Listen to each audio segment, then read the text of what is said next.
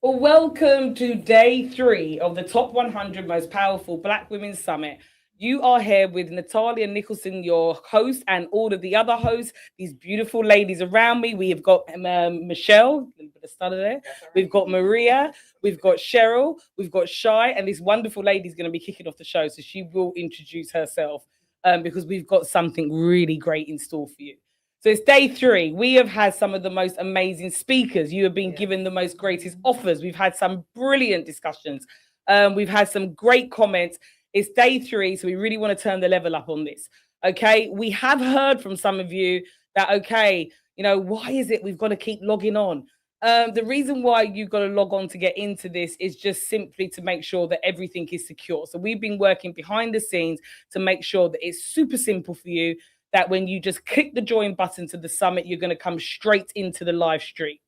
Because of the success and because of how many of you want to get in and the queues that it's caused, we're going to make sure that next time we come to you in October, we're going to have an app. That way you can just download it and they can hear it. The app. Super, super excited. So we know that we've been having like a lot of traffic. We know some of you have been, a little bit annoyed, especially when you're on the go and you're on your mobile and you're having to put a name in, having to put an email in. But it's just making sure that we can keep everything secure. We can track everything. We've managed to lift that now. So make sure that you are sharing. Let's really bring the energy up. We've had some amazing content. Yes. Amazing content. Even this morning, my family was saying, like, why are you giving away all this free content, Natalia? Are you crazy? The answer is yes. The level of content you are getting. These are really well accomplished speakers, coaches, consultants that speak on global stages that have come to you 5 days, every day, 20 masterclasses a day to make sure that they can inspire you, motivate you, and educate you in your journey as a Black female entrepreneur. So this Wednesday, today, it's all about Level Up Day. That's the theme. It's called Level Up, Level Up, Level Up. Our theme song. That's the energy that I've woken up in. Right.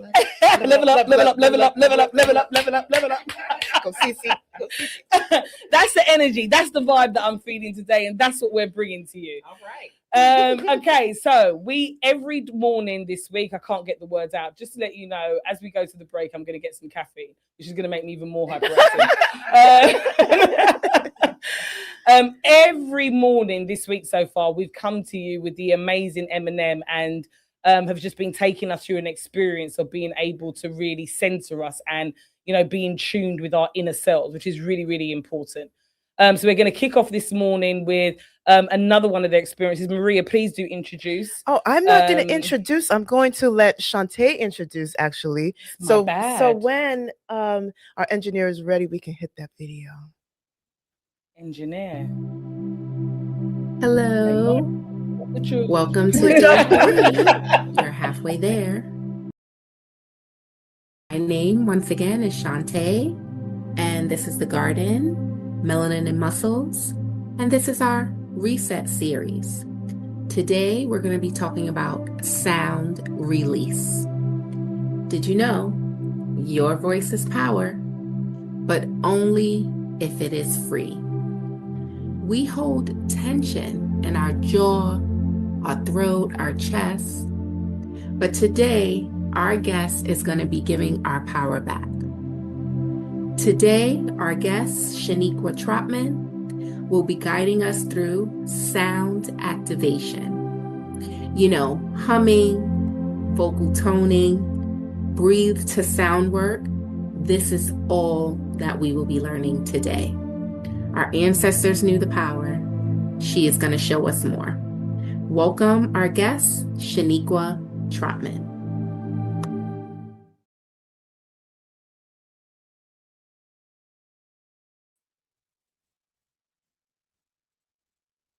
Good morning, everyone. Good morning. Good morning. Good morning. Oh, wow. It's just so beautiful to be in this room full of Black women, entrepreneurs that are doing their thing. I'm here to help us open our voice today. All right. Not sure if I should be looking directly at the camera. I feel like I need you're to good. be You're looking right there. at us. Right there. Okay, perfect. Yeah. You can glance at us sometimes. We like your smile. Nice. So today we're going to work on opening our voice. Singing is a technology that we do not use enough, I feel like. A lot of times when we talk about singing and we talk about singing in community, it's usually done in a church setting or in a concert setting.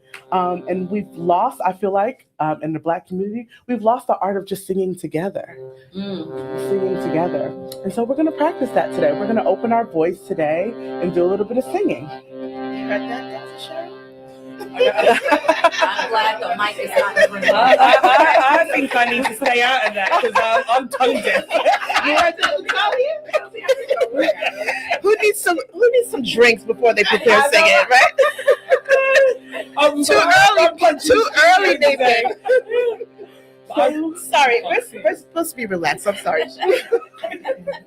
The beauty of community singing is, let me turn this around. The beauty of community singing is we're singing with each other. We're all going to sound like one. And this is not for singer. You don't have to be a professional singer to do this, you know? So let us start just by breathing together. Take a few deep breaths in and out. Deep breath in and out. One more deep breath in and out. And so we're first going to start with some vocal toning and humming. So we're going to do call and response, how we used to do growing up in the choir. Y'all remember? I'll do it first, and then y'all will do it, and I'll point to y'all. All right, so we're going to go.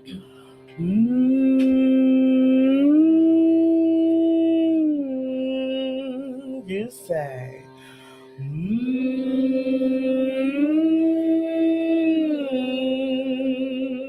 And then.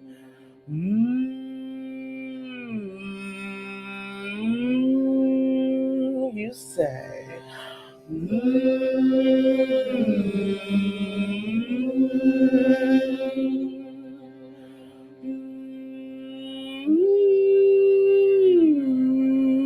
You say.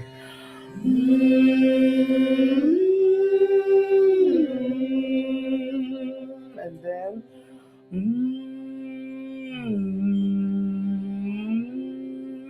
You say.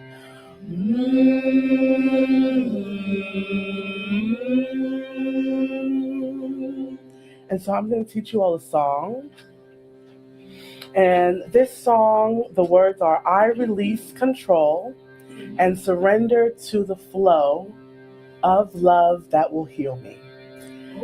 And these songs are what I like to sing are pocket songs, just little songs that you can sing to help reset your nervous system throughout the day.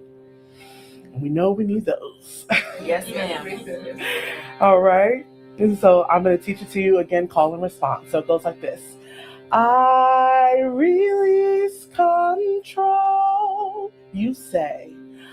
I release control and surrender to the flow.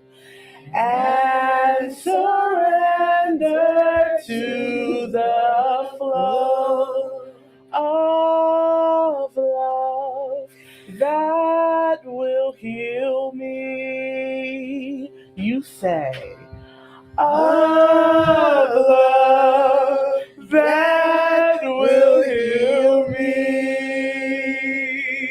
Let's do that all together. Here we go again. I release control and surrender to the flow. And surrender to the flow of love that will heal me. Let's try that again. Here we go. I release control and surrender to the flow of love that will heal me. All right. And then let's just hum together. I'll go.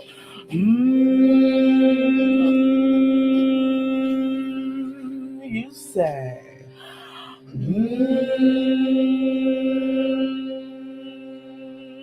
I'll say.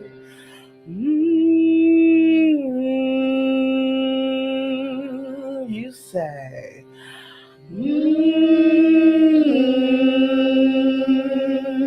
Last one will go. You say.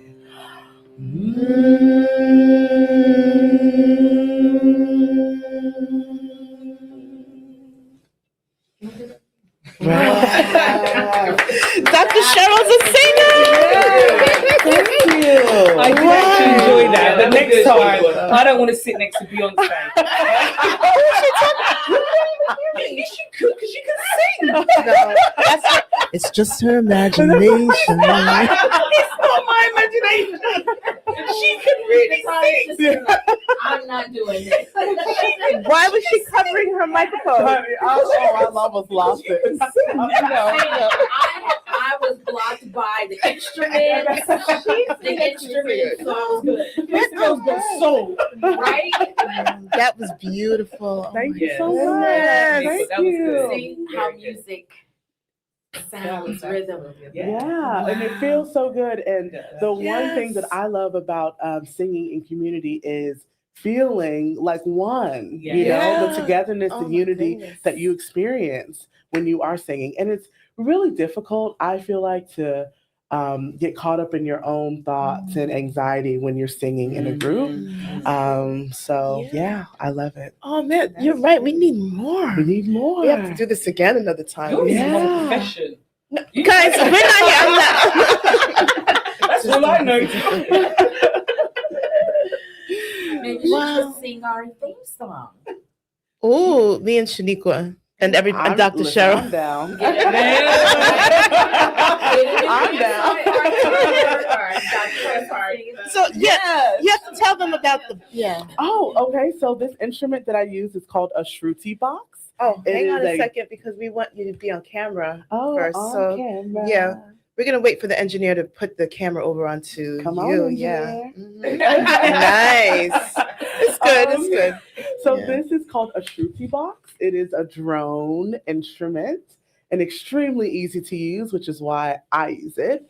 But I love that it plays one sound and you don't have to really get caught up in notes. You can just really kind of focus on breathing and the notes that come out of your mouth. And where's the love it. instrument from? And this is from India. Yeah. Yeah. Wow. So how did you start this? You have a question. Go ahead, Dr. I was just going Cheryl. to say, can you demonstrate it? Absolutely.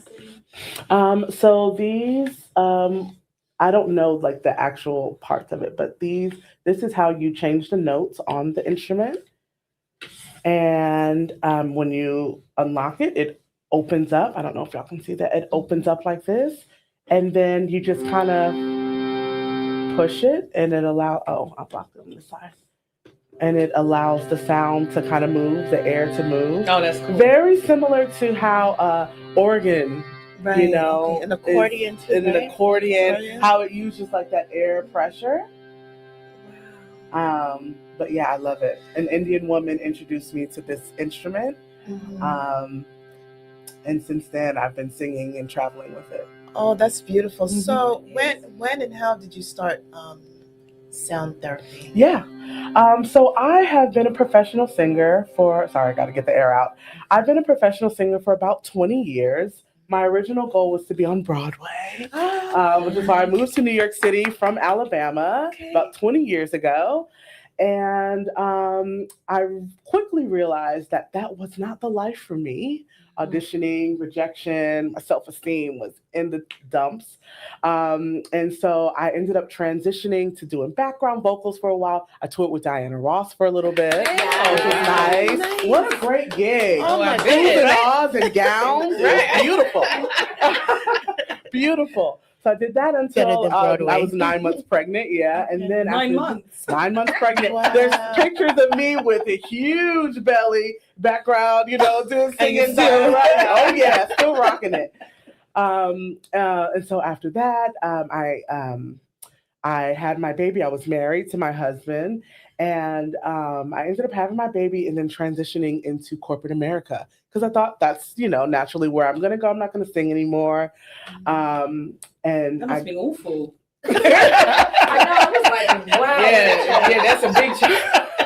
Yes. Going from Diana Ross to a desk. And it was actually really awful. Yeah. I ended up having really, really bad postpartum depression, which I don't feel like we talk about a lot in our community. Right, true. But I didn't know what it was, but I had really bad postpartum depression. And I started seeing this amazing therapist, a Black woman out of Atlanta. I went to her and I was like, listen, doc, I am depressed. I no longer want to be on this planet. I need all the drugs. Just give me anything you can to help me feel good. And so she told me, well, let's take a step back before I write you a prescription for lithium. Not saying you might not need it, but before I write you a prescription, let's take a step back. What is it that you love to do? And I told her, well, I was a singer. I've been singing my whole life. And I just like singing with people, though. I don't want all the pressure of performing and learning lines and dances. I just want to sing with people. And she was like, well, do that. And I was like, okay, no one's really doing that. Until I found a course online. This is around 2020 pandemic. Everyone was picking up all the hobbies, doing all the YouTube University. And I found a course on song facilitation and song leading. And so I got into singing in community. And I realized very quickly that it is a predominantly white space. And I was like, come on, man, my people. Now there's a surprise.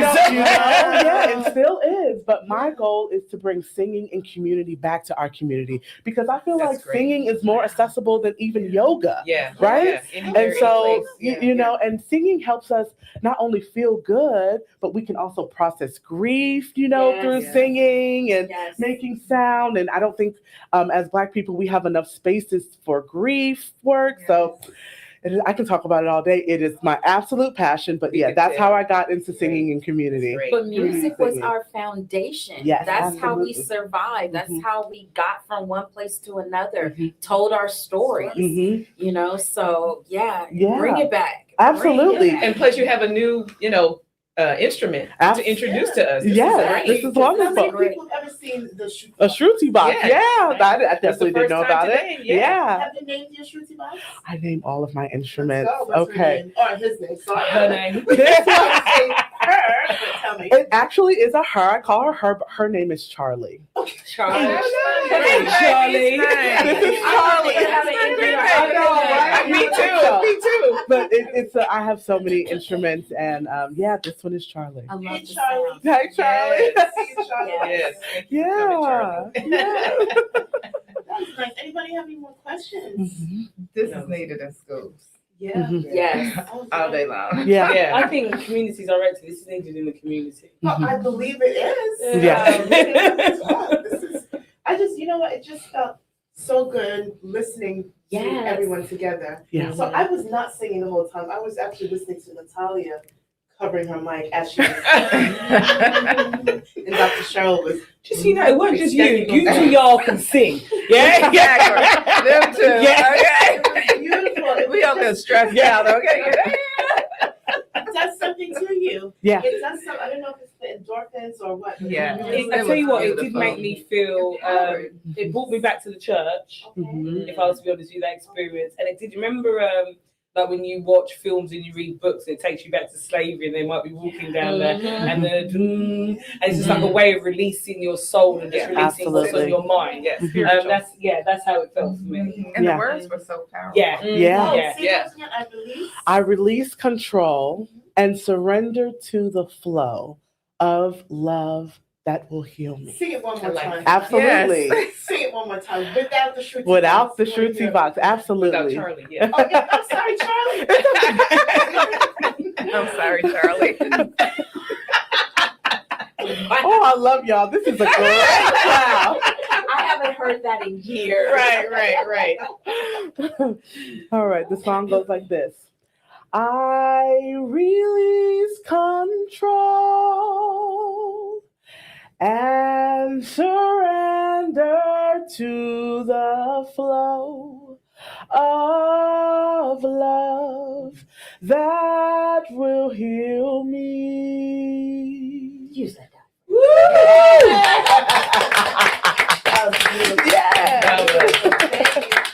Thank you. Well, those that are watching you online are commenting how much they are enjoying this. Tell them where they can find. Well, you're going to be in the home and the community. Yes. In the Women in Digital Business community. But on what room? Yeah. Yes. Curious too. What room? Wait, hold on. I'm curious. Have you guys been paying attention? What room do you think she's going to be in? Have I been teaching anything this week? Well, In between the rum punch. she Could be in the garden. she's definitely, but She could be actually, in the heart. she's going to be in the garden, right? That's Mhm. why she's Oh, here. yeah. But Yeah.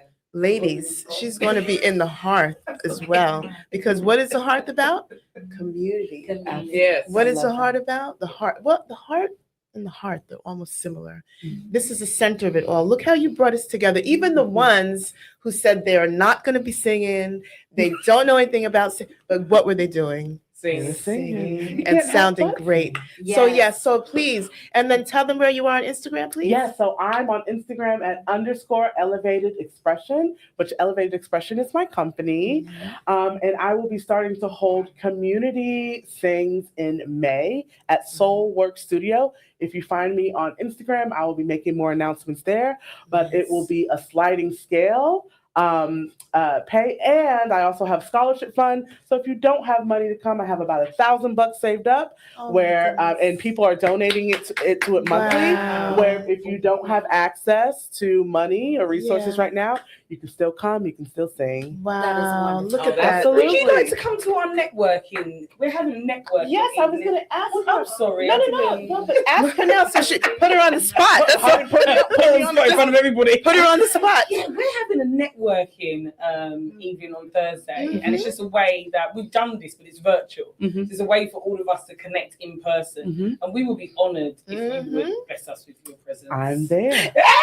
I'm there. Charlie's coming too. Is Charlie coming? Charlie may be making and I also have I thought drums. it was making out. I also have drums that I usually carry, but I knew this was the garden, so. Yes. But I have drums and I have songs that really can get you moving. Really? So, Oh, we are So we so can bring the excited. drums. There's some I Afro can bring the beats. drums. We are so That means you excited. gotta dance. That I don't have a problem with. Yes. I can't sing, but a girl's got rhythm. All right. She was dancing on the stage yesterday. You guys didn't see her, did you? No, we missed that. Yeah, Yeah. right there. She was dancing on the stage. Oh, yeah. So I start bogling butterflies. You don't want to let loose. We have like 10 minutes left in the segment, right? So I'm going to, okay, we're going to do gifts today, right? But I'm going to see, how loving are you really, Natalia? I'm a very loving being. Would you be willing to give your gift to our beautiful guests? Oh my gosh, yes. For now. Okay, so open your gifts. Okay. You open yours. Oh, Please. I'm honored to. Thank you so much. Beautiful. So we can talk about, how do I say it? Reciprocation, right? Law of reciprocation. That's a big law of attraction. Because you guys, okay. All right, so they're looking at the journals, guys. This is nice. Wow. Melanin puzzles. Oh, this is nice. Thank you. From the heart. Yeah. Yes. I was Yes. half about to say, how did you? Yeah, from the heart room, huh? So this gift is courtesy of Meldon and Mux. Hi. We should get Sin to come in here, though. Hey, Sin. I will. Oh, sorry, guys. I'm talking. Somebody find out if Cindy's Engineer Nathan, can we ask Cindy if she wants to pop in for a moment? like 2 minutes. She's She's on. She's on on air. air. Sorry, No guys. She's problem. on air. But yeah. So, guys, Melanin and Muscles really is about community, as you guys know, right? And just uplifting each other and being generous and kind and really finding a way to take a little moment in your day to have a little bit of self-care. So in your packages, in your gifts, you will see your journal that you guys already saw, right?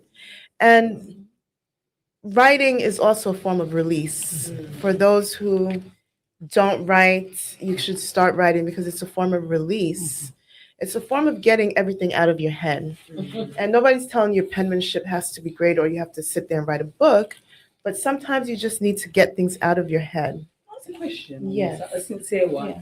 I'm not that much of a writer, as you know. I'm dyslexic, and people with dyslexic don't generally like writing. Am I allowed to draw? Or you Absolutely. Okay, I've always wondered Be, that. you're emphatic about it. Absolutely. Well, you know, 'Cause I'm not a writer. so I started art therapy coaching because art is also a form of release. Music is art too. Writing is art. You have to remember all of these things. And some people don't write, but they can express themselves and their feelings through what they're drawing. You don't have to be a painter or, you know, Van Gogh or Monet, but we direct you to express your feelings through color, through your strokes, right? Right? Through the curves. How you feeling? Are you flowing today? Rigid, right? Those are things that actually are helpful. And if you just want to scribble on your paper and get it all out of your head, crinkle up the paper, throw it away. You're good, right? You also found some other things in your, thanks for that question. Yes, Great. no, I actually wondered. Can I just say, I know you handed these out, Yes. like just randomly to us. Nothing is random in here. Just kidding. Go ahead. But mine is not. absolutely perfect. Yeah. Tell them what What it does it says. say? Yeah. One says, be the best version of yourself, Mhm. right? Which I'm focusing on. The other one says, I am committed to being my authentic self, which has been my whole, like, I don't want to just say mantra. That was the whole way of being over the last several years, is just show up and be myself. Wow. So that I just so love it. happened to be absolutely perfect. I love it. I would love for all, thank you, Shai. I would love for all of you guys to read your affirmation cards. So these are our signature cards, Nice. Melanin Muscles. Go ahead, Sneaker. Yeah, this one says, I'm open to receiving love, support, and abundance. Ooh. Perfect. The Very love that nice. heals. Yes, absolutely. Yes. Right? I need to Beautiful. hear that song again. Okay, Mhm. good. Dr. Claire. Dr. Claire. Hi, Dr. Claire. Dr. Cheryl. Oh, I don't You have a magnet? see the, no, Oh, this it's one okay. doesn't have it. You It's okay. failed. Don't worry. I Mhm. got you. So my card is, I am resourceful. The magnet is, choose to believe in yourself. The I am resourceful is you. Yes, Very much so. Yes. Okay. And then my card says, I am preparing today to embrace my success. And my magnet is, you are stronger than you know. And that is true. That is Beautiful. true. Thank you. Beautiful. Thank you. So, you know, This is great. thank you so much. So, Yes, thank you. when I designed these cards, and they're all different, right? And when we were coming up with our you know, what we wanted to do for our ladies, Shantae and I pulled from things that we experienced and what we felt and have felt over the years. So these cards are not just words, right? They are things that we go through as moms, go through as professionals, as wives, as parents, well, moms are parents, but as daughters and friends, right? So the cards are very, very, very important. And it doesn't take much out of your day to say 2 sentences, but those 2 sentences can change your Yes. day. Yes, it can. Right? Yes. And also you guys have your scented essential oils. Yes, and Soaps. yes, but that is not a soap, and that's It's not not. candy. That is a shower. Yes, all that. A shower. Oh, a shower bomb. Yeah. Yes, Steamer. it's a steamer. Yeah. So I don't do baths. I like showers. Me too. I can't. I had I one can't. of those. No, I had maybe one in my life. Showers are it for me. Yeah. I love So- that. One later in my life. Well, maybe. You had a few when you were a baby. True. Right. But as an adult, I can understand. Yeah, That's what I you're just saying. don't. I don't really, but the showers every day. So you My literally mama, you put it in the shower and let the water. Don't let the water hit it because it'll disappear immediately. But let the steam go into the air and it's reusable until it dissipates. But it's the Love best. it. Oh I my love goodness. Excited. And Yeah. we also Yeah. have some organic tea. Oh, Yes. there's that puck of tea. We need some guys. We need some sponsors. If any of you ladies, right? So take a moment. Basically, this segment was about taking a moment to just center yourself. And what are we doing? Yes. What's today's theme? Today's theme was level up. Right? So if you haven't been caring for yourself, it's about time you level up. Level up. Yeah. This is great. All right. And that, my ladies. These are so beautiful and thoughtful. Yes. Oh, very thoughtful. don't worry, you're getting Greatly yours. appreciated. That's okay. That's okay. Yeah. No. That's exactly fine. This girl's a giver, so. I love it. Yes. Thank you. Oh, please go to Melanin Muscles and you will see the shop and you will see some of these things. Some of these things are exclusive, but you'll see the note cards and the journals and the affirmation cards, okay? Sure. All right, that's it for Thank me, you. Natalia. I love it. That couldn't have been a better way to open up the show today. I'll be good. I'll be good. I've got a big voice. That was just a beautiful way to open up the show, and it is about leveling up, but it's not just about leveling up externally. I think what we've seen today is how we can level up when we lean on one another, and just the power of doing something together.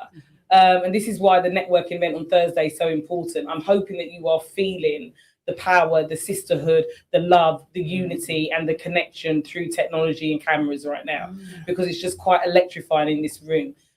This whole week has been a sense of just support and supporting one another.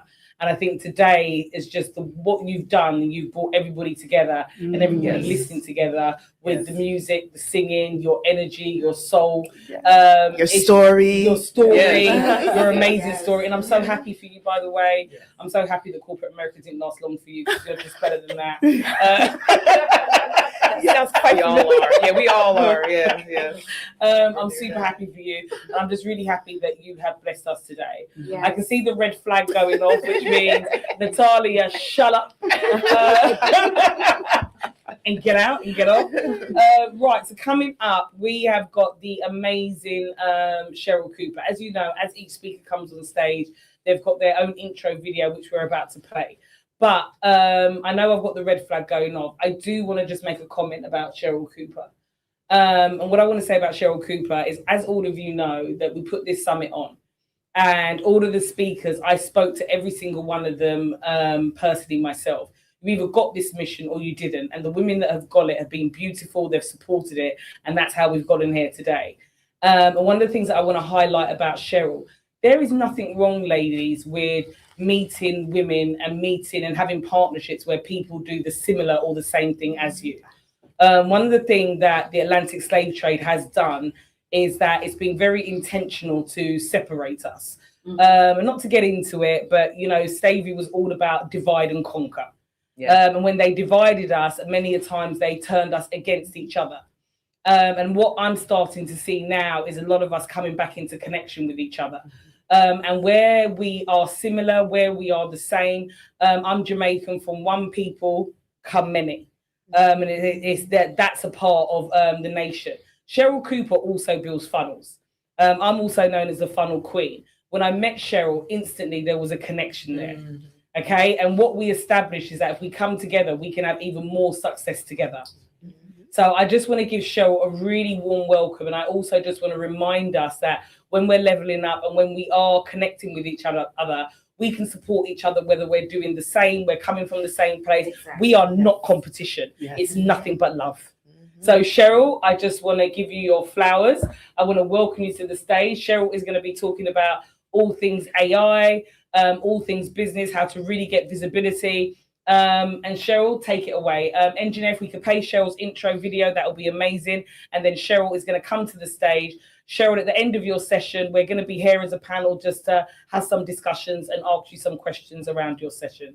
Take it away.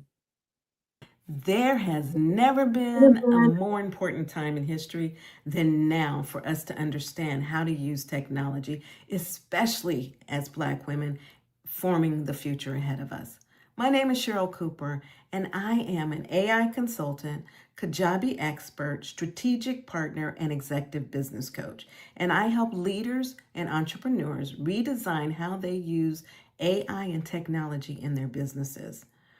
For more than 25 years, I worked in a high-pressure role in corporate America, being the only Black woman in the room, the only one at the board tables, and many other roles. And what I've noticed is that burnout is real. And for many of us, it came because we didn't have systems or support. My work focuses on helping women move from burnout and overwhelm to sovereignty using AI. At the Top 100 Most Powerful Black Women Summit, I'll be speaking on From Burnout to Sovereignty, using AI to redesign work, energy, and power.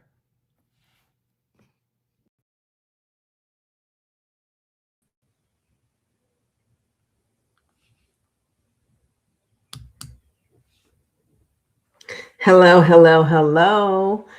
And thank you, first of all, to Natalie and the team. You guys have done an amazing, amazing job. This is a summit that has brought together hundreds of women and followers, and it's amazing to me just to see all of us Black women working together in such a beautiful way, presenting, sharing knowledge, and giving the gift of life to one another. So thank you again, Natalie and team, and you are my sisters from another mother for sure. Today, I want to talk about sovereignty and using AI. Can you guys hear me okay? Is it anybody available in the chat? Let me turn on comments. Oh, I can see them. Hey, y'all. It's so good to see everyone. As you can tell, I've turned into a little bit of a Southerner. Originally, I'm from Colorado, but that hey y'all is that word. So I want to focus today specifically on talking about the power of our own sovereignty. And I'm gonna flip back and forth, if I can coordinate it, between my slides and a conversation with you. If I can't get it down, it's okay. I'm gonna just leave my slides up. So I'm going to go on and show my slides. Hopefully I can coordinate this well. I just want to share my screen. Let's see what happens.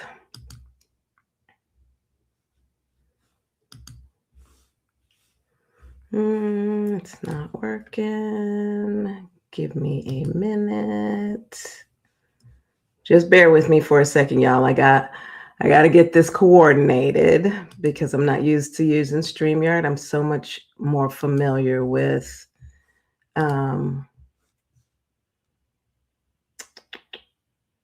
let's see what happens. Can you see my slides?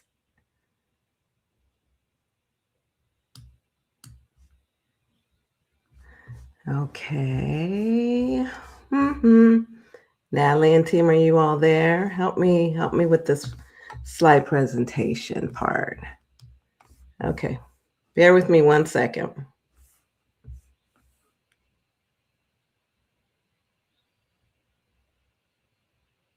Share screen, present.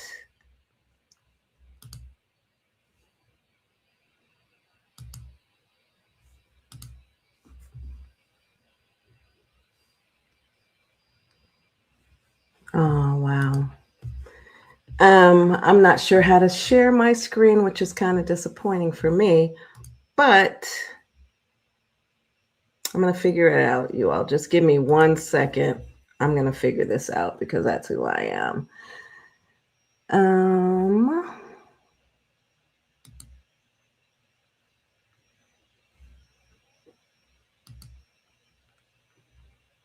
You have no slides. Your computer.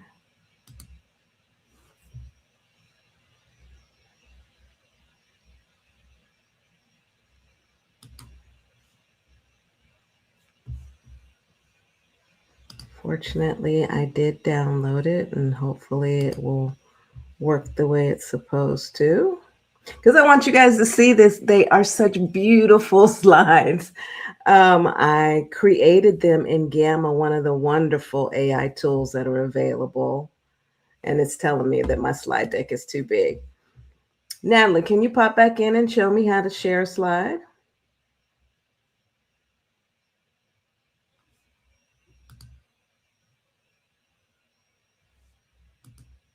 So present slides,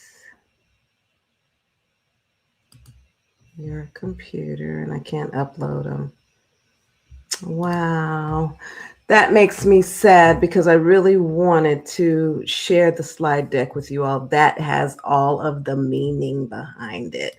So now I'm going to just put it on my other screen and talk with you from the heart all the way through until someone from the crew comes in and can help me. Let me come on. Yeah. You coming in? Yeah. Okay. Can you hear me? I can.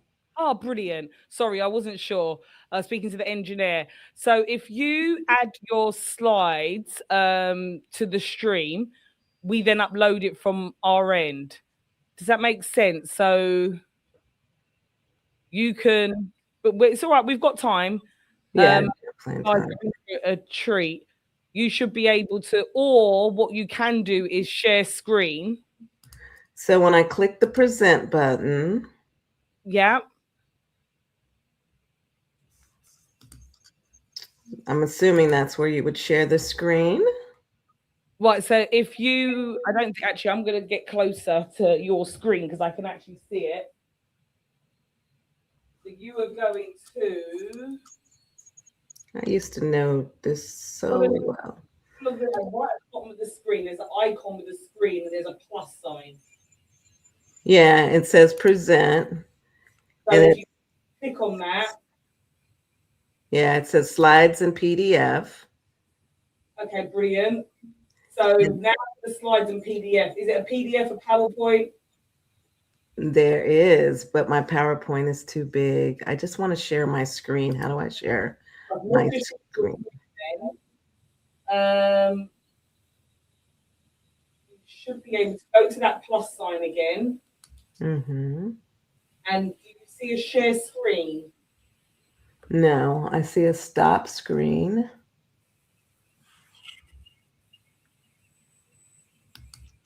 Well, you should be able to see a share screen. Oh, if I stop the screen, and then it says screen sharing is easiest with 2 monitors. Screen share works best on a good computer.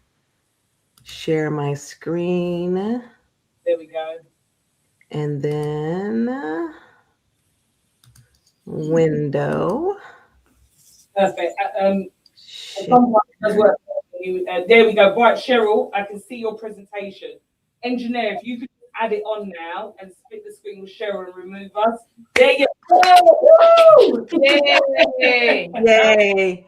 Fortunately, I have everything else shut down because that's not the script. There's the computer I wanted to share, but it's okay, you guys. Don't mind me looking a little bit to the right as I present. Let's get this show on the road. Awesome. Thank you, Nat. Thank you for coming back in, Natalia. Thank you for all of your assistance engineering team. So what I want to talk about today is a strategy, something to help you reclaim your essence and what you're doing in the world. You know, there are over 600,000 Black women in America that have been impacted by the transitions that have gone on in the government and the elimination of DEI and all that. So I want to talk about how to use AI, your sovereignty, and everything to maneuver through burnout.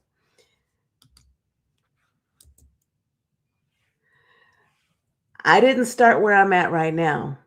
right? I started with 25 years ago, 30 years, I won't tell you exactly how many years ago, back in the day in the consulting world where I was the only. And it easily became something that forced me into a stage of burnout, a place of burnout. And I know that there are many of you that can absolutely relate to that. But what I did notice that was as I maneuvered from entrepreneurship, from corporate America and into entrepreneurship, that I had to live life differently. And there were some patterns that I noticed that needed to change. And I needed to figure out how to change those by using leverage of some sort. Yes, Liddy, consulting can burn you out so quickly. And burnout is really not about personal failure. It's about cognitive overload, feeling like you're stuck in a space where there's invisible labor and you're emotional and at work and you can't be and you get stuck in things. And then it's about context switching where we have to switch back and forth, jump in and out of things. And that is definitely an energy drain on us. And then it's also about fragmented systems where we disconnect with tools and have to try and figure out how to use them by ourselves. And it's creating too much friction. And when we talk about friction, it's about the disconnection between tools, systems, strategies, and things like that. So, as Audre Lorde says, caring for yourself is not self-indulgence, it is self-preservation. And that is an act of political warfare. So what I want to talk about is that cognitive overload, the hidden weight and how much it really weighs us down. And it's weighing us down because we're participating in too many manual processes. We're dealing with disconnected platforms and handling endless levels of administration, especially those of us that are entrepreneurs. And there's certain patterns that we follow, and it really drains our energy, and it stops us from producing and causes us to hit a wall. And that accumulates. Many of us are starting to feel that after this first quarter because it has been on fire. So make sure to protect yourself. According to some of the research that I did, we are working at a faster pace and it's increasing more and more every day. I want to say that this is 30% of it will be automated by the end of the year, but I'm going to have to retract that because of the introduction of Claude and Claude Code. There's a lot of interactions that are going on and speeding up our work so much. So you have to do things with intention as we move forward in 2026 and beyond. And one of the things that we can use to do that is that we can leverage AI to help us reduce the cognitive load. And it can support us in ways that are simple, yet very, very powerful. Number one, we can use it to do research and supporting us as we grow, whether it's in the workplace or as entrepreneurs. And then also, of course, it's drafting and editing. Many of us are already using ChatGPT as our favorite friend. I call him my boyfriend, but many people are using it in different ways. And then you can also use technology and AI for meeting preparation and information synthesis, as well as decision support. And I think that that decision support is one of the best ways that we can use these tools, that they can help to act as one of your best friends, your business bestie, or your coworker. So what you want to do with using AI is to leverage it, to take back some of the strains so that it will reduce your burnout and help you to feel empowered and a level of confidence that you've never had before. Because when you put your information in, It goes beyond what you understand to have on your resume and helps you to think bigger. And you can use that to leverage and to reduce your burnout. Even though every day it seems like we're drinking from a fire hose because things are changing at the speed of life. But when you mix the power of AI along with your intentions, you get a level of intelligence and intentions that will help you increase your power. So when I think about sovereignty, this was a word that God gave to me, spirit, universe, whatever it is that you believe in. And it's all about understanding that sovereignty is the supreme authority to govern your own time, energy, and genius. I know for sure that in this community, all of the women that are watching this, that you all have your own personal genius. And when you take on your sovereignty, it helps you to shift from being a tenant in someone else's system and to becoming an architect of your own life. Did you get that? You get to become an architect of your own life, especially as you've gotten out into the world. If you're one of the 600,000, and you've gotten out into the world and you're like, what do I do now without my identity that is associated with corporate America? How can I maneuver that? Well, you can maneuver it by taking sovereignty and agency and setting boundaries without apology and using technology to empower you to do things in a way that you have never done it before. This is an moment in time that is one of the most transformational ever available, and especially giving us power and agency.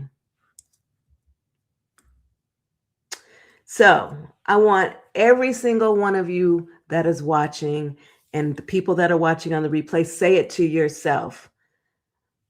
This mantra of my worth is not a calculation of my productivity. My time is my territory, and I am the only one with authority to give it away. Say it again.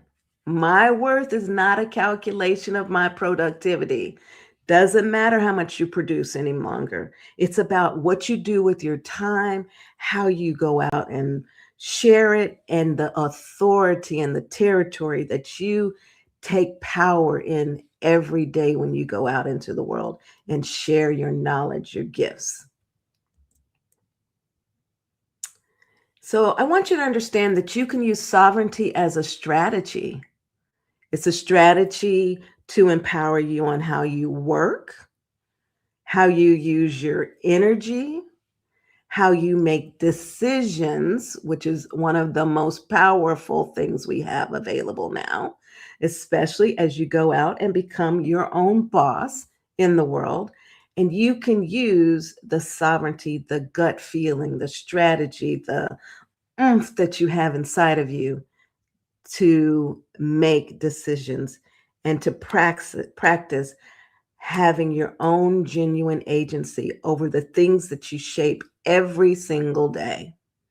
As Toni Morris said, if you have some power, then your job is to empower somebody else. And that's what I want to do with you today. So to do that, I'm going to introduce my framework, and it's called the Reclaim Framework. It's a structured pathway from burnout to sovereignty, and it intertwines AI into it. And when you reclaim your power and use all of these tools, you get to know yourself in a better way, and you make a huge difference in the world. Each letter is represented from the Reclaim Framework with an acronym that associates with what you can do with it and how AI can be paired with it. So R is for research. And you can see here that you can use AI to accelerate your market competitors' research or your analysis. You can identify patterns in your own personal energy and workflow. You can explore what's already been solved and how you can build, instead of building from scratch, you can use that research to develop your own existing frameworks and your own solutions and interject that into the world. You can use your background and your experience in a way that will empower women all across the world, people all across the world. You were not put into those roles that you may have been knocked out of, or you were not put into the situation that you're in right now to just let it settle in. You were put into those roles so that you could bring your brilliance forward. And one of the ways to do that is to power it up with research and knowledge, and then let your curiosity lead so that you can create a strategy to move forward. And what I've done in this presentation is given you some prompts to go along with each one of the framework letters. So get your screens ready, get your screenshot ready, have your computers ready, and let's move forward. To do research, I would encourage you to use tools. So if you're a ChatGPT user, copy this prompt and put it into your engine and use it to determine and create a competitive analysis that will help you to empower your business. Do you understand what I'm doing? So let me step back for a second and clarify. With every single one of the letters in this acronym, I'm going to share a prompt that goes with it. You can copy and paste this prompt. You can do a screenshot of it, and we'll send out in a different package the list, the same prompts that are here. And you can use those to drive business, create your strategy, figure out how to do proper prompting. I couldn't teach you everything in one setting, so I wanted to just give you examples that you can use to perform research.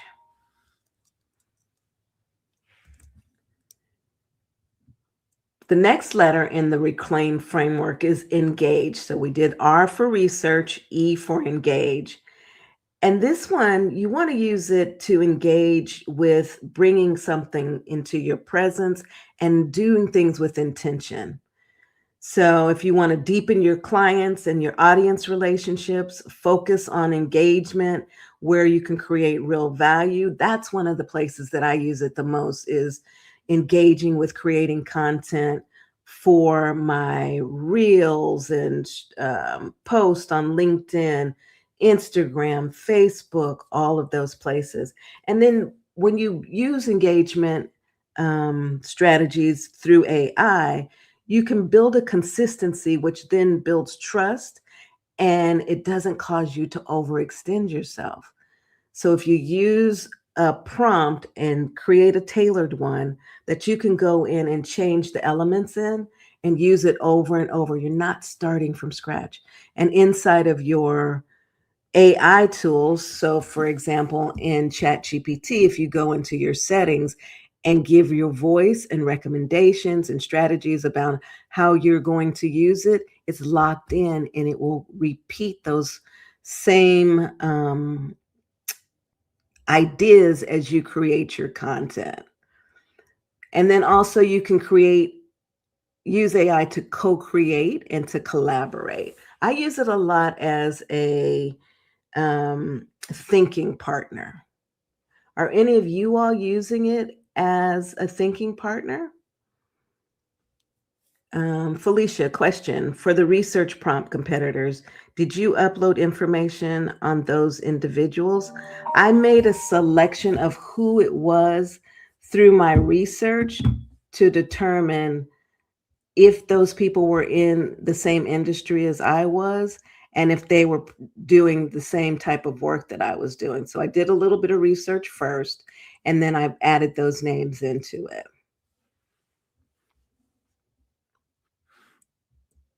So to engage, this prompt is here Yeah, definitely for brainstorming, Maya. To engage this prompt, you can say, as an expert client management strategist. And every time you create a prompt, I would recommend, that you use something like this. I usually say, act as if you are blah, blah, blah, as a blah, blah, blah, whatever it is that aligns with what it is that you're wanting to do. So this particular prompt says, as an expert client engagement strategist, these are things that I would never have thought of, right? I didn't know that there were expert client engagements strategists, but AI gave me those indications. And so I use them. I use it as my thinking partner, as Michelle said, or my thought partner, my brainstorming partner. But copy this, fill in the blanks, and make sure that when you're using these things, if there's questions that are asked, answer those questions, right? Answer those questions and let it iterate with you and direct the iterations, because if you don't, you'll get lost in a rabbit hole. Using AI as your unique way to build your brilliance and using it to create. So use AI for your first drafts and your frameworks, develop content programs and offers quicker, faster, more thorough than ever before. Protect creative energy for high value thinking. So you can develop your strategy and delegate, task if you have a VA assistant or something like virtual assistant or a team that you work with. And then iterate using it, but iterate quickly, right? Because the new version of ChatGPT, it will take you down a doggone rabbit hole, but you have to give it very specific instructions when you're using it and say, don't take me down a rabbit hole. So for this one, as a content strategist and ghostwriter for executive women coaches, when I put in this example, I was talking about women working with executive women coaches, and that's what this did. So we've got the information, the format, the topics, the target, the tone. You want to follow each one of these specifically. And then make sure that you have a compelling hook on TikTok, Instagram, Facebook, LinkedIn, everywhere you want to have that hook so that you draw in your audience, and then synthesize the information. Let me look at the chat for a second. Oh, thank you, Rosetta. The next element is to leverage. I'm talking about leverage a lot because I think that AI has given us the opportunity to leverage so much in such a quick amount of time, and it can be overwhelming, but so powerful. If you use the AI tools, and I'll tell you just a real quick cheat, I tend to favor 3 or 4, especially when it comes to content creation and strategy and thought leadership. Number 1 is right now, Gemini has become my new bestie, my business bestie. ChatGPT is always going to be there. Claude, because Claude is off the chain and it's generally more professional than the other ones. And then I say, like, ChatGPT was my boyfriend. I might have to quit him pretty soon. And then Notebook LM is my husband, because when you do all of this research, you need to figure out where you're going to leverage the knowledge. And it needs to be structured in a very logical way. And Notebook LM allows you to do that. So let me get back to the presentation. So if you use AI to leverage, you can identify your highest value activities, delegate to AI through the systems. You can create repeatable processes using some of the agents and templates and workflows, and it will help you to free up some of your decision energy and some of your time. I've watched several presentations lately where they talk about using AI and freeing up days. Many of the tech bros are now working just 2 days a week. We're going to get there, but they're working like 2 days a week, having time with their families and friends. And many of the other sisters here may also be doing that. I'm not quite there yet. So you leverage AI. Here's another prompt. As an expert business system strategist, help me identify and design leverage points in my coaching business. I use coaching because I know that there are a lot of us that are coaches. And then fill in the blanks where the red spots are and upload the information, run it through ChatGPT, whatever it is. And if you take a screenshot of this, just by the way, you can take that picture, upload it in ChatGPT, and it should be able to read it. And then you can tweak the text yourself. Pamela, I see you. Claude is your favorite. I understand. And then, of course, I'm going to talk about automating. You can automate by removing unnecessary friction, which means just getting rid of some of the conflict and disorganization. You can map repetitive workflows, especially for those of you in corporate America. If you're using AI, go in there and look at ways that you can develop a strategy for eliminating some of the repetitive workflows. If you're using ChatGPT in corporate America, click on that plus sign, see if the agent is there and build an agent, or build a gem in Gemini. There's so many different options. Felicia, question. I love that you have multiple AI tools. Have you used DeepSeek? I have found that it is very detailed and shares its thinking process. I have not used DeepSeek because when it first came out, I was a little concerned about what it was going to do. And then the world just kept going and I haven't gone back and done it. Share a little bit more, Felicia, about how you're using it and what the benefits are for it. And then I'm going to get back over here to talking about automate. You can automate simple things like small emails, scheduling, follow-up emails, and then you can build automated sequences that run while you rest. I have behind the scenes on my ChatGPT a automated sequence that creates an AI newsletter for me, a summary, and it pops it into my inbox every Monday, Wednesday, and Friday. And then most importantly, you can reclaim hours and hours of your time back by using AI and helping to use it as a strategic thinking partner. So here's a prompt for ways to automate. This might be a little bit more advanced than we would normally use, but I wanted you to see the differences between the types of prompts and how you can work with them. Did you get that screenshot? Because I'm going to keep going. Okay. And then you can integrate it so that you can bring about a unified system and processes. You can connect it to your tools. You can zap them. You can connect it to CRMs, calendars, content, and other communication flows. You can align it with your business systems. For example, I use Kajabi, and in there, I can connect it to different integration points on the back end that help to assist with developing things quicker. One of my favorite ways to use some of the integrations is through, look, I'm going to look on my screen real quick.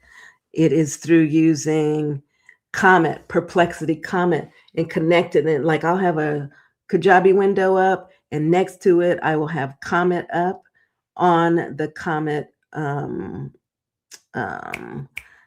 shoot, I just lost my words. Next to Comet, and you can run it as an agent right there in front of you. It's super, super cool, super cool. Here, again, is another way that you can use this prompt and pull in information. You guys get the rhythm of it. Take a screenshot of this. And then most importantly, you can use AI to help you monetize and create value flows, package your expertise into scalable offers, pricing strategies, build revenue streams, and let your systems do the heavy lifting. When we say let your systems do the heavy lifting, it's really around using some of these agents. And now with the introduction of Claude, Cowork, and Claude, why did I just go blank? You guys know I'm talking about Claude. Anyway, You can use all of those tools to really empower your skills, but the challenge may be learning how to use those.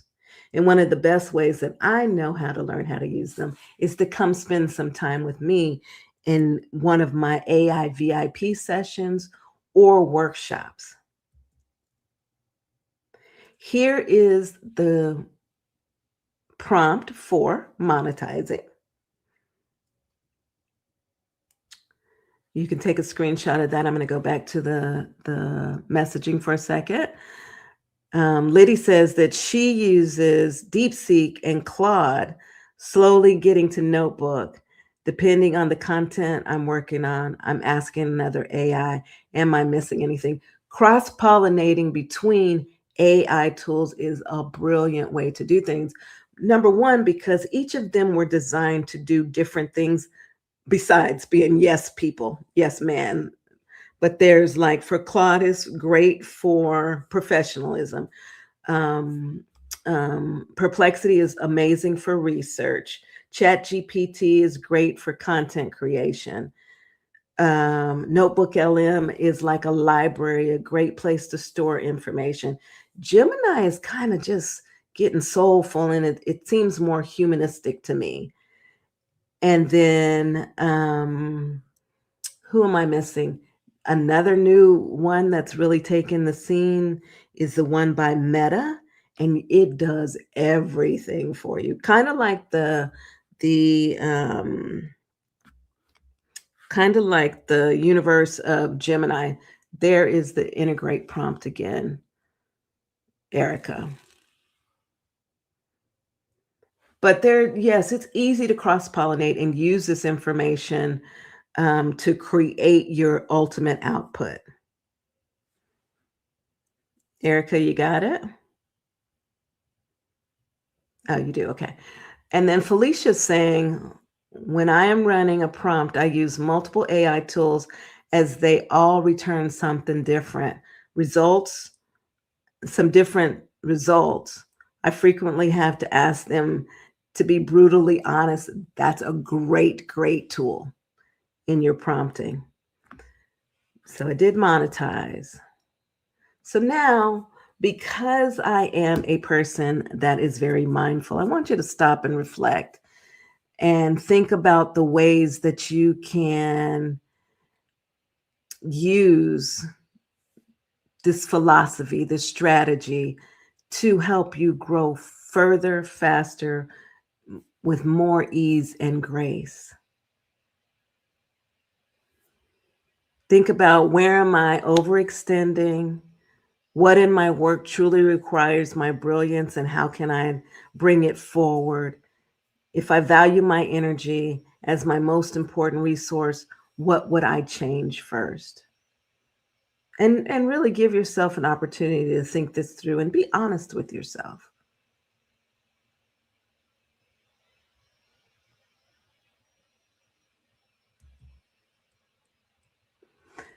As I wrap up, I want you to understand that sovereignty is not a luxury, it's a lifeline. When I first heard the word sovereignty, I was like, what is that? What does that mean? And then went and did research, and it was a whole bunch of political warfare, blah, blah, blah, blah. And then I got to this place where I started to understand that it was agency and taking back my power and using my energy as an asset and designing my life with purpose and getting away from the chaos. So I hope that this was helpful for you. If you'd like, I'm giving you an opportunity to download my 10 power prompts for designing a product launch in 2026. You can click on this QR code and it will take you to a page that will allow you to download those prompts. So I'm going to take a second here, and I think I might be right on time, even with the fumbles. If you want to get in contact with me, you can find me everywhere, almost at the Cheryl Cooper. So if you go into LinkedIn, you can find Cheryl Cooper, or type LinkedIn .com/in/ and then, or / the Cheryl Cooper. YouTube, The Cheryl Cooper. Facebook is CLC Consults, but you can find me my page on The Cheryl Cooper. You get the point. And then you can always book a call with me. Go to my website at thecherylcooper.com, and you'll find a link there to connect with me.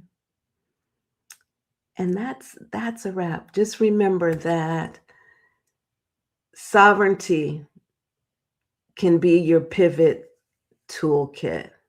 You can rewrite your story. You can create a new brand identity.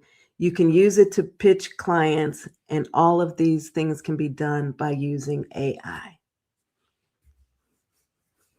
Thank you, thank you, thank you for being here, and I appreciate your time. Have an amazing day.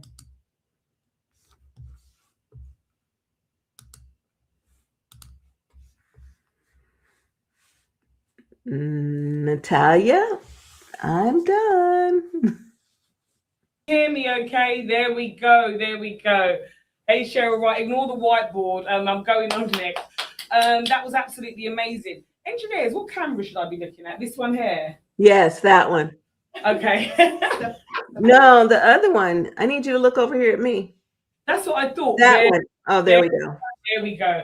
I'm now looking at you, Cheryl. Just so you know, you had everyone here in the station be like, we need to know more about AI. Shh. Let's listen.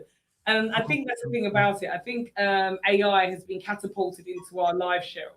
And I think where some people and many people are using it day to day, just like how, we've got Alexa, hey Alexa, we've got Google Assist, and we've been used to using AI without realizing it, from the predicted text days to the voice, but we're not using it to its full capacity. We're not prompting it how it should be. So I just want to stress again to everyone that we might all think we know AI. Like, someone said to me yesterday, AI is just going to do all the thinking for you. It's just going to tell you want to hear. That's not necessarily true. No, ma'am. You should not use it that way. I'm sorry. Yeah, for the women who feel like they know AI and they're using it, what would you say to them? I would say take a deeper dive. Go out. Now, if you're using it on a regular basis and you're just using it for prompting and email writing and things of that nature, then it's time for you to take a deeper dive and go learn Lovable and step into the vibe coding world and look at using agents to improve your processes, develop strategies, because it's giving us an opportunity to have a thinking partner like nothing we've ever had before, and push us into the forefront of thought leadership using our work experience and our life experiences to transform the world and to co-create with AI. Not think of it as something that is going to push us out and never give us an opportunity again. Couldn't agree with you more. And the prompting, ladies, is important. How you prompt it, what you feed it. You've got to explain your emotions, explain what you want out of it. Ask AI, am I on the right track? Do you agree with me? Do you disagree with me? I think there's a disconnect sometimes of wanting to talk to it like it is a robot. And actually, the way that it's going to get better is by humanizing it. And that's the beautiful part about us as Black females getting involved with it. It needs our voice. If we're not out there playing with it and giving it prompts and sharing the things that we're sharing, it could tend to go biased if it was only the white males out there giving information to it, So it's important for us to share it in a way without giving away your identity, right? You got to be conscientious about what you're giving it, but also just let it be known that our voice is there as a Black female strategist, blah, blah, blah. I need to do blah, blah, blah, so that we give it some more essence of us in there. Yeah, couldn't agree with you more. Maria, please, please. Hi, Cheryl. I'm going to be in the frame now.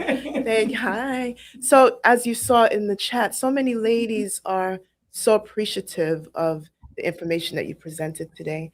So many women are afraid of AI, not just women, but people are afraid of AI coming to take over.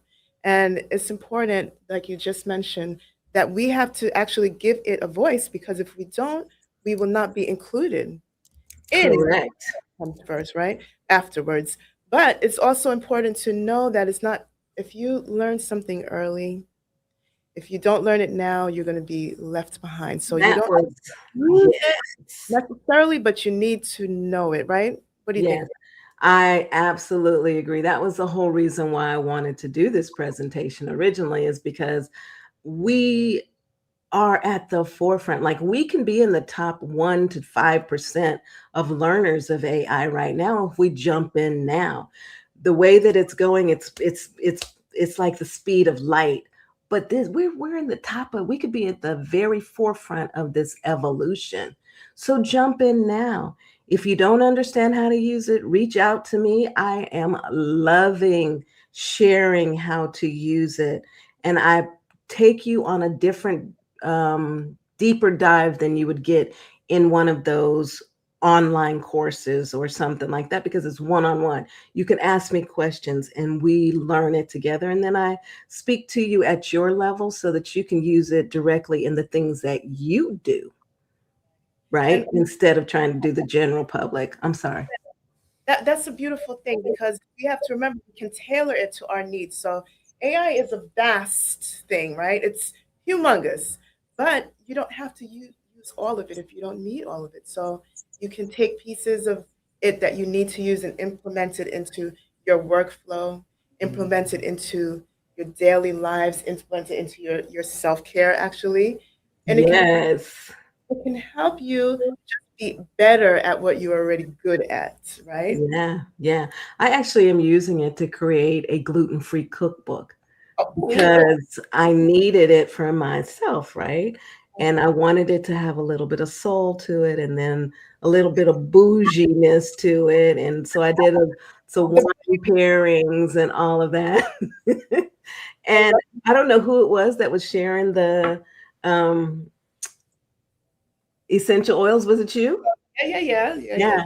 I'm going to put a little bit of that essence in there just so that it's a well-rounded self-care, healthy eating cookbook for those of us that had to go gluten-free.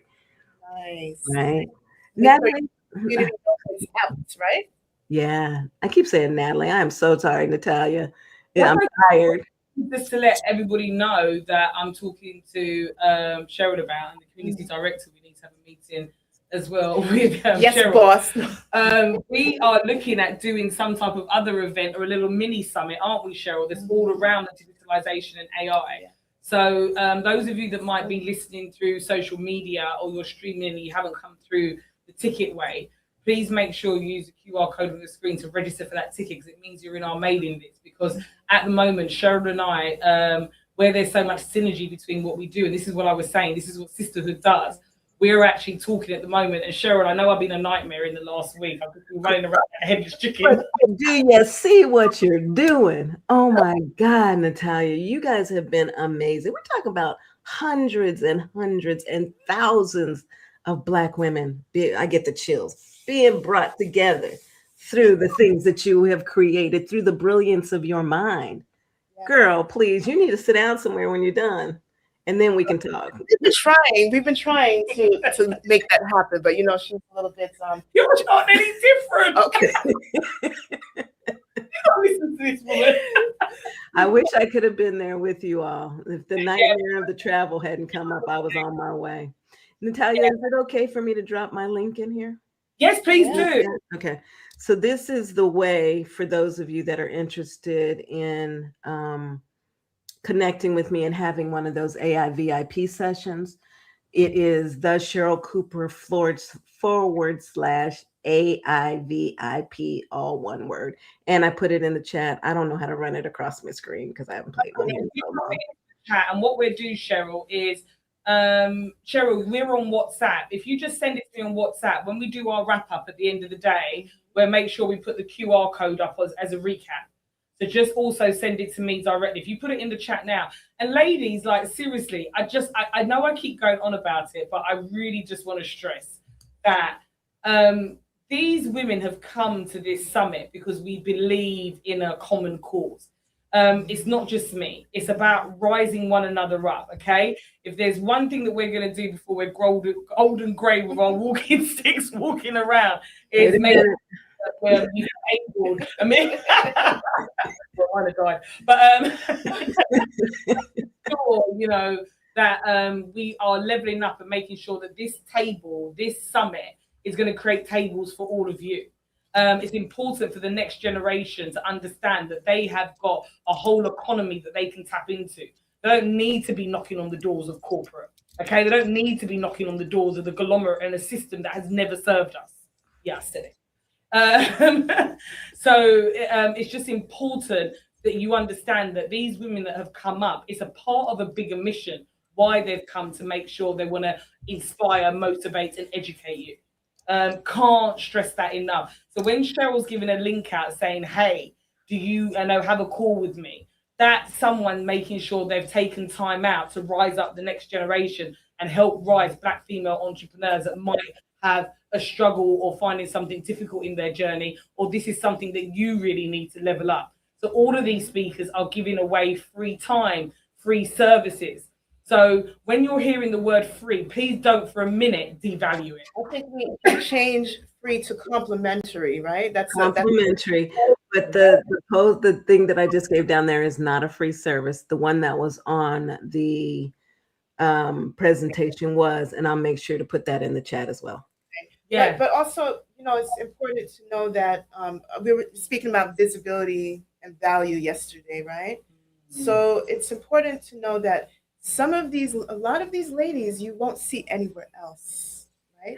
Haven't seen anywhere else, but they come with so much value that you won't find. Cheryl mentioned something really important, that she will tailor whatever you need, your training to what you need. Where are you going to get that? And that was the most important part for me, because we all learn differently. Right? We all learn differently. And without being inundated in information overload right now, like there's such a cognitive overload. It's like drinking from a fire hose. Everywhere you look, there's somebody teaching about AI, sharing AI, but they don't sit down and have like the intimate one-on-one sessions with you so that you can ask those questions. I've had some clients come to me and they're like, Cheryl, I don't know anything about it, but I didn't want to tell anybody, right? Like, I don't even know what XYZ means. So I created a library for her, the words, so that she can start to talk the language. I showed her how to use specific prompting designs and strategies for her coaching business. I helped other women design their business strategies based on a business strategy that I created for my own business in 2026. And when I tell you it goes deep, it goes deep. It really makes you think outside the box. And Natalia, it'll drive you down a sales funnel strategy so that you know what you're doing when you build your websites, because so many of us are getting these messages of, you can get it done tomorrow. All you have to do is dive in. It's not true. Because number one, if you don't understand that sales funnel, you're not going to get anything done. You're just not. The funnel. So that's why I think, you know, this is so important for you to understand that this is tailored, right? Tailor-made. And you guys will get just extreme value out of it. And I appreciate what you said before. We are in information overload right now, currently. And when you are in information overload, nothing sticks. You can get all the information you want, but what are you going to remember? But when you have something that's directly tied to what you are doing and your specific outcomes, then guess what? Value, gold. Yeah. Strategy with it. You have to have strategy. Cheryl, you're right.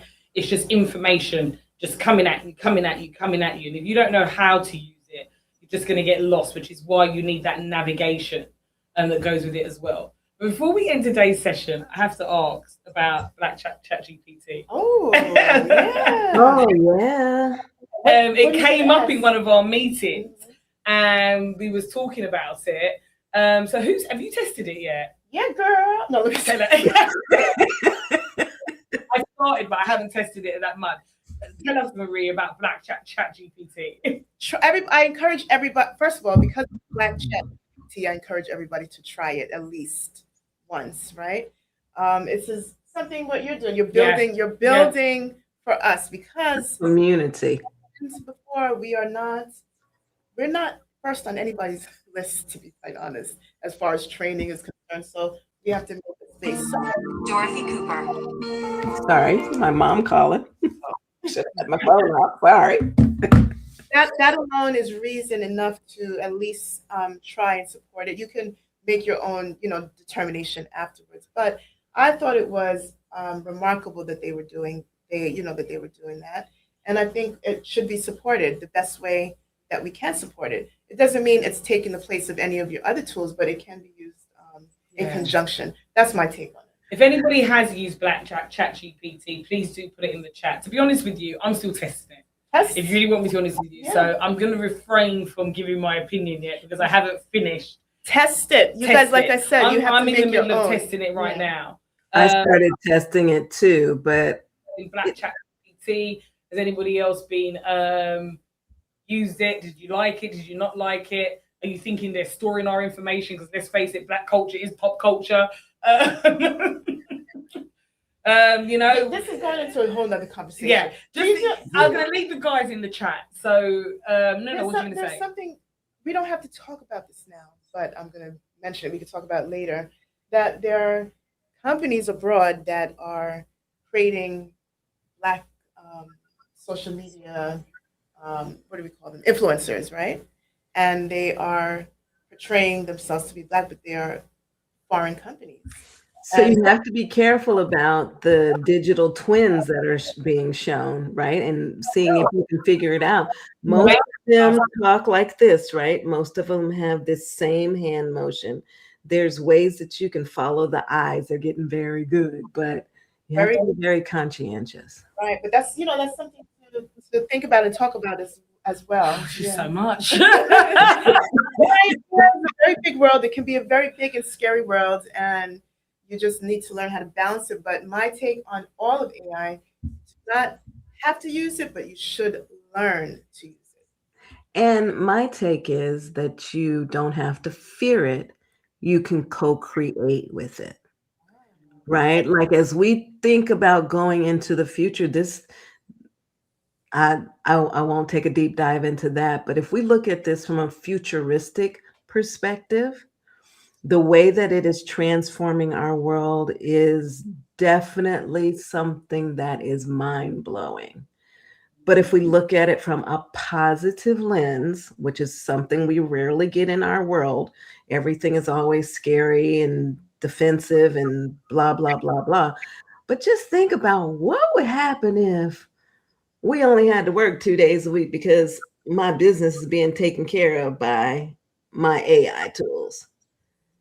I get to go play with my neighbor's children down the street. I don't have children. I get to travel the world in a way that I never could travel the world before because I have free time.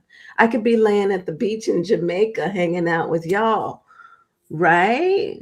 And we could be at a conference together, building futures together for 3 or 4 or 5 or 7 days and not worry about our work because our work is being done by, they use the word tribe. They use the word army. I say a tribe.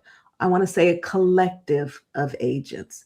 I don't like the masculine energy words that are being used, but again, the white male is creating the world that we're living in for AI, but we get to transform it. We get to speak on it the way that we want to.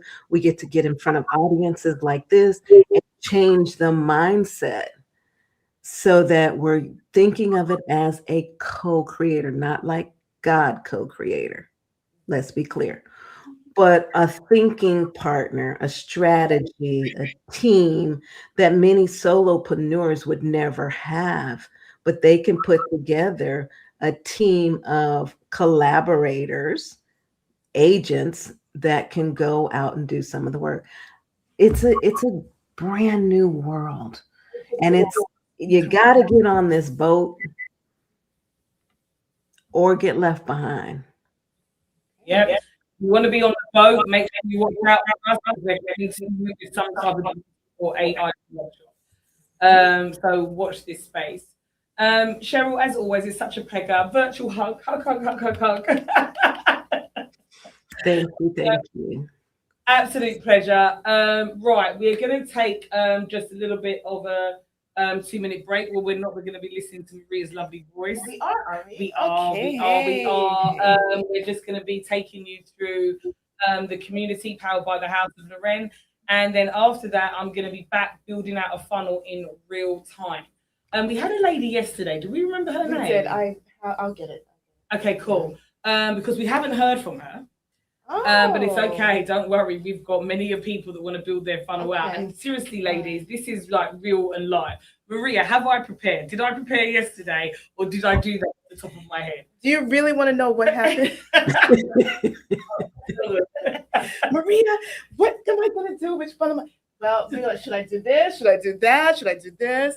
Then we decided, why don't we just do? Yeah, one of the elite member circles didn't have a funnel. Right? So literally live on air, we built her funnel out. Yes. So there was a lady online yesterday that was like, do mine next. We haven't heard from her. Yeah. But guess who hasn't got a funnel? Shy. She doesn't know this yet. So let's go and get her. Right, guys, we're going to be back in 2 minutes. Bye, everyone. Cheryl, thank you and see you later. Bye-bye. Bye-bye. Bye-bye. Right, engineer. Let's learn more about the new community that's coming right at you. Before branding, before stages, before spotlights, there was a rhythm. Every woman in this room has a soundtrack. Songs that carried us when nobody was clapping yet. Songs that held us together when things felt uncertain. Songs that reminded us who we were becoming. Over the past few weeks, several of our summit speakers shared the songs that shaped them. Not just their favorites, but the ones that were tied to real moments in their lives. From those stories, we created something special. A living playlist that we are calling She Built This, the Legacy Soundtrack.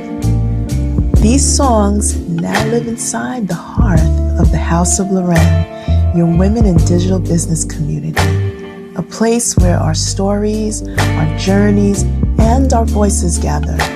So during the summit, we are shining a light on the women who contributed their songs and their stories. And we invite all of you to press play, because behind every powerful woman, there is a song that carried her there.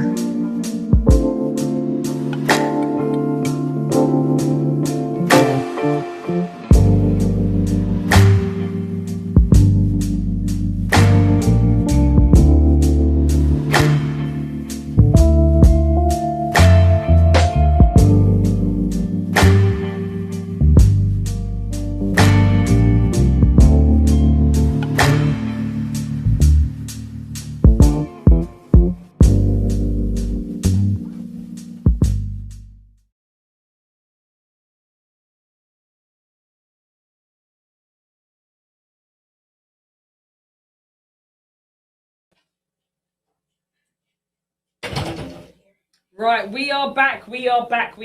So every single day, let me get right into the camera. Right, am I in the right spot? Right, engineer, tell me where to move so everybody can see me. Also, I know many of you are on your phone. Right, do I need to stand this way? No.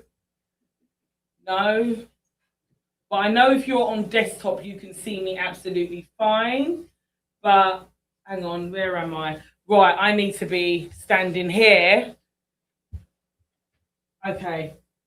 Sorry, Shah, I'm trying to work out the camera angle. It's all good. Because we need to make sure that, yeah, I just want to work out the camera angle. Here we go, guys. Here we go. So I know that those on desktop can see me, but I know those that are on mobile, you can't see me. So I'm wondering, do I need to move around? It's all right, guys, bear with us. We've got Stand the other side.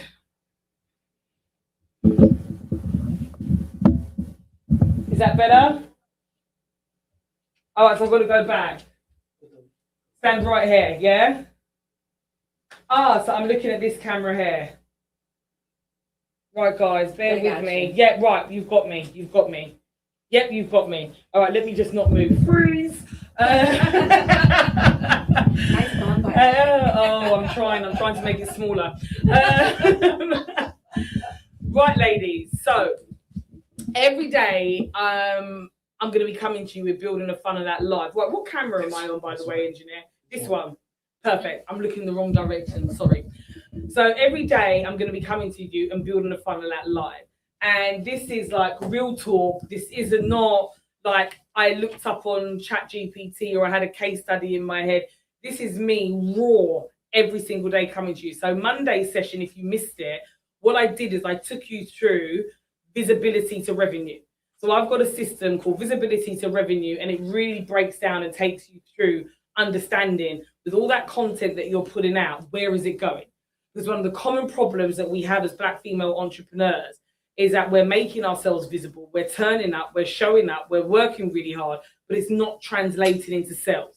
And even if it is translating into sales, it's not translating at the level that we want it to for the success that we want. Okay? Black female entrepreneurs start businesses at the fastest rate globally. That's facts. That's America, Canada, Africa, the Caribbean, Australia, all over the continent. Okay? We get the least amount of support. You know, when we're looking at VCs that back businesses and invest, for every dollar that they invest, only 1 cent goes to women. When you put Black women in the mix of that, you're not even getting 1 cent. I think you're on 0.222 something. Not only are we not in the conversations when it comes to VCs, unicorns, funding, and being able to get money, because it's not always about money, by the way. Sometimes a business isn't even ready for investment. But we are also not getting supported or educated.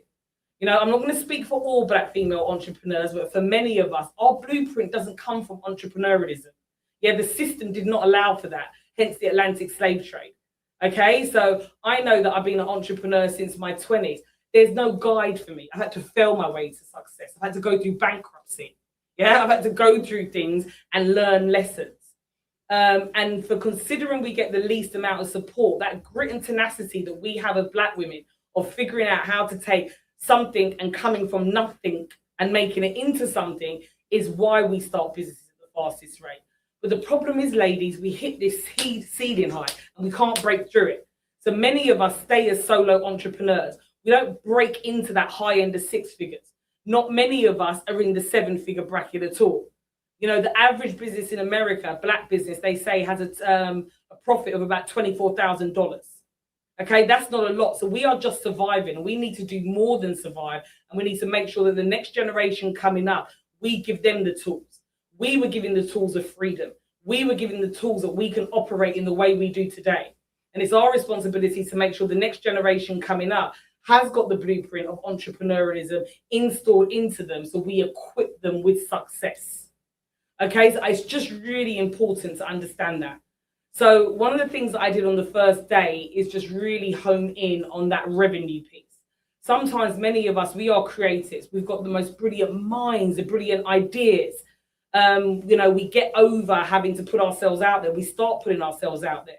And when you're coming from a place where you don't even want to go on video, you don't even want to be doing social media, you don't want to have to be doing sales and feeling uncomfortable and introducing yourself, and we break down all those barriers, and then you don't make the money that you need to make, it's frustrating.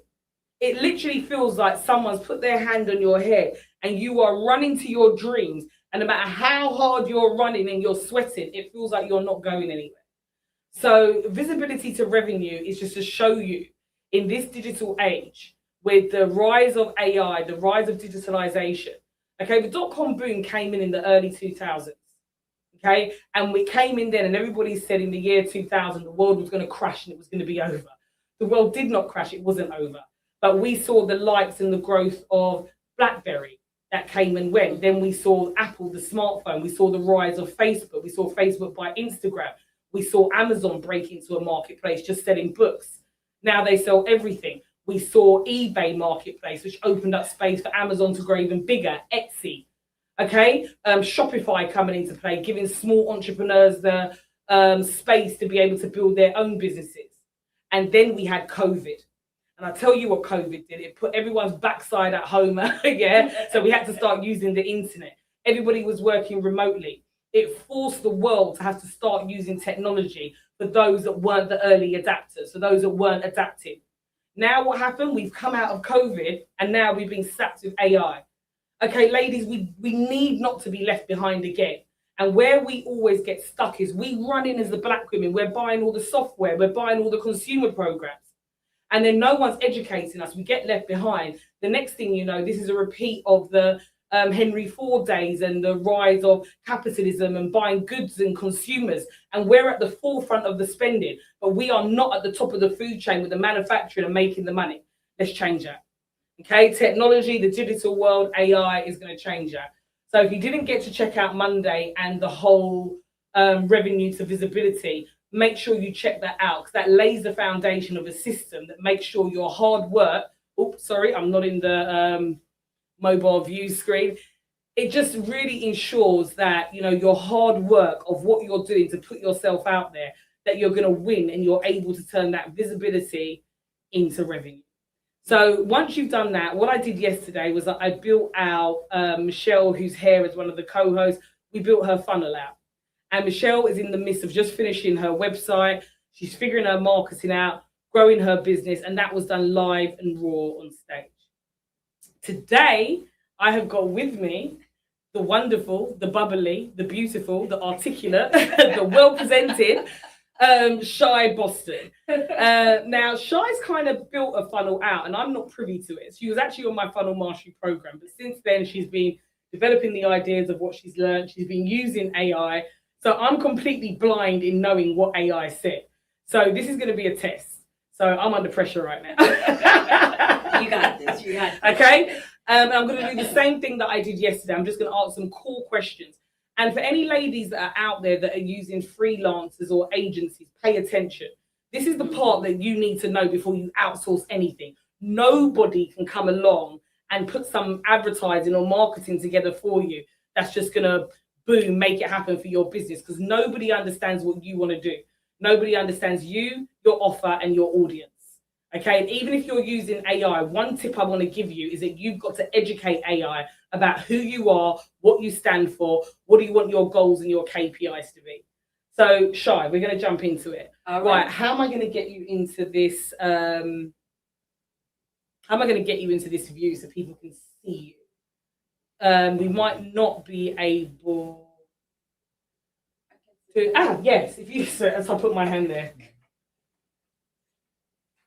Let's make sure you. There you go. There we go. Okay. Right, we can see the side of you slightly, and we're going to do some. There we go. There we go.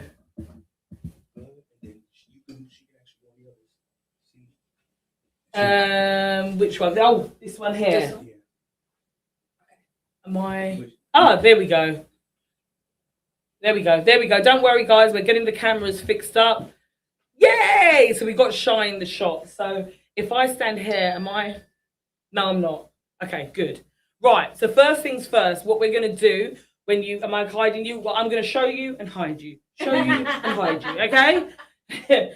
It's like Linda's yoga video. We're going to get some exercise. So the first thing that we want to do and we want to establish first and foremost is actually, Shy, what would you say your goals are in the next 12 months? What is it that you want to achieve? What's your goals? My goals in the next 12 months is to grow. See, this really is live because I wasn't prepared for this. Just don't overthink it. I don't want any of you. And I would like to grow my communication and leadership programs so that I'm not doing one-on-one coaching. I am doing workshops, webinars, larger group type activities. So we want to go one to many. Is that fair to say? Yes, thank you. That's a more succinct way to say it. See, that's why I love you. Okay, so Shy knows she wants to grow her community, her comms program. She wants to turn it more into a workshop, and she wants to be working one-to-one. Okay, Shy, and if you're at home, can you go get a notepad or go get your phone up, get notes out, and I want you to actually follow through with what I'm doing today. And one of the things I want you to do, and Shy, I also want you to do, is not overthink it. Okay, this is going to be a loose framework. We're going to talk from the heart. Does that make any sense? And we're going to come up with a framework. Okay. So, Shy, how many workshops would you like to be running? How much money would you like to make? I would like to make about maybe $15,000 each workshop, and run maybe 4 workshops to start. So 4 per. We'll do 4. That's a good question. Let's do 2 per quarter. So that makes it actually 8 workshops. Okay. So we're going to do $15,000 each workshop. And then we're going to do $15 workshop. We're going to do 2 every quarter, correct? Yes. There we go. Right. I tell you what we just did there. That and if you look, no one doesn't need to tell me that I can't spell. Sorry, I'm dyslexic, so just leave me alone on the spelling thing, because even on LinkedIn, I don't know what it is with the grammar and the spelling police. Okay, today, leave me be. You get what I'm saying to you? Yes. But what we've just done here is you are thinking about, what do I want to do in this world? Your business is here to serve you. Many of us as Black female entrepreneurs, the same way what we do in corporate America, Europe, and everywhere else, we want to have 2 degrees, 2 masters, 2 PhDs. We feel like we've got to overcompensate. We always feel like we've got to be doing more. Okay. And even when we run our own businesses, I am guilty of this. Shy, you are guilty of this too. We all are. We feel like we've got to over deliver and do more and more and more. Okay. So now the first thing you want to do is outline, what is it that I want to achieve? Okay. You've got to be really clear on that. Right. Shy, I already know. I was going to ask you, what is your offer? So I know that your offer is a workshop. Shy, what transformation is your workshop going to give? It's going to help people to not only better understand how communication affects their trust, decision making, retention and results. It's going to allow them to be able to create more influence. Perfect. So I want you to tell me, Shy, if you can, what is someone going to walk away with your workshop? What is going to be life-changing? What's going to help them in their journey? They will have better awareness, not only of how they communicate, but how they can communicate more effectively with others who don't communicate the same way that they do. And they'll be able to do that in 60 seconds or less. Brilliant. So I'm going to reframe that for you. Is that okay? Yes. But it's going to mean the exact same thing Go ahead. that you said. Okay. So what Shy's workshop's going to do is going to allow a business owner, are we fair to say it is a business owner? That's fine. Okay. Yep. It's going to allow a business owner to be able to communicate with their audience in a language that they understand to double their sales. Do you see the difference? Okay. So Shy's transformation is to be able to communicate, get businesses to communicate with their audience. Okay. In a language they understand. Okay. Mm-hmm. And by doing that, it's going to double their sales. Is it fair to say that, Shy? Because I'm a marketer. Sometimes I can make things up, but I don't like to do that. You've got to make sure that you stay authentic, okay? Don't promise things that you can't deliver, people. And we don't want to go that. So they're going to communicate with their audience in a language they understand, which will double their sales. Oh, well, let's just say increase their sales. Yes.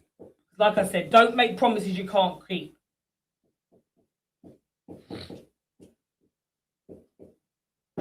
Right, boom. So Shy knows her goal. We understand the transformation that she's going to give. The next thing we're going to do now is target audience, Shy. Okay. So my target is entrepreneurs executives, and growth-minded leaders. So we've got the entrepreneurs. I can't fit it in, so I'll shorten it. Entrepreneur. Yeah. Who else have we got? Executives and growth-minded leaders. Executives Mhm. and growth-minded leaders, yeah? Yes. Okay, so this is Shy's target audience. For those of you that was here with me yesterday with Michelle, we can't send the same message to all these people and expect for it to land. Okay, so what we need to do is segment our audience. And this is where you really want to be able to niche down. We are now communicating through a laptop. We're communicating through a phone, a tablet. Okay, we don't have our five senses through technology. So sight, smell, okay, taste, hearing, touch, those get now taken out of the equation. So what we want to do is make sure that we are hitting people and we are connecting with them. This is where empathy mapping really does come into play, okay, because you can't send the same message to everyone. So what we want to do is choose one of these segments, and you want to choose your low-hanging fruit, and then we're going to segment them. So, Shy, what would you say your low-hanging fruit is? Well, since we're here at the summit and we're talking to entrepreneurs, it would be entrepreneurs. Okay, so we've got our entrepreneurs that we're going to pick. So this is the one that we're going to pick now. So now that we've got our entrepreneurs, what we want to do is we want to break that down. There we go. Shy's with me. Yeah, got it. I love this, by the way. Sorry, I have to say this because this is just how you know that we are completely and utterly just keeping it real and air. We've got Shy's mum getting her in the best position. I absolutely love that. I absolutely love that. Go, Mama Shy. She's like, you gonna show my baby. Yeah, show my baby today. Get this people out the way. No, not I'm forgetting. Okay. Look at that. We're getting this set up just for you. Oh, You we're guys on your family, mobile. Lord. Right, so we are going to be picking entrepreneurs. Keep up, follow with me because I know that I do move really, really fast. Okay, also engineer, husband, let's keep that eye on the time for me because we know what I'm doing. We're cooking here with our ingredients and I want to make sure that I don't run over. We've got time at the moment, but let's just keep an eye on it.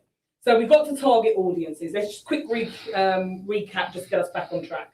So Shy's target audience is entrepreneurs, executive, and growth-minded leaders. As you're taking your notes, you want to make sure that you are picking the low-hanging fruit, the audience that you know is available to you, you're an authority to, the audience that is the easiest for you to connect to and you're confident with. Because remember, we've got to achieve the goals over here. Yeah, and you've got to set your KPI, ladies. Really important. We can't go, I'm just going to do something and I really hope that we're going to hit it big.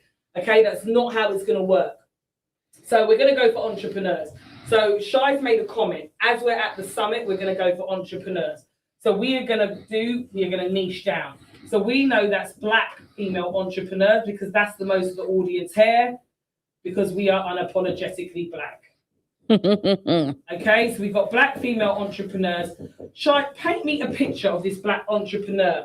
What type of business would she have that she's having trouble, that she has an idea of what she's doing in her business? She knows how much is going to change another business owner's life, but they might not be using the same language that she's using. Maybe it's because they're coming from a different background. Does that make any sense? Maybe it's where they're coming from in corporate. I don't know, but let's try and drill this down and figure out what Black female entrepreneurs often have a problem with the messaging that they're using, meaning that they're not connecting with their audience. Does my question make sense? It does make sense. And I can use real world case study. Health and wellness coaches, they're trying to figure out how to motivate their clients when they stop being motivated. So I've actually used this with them to help them better understand how they can do that. You also have those who perhaps are in other industries. Perhaps they are bookkeepers and they speak one language, which is money and accounting. Their clients do not.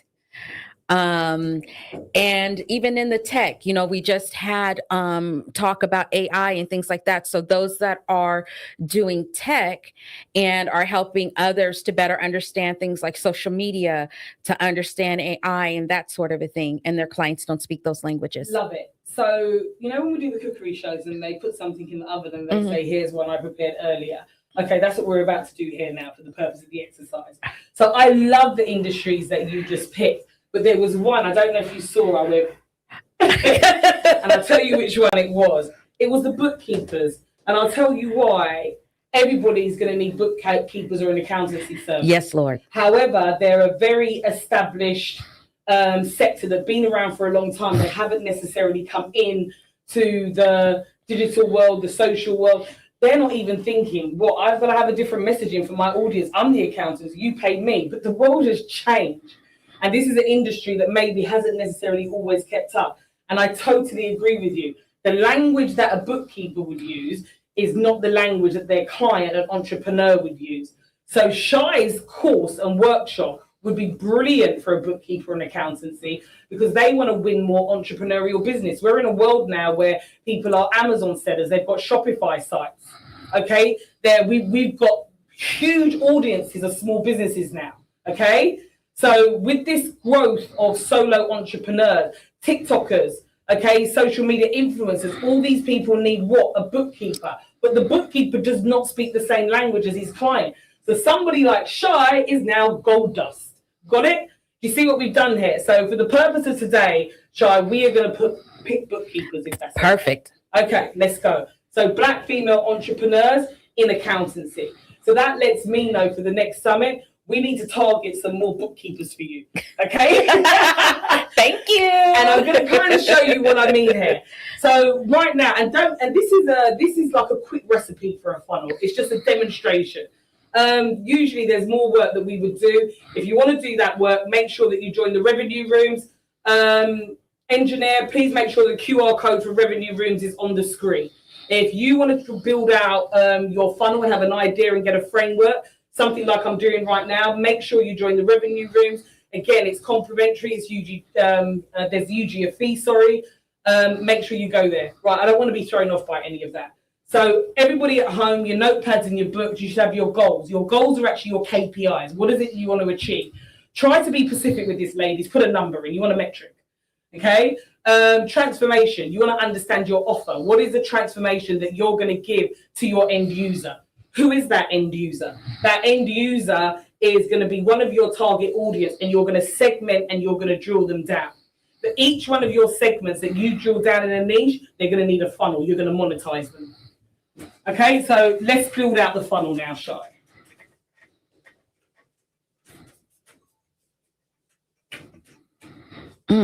Let's build out the funnel. Right, drawing is not my speciality. So,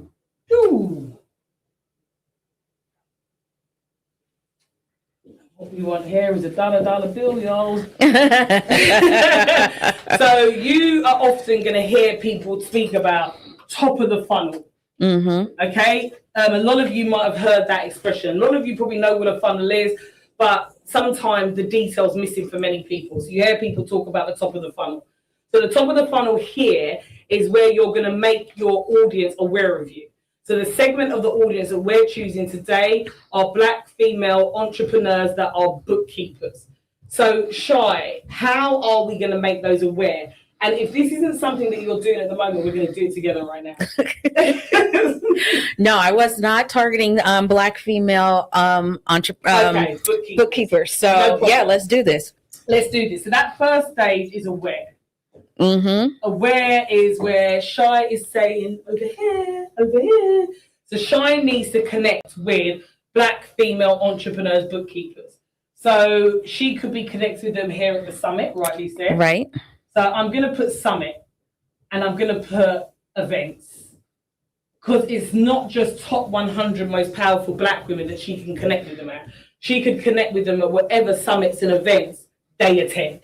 Yes. Okay, so this is going to be one of your strategies. So you might see that there's some, I don't know, events that go out specifically for bookkeepers who are freelancers, because bookkeepers and accountancies aren't in the UK, we would call it your high streets. In your local area, you know, you've always got a dentist, an accountancy firm. A lot of businesses that don't require to be in the office now working remotely. So a lot of bookkeepers are now working from home. They don't necessarily need Right, space. right. Okay, so you want to go think about what events are these people going to. Okay, so Summit and Events is one of them. Where else can we find bookkeepers? LinkedIn. Yep. And I would just one more. And actually, it doesn't have to be one more. If not, let's not force it. No, we can go on Threads because you can Okay. specifically target on Threads. Right, I love this.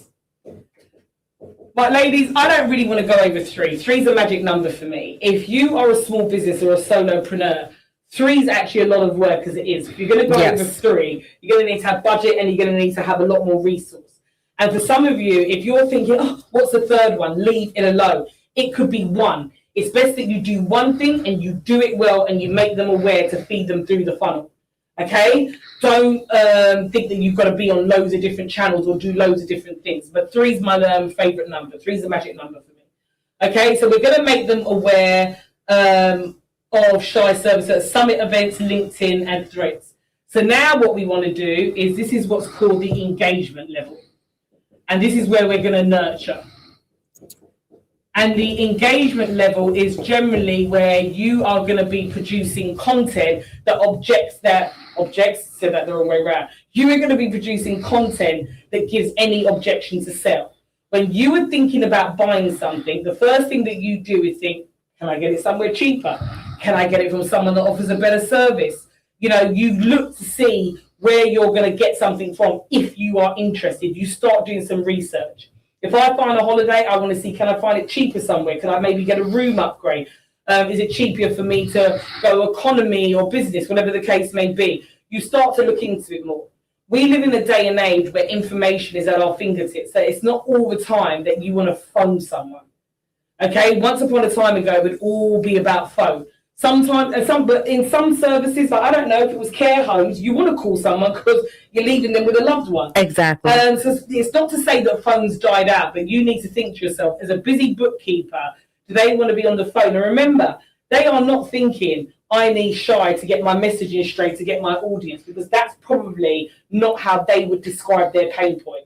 Yes. That's another thing, ladies. You've got to be careful when you're finding your audience that the message that you're connecting with is in a way that connects with the audience. So you've got to make sure you do your research on the psychometrics. That's why when you pick your segment, you've got to do work around your customer avatar. You've got to get to understand who are they, how do they tick, how are they educated, how are they brought up? Yeah, because that's going to play into the language that they use. You want to make sure that you are using a language and a design when you're coming at them, that you're going to get that visibility with the right audience.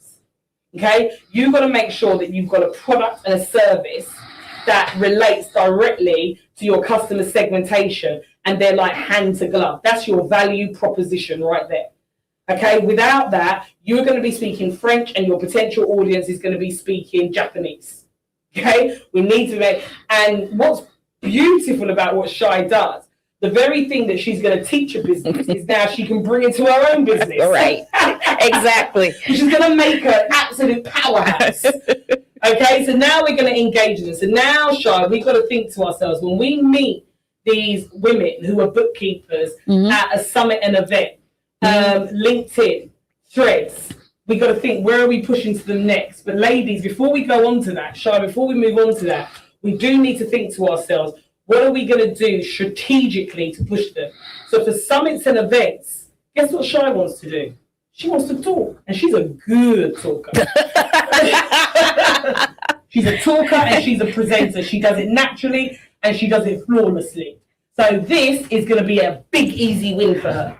And people are going to bite your arm off to do it because the level that you work at when you present and you talk. Okay? So she's going to talk and present. And she's going to talk and she wants to be in an environment where her actual audience is. LinkedIn, what's Shy going to do? She's going to do some lead generation. So she's going to reach out to women who are bookkeepers on LinkedIn, okay? And she's going to speak to them about what it is that she does. And we're going to get to the strategic part first, but she's also going to be posting content on LinkedIn. Because when you're doing lead generation on LinkedIn and you're connecting with people and you have a conversation, before they answer you back, just so they don't think that you're a mad woman, this is what people do, they're going to go and check your profile. Yep. That's what you need content for. There's no point being visible if you haven't got a strategy of where you're driving that visibility to. So now Shy knows that when she launches her business, and for her to get her goals, which was the 2 workshops per quarter at 15,000, was that correct? Yes. She's going to make off of each workshop.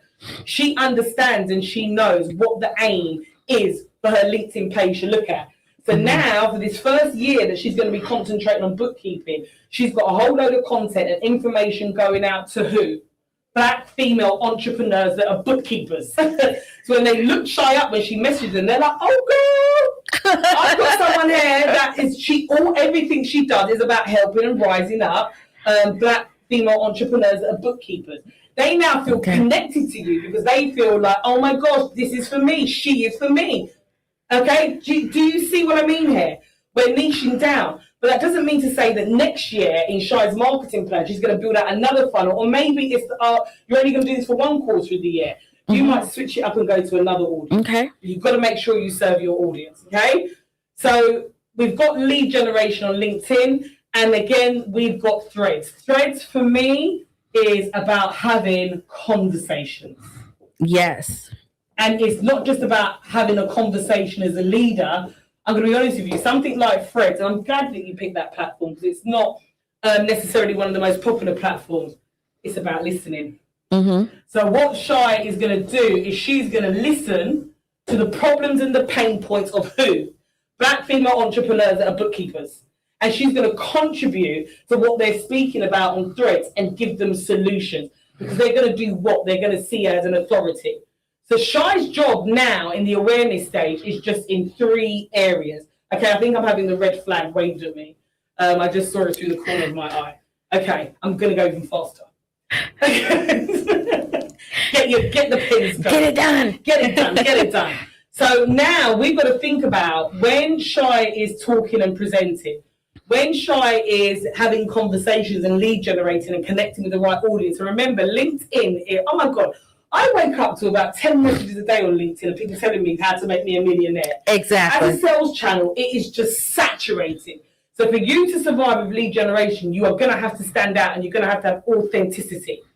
Yes. Okay, so we need to push people somewhere that is going to make them learn more about Shy and engage with her.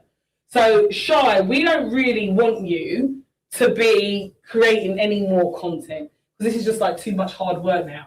So my suggestion is that you take the summit and the event, and not only do you attend them, but what do? You create them. So your engagement is going to be inviting women to events and workshops, but not just any women. Who is she going to invite? She's going to invite her target audience, which is Black female entrepreneurs who are bookkeepers. So she's going to invite them to an event. To workshops. So that means now when she's doing lead generation on LinkedIn, what does she do? She can say, can't think of a name. Hi, Andrea, it's Shy here. I can see that you're a bookkeeper. And one of the problems that bookkeepers often have is they don't necessarily speak the same language as their audience. There's more and more e-commerce businesses that are opening up every day. Drop a statistic in there. If you would like to tap into this marketplace and grow it, come and see me at my event. Shy's a great conversationalist, so she's also going to give a little bit of, energy in there. I mean, you can do that. Voice notes on LinkedIn work really, really well, ladies. So if you're like Shy, where you're a really good communicator, hearing that voice, hearing that bubbliness and doing it on a voice note is generally works really, really well on LinkedIn. And that's what I would definitely suggest for you, Shy. So Shy now on lead generation is not feeling like she's selling because she's even introducing new opportunity for Black female entrepreneur bookkeepers by introducing them into an untapped market that can grow their business and make them more money. And she's going to do that by inviting them to an event. On LinkedIn, what have you got? You've got LinkedIn events. Okay, so you might even start doing events specifically on LinkedIn. Because a lot of times, ladies, if someone finds you on a platform that they hang out a lot on, they don't always want to leave. But at the same time, remember, we are about ownership. You really want to do your best to try and push someone into your own, which is funnel, which is where the landing pages come in. Okay, Yes. so all the way through the funnel, we've got landing pages. Okay, those landing pages are dedicated pages that is speaking to every single touch point, every single level on that funnel. They go to a landing page. And on that landing page, Shai might have a video of herself. She's got all the information sectioned out that makes sure that they're going to cap their attention, their interest, their desire. And she's going to then want them to take action. There's a way that landing pages should be written, should be designed, and have a user experience. But it only works if you are talking directly to your customer segment and they feel like, oh, she's talking to me. This is going to be life-changing. They don't want to feel like you're targeting Tom, Dick, and Harry and just servicing yourself. Mm-hmm. Okay? You don't want to be the bad boyfriend. It's really about building a relationship of know, like, and trust. Okay? So this is where landing pages come in. So this is where, Shai, you would have a piece of software, and for every time that you are doing lead generation on LinkedIn, you're going to send them a landing page to the workshop, and that workshop is going to explain exactly what happens and what that transformation is. And then you're going to get them to do what? Sign up. Yes. When they sign up, what are you doing? You're getting them to subscribe. You're growing your email list. Really important. Not every time you're selling is somebody ready to buy. So you've got to make sure you are collecting people's details so you can keep nurturing them. And always remember that 80-20 rule. It's got to be 80% content, 20% sales. You don't want to be overselling to absolutely everybody. People don't want to be sold to. People want to feel like they made the choice and decision to work with you and to support you. Okay, so now we've got LinkedIn lead generation where we're creating our own events and inviting them and dropping the link to our landing page. Remember, a landing page is not your website. I cannot stress that enough. Your website is a part of your brand.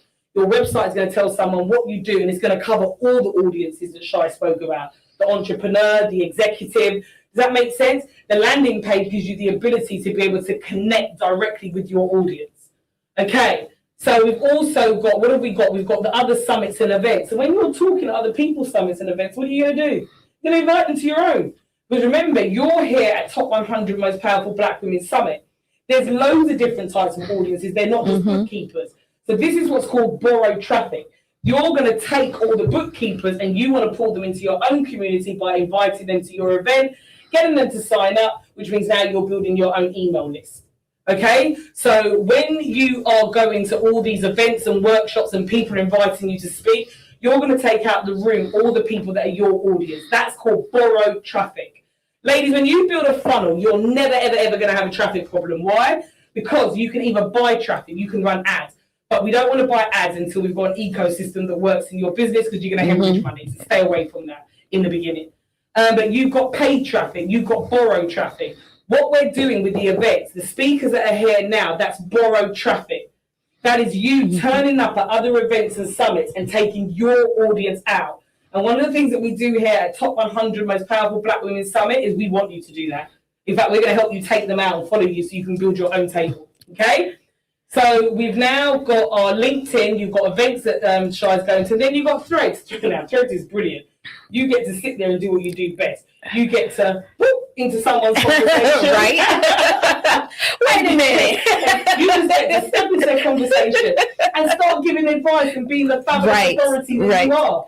And then what do you do for them to get to know you more? Invite them to your event. Exactly. That's going to help them find a new audience of all the online businesses out there that need a bookkeeper.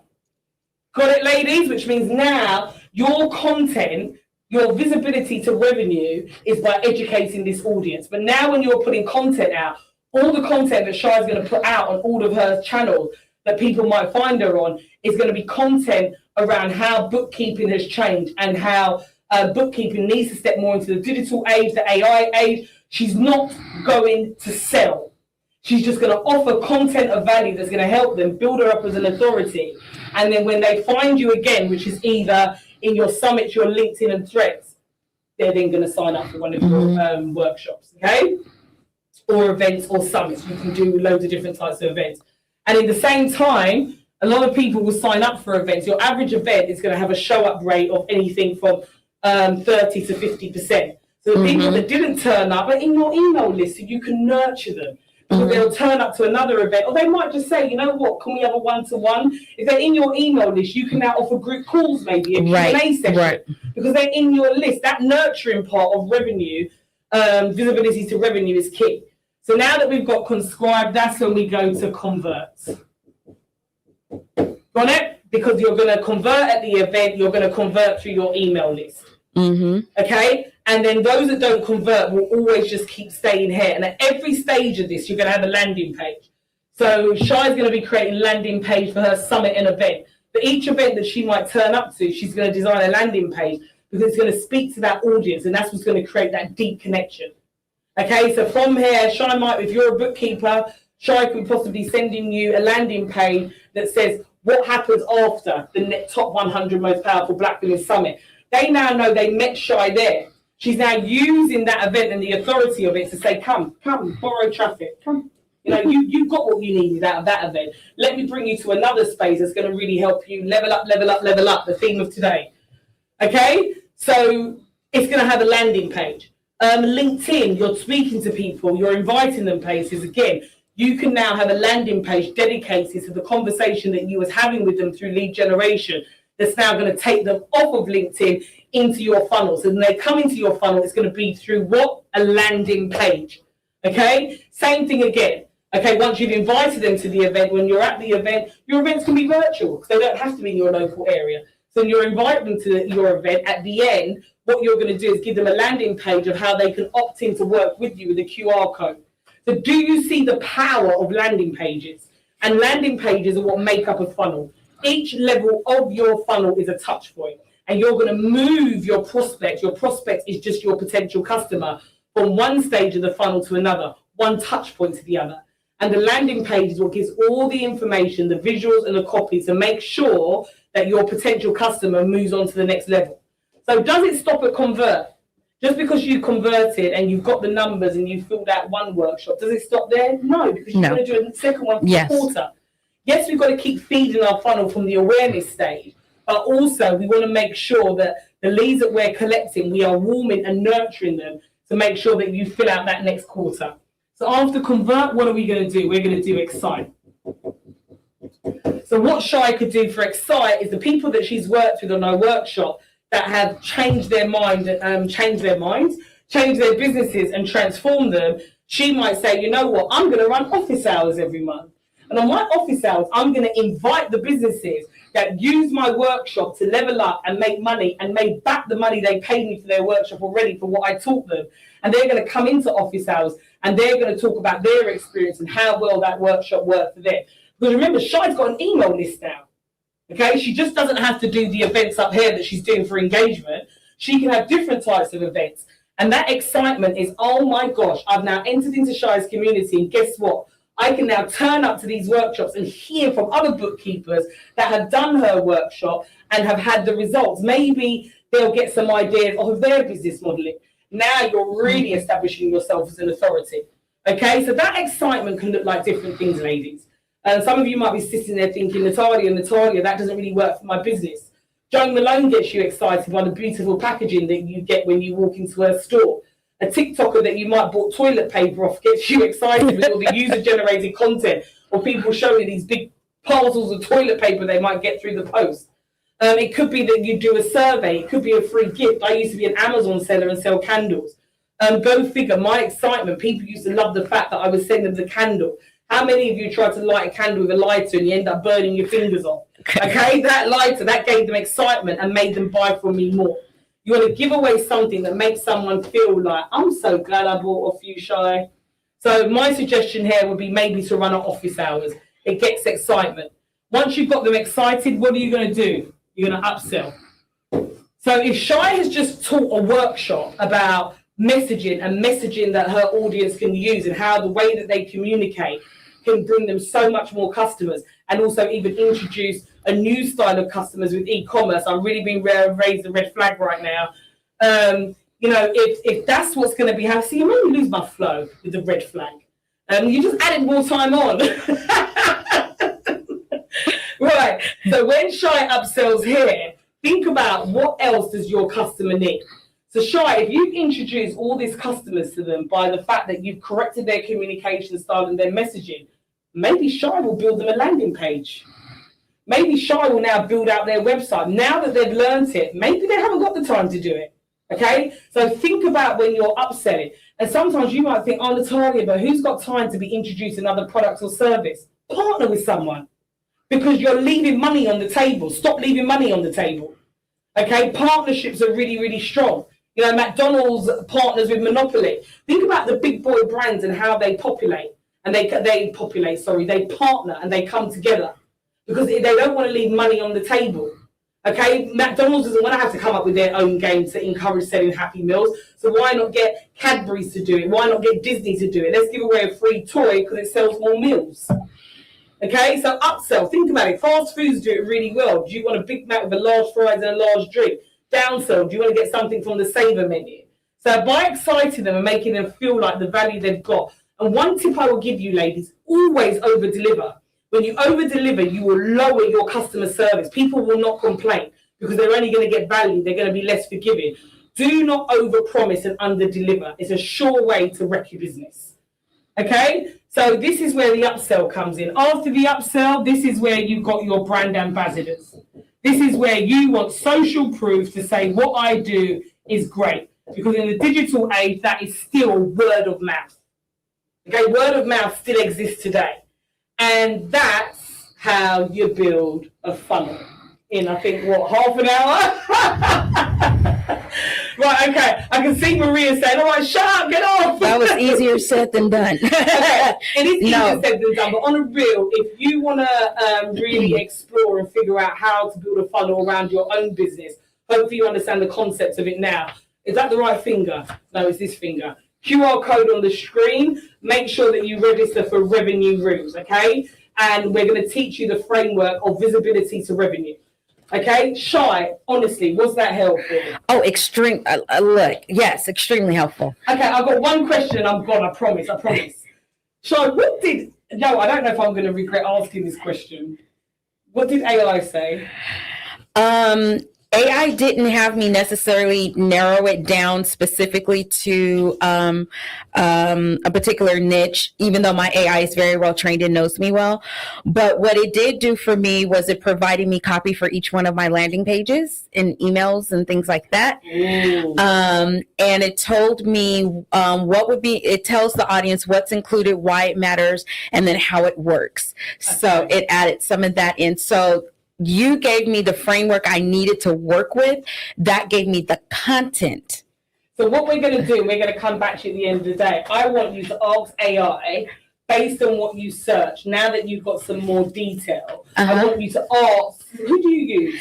I use with Chat, Manus, all of them. So use Chat, and I want you to ask Chat, what do you think of the funnel queen's idea? This is real, by the way. I'm not kidding. We're actually going to ask it today, and we are going to deliver this at the end of the day. Yep. Just to see what Chat thinks about the funnel queen strategy, and could this be something worth using? Okay. Because with AI, you've always got to make sure you ask it for the detail. So what AI has given you, Shy, it's giving you the meat on the bone without providing the bones, so to speak. Yes. So make sure when we're prompting AI, we're asking it for everything. Yep. So I know we are, okay, I'm not that bad. No, not at all. All right, so I know we've got Lillian next. And I think Lillian what time was Lillian due on, engineer? 10:40. Okay, 30.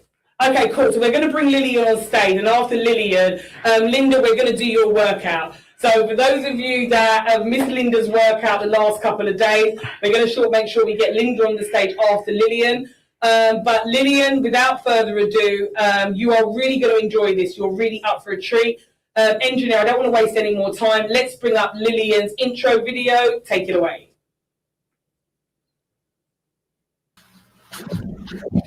Hey, Lillian. Bye, Lillian. My name is Lillian. Hello, ladies. It's really good to be here with you. Much of my work begins with women who, on the surface, look confident. They're capable, articulate, and accomplished. They know how to show up. They know how to lead. They know how to perform confidence when it's required of them. But beneath that, there's often a different experience, a quiet sense of not quite belonging, a feeling of needing to prove, to over-prepare, to stay alert in rooms they've already earned their place in. Over time, confidence becomes something that's carried rather than something that is actually rooted. What I see again and again is that this isn't about a lack of ability, it's about identity. Many women have built success while organizing themselves around identity shaped by pressure, expectation, and survival.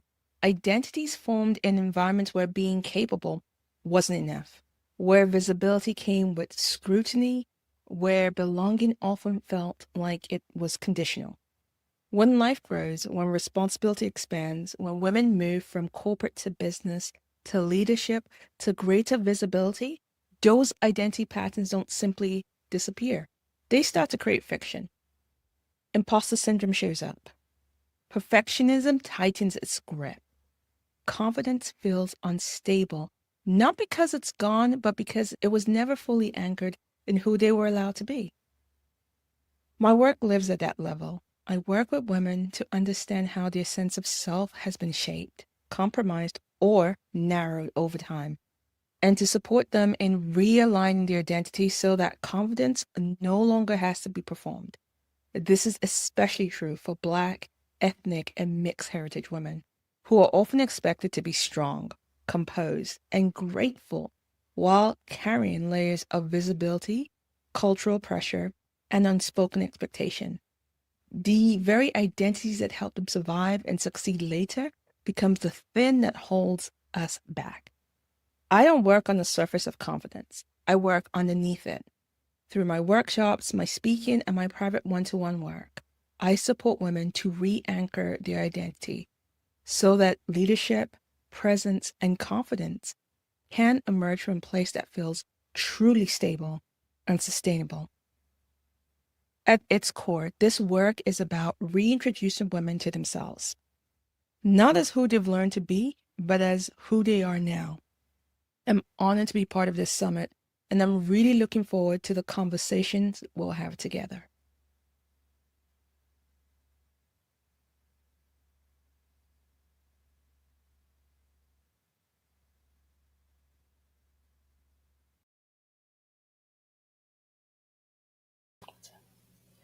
Hello, hello. Good afternoon, good morning, wherever you are in the world. So thank you for that introduction. Now, I want to get into this. Let's share my screen and see if we can get that working.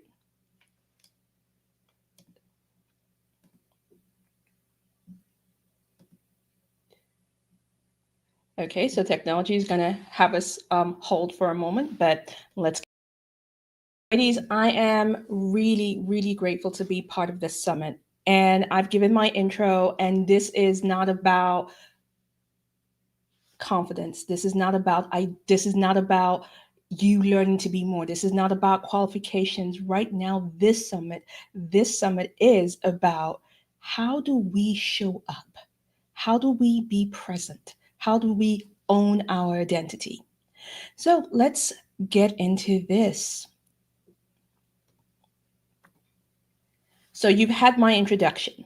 You know where my work sits, and it sits in that intersection of identity, business growth, and behavioral change. Today, I want to talk about what happens before strategy, before visibility, before scaling. This is where we get into what I call the identity shift that is required for real expansion. Strategy is not what stops us from showing up, is our identity, because the version of you that succeeded inside structured environment is not automatically the one that is going to succeed in self-led expansion. So that is what today is about. Let me ask this question. Have you ever been praised publicly and still doubted yourself privately? If you've had that experience, please type yes in the chat, because I need to know, because let me know I am not the only one. Have you ever been trusted with responsibility but still felt like you were bracing?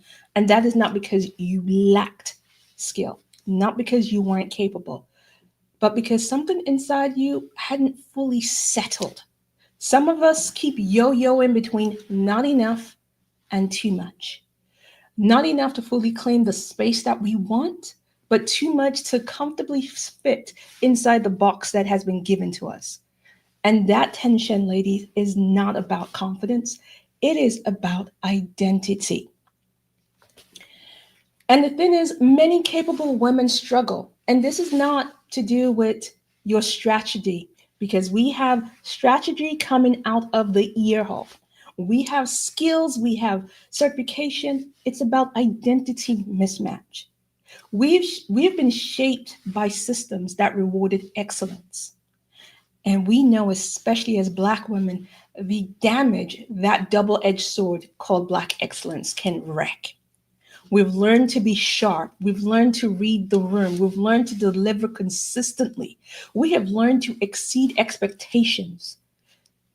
Survival sharpened us. Competence rewarded us. Inside systems, authority is conferred. Expectation is defined and validation is external. You know what success then looks like. You know how to meet it. You know how to perform that excellence. But when you start building something of your own, those rules up and vanish. There's no performance review, no promotion pathways, no defined ladder. So we are literally out there on our limb. In business, authority must be self-sanctioned. And standard must be self-defined by us. And that's the tricky part. Because if our identity hasn't caught up, we don't know what those standards are. Please, in the chat, if you put in the chat, let me know. I can't see the chat at the moment, but I will come in and catch up with everybody in the chat. You know you're capable. How many of you recognize this? You know you can deliver. You have evidence of that. Yet when it comes to your own business, you find yourself hesitating. You delay those decisions even when you already know what needs to be done. So it's never about, I don't know. You know what you need to do, but you are toing and froing and throwing and toing and going, maybe I should, I could, I would. You over-prepare more than necessary. And if you recognize this pattern, please type in the chat, let me see it, put on, if you're on YouTube, type up there, let me know. Because this is not about a lack of ability. This is something deeper that is influencing this behavior. And I need you to hear me. You are not alone, because I've been there. And there's some days I think I'm still there. So you're not alone with this. I'm going to say this again. This is not about confidence. This is about identity. And before your identity lands, you have to stabilize that identity. Now, I've observed that, when we talk about women hesitating, when we talk about inconsistency in business, when we talk about women stepping back from what they should be doing, we instantly say, yep, it's a confidence issue. Let's talk about confidence.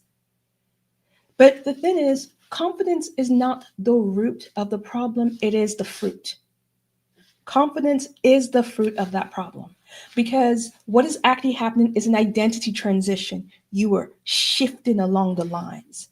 Before strategy can start producing consistent results, before visibility feels natural, before growth becomes sustainable, the person that is implementing said strategy has to evolve. You and I have to evolve.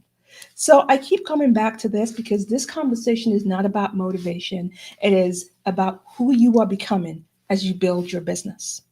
And if that distinction makes sense to you, please put a yes in the chat. As Black women, we were shaped in environments that rewarded our excellence. We have been trained for excellence, not for expansion. We've learned how to deliver. We've learned how to anticipate expectation. We've learned how to perform under pressure. All the speakers yesterday landed talking about the pressure they performed under, how they showed up. Letty spoke about it. The amazing, I forgot her name, is on the tip of my tongue, with her beautiful red glasses, talked about performing under pressure. As a Black woman, we learned resilience early. Nobody had to teach us. We learned it early.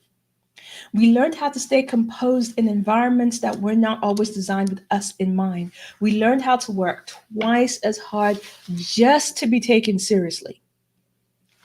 We learned how to adapt in order to remain credible. Now, these experiences built extraordinary excellence.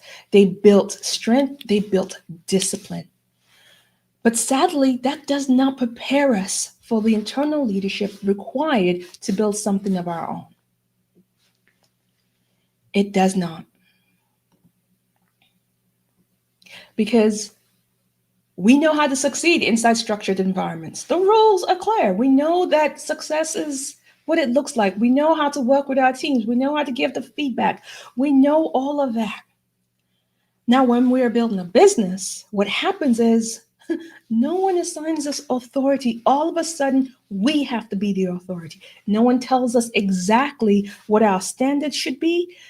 No one gives us consistent feedback in the beginning. So there's no validation.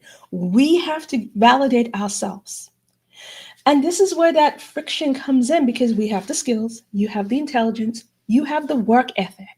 I mean, ladies, my Black sisters, it's not the work ethic that is getting in your way. You have that in spades. What stands in the way is the identity. That internal shift that is required to lead has not yet been activated, or in some cases stabilized. It feels shaky, it feels unsure, so we shrink. And there was a moment where I realized I was waiting for invisible permission that no one was going to give to me. And I had to decide, do I keep waiting or do I move? And that has to be your decision. Now, I keep saying this because competence is rewarded inside those systems. Competence it's incredibly valuable because it allows you to build trust. It allows us to deliver that strong work. It allows us to be recognized for our contribution. But competence alone is not going to build our expansion. Because where competence builds credibility, self-authority builds expansion. Now, if you want to take anything from today, please screenshot this slide, because this distinction alone can change how you approach growth. You have your competence, and that makes you credible. But what is missing is your self-authority, because that's when it's going to build your expansion. And when I talk about expansion, that's going to get you your clients. That's going to get you paid. That's going to grow your business.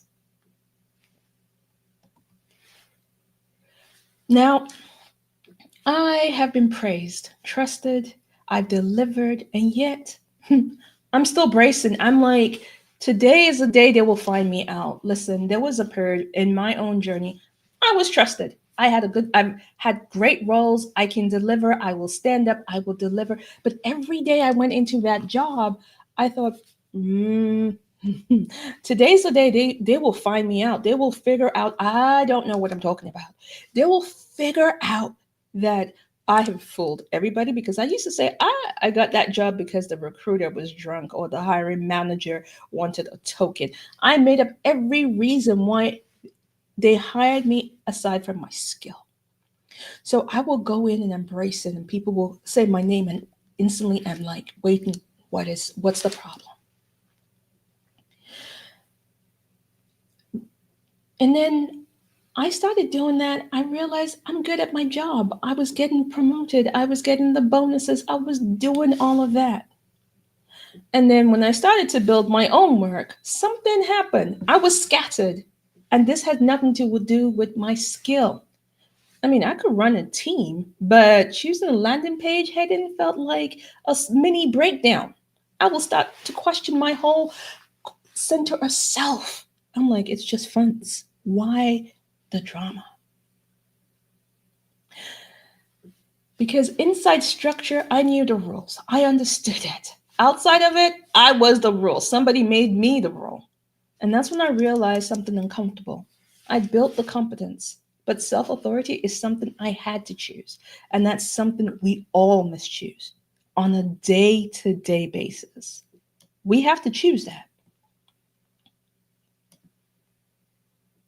So competence, if I'm saying competence is not self-authority, let me be clear. In that season, I developed strong competence. I knew how to deliver. I knew how to meet expectation. But self-authority became something different. It was new. It was something I had to figure out. It was that the internal decision to lead yourself, to move even when validation was not immediate, to define direction when certainty didn't exist. Many capable women reach a point when competence is no longer their barrier. The real work comes with grounded self-identity. Let me kind of break it down this way. A competent, conditioned woman will deliver a masterclass so good, it could be sold for Netflix. It could be on Netflix. And then price it like it was a community bake sale. But a self-authoritative woman will deliver excellence and price it like it belonged in the room. She would not worry about what other people thought. She will deliver and go. So many women assume that if growth feels slow, inconsistent, they need more preparation, more courses, more certification, more time to feel ready. But very often that is not the real issue. And please hear me when I say this. You're not underqualified. You're not under-talented. You're not under-experienced. You are under-authorized. And under-authorized women do three things. They over-prepare, they over-deliver, and then they delay decisions. They delay actions. And that simply means you've not yet fully decided to trust your own leadership. You are not backing you. So you are not underqualified, you are not under-talented, and you're not under-experienced. So ladies, I know most of you will have enough certification to line my wall. And I say that with utmost confidence because I do. So let's shift that conversation about you needing more certification. Let's work on our authority. Now, at this point, we need to stop seeing identity conversation as a personal development topic because it's not. We've been taught to treat it like it's soft, it's optional, it's inspirational, it's rah-rah. But identity is not personal development, it's business infrastructure. It's that invisible scaffolding that we need. It shapes how we make decisions, show up visibly, define value, and respond to uncertainty. This is your business infrastructure. So when growth feels inconsistent, the question isn't only what strategy am I using? It needs to be from which identity am I operating? Who is running the show? Who is running the bus? Self-authority is your operating system. It is the heartbeat of your business. It's the heartbeat of how you show up. And I want us to look at it this way. It shapes how we interpret our challenges. It's basically that operating system. And I want us to look at this. Imagine that you have your fancy computer. You have this beautiful computer you want to run Windows 11 apps on, but your operating system is Windows 95. what's going to happen? It is going to crash and burn. It can't support it. So basically, if our operating system is in survival, you optimize for safety. If your operating system is competence, you operate for approval. And if your operating system is self-authority, you operate for alignment and expansion. We cannot deliver the next version of us if our operating system is still on the old one.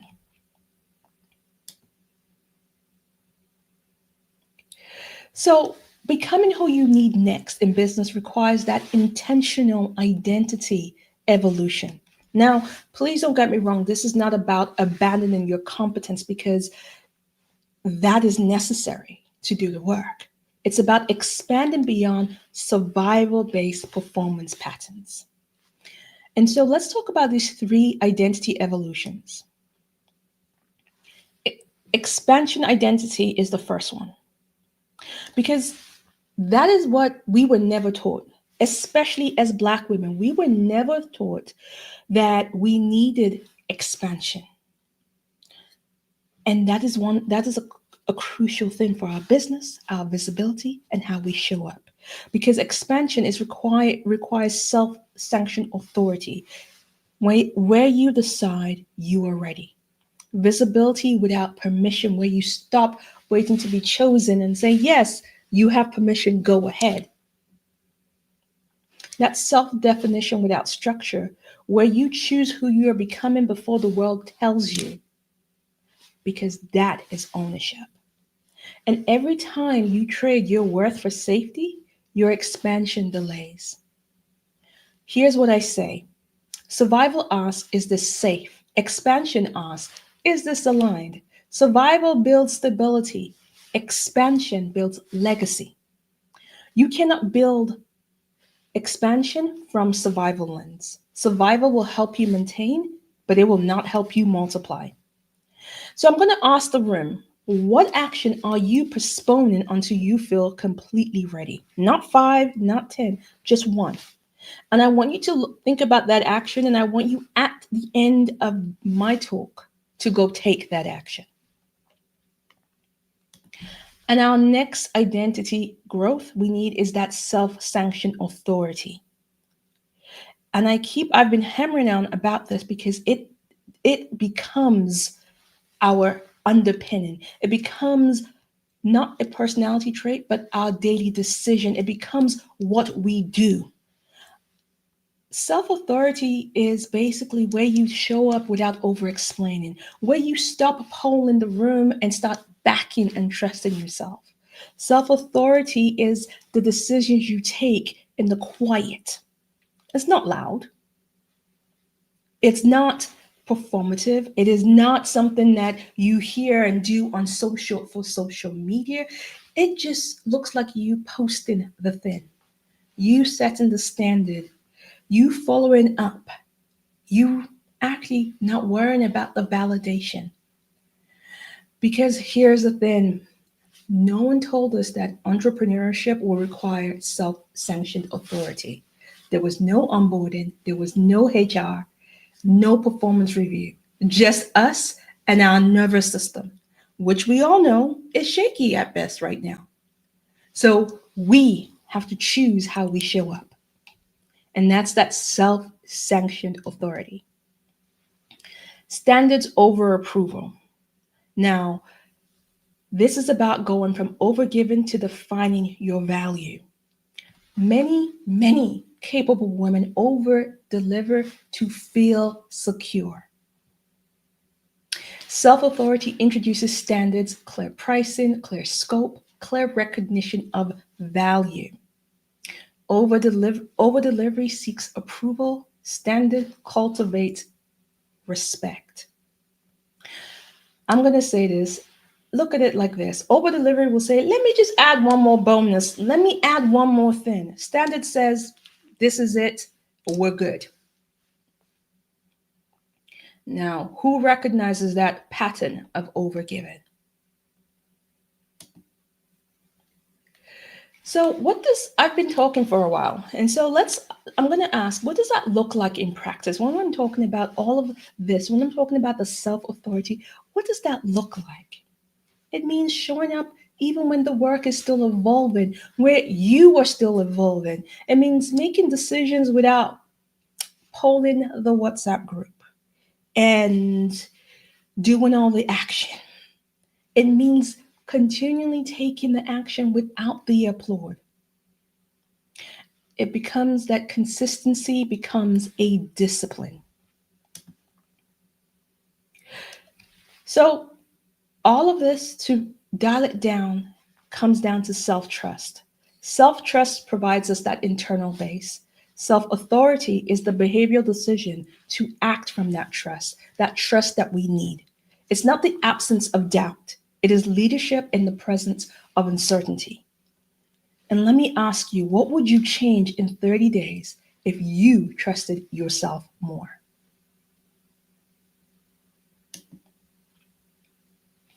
So I'm going to bring this to a close. And I've been talking about how survival sharpened many women, especially women of color, especially Black women. We've been strengthened by survival and stabilized our competence. We need to acknowledge that, and we need to actually celebrate our survival, that we survive these systems. But expansion is going to require something else of us. It requires us to self-define. It's going to require us to know that the chapter that we built, that over there, is not going to be the one that's going to take us. So as we move forward, I want us to I'm going to go back to that question. What would you do in the next 30 days if you knew you trusted yourself more? Now, before you show up, choose who is showing up. Many of us had learned to lead from survival. We excelled because we had to survive. We became sharp, reliable, exceptional. Competence helped us build stability. It helped us earn trust. And there's nothing wrong with that. But expansion is asking a little bit more of us. Expansion wants you to decide who you are before the world confirms it. It asks you to move before you feel fully ready. It's not loud. It's not about you proving your worth, because you already know your worth. It's that quiet decision to trust yourself.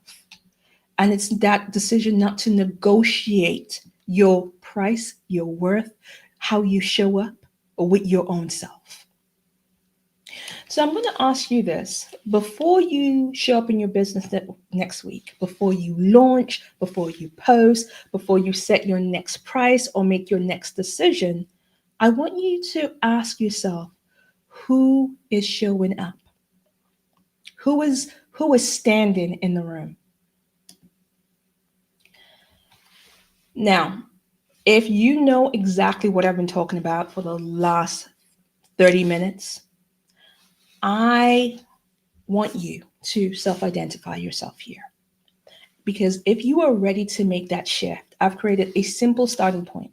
It's called the Becoming Diagnostic. It takes 5 minutes. It will help you see clearly which identity pattern is shaping how you show up in business right now. And it will guide you into a private 7-day experience to help you strengthen self-authority in practice. Please scan the code now. Take a screenshot and do it later. The question is not whether you are capable. The question is whether you are willing to author yourself. Because before you show up, choose who is showing up. Clarity before strategy, identity before scale. Are you willing to author your next chapter?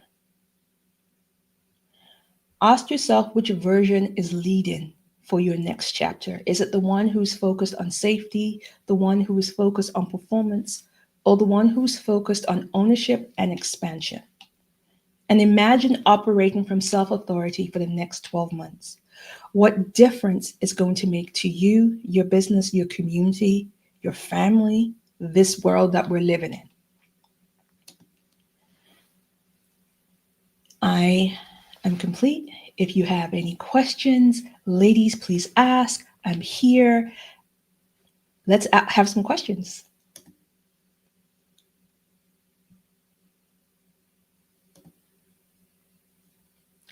Letty, I said Windows 95. Yes, you cannot run Windows 11 apps on a Windows 95 system.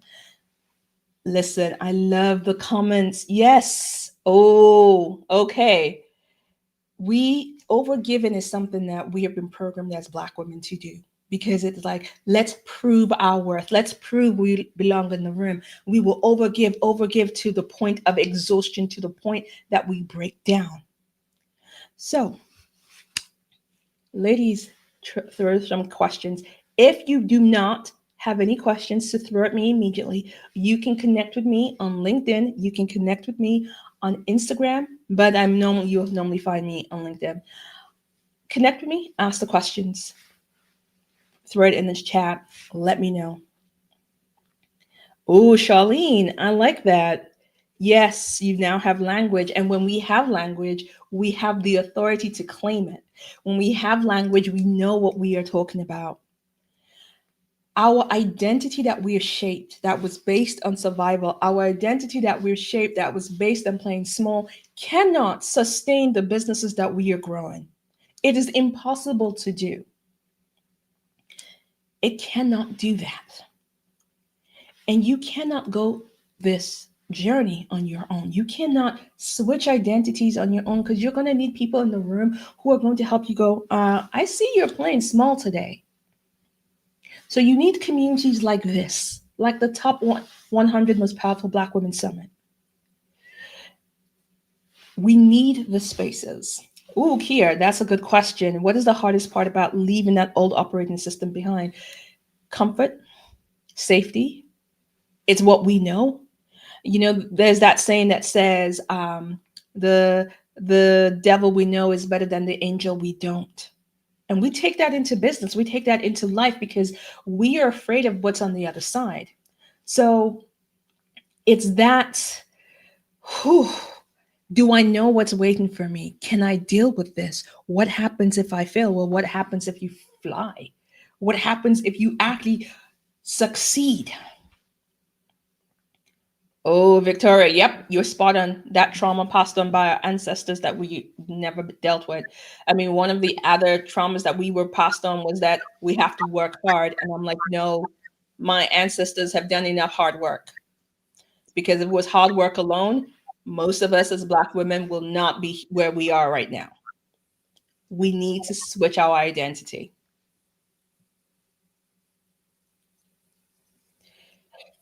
I didn't quite hear you.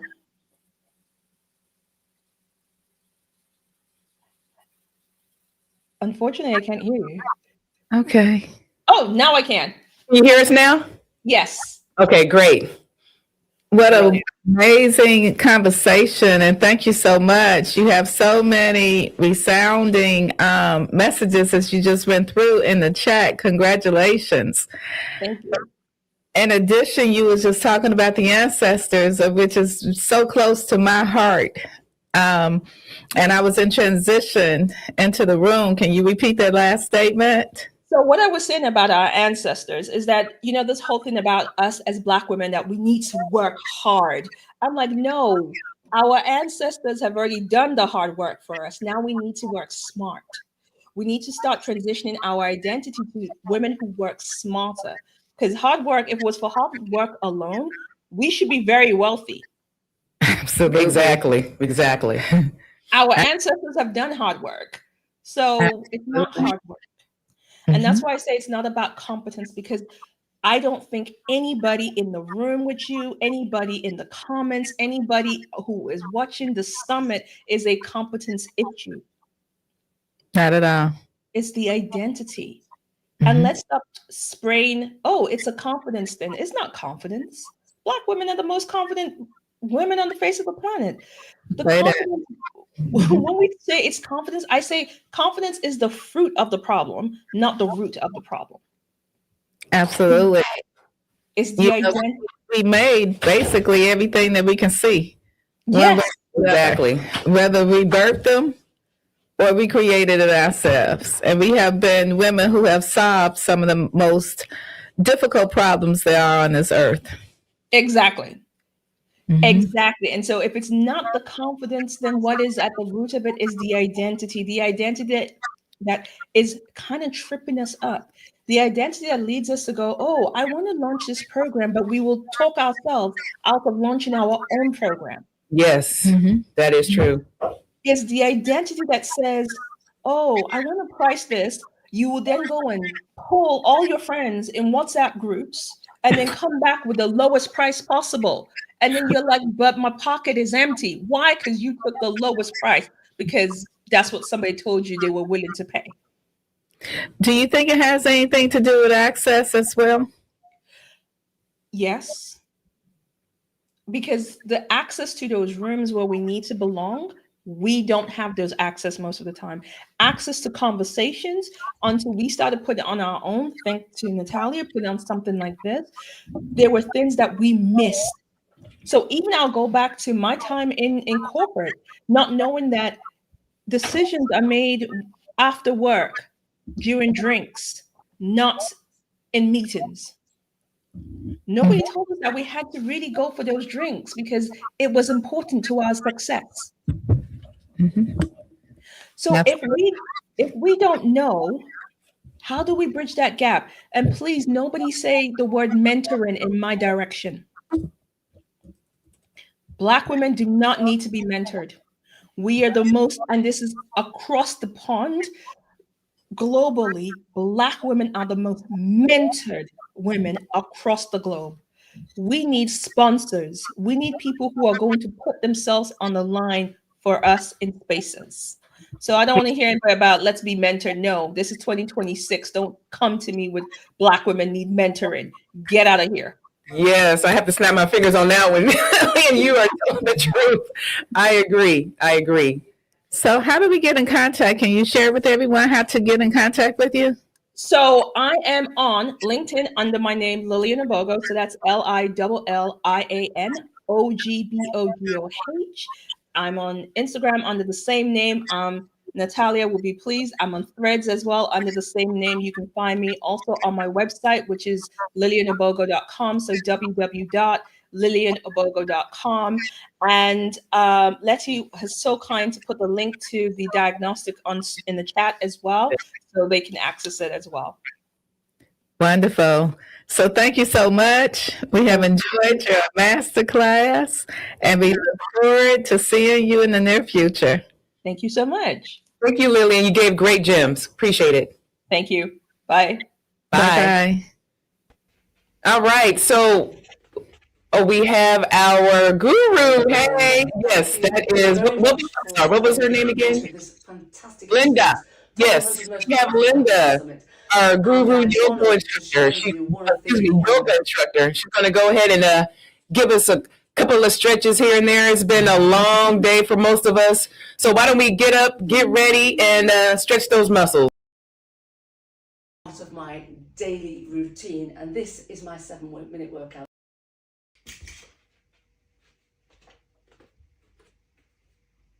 Hello everybody, thank you very much for allowing me to be part of this fantastic experience, Top 100 Most Powerful Black Women Summit. And I'm honoured to share with you one of the things that I do as part of my daily routine, and this is my 7-minute workout. This is my workout, Linda Smith workout, 7 minutes non-stop movement, 7 minutes positive affirmations, 7 minutes scanning our bodies to get ourselves into the best position we can on this day, in this moment. 30 seconds high intensity, 7 seconds active recovery.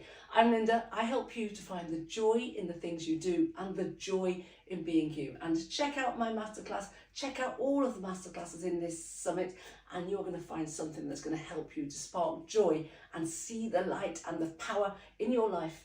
And let's get started. Star jumps. 3, 2, 1, go.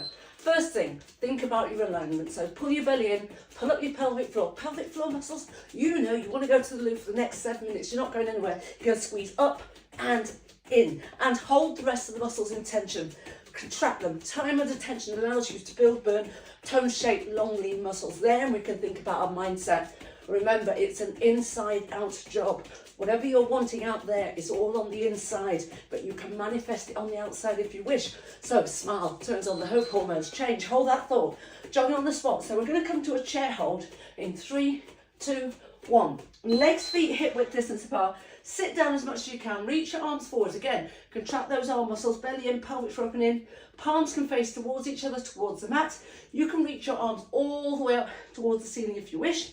I am protecting my shoulders, overstretched. And this is the thing, we get to listen to our bodies because our bodies are so noisy that we can kind of listen and then check in and help ourselves to heal, because the only person standing in your way is you. So let's get out of our ways and let's heal ourselves. Change. Coming forwards, because we're going to come to a burpee. Here we go. So stretch up on your toes and come all the way down. This is a wide-legged burpee. Come into a deep squat. Wrists, elbows, shoulders stacked for your plank. Then back again. Feel that beautiful stretch on your inner thighs. All the way up, all the way down. And of course you can kind of intensify it if you wish by jumping up, coming down, backwards, forwards. But remember, check in with your body. Where are you today? What have you got in you? What's in the tank? What do you want to do? You know, it's always checking in. There's no competition. Change. Staying where we are.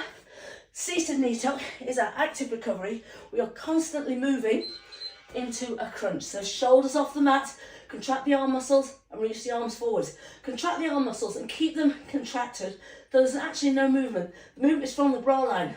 Up an inch, down an inch. It might be a millimetre, might be a centimetre. It really doesn't matter. Time under tension is what you want. So squeeze everything from the belly down. Exhale up. Inhale down. Take your time. Who are you competing with? End the competition. Exhale up, inhale down. Find a point of focus so your eye gaze is fixed. Coming up, we've got 3 exercises now. Staggered squat first. Here we go. Right foot forwards, left foot back. I've got my heels in, toes out slightly. Wherever your toes are pointing, make sure your knees track in that same direction. So, right knee, right toes, left knee, left toes pointing out. You can have them pointing straight ahead. Upper half of the body, so belly up, button upwards, hips upwards, point straight ahead of you. You're not going to veer towards that gap. You're going to point straight ahead. Play around with the position of your feet, left to right, front to back, until you can find a position where you can keep your feet flat. But don't worry about flat feet. Focus on doing one good exercise, one movement. Change left foot forward, right foot back. One good alignment. That's what I'm trying to say. And that is all you need to do. Because here we are moving constantly. We're affirming, I can and will, I'm powerful beyond belief, I can do anything I put my mind to, and we are aligning. And all of this is working on the inside, playing on the inside. Let's change our words, and it's going to manifest on the outside. So that inner alignment can become physical alignment, or it can be that spiritual alignment. Whatever you want it to be, it will be. So here we come to high knees. Here we go. Drive your knees as high as you can. Belly in, pelvic open in. So coming back to the smiling, I'm saying it's an inside out job. That means smile, turns on the hope hormones, the happy hormones, and then you can say the affirmations. Because of my belief, say it enough and it becomes true. And the women I work with are literally getting stronger and stronger every day in every way. And they've been saying that, and now they've become it. Remember, be the change you want to be. Step into that version of yourself now. Change. Coming down, seated knee tucks into a triceps dip. Opposite knee, opposite elbow. Here we go. Hands behind the glutes, middle finger towards the glutes. Push up, hover off the mat. And every day in my workouts, I talk about, well, whatever comes up, comes up. And today I was talking about timing and alignment. And you know what? I forgot to post the workout until several hours later. And one of the women messaged me, or I messaged to say, oh, I forgot to post the workout. And she said, it's okay, I did an earlier one. And I said, what was the message in the workout? Change, seated knee tucks, because I always have what I call a workout wisdom. We're going to come into a plank now. Let's grab our hands together. Let's hold our hands, hold ourselves. Rock forward, straight line, shoulders to elbows, elbows to shoulders, straight line. Knees can come down at any point. Keep those toes pressing into the mat. Why do I say that? Because that's going to 10x your plank, and you can hold it for 10 seconds and get more than if you've got your knees down and toes in the air. So contract everything, squeeze everything from the belly down. So she said the message was, listen to your body, which was brilliant. Coming up, John on the spot, because my message today was all about a timing change. We're coming to a lunge, right foot forward, left knee hovers off the mat, left foot forward, right knee hovers off the mat, legs and feet hip width distance apart. So I talked about timing. That was my message for my workout women today, and I forgot to post it. And I talked about divine timing and divine alignment. And do you know what? They will get this message or the message when they need it. And it's the same for this workout. You will get what you need when you need it. Change, coming down, seated knee touch, opposite knee, opposite elbow. So it's all about reclaiming your power. Change, coming to what is called a torpedo, coming to a high plank, squeeze, squeeze, squeeze. Sit back onto your heels. Don't worry about where you're at. You can bring your knees down at any point. Sit back towards your heels. I've got long arms. I've been doing this for a while, so quite seasoned at this one at least. But you know what? It doesn't matter. Some things we can do with ease, some things a bit more of a challenge. But what we do is we tell ourselves a story that everything is easy. It's easy peasy, lemon squeezy. How do you do that? Laugh, work your abs, burn calories, and change. You become delusional in your belief. Opposite knee, opposite elbow. And then you say it really is easy peasy, lemon squeezy. Change. Elbows, ankles, one straight line. For a side plank, elbows, shoulders, shoulders, stack. Stack your hips, look straight ahead, look at your fingers. So one of the hacks that I've got for this one is to do the most challenging side first. And then by the time you've thought about it and talked your way through your alignment, elbows, shoulders, shoulders, stacked, hips stacked, stack your hips, move your top foot, move your bottom foot, bend the bottom leg, bend both legs, look straight ahead, look at your fingers. By the time you've gone through that a few times, change, there you go, we're done. So now we come to the easy side, opposite knee, opposite elbow. And what we tell ourselves is change. That plank we've just done was the easy one. Elbows, ankles, one straight line, elbows, shoulders, shoulders stacked. Look straight ahead, look up at your fingers. Squeeze, breathe, smile, laugh. So, divine alignment, divine timing, smiling, easy peasy lemon squeezy with the laugh, shall I say. Smiling, you know what you can do. You can do anything you put your mind to, because you really are powerful beyond belief, and it is time to stop abandoning yourselves and abandoning your bodies. Change. We are complete. 13 exercises are done. This is a Linda Smith workout. 13 exercises, 7 minutes non-stop movement, 7 minutes positive affirmations, 7 minutes scanning our bodies to get ourselves into the best position we can on this day, this moment. 30 seconds high intensity, 7 seconds active recovery. I'm Linda. I help you to find the joy in the things you do and the joy in being you. Check out my masterclass, and I guarantee this is all about stopping you from abandoning your body, stepping into that power and being the shining light, the beauty, the powerful Black woman that you truly are. Soul Tribe, thank you so much. Let's just remind ourselves what we've just done. We did star jumps, chair hold, push up. Well, we didn't do a push up, did we? We did burpees with or without a push up, depending on how strong you are today. Crunch, stagger squat, right side, left side, high knees, tricep dips, plank, lunge, torpedoes, and then side plank, right and left. And we ended it easily. We started it easily. We're amazing. You're amazing. Soul Tribe, I see you, I hear you, I feel you, I get you, I've got you, I love you. Have a wonderful day and enjoy this summit. I eke everything out. Just take everything little by little. Little becomes a lot. You're going to love it, and it's going to help you to transform your life.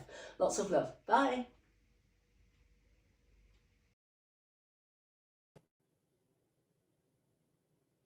Hey, you're back with me in the studio. How are you after that? You have had a jam-packed day so far. I'm at that camera. You've had a jam-packed day so far. So we came on this morning. We had a brilliant time in the garden room in the House of Lillian, and we kind of learned all about sound and the power of sound, the power of singing and music, the power of it when you do it as a community. It was absolutely amazing. You're going to be seeing more of that in our community. We then had the amazing Cheryl Cooper. Cheryl Cooper spoke to us all about AI. Following from AI, I then came on and spoke all about funnels and how to build one. After that, we then had the brilliant Lillian on stage. which was absolutely amazing. And we also just had our Linda, who went through our yoga session and got the blood pumping and the endorphins going. And it's really important, ladies, when we look at the whole exercise that we did this morning with sound and being able to, communicate and being able to connect and the importance of it, it just is yet again a reinforcement of what the summit is about. Okay, it's all about reconnecting and connection, and we're doing it virtually. So it's amazing to see so many of you placed in so many places of the world. We've had a jam-packed morning, and it's about to get even bigger and better. So every single day we come to you with a sponsor. Yesterday it was Jaceera Glover, and she gave away some amazing stuff as a part of her sponsoring the day. We're going to do a recap of Jaceera for those of you that might have missed it. Jaceera is a therapist talking about our nervous system, just all the things we do that have an impact on our own body. And it's a lot deeper than that, but it was absolutely amazing. Today is being sponsored by the wonderful Professor Laura Surran, who is there's just so much facets to her. It's just unbelievable. She comes from the healthcare industry where she worked in there for 40 years plus. She speaks on global stages all around the world. She has a system called the Lioness effect. And if you are someone that wants to be a speaker, if you are someone that wants your voice to be heard, if you are someone that maybe doesn't always get the words out in the right way that you would like to, or communicate a message, or maybe not even have the courage to communicate a message, this is a masterclass that you're really going to want to listen to. It's incredibly powerful, so make sure you just clear some space, some time, and really soak in what Laura is talking about. Her story is absolutely amazing. She is an advocate for the whole Windrush generation of those that came from the West Indies, the Caribbean, and came into Britain and helped build their economy up. There is a statue in London dedicated to Windrush with Laura's poem actually on that statue. This is a woman that has fought for other women, especially Black women's voices, to be heard, for us to be seen in a room, and continues to do amazing work. Her book, The Lioness Effect, is going to be available in bookstores from next month, but you have the opportunity to be able to get her book before it hits the shelves, have it personally signed by herself, and not only will you get it personally signed, but you're also going to get access to her Pride Circle workshop. Again, ladies, I have to say, these are really accomplished speakers that are coming to you, and all the things that they are giving you to help you on your journey of entrepreneurialism. These are all things that are coming from their heart that they would usually charge for. That is really going to level you up and really help get you ahead of your game. So if you're someone that wants to find your voice, you're someone that you feel, you get taken advantage of because people don't really hear you, or you don't have the courage to speak up. If you want to be a speaker, this workshop really is for you. I think communication is really key. We have to learn to be able to speak up, articulate ourselves, and just know when to speak up. And these things sound easy, but they're not. Communication is taught. We just don't have the ability to do it. And sometimes we can be a little bit hard on ourselves, especially when we see other speakers. It feels like, okay, I'm going to do that. I want to do that. And it feels like it's easy. Some of the greatest speakers that we've had at this summit, and even beyond this summit, still get nerves. Still can fall over their words, still get maybe asked a question and think, why didn't I say that afterwards? Or why didn't I maybe say it in this particular way to get the point across? So you're in for a treat. And throughout this workshop, you're going to have the opportunity to get hold of Professor Laura's book. I believe this is a book that's going to go down in history. And if you keep it on your bookshelf, it's going to be worth some money in years to come. So just make sure that, you do buy the book. Make sure that you then get access to the workshop, and you also get direct access to Professor Laura, which actually doesn't happen very often. So if this is a topic that touches you, if you connect with Dr. Laura in any particular way, make sure you get the book. So, engineer, if we could take it away and bring Laura on stage, you are definitely in for a treat. Make sure you use the chat. Sharing is caring. And also, everyone, let everyone know where you're calling in from. There's many of you placed all around that globe. So let's hear where you're from. But, engineer, let's bring Laura Surran to the stage. with you today. Today is about taking space, and the summit has really helped us to start to do that and think about that. I want to acknowledge the privilege for myself and all the other speakers of speaking to Black women who are seeking to shape their own futures and impact the world. You meet me today in my 63rd year. I qualified as a nurse over 44 years ago. And over the time, in my experience, I've been an academic, I've been a system leader, I've worked with government agencies in the United Kingdom and overseas. And I've learned how to speak for myself. Today, I want to spend a little bit of time speaking about the things that the ladies introduced this morning, about finding our voice. This talk focuses on our leadership voice, particularly for women who found themselves being the first one, the only one, and occasionally the other one. We are in a really privileged space today because we are in the majority.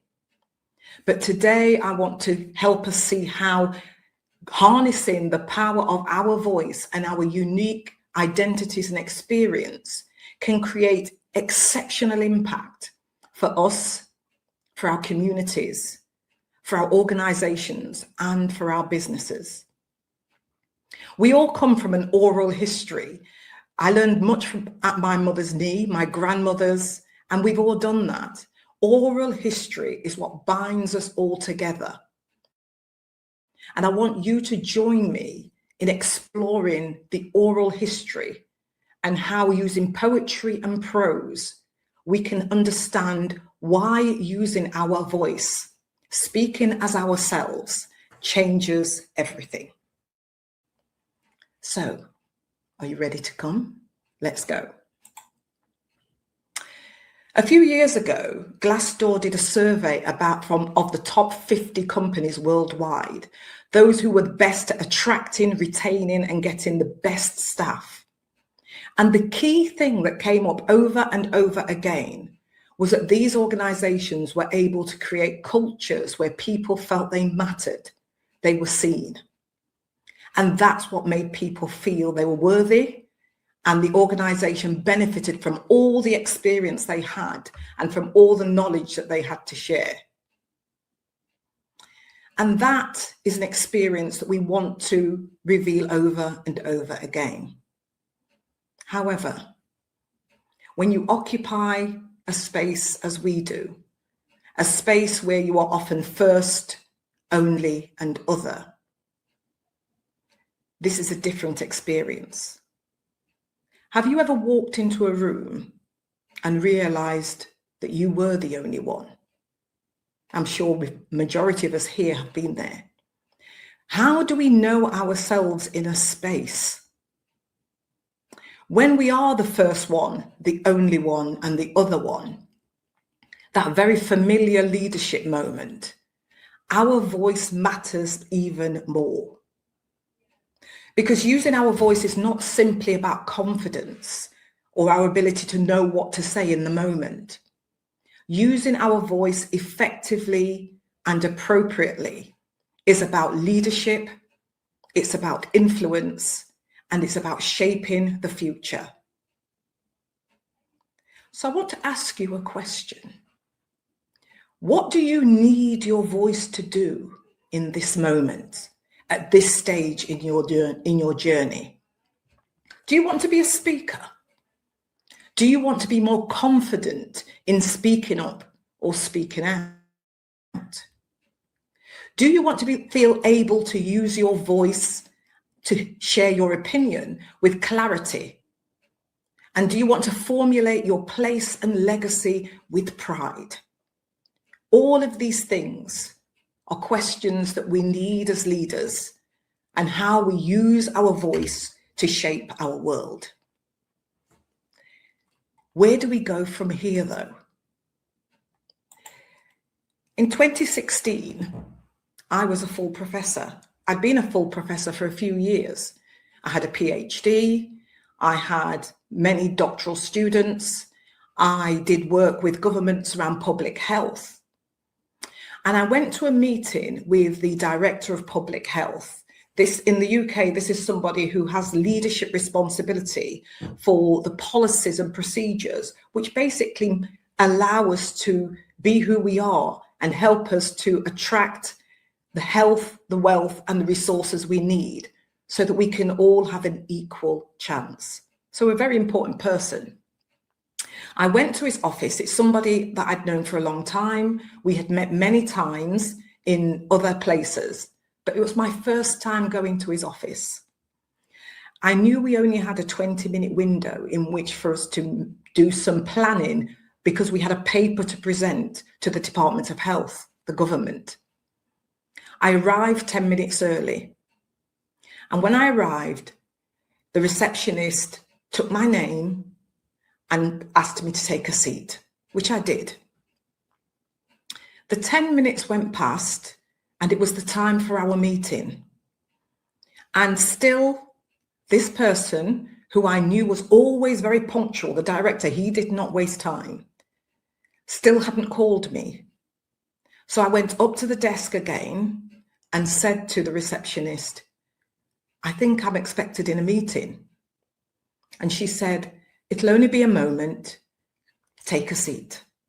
So I did.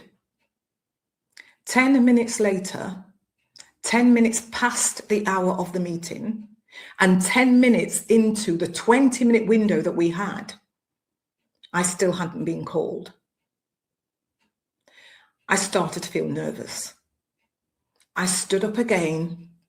I went to the receptionist and I said, I'm really sorry, but I really think, is there a problem? I really think that I need to speak to the director because I know he hasn't got very much time for me today. And the receptionist, without looking me in the eye or lifting her head from her papers, said, you'll just need to wait your turn. He's expecting a very important person. He's expecting a professor. So I don't think he's got time for you. And in that moment, my mouth opened and it closed. And for that brief second, I was speechless. Because here I was, 20 odd years after qualification, a full professor, approaching 100 publications. I'd worked with governments, and here in this space, the receptionist didn't see me. The challenge for me here was whether to speak. When you're first, only, and other, the real question always becomes, should I speak now? What will my speaking say now about me? There's a shift in this. In that moment, the real change of whether to speak and what to say was not down to competence. As I said, I was totally competent and very confident in my work. The challenge was finding voice. The question in my mind became, would I speak? Would my voice be heard? Can I do this? Or would I stay silent in order to fit in and just wait my turn? And you know my answer in that moment to that woman, that receptionist on the desk? I looked her in the eye. I cleared my throat. And my answer was, well, that will be me then. I am the professor he's waiting for. Now, I share that story with you to help you see that actually the importance of voice and why voice matters. Because in that space at that time, my leadership, my ability to make any difference to the policy, to the laws that actually would allow people to have an equal chance of equal health, was not about being in the room I was already in the room. It was about using my voice once I was there. And that's the key insight for us when we think about whether we should speak, whether we're a speaker or whether we're in an office, whether we are in a meeting, whether we are confident, as you've heard from Michelle and Cheryl today, we're confident in who we are, but we have to make the choice to speak. Because fundamentally, the leadership of ourselves, of our people, of our businesses, of our organizations, and our families are not just about being in the room. Leadership is about choosing to use your voice and having a voice you can use once you are there. Our ability to influence with our voice is a leadership skill. It depends on our ability to contribute ideas and shape decisions. Our voice is a tool, it's a resource that we need to respect and use with intention.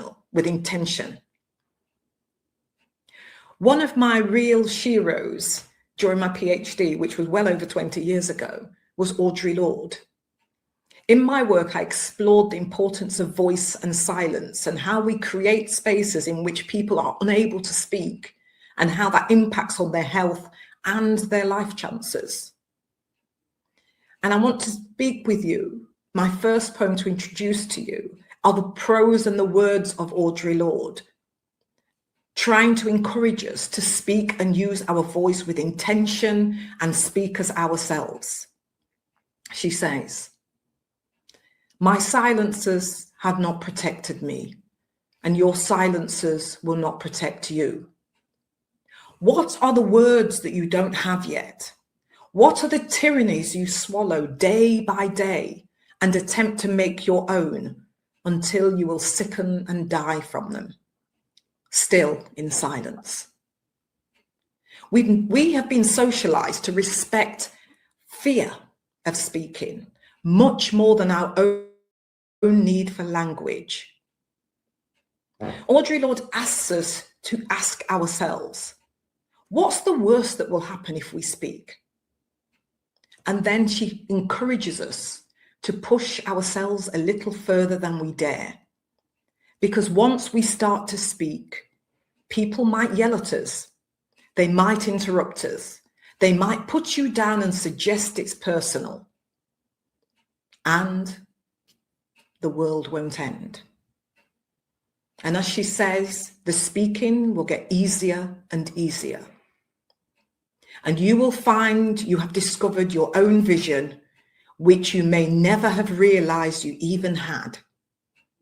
And at last you will know with surpassing certainty that the only thing that is more frightening than speaking your truth is not speaking.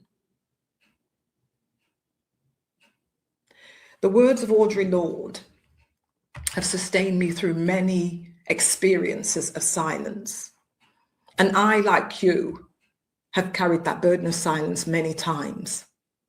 Sometimes social expectation and workplace dynamics make it difficult for us to speak.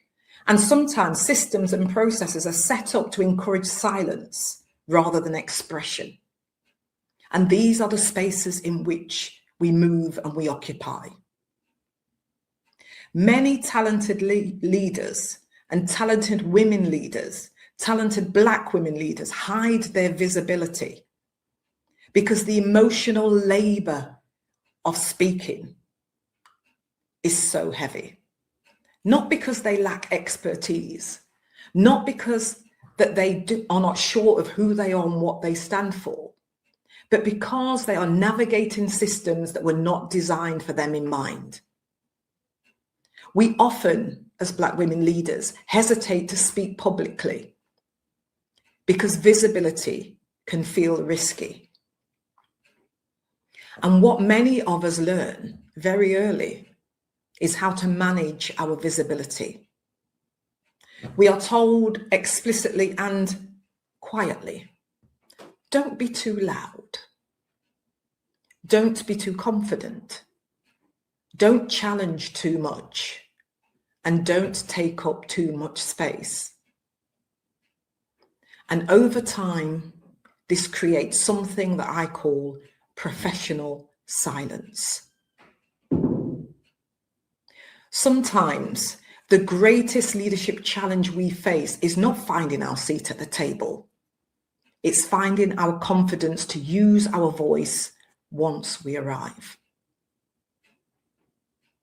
What I hope you're gaining so far is an idea and the thought that voice is leadership. Voice shapes decisions. The ideas that are not spoken can't influence outcomes if we're not at the table. And if furthermore, if we don't speak when we're at the table, those questions never get answers. And actually, decisions are made as if we did not exist. Voice also creates visibility. Speaking up helps people to recognize your expertise, and it prevents somebody else claiming your contribution as theirs. Voice also opens doors for others. When one woman speaks, others realize that they can too. I talked about an oral history at the beginning, and that's part of our leadership responsibility. In the oral history, as we grow, we learn our responsibility for family, for community, for collectiveness. And when we speak, we rarely speak for ourselves. We speak of the past. We speak for those who cannot speak for themselves. And we speak for our future, for the next generation, and for those who are not at the table. Ideas cannot influence any outcomes. We can have the greatest ideas, but they make no difference, no impact on the world until they are voiced. When one woman speaks with authority, it enables others to see what is possible. So how do we move from silence to voice? What can we use to help us navigate those spaces? I want to introduce you to the lioness, the animal that for me epitomizes the representation of positive and effective women's leadership. The lioness is one of the most powerful and revered figures in the animal kingdom. She's a symbol that perfectly embodies the mindset, the skill sets, and the habits we need to be effective and authentic women in leadership. I know everybody talks about the lion being the king of the jungle, but unlike the solitary male, the lioness operates within a pride and with pride.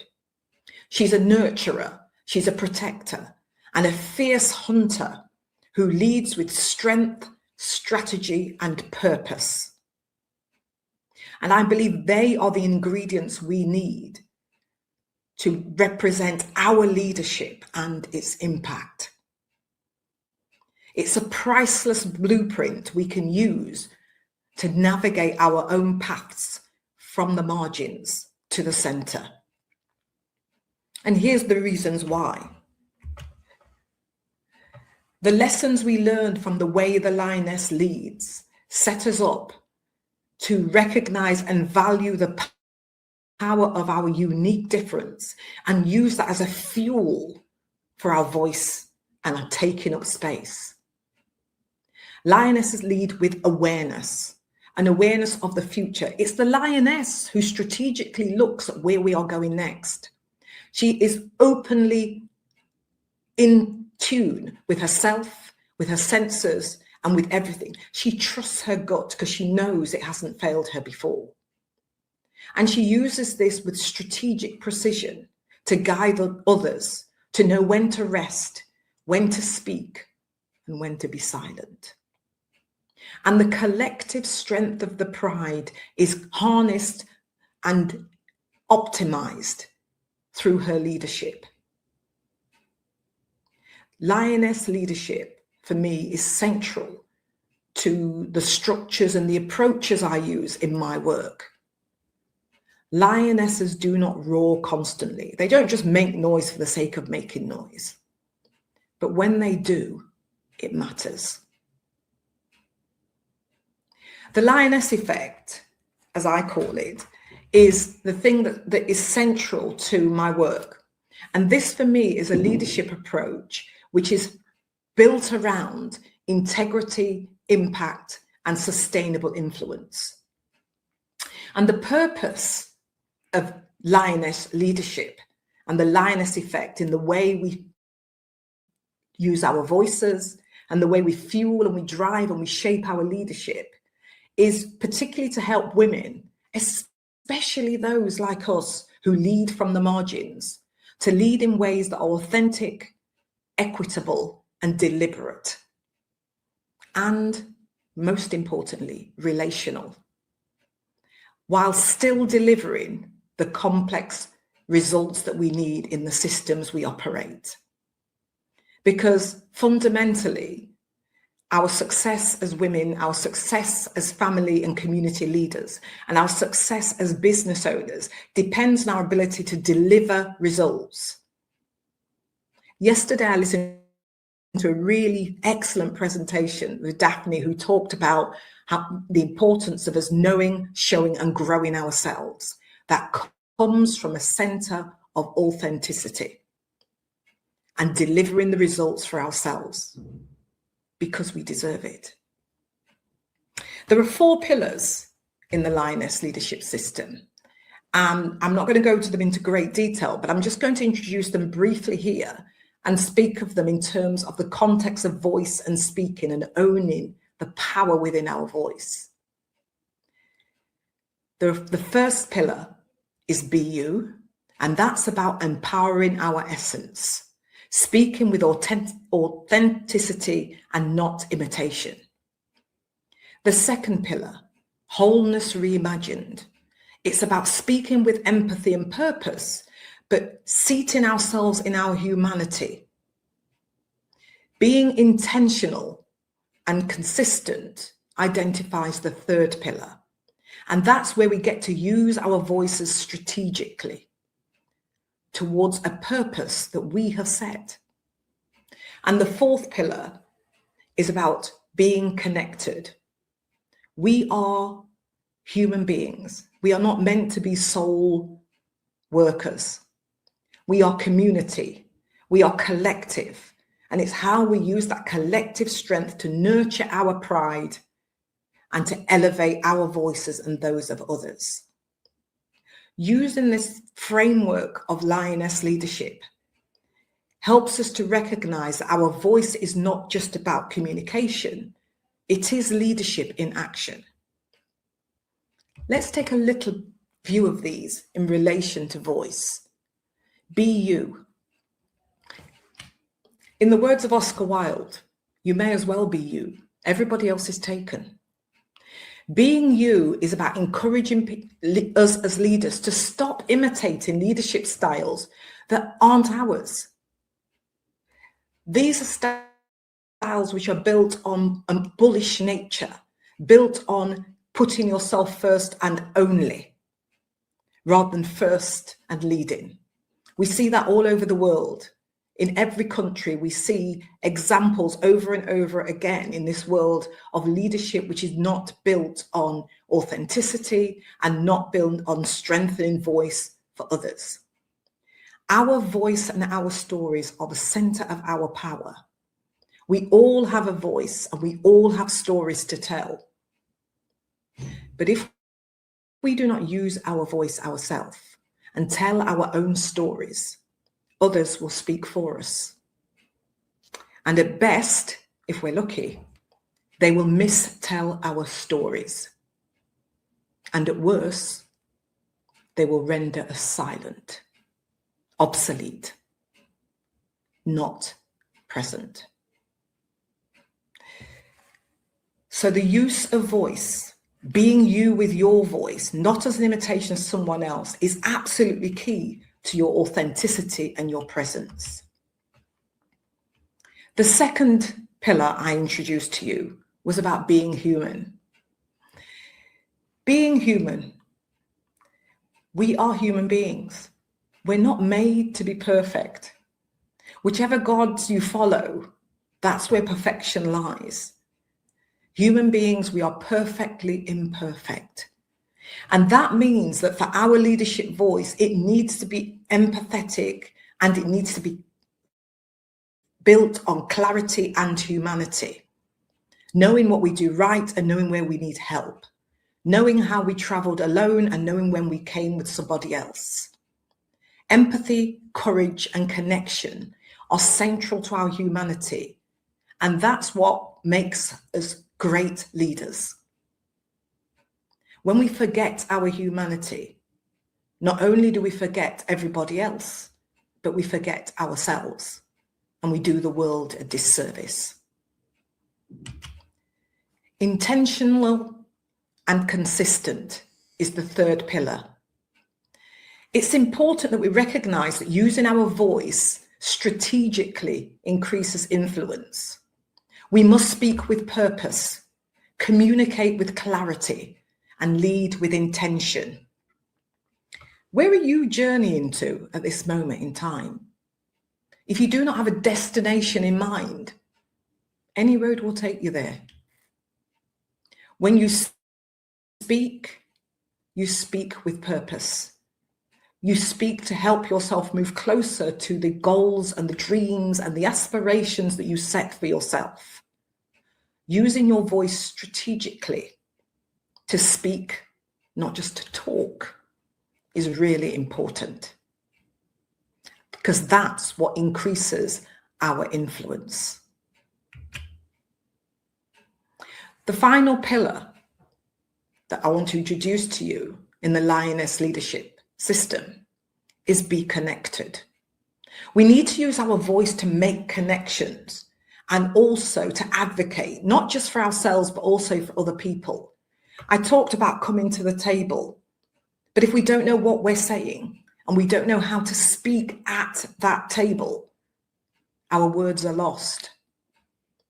And remember that at the table, we need to be able to put our words together in such a way that they help us achieve our purpose, not just as something to say. Our voice is not just our own.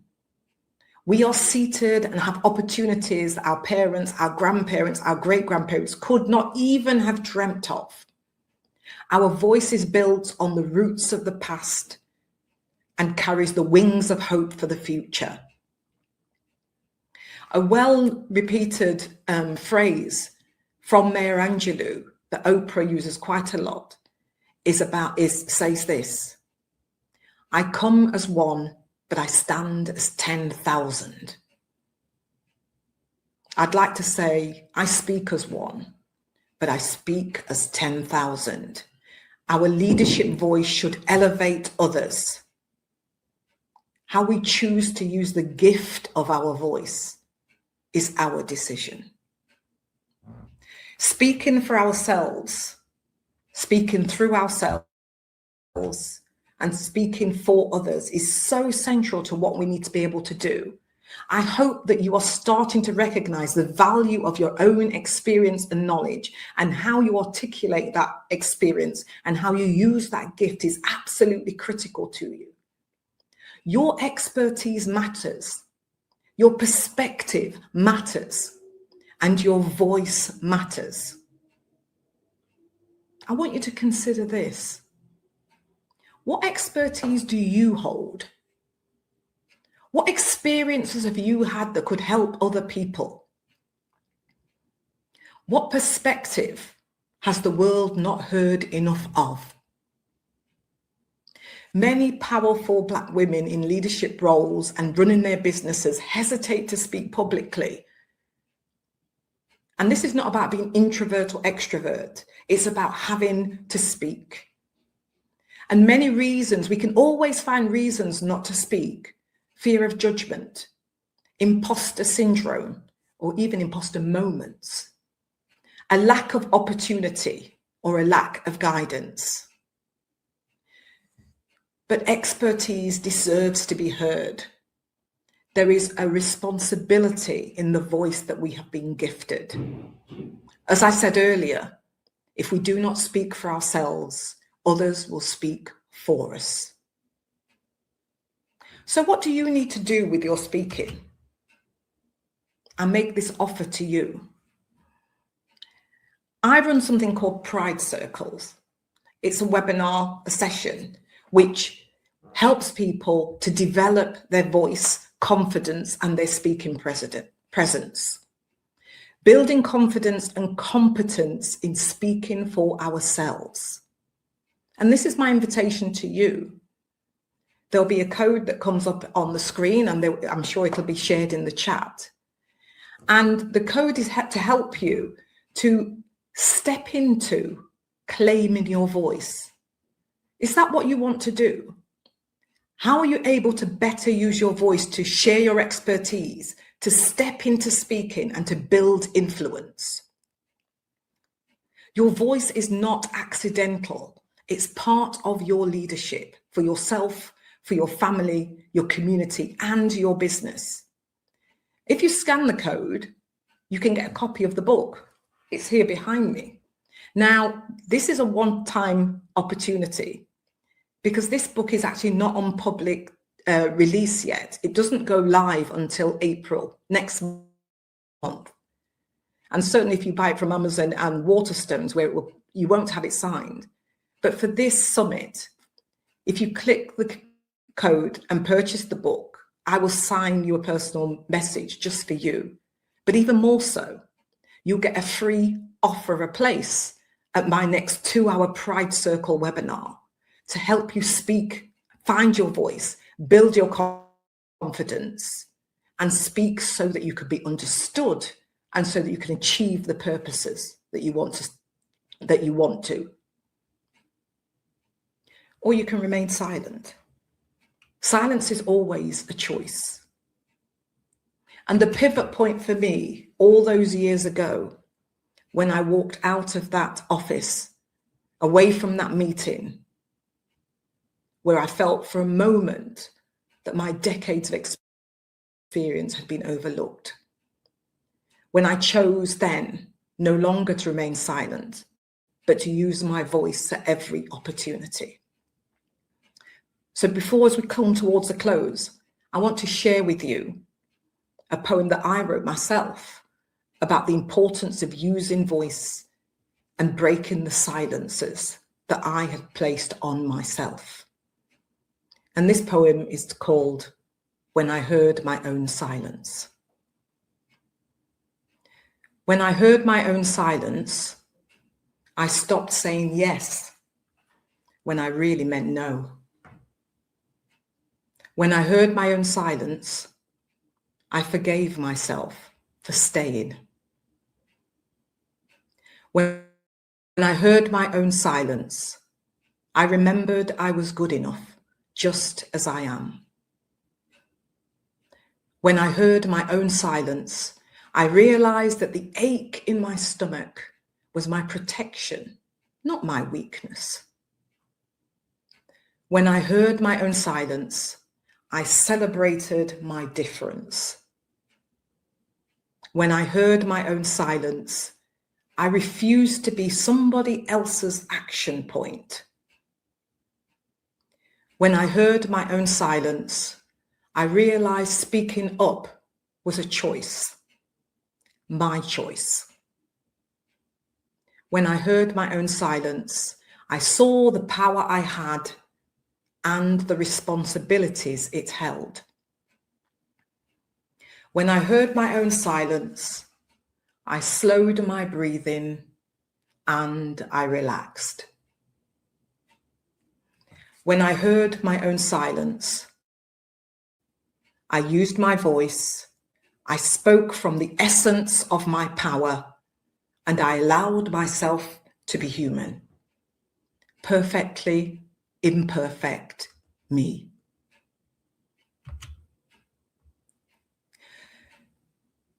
In the end, many of us, as I started at the beginning, have walked into rooms where we were the first one, the only one, or the other one.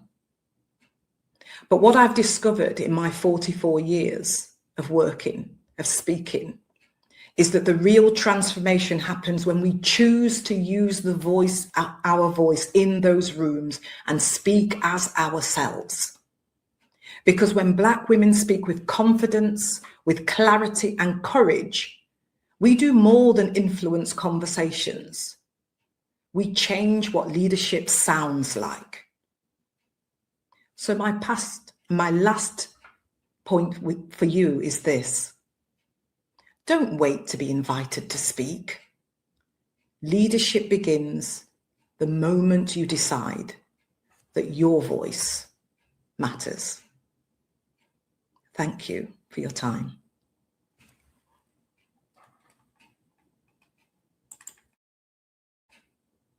Before she wonders.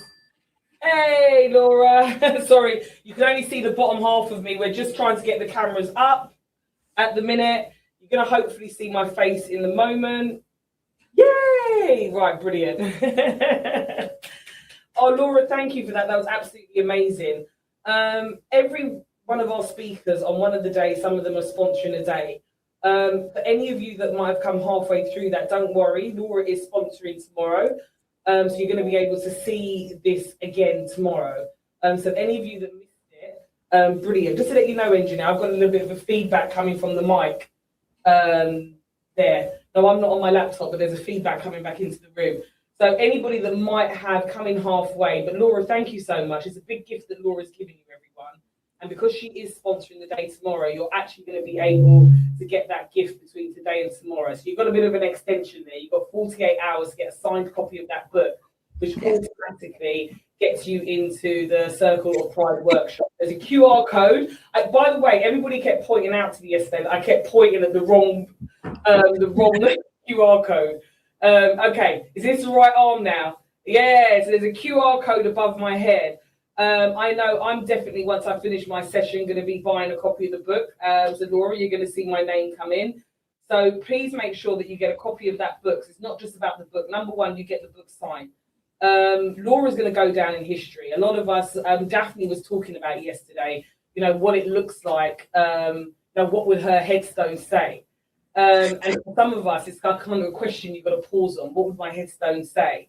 Laura, I don't think you've got enough room on your headstone right now. You want me to be honest with you. But do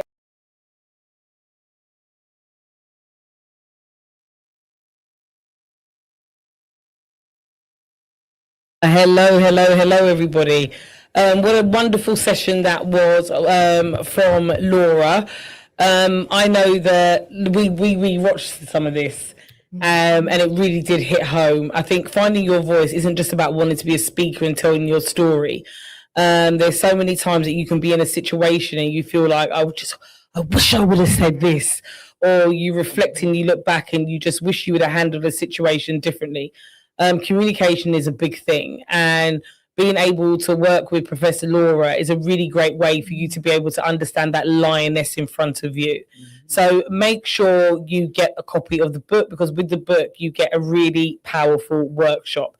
Okay, you get the Pride Circle workshop, which she actually usually charges for. So again, please don't think of any of these things that are being given to you as being free. These are things that usually on a normal day, these speakers, consultants and coaches would not be given away. But as it is the top 100 most powerful Black Women Summit, we want to make sure that we display sisterhood and we support one another. So what we've got coming up is just, again, for those of you that might have missed it in the launch, is just, you know, why did this summit start? The story behind the summit. And then after that, myself, the lovely Dr. Michelle is going to be speaking to you, you know, just about being at the summit, experiencing it from the lens of being on the other side of the screen, which is probably completely different. Oh, much different. So, engineer, if you could just take that video away, and then when I reached bankruptcy, I felt like my whole world just fell apart. My story, my journey, there's just been so much that's happened and it's a lot to unpack. So even when I talk about my story, sometimes I just want to really speed it up and get it all out because I've done so much. But today, do you know what? I'm going to take my time. So just bear with me because it's a lot. It's been emotional and we've all got a story within us, every single one of us. So my story started with, marketing degree, going into somewhere like Capital Radio, multiple ad agencies. To be fair, I had some great bosses and I did learn a lot. I can't sit here and pretend I had this really horrible experience when I first started out in corporate. But I did want to be a business owner because I wanted to be something bigger and better. I wanted to be able to provide for my parents and everyone around me. So from there, I kind of thought, okay, I'm going to jump straight into being a business owner. And at the time, in hindsight, I didn't realize that's what I wanted to be. Okay, in life, you're always going to find yourself in 4 different places. You're either going to be in that employed segment or sometimes unemployed. You're going to be in that self-employed segment, a freelancer, a contractor, where, you feel like you've got that flexibility, but sometimes it can still feel like you're just a slave for yourself and you're still employed. Then you've got that business owner segment, which can be anything from struggling, you don't even know where your next meal's coming from, how you're going to pay your rent or your mortgage, to having that surplus money and feeling like, oh my God, I'm going to go on a Christmas holiday this year. And you've got that surplus income, but you're still not at this 7-figure or this great place of wealth that you want to be. And as for the investment quadrant, to be honest with you, for most of my life, that was just like some distant thing that I didn't understand. I didn't grow up in an environment where anybody taught me about investment was, I don't know, getting a car loan and being able to resell the car and not even understanding that the car was a depreciating product. I didn't know what investment was. I just knew that I had some type of desire. So after starting my own first business and really wanted to give back to the community and starting my own online bookstore, it was heart-wrenching when I reached bankruptcy. I felt like my whole world just fell apart. It was the shame. And I think also going to university, starting my own business, being so young, had my first property at 21. When I fell, it just felt like I fell from a great height. And I just felt really vulnerable that I had to explain myself to everybody. I actually remember the day that it was just like, it's over. I'm gonna have to give notice in on the offices. The repossession bailiffs are coming in the next couple of days. I'm gonna have to move everything over the flat. At this point, nobody knew. Nobody knew. I kept it to myself. And every year with my friends, we used to go on these penny sales. Ryanair used to have these flights in January where you could book a seat for a penny, and every year we used to book it. So we were booked to go, and I remember I had to call them and say, I can't go. And when they were like, why? And I remember trying to explain it. And when you get that frog in your throat that's so big that you can't even talk. And it was just like, then I had to sit down and tell my mum and dad. And then the more you said it, was just the more the shame just kicked in. I don't know if any of you have watched the film Game of Thrones, where she's got to walk through the streets and she's naked and they're all like, shame, shame. That, it might sound dramatic to you, but that's how I felt. I felt broken. I just didn't know where to go from there, if you want me to be honest with you. And then, you want me to be honest with you, I ended back up in that employed quadrant. It's only as I got older I realised that the employed quadrant is where what the chimpanzees go. That's where you just run back to the prison. That's like when, abolition of slavery came. A lot of slaves just went back to the slave masters because they had nowhere to go. They didn't own anything or no property. So instantly you always go to back to that place of security where it's just like, let me get that money. And I tell you something, I think this was a pivotal moment in life because this is where my relationship with God changed. Something within me, do not know how, don't know where it came from. There's a voice that just said, no, I'm not settling. I did not go through all of that shame to be humiliated, to have to put my business out there for me to just crawl under to a rock and go back to work. This community is for black women. If you're not, find another community. And I'm going to be incredibly unapologetic. It's $1 billion industry and we are not in it. We're not even in the conversation. We are not high up in it. I actually want to swear, but I can't because I'm on camera. I was insulted. But in my mind, I'm thinking, oh my God, what's coming next? I can't remember. So I just felt like I'm done. I thought, you do you and I'm going to do me. So we want to create a community and an event that will help black female entrepreneurs come along and be able to find coaches, speakers, mentors, counselors, therapists, the help that they need in their own image, where they can relate to culturally. And we want to bring on speakers that have got real stories, not these keynotes that are rehearsed over and over again and spoken on global stages all over the world. We want to bring women in that have got real stories, grit, tenacity, been through some stuff, if you get what I mean. So how this is going to work is that I'm going to tell you a little bit about myself. I'm going to tell you how I founded Women in Digital Business and how we came up with the summit, the top 100 most powerful Black women's summit. But where do I start? So if I go back to probably when I was about 14, I got real curious. I got curious about who am I? Why do I look like this? Where do we come from? Why are we not taught Black history at school? And I just had 1,001 questions to my parents and would just get nothing back apart from keep your head down, don't get into trouble, get a good job. And that curiosity led me to, okay, how am I going to find out who am I? And that's really what put me onto books. I hated reading up until that point. And I found a great love for reading just by wanting to know more about who I am. And Malcolm X always said, if you want to hide something from Black people, put it in a book. So books really opened up my mind. The first biography that I read was Harriet Tubman. And if truth be told, that's what gave me the grit and tenacity that I've got. I've kind of felt like if she could go through all of that and achieve so many remarkable things and suffer that amount of abuse, I have to be able to get to where I want to be. So at that point, I thought I was going to be the first Prime Minister of Jamaica. So 14, got my degree in marketing, went out into the corporate world. I'm working at Capital Radio, I'm working for ad agencies, got a bit too big for my boots. So 3-4 years into working corporate after studying, I decided, I'm done. I've got this. I'm going to start my own online bookstore. So back then, Amazon had just launched. So Amazon's competition was Barnes & Noble. Some of you might have heard of Barnes & Noble, huge bookstore, and then went online also with the internet boom in the USA. So I thought, right, I'm going to launch my own bookstore, A to Z books, and I'm going to really teach my people where they come from. Because I cottoned on by my late teens that for think tanks, for governments, for thought leaders to put so much thought from slavery to flooding the streets with drugs and guns, we must be a pretty powerful type of people for you to keep thinking through the times and all the decades of how do I suppress this one group of people.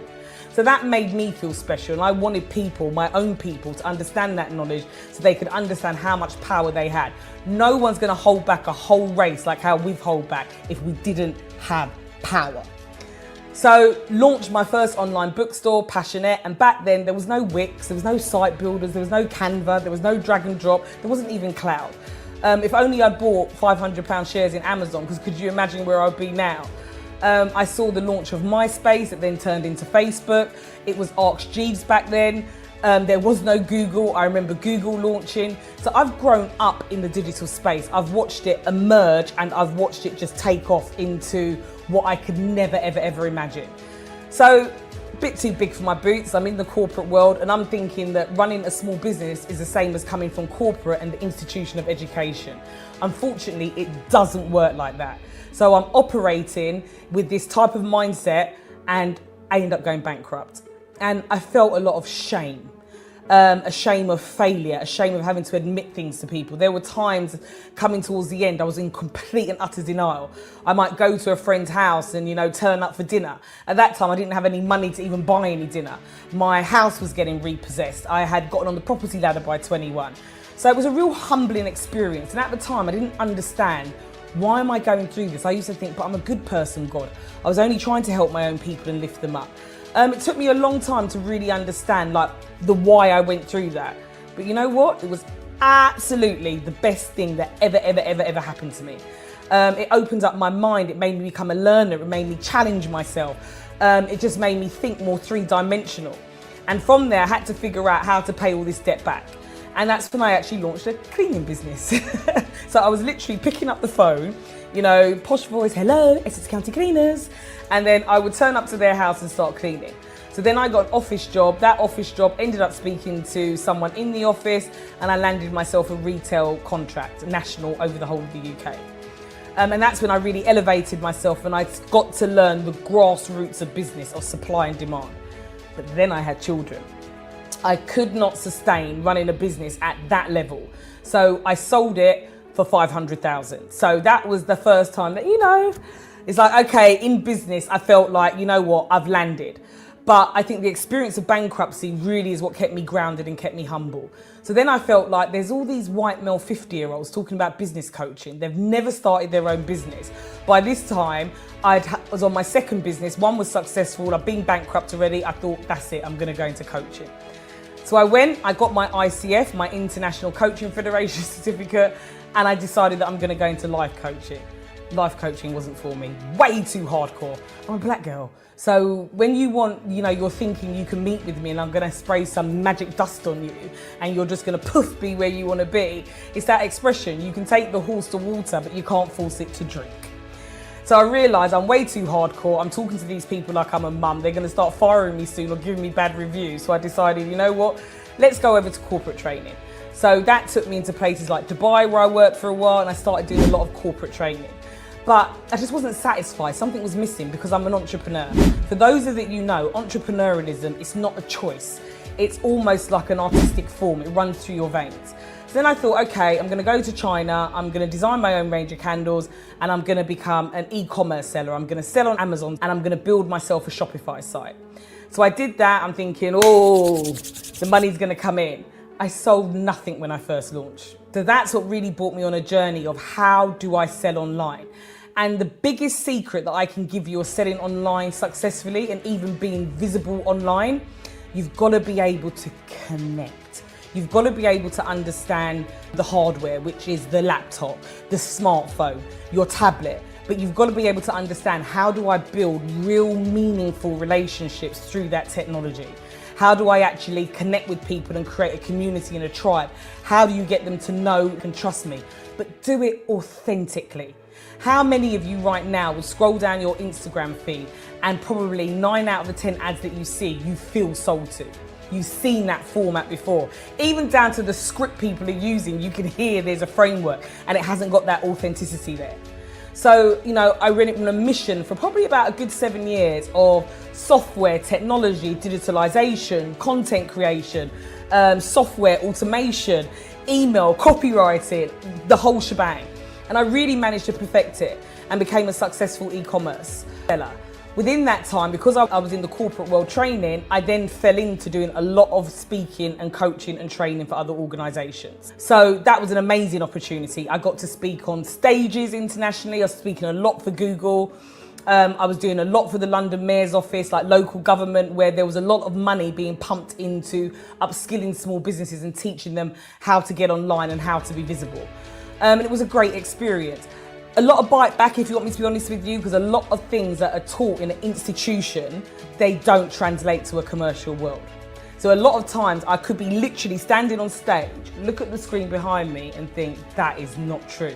So I'd bring my own energy and personality. My clients that I had didn't really like that, but I got great feedback. So, we kind of had a love and hate relationship then.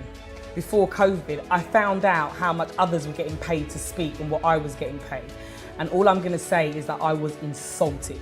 I actually want to swear, but I can't because I'm on camera. I was absolutely disgusted and insulted. And you know what? I thought, stuff you. I thought, I'm taking myself and I'm going to teach my own community exactly what I know and how I can elevate. And then remember, I'm well read, so I understand music industry. You take our publishing rights, you make generational wealth. Sports, you take away a lot of the rights that we've got within the sports industry and treat us like we're a product. The hair industry, it's $1 billion industry and we are not in it. We're not even in the conversation. We are not high up in it. So I kind of felt like, you know what, I'm done with this politeness. It feels like I'm always having to bend myself for this bigger corporate society in the Western world, where I just thought, I'm done. Went to Africa, and then I started to see the diaspora. I started to see that, hang on a minute, this has got infrastructure. It's not African kids with flies flying around their face and everybody's starving. So I just felt like I'm done. I thought, you do you and I'm gonna do me. And actually, I'm gonna start a community that's for black women, and I'm gonna be incredibly unapologetic. This community is for black women. If you're not, find another community. If you don't like me, find someone else. There's so many channels out there. You can find a tribal community that you connect with. So I'm really here to be able to rise my people up and rise black women up. And I think that straw that broke the camel's back of finding out how little I was being paid compared to white males is what really catapulted and launched me into this business, where I started to teach black women how to build out funnels and sell online. And then just last year, we were like, okay, how do we take this globally? How do we make this into a movement? And that's when the top 100 most powerful black women summit was born. And we decided, you know what, let's put an event on where, like I said in the beginning, we can invite Black female entrepreneurs or those that just want better from life, those that just want something more, and present them with an array of masterclasses and speakers of topics that they really need help to get ahead in. And then they could work with some of these women. So essentially what we've done is we've created a space for then Black speakers, coaches, consultants, therapists, counsellors to come on board to run these masterclasses and actually give them the full opportunity to be able to upsell themselves so they can get leads and sales. We did it in March and we're doing it again in October. Even if you're scaling and you haven't quite got that digital presence and visibility, come on a 6 weeks course with me, not with anybody else. Another thing, I've been ripped off by these high ticket courses as well. So it's really important to me that I make sure that I offer complete value and I give you everything that you need to be able to build out a digital funnel and really understand how to sell online at a really affordable price that gives you information that's high strategy, relevant, and what the big boys are doing. Because I've paid a lot of money and I haven't got that investment back, or the information's been given to me like a layer of onion. So I'll finish a program and be like, okay, that was cool, but I still don't know X, Y, and Z. Our community doesn't work like that. If you do a program, I give you everything you need. And you are able to build out your whole strategy in the software that you want, be able to launch and be able to understand exactly the digital journey that you are putting together, touch point by touch point, to really be able to connect with your audience. Right, if you can bring us back in. We're on. Hey, oh, sorry, didn't realize I was on there. So if anybody would like to be a speaker in our next summit in October, as each one goes, it does actually get better and better and better and bigger. So the QR code, I keep being told that I'm pointing, yep, I've been told I am using the right finger. The QR, no, the other, is it this way? Yeah. So the QR code on top of the screen. There you go. Oh, is it? You know what? The ladies are doing it for me. I'm pointing up. I just about know my left from right. Even when I'm driving, I'm like your side or my side. So scan the QR code if you are interested in being a speaker, being a panelist, being involved in the summit. Make sure that you book a call. Okay, even if you're watching this on the on-demand, spaces are limited. Please make sure you book that call. So moving on, you can leave the QR code up there as well, engineer. Just moving on there, I just kind of want to speak about speaking. We spoke about it briefly yesterday where the Elite Circle members, all these lovely ladies, educated ladies, inspiring ladies that are hosting the summit, all of us would have had some type of desire or calling or maybe a necessity, like what you said, Cheryl, where, you know, speaking becomes a part of you, a part of your role, or it's something that you feel like you need to get out your communication, or you feel like you've got a gift to offer. There's many different reasons why we all want to speak. It's one of our desires. So what we're going to be looking at next as we come to you as the Elite Circle panel is just being a part of the summit. For those of you that are thinking about coming to speak and just seeing what it looks like behind the scenes in terms of setting an event up like this, hosting it. You saw all the technical problems that happened on Monday, and I've been at the forefront of that with talking about the pivot and what happened. But actually, it's not just from my lens. So starting with you, Michelle, I suppose just the whole experience of what this has been like, and you can be truthful. No problem. I mean, I was just telling Cheryl when we had a break that I've also led conferences and summits myself in the past with a couple of other people, and it is trying, it's challenging. But at the end of the day, when the guests or for those who come to check it out, when they say they love it, that's all that matters. That's all that matters.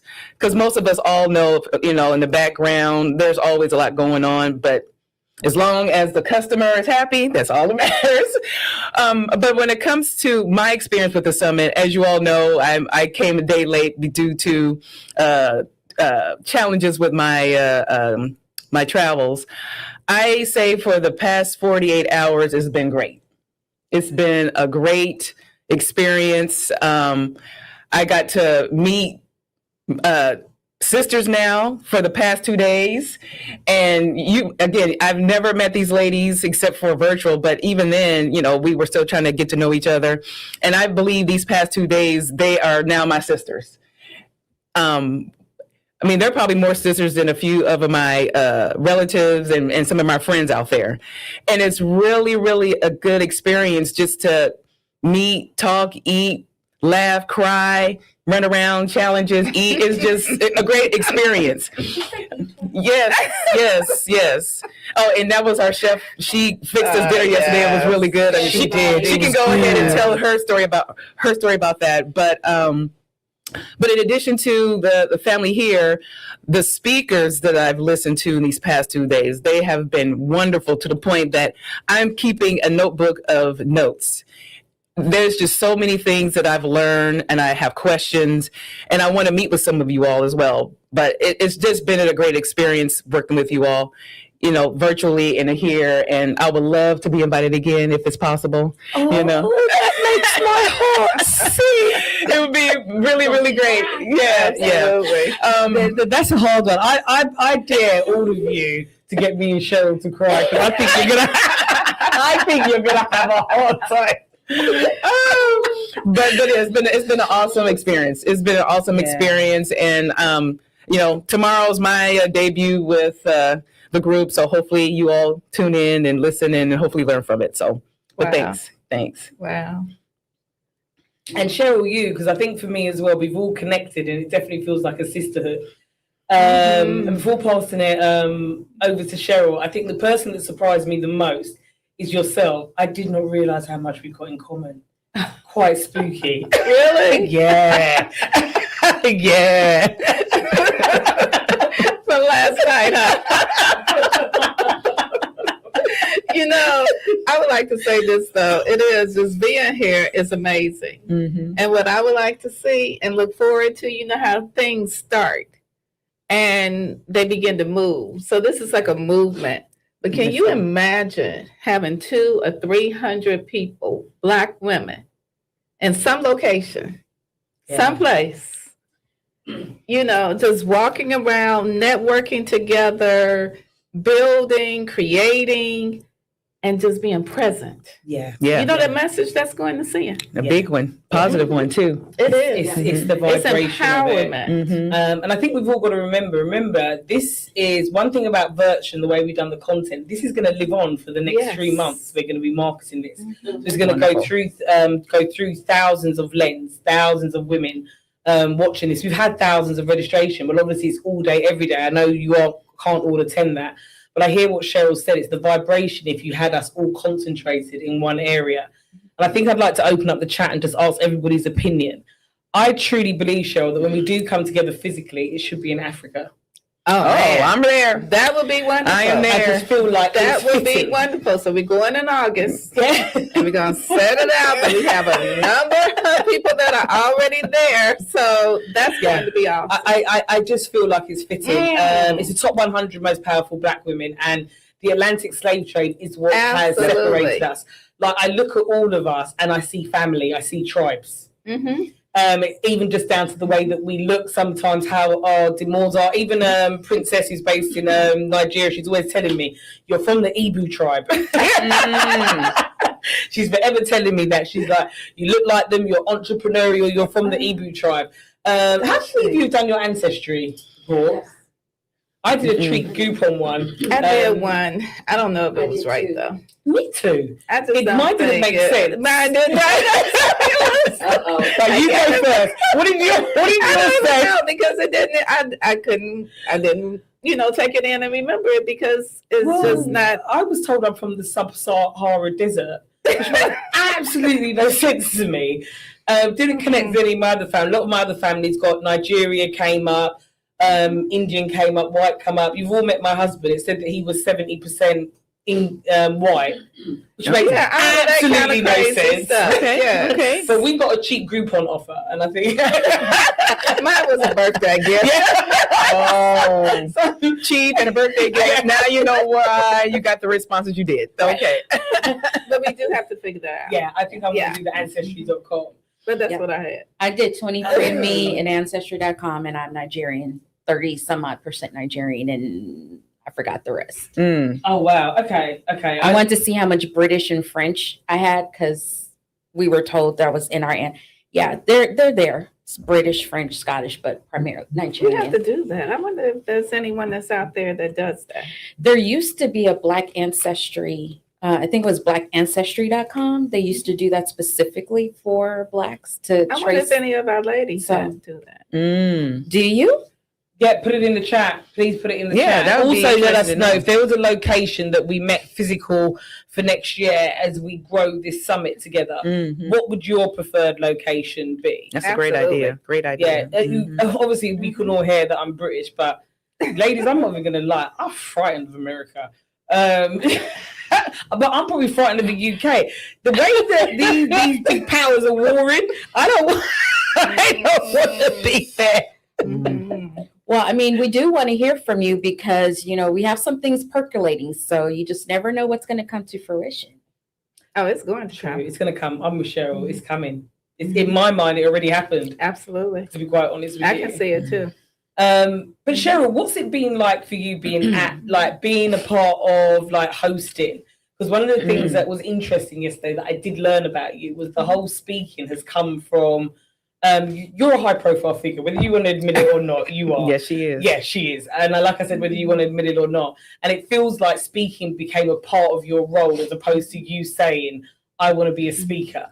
So how has it been like this whole environment of the studio, watching everything go wrong then right? Well, you know, this is different because this is family. So when you're with family is different than when you're sitting in a room with a bunch of white men. Okay, fair play. You know, or you're speaking at the legislation or something like that in front of senators and stuff. This is family. So it's not, you know, you say what you have to say, you don't talk, you do talk, whatever the case might be. I like that. You know, it's not stressful. It's not pretentious. It just is.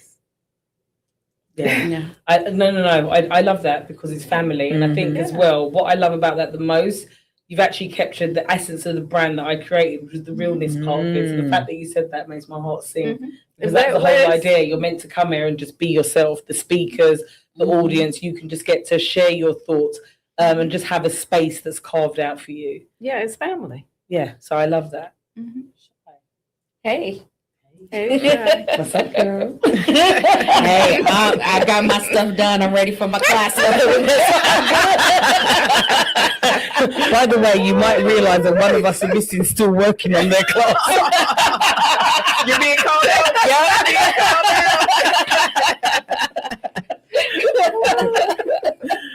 Oh, that's funny. You wrong for that.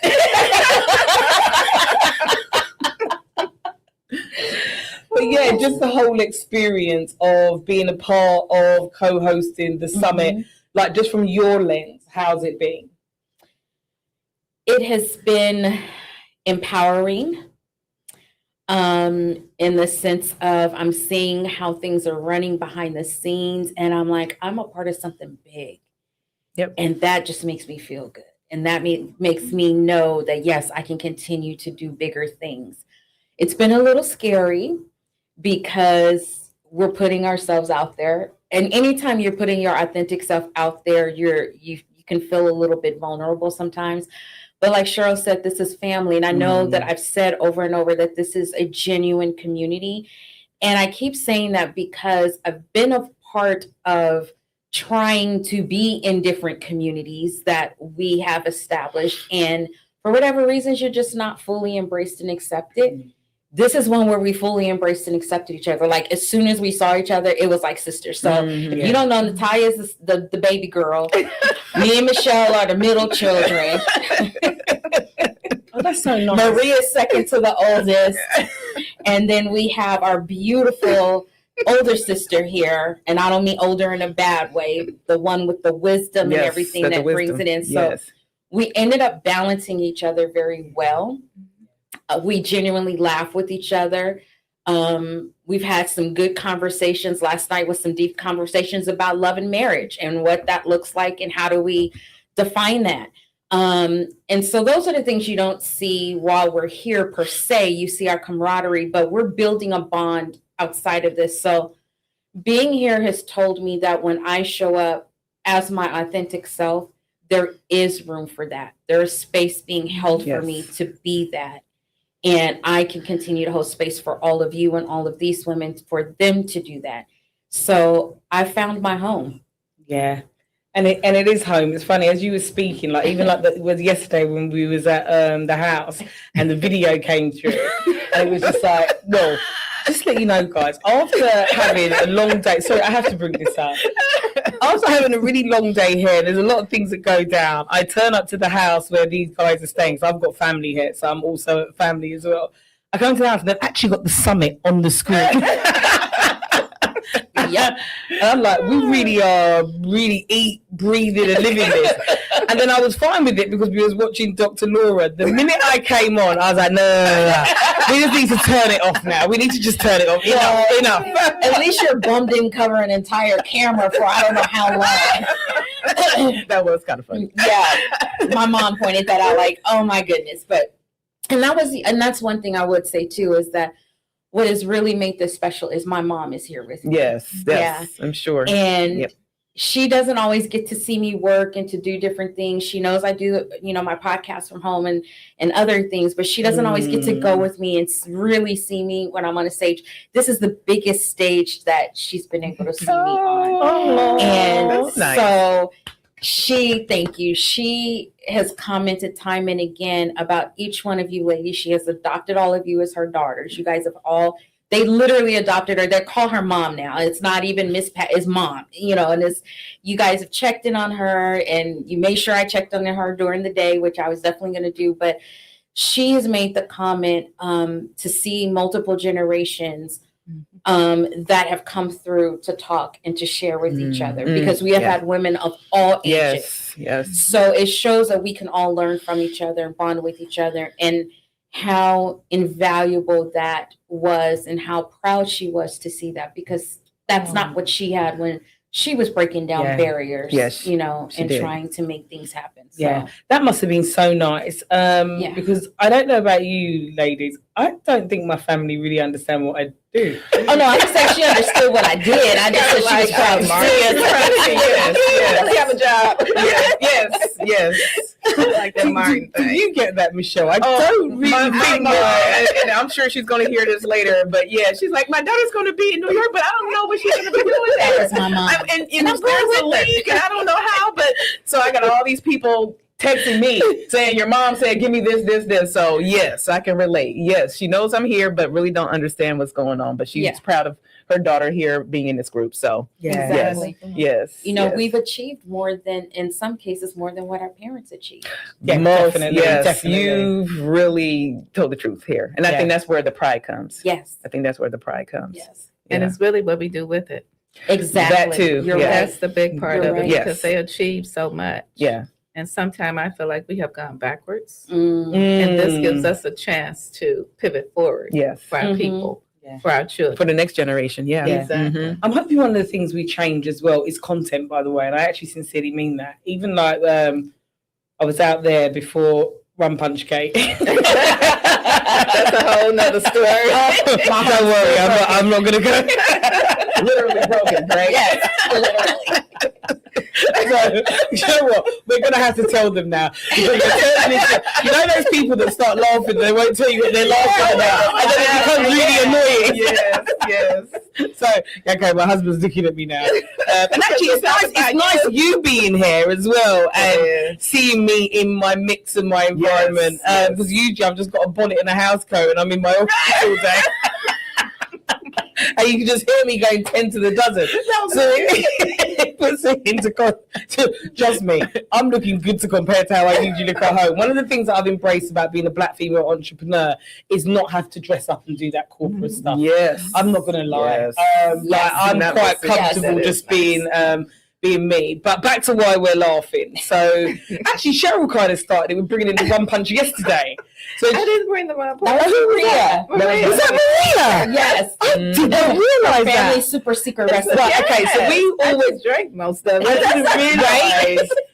So we went to Maria's over the weekend. Maria's got absolutely lovely parents. They invited us around. They gave us rum punch. That makes sense now. So Maria must have brought the rum punch in. I thought it was Cheryl.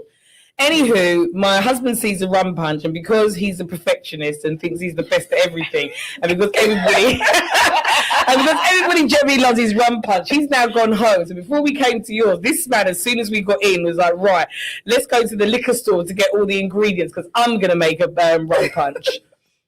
So he wants to show, you know, I'm Jamaican, I can make rum punch too. So he's up, he makes his rum punch. We bring it here today. He puts it in the freezer in a glass bottle. In fairness to him, though, it was only a few hours. What happens? We open up the freezer and the bottle busts. See, now I'm finding myself going back to my English accent and the Caribbean's coming out as well. And it's like, I don't know which dialect to pick. It's like, I want to bust out into the Jamaican. Oh. Look at the engineer's like, what? So now the bottle bust. They're going to have to come in so they can see it. Yeah, I think we need to bring the rum punch bowl in the studio so the viewers can actually see it. So it's now bust, but guess what? And now it was ghetto, but I was involved in it as well. Oh. We're scraping the ice of the rum punch where the glass bit wasn't in it. Yeah. And everyone's like, So that's what I meant by rum punch gate. Nate already said he is going to get a strainer, some cloth, and everything else, and he is going to strain that back. See, I wasn't going to tell that part of the story. But where did he get that idea from? He got it from our video. Wait a minute. Cheryl said we family. Family's everybody's business, though. Our brothers are here and taking care of us, but yes. This is one thing I do want to say. So Natalia talked about her husband, Nate. I want to say that one of the things that I observed on the very first day, because we can see our engineers and everybody behind the camera, and the way that he looks at Natalia with so much love and much pride, and he smiles. It was so smiling. Yes. I know. Next time, maybe you can do that when I'm looking at you. Because usually all I get is a kiss me tea. Wait, next time he runs a red flag, he'd be like, "Smile, baby." But no, it's just, you know, that's beautiful to see as well. We're not doing this alone. We do have. We've got a village. We've got a village. Very much so. But I wanted to acknowledge that because it really did my heart good. And he's just sat here and just smiled and watched all of us and just took so much pride throughout the week so far. Oh, I think that upgrade ring should be juicy. We'll see if he still likes us by the end of this, but you know. I think a trip to the Maldives for all of us. That may be where we No, the upgrade ring will be fine. I tried, bro. I tried. You can put another few carrots on it. Hey. Wow. Woo. That's a question. What's in that? I know. I was just thinking. I was trying to keep track of the chat. I know that they put a couple of links in there. Where they want to go? They haven't said where they wanted to go yet. And so I'm a little disappointed because I thought we were going to get some ideas. We might have to just stay home. I mean, you know, well, we don't have to stay home. They might. True. No, but I was just thinking about some places. So they put in how to connect with Natalia and so forth, but we haven't gotten much chatter there as of yet. So maybe they're thinking about it, trying to narrow it To down. be fair, we're on a lunchtime. We are on a lunchtime. Yes. So let's not forget, ladies. Remember what I'm saying. This one of the things that I've got to keep reminding myself of. This is a content creation week, so to speak. Yes. The work doesn't even stop. So it's just like we wrap up on Friday. We've got a networking event on Friday. Don't forget, ladies. Thursday. Oh, no, we've got Friday too. Oh, that one. Yes. I'm sorry. Ivy Jam Radio's yes. Purpose Talks. Oh, so really? yeah. I forgot. My bad. We've got the networking event on Thursday. Thank you, engineer. Picked up the message on my phone. We've got the networking event on Thursday. But all of this content after this is finished, so I get back to London on the Monday. That whole week, we are now building out the platform to make sure this is going to go live on an on-demand platform. So all of this will get rewatched. Because we Yes. understand no one can consume that amount of content Yes. every single day. Yes. But at the same time, it does mean that the Black community globally has got a place to come to when that goes on demand to be able to watch and use all this material to really help them on their journey. Okay, so Maria is actually on next at 2:30. Maria's like, keep talking. She's like, was she ready at 5? Or was that? I just noticed. Was that 5 minutes? No, she's just waving like the queen. 5:06. 10. Oh, what? 5:10. 5 or 10. Got it. 10 minutes. Okay, got it. Somebody in our private group chat did say Ghana and Gambia as some options. Ooh. Oh, nice. We're going to. I think for me, it's Ghana, but I think that's because Ghana did the whole year of the return. And I've gone to Ghana many times. They're actually building in Ghana. Ghana has opened up their heart and their arms to the diaspora. Yes. And they really are encouraging more and more of us to be able to come back to Ghana. And I think it's a vibe at the minute. I don't know if you guys feel it here. Yes. Well, I come to the US a lot, so I do feel it here in the US and definitely in the UK that I feel it. More and more Black people, it just feels like we're done. Yeah. It kind of just feels like we're all looking for somewhere else to go. It's gone to the point for me, like I do. Sometimes I wonder, imagine if we all just got up and left. Like, no, you don't need ice. Like, imagine if we don't volunteer. Yes. Imagine be like Thanos, snap your fingers around. I'm being serious. Like, I do. Sometimes I sit there and I daydream and I think, imagine if we all just got up and just left. You know, it's I told you guys took my mom to Jakarta and Indonesia, and when we came back, she has been watching all these videos about Blacks expats everywhere living overseas in different places. She's looked at different countries. Right now she wants to go and visit, and she may stay for a couple of weeks, but I'm trying to warm her up to the idea of let's just go ahead and try making that move for a little bit. Yeah, you know, why see not? what happens. So we'll see. So well, we're taking it step by step. Took me all this time to get her out the country. We got her out the country, and now we're going to keep it moving. But you are seeing more and more of that. But the other thing too is once we step out and we see how connected the world is, and once we see that we are everywhere, wherever we want to be. I've never traveled anywhere. Yeah, we're everywhere. And I've not seen anyone Black. We are everywhere. Yeah. Everywhere. So why not? I have a question. The process in purchasing the land, did you find it to be difficult? I would say it's a complete different mind shift set, if you want me to be honest with you. And it took me a while to get around it. So, and I know that's a great question. It's a question a lot of people are quite curious about. So to simplify, I think in the West, we are used to being able to buy. So in the UK, you're going to buy either freehold or leasehold. I think that's the same here in the States as well. Okay, so in Ghana, you buy leasehold. So I think instantly when you're from the West, you get this, but I don't own it. I'm only leasing the land. It's a bit like leasing a car. And I think we find that off-putting. But after spending time out there, seeing multiple different lawyers, what I realized about Ghana is they've invited the diaspora back, and the world is changing. Africa's changing. So what they've done is taken the chief laws and government laws and kind of meshed them together to come up with a system that works. So it works in different ways. The best type of land to buy is just land that's come from a developer. So that land that's come from a developer, he would have done a deal with the chief that says, right, we are going to lease this land. So the land, the plot that we bought that's leased is 100-year lease, I think, that's on it. So you've got to think to yourself, in 100 years, the person's probably not even going to be alive, not to be morbid or anything, but still.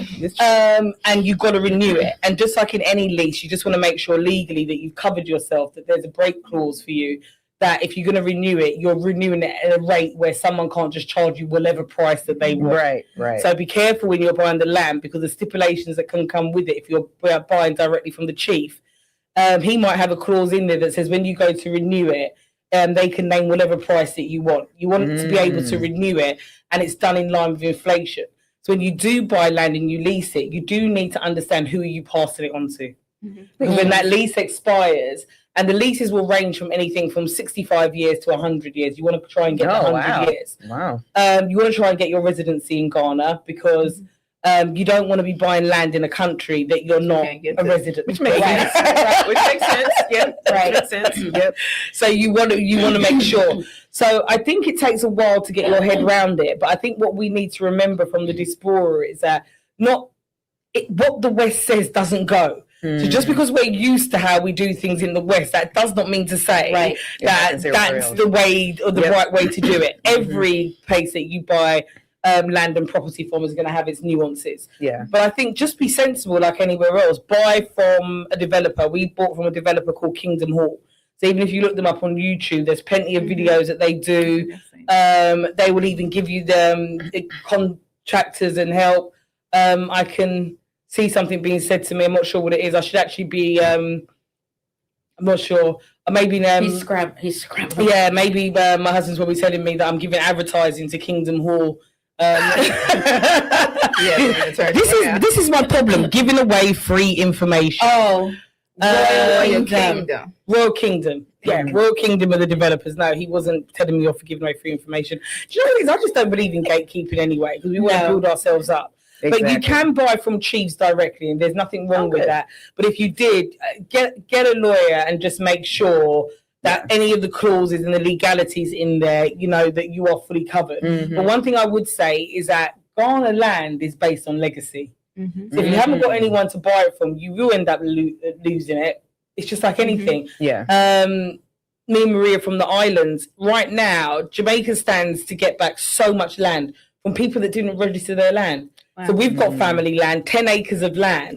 So imagine that's been handed down from the 1800s from my great grandfather. The problem was in those days, there was no land registry. So even though there's the deeds, it's almost like having land, but there's no birth certificate. So all of the next generation, if they don't claim that land, and then now you got the surveyors running around. I think the last time we was there, they was trying to tell me $10,000 to survey this 10-acre piece of Michelle. Because you're trying to take me for a fool. In the States, they call them ambulance chasers. And I would, and that's the exact terminology. But I believe the governments are reliant on that land not being claimed. Of course. Because they're going to take all of that land and back. sell it. Yep. And I don't. And I don't care how much we want to talk about AI. Land's got value to it. And this generation as well is forgetting about once, because that land for me in Jamaica should be sorted. I definitely want to turn it into agriculture land. We have forgotten about agriculture and farming. Absolutely. They're starting to eat science, which is why there's so much diseases around. That's right. That is correct. And that's another beautiful thing about Ghana, Cheryl, when you go, that you have to go and visit a place called Jamaica Village. There's a man that come from Jamaica and he bought every seed from Jamaica and he planted it in Ghana. So he's got acres of like Jamaica oranges, ackee, breadfruit, all the fruits and vegetables that you get in Jamaica. But he says you could drop an avocado seed on the soil in Ghana and it will grow. That's how fertile the land is there. Yeah, we might have to go. We might have to do a retreat. Well, here's the thing. So in looking at the private chats, we did get some additional thoughts in. So Ghana is definitely on the list. Rakita said, I can't read in these glasses. Rakita said that she does retreats and convenings. They're her specialty. So she mentioned Cape Town, Namibia, Kenya. She says anywhere, honestly, would be amazing. We have a few ladies that do retreats, actually. Yeah, we do. And, you know, we got that connection to the Moroccan castle. Where's the lady that's got this beautiful property in Barbados? Please make yourself known. Please. No, it's off the hook. Really? Yeah, so those were a couple of the pieces of feedback that we got in regards to. But that list was all Africa, wasn't it? It was all Africa. Right. It was all passport is present. Yeah. All Africa. Yes, I'm ready. You know, I'm just saying, let's just conquer the world. But, you know, we can go back to Mother Africa first. I'm cool with that. I think for October, we need to do this template one more time. Okay. And then I think next 2027, I'm sticking with Ghana. I'm not really going to be changing my mind. I'm ready. And I've got a feeling that Cheryl is. Is it the 26? Is it the 2063 plan? Yeah. It is. Yeah, it is. So even Idris Elba, he's built a Hollywood studio. Building. Sorry, my bad. It's not ready yet. He's put his money where his mouth is, and he's building a Hollywood studio in Ghana. That's great. We need to. Well, I need kinda- Sabrina to move over. So Absolutely. So that's the next stage, ladies. I'm going to be reaching out, and I know Cheryl can help me. Ghana's welcoming us back, so we just need to reach out to the right government officials, the right people, because they will back us. That would be fantastic. Yeah, that would be great. My goodness, that would be so. And I feel like there's a new economy over there. When I was out there, oh my gosh, the entrepreneurialism is off the hook, especially with the women. There was girls that made their own chocolate brand, their own hair products, their own facial cream. But remember, they've got all of that natural resource. Yes, they sure do. Yep. And if we're the biggest consumers, if we build together, yes, it's community that creates economy. Community does. They're building it, and we shall come. That's right. That's right. I'm there. And again, the internet opens up e-commerce. So I know there's a lot of you, that are going to be listening to this, and you're thinking about, okay, what business can I have? We had the lady, was it Stefana, that talked about the laundry mats. There's nothing wrong with a franchise. If you're not sure about where you're going to go, there's nothing wrong with it. You just got to make sure that you've got a franchise that's going to serve you. That's right. But e-commerce is huge. And one of the things I used to be an Amazon seller. And one of the things about, and this is the problem, ladies, with the world as well. One of the things about Amazon, why my success got capped, you get no customer data. Oh, really? You have no idea who's buying from you. All you can do is put stuff in that package when you're dispatching. Which means so even when you run ads, Cheryl, like I would run ads and I would see my sales go up, but I've got no idea who's clicking on that ad and who the customers are. So I don't know if you know the story of Toys R Us. Toys R Us got eradicated from the marketplace because I don't know who's like, I shouldn't laugh. I don't know what director in their right mind said, rather than going online, let's sell through Amazon. So, thank you. That was. Sometimes I hear things and I think, but it was too late. The company went bankrupt. Everyone got fired. Yeah, nobody got fired. Wow. Because of that one person. Yeah. Well, but they agreed on it though. Somebody wasn't doing their checks and balances on that's right. Yeah, but what happened to you and when we talk about franchises, because I used to own a franchise, so this is something I used to have a I won't say the name, but I used to have a travel agency franchise. But one of the things I used to counsel a lot of people on is read your contracts, because basically what Amazon said was, we own your customers, you do not. Yeah. And so when you the same thing with Facebook. The contract. But I did make money. I'll be lying to sit and say that I didn't. But I'm also saying that because there's people out there that may not know. That's why she can get the data and information, that's right? Because a lot of people go into these contracts, even with franchises, and they haven't read thoroughly the information. There are contracts that will say when you leave, you can take your clients with you and go on or whatever. But there's others that are going to say, no, when you leave, those clients stay with us. You can't advertise to them. You can't compete against us. You can't do X, Y, and Z. Yep. So definitely do a franchise. I am all for them. I think they are great and they're very beneficial in so many different ways. Make sure you know what you're getting into and what you're getting out of it, so that you know when you're building your empire, what you're walking away with if you no longer need that franchise, because that franchise is going to need you at some point in time more than you're going to need them. You need them at the start. They're going to need you at the end. Yeah. And actually, there's two of us in our sister circle whose business models I think are perfect for franchising. And they're Cheryl's and Michelle's. I think you know, Cheryl, that yours is actually. Yes. Yes, it is. Oh, look at How do I get from here to there without being on camera? Not you can't. Right. Take up that fabulousness. But you did it. Yes. Are you in the frame? Is she in the frame? I'll be okay here. They'll put her on that camera over there, so it's okay. Engineer, when you get a chance, sorry, can you just bring Maria in onto the frame? Thank you. Yes, I know. Trying to hide. Right. Trying to hide. I love the conversations that you guys were having earlier. Yeah, I was talking about you. I did. All I heard was rum punch. That's all I heard, actually. So good. I don't think we all do feel in the frame. Oh yeah, he's. I think he's coming here to make some adjustments. I think that plug looks like it's out. Oh, that is. It's unplugged. Okay. All right. All right, so what are we talking about? Ghana? Yeah, so we're talking about where we're taking the summit. I know we're talking about franchising. Franchising, yeah. Okay, yes. And I was saying that Cheryl and Michelle's business is definitely a franchise model, I feel like. I think so too. Yeah. Do white I don't know glove. much about Michelle's business yet. So I can't, I can't even You do. Just not too many details, but you do. Wait, we're very excited about it. We all need Michelle's business.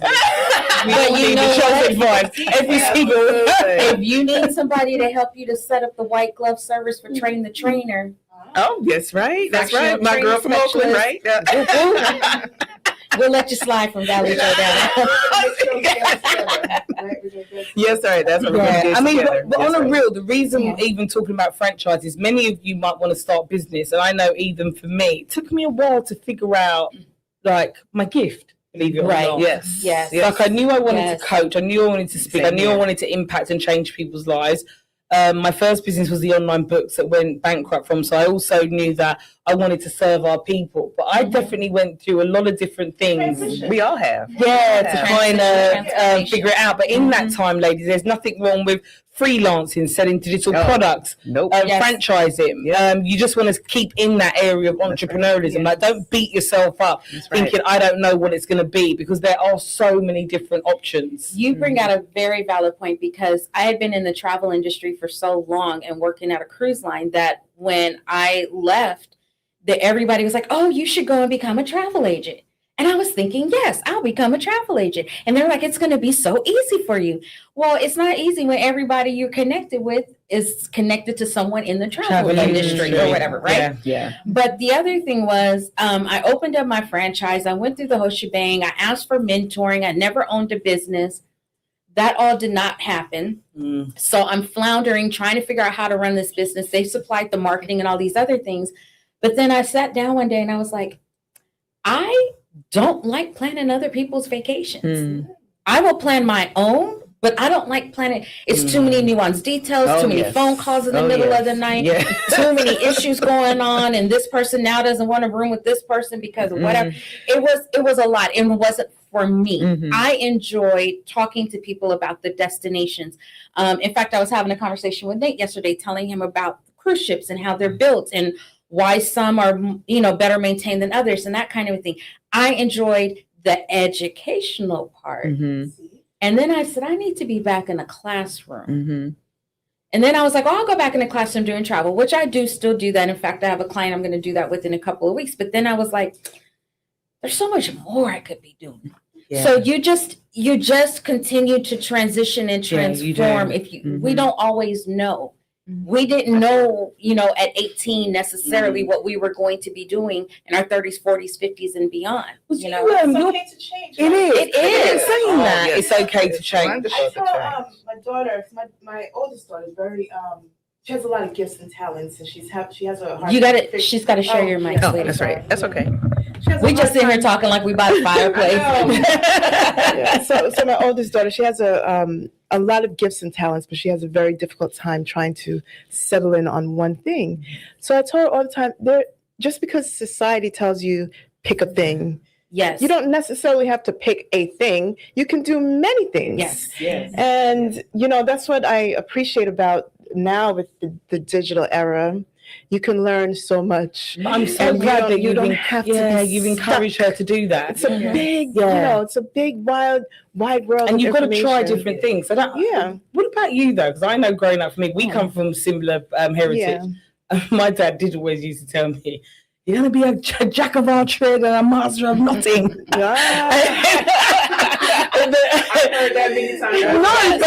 That did have an impact on me, of thinking that every single time that I didn't like something, it'd be like, oh crap, I'm going to become I took that on board in a part of my blueprint. So I don't know how that was for the rest of you, but I know definitely for me, it didn't feel, right now. but it didn't feel comfortable for me. But I think it didn't feel comfortable because of what I was a jack of told. all trades and a master of quite a bit. There you go. Put that on a t-shirt.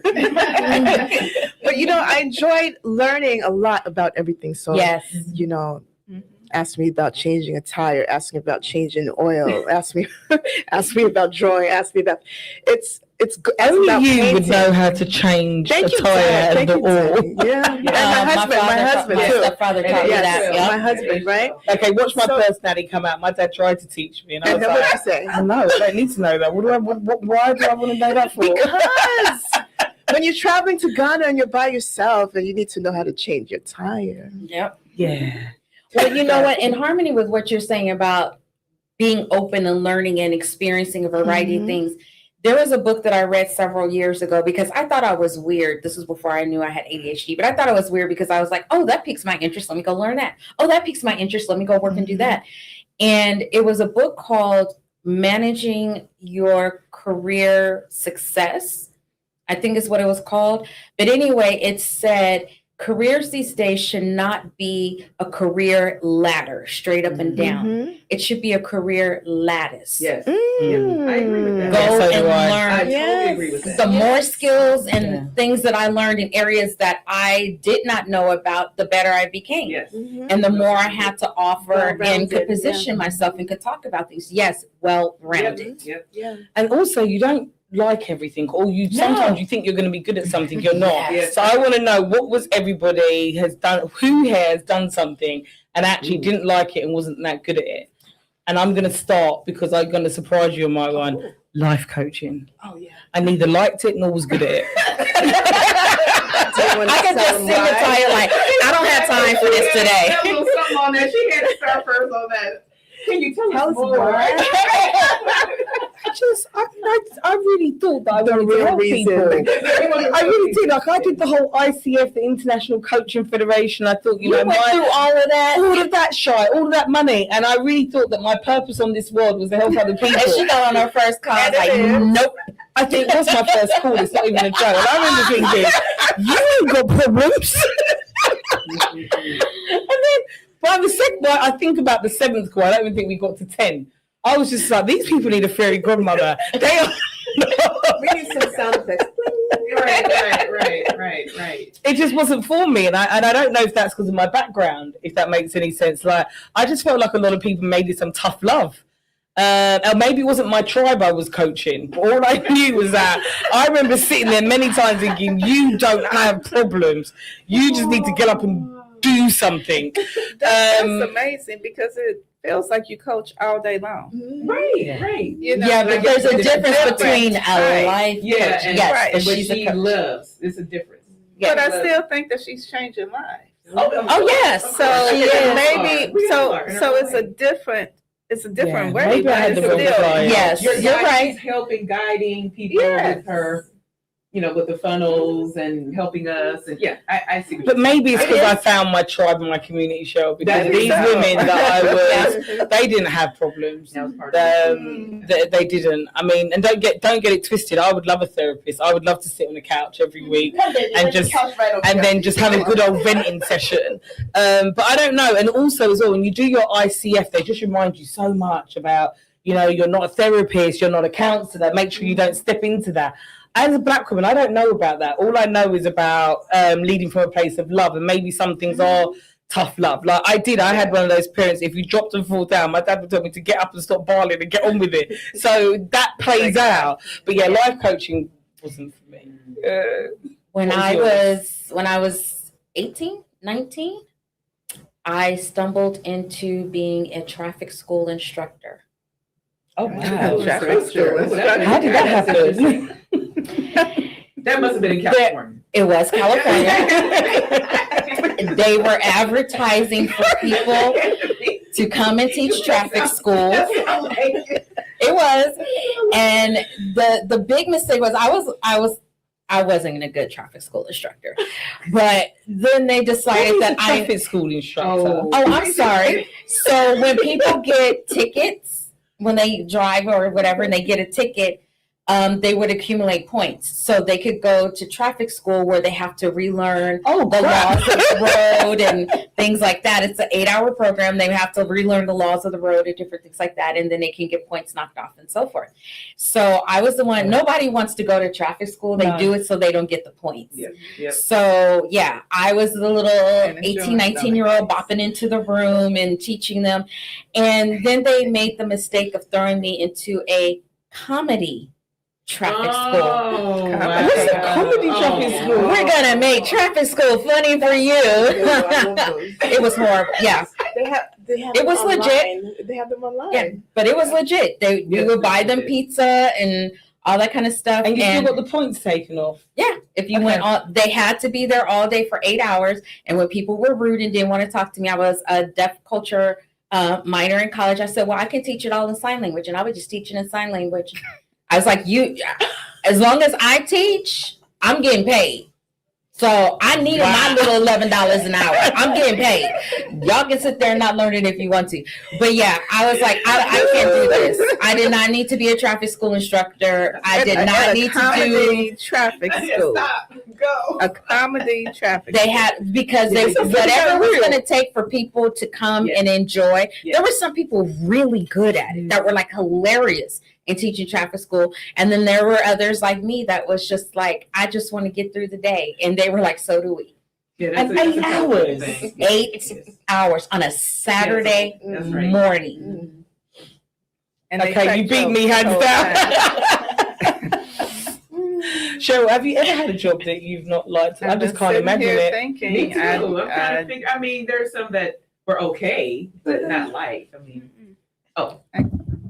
There were some that were okay. I just, as far as not liking them, I mean, they paid You guys me. are blessed. Right? That was just what I could think of. Same here. I was like, that was the first one that came to the top of my head. My kids say retail. I can't think of any. Traffic school. Yeah. I thought I was sitting here struggling like you two, but then I look at the angles. Hold on. Then I had to face this camera, right? Then I something just popped into my head. So back after college, I had to get like a job right away. I wanted to get a job right away, but I was selling fine china. That is so random. that is Very that's as random as traffic school. Selling fine china. So I go to this place, and the job description. This is way before the internet and all that kind of stuff. So I show up, and it's in a small room, and they're just a very eclectic bunch of people in the room. It's about 10, younger, older, different races, right? Look like different classes too. So I'm like, okay, let me see what this is about. So after they train you, they give you a whole stack of fine china. And this is like, people that only rich people buy this stuff, right? Mm-hmm. I'm like, okay, so then what? So now we have to go and pick a spot where we think rich people are and go stand outside of this spot and sell them fine china. So book appointments to come so you can go to their house and you can, present the fine china.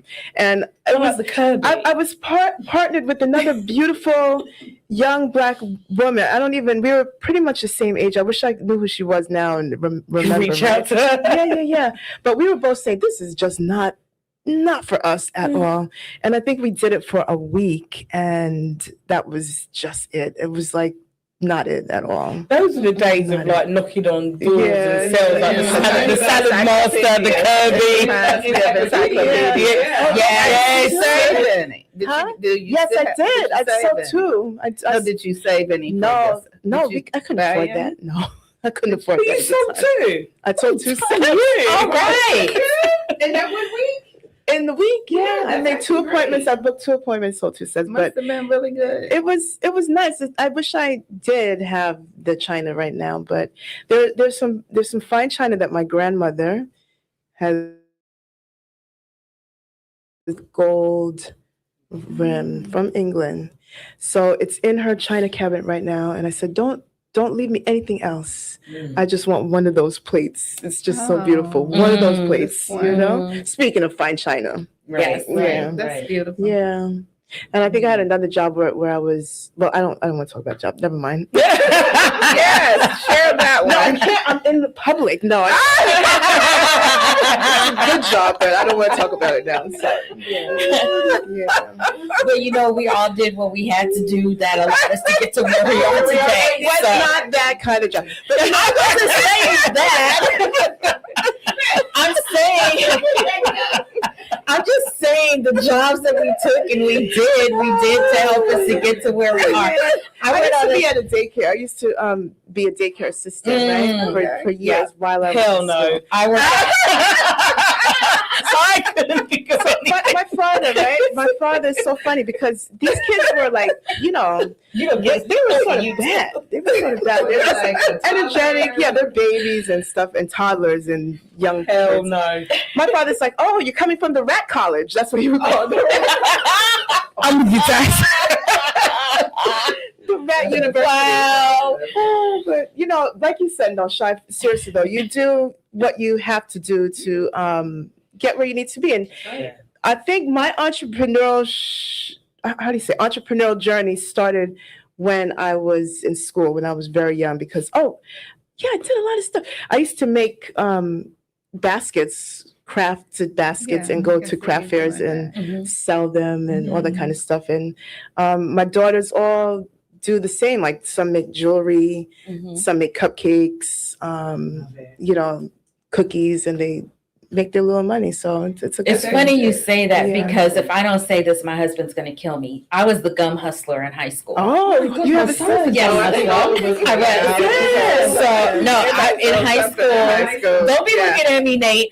No, so in ninth grade, so we weren't allowed to have gum at school. We did have a store where you could go and buy, candy and stuff like that, but we weren't allowed to have gum. You could actually get detention for gum. So on my way to school, and my mom knows this now, thankfully, so she won't whoop me after this, but I would take my lunch money, and which was like $1.25 or something stupid, and I would go to the supermarket and I would buy the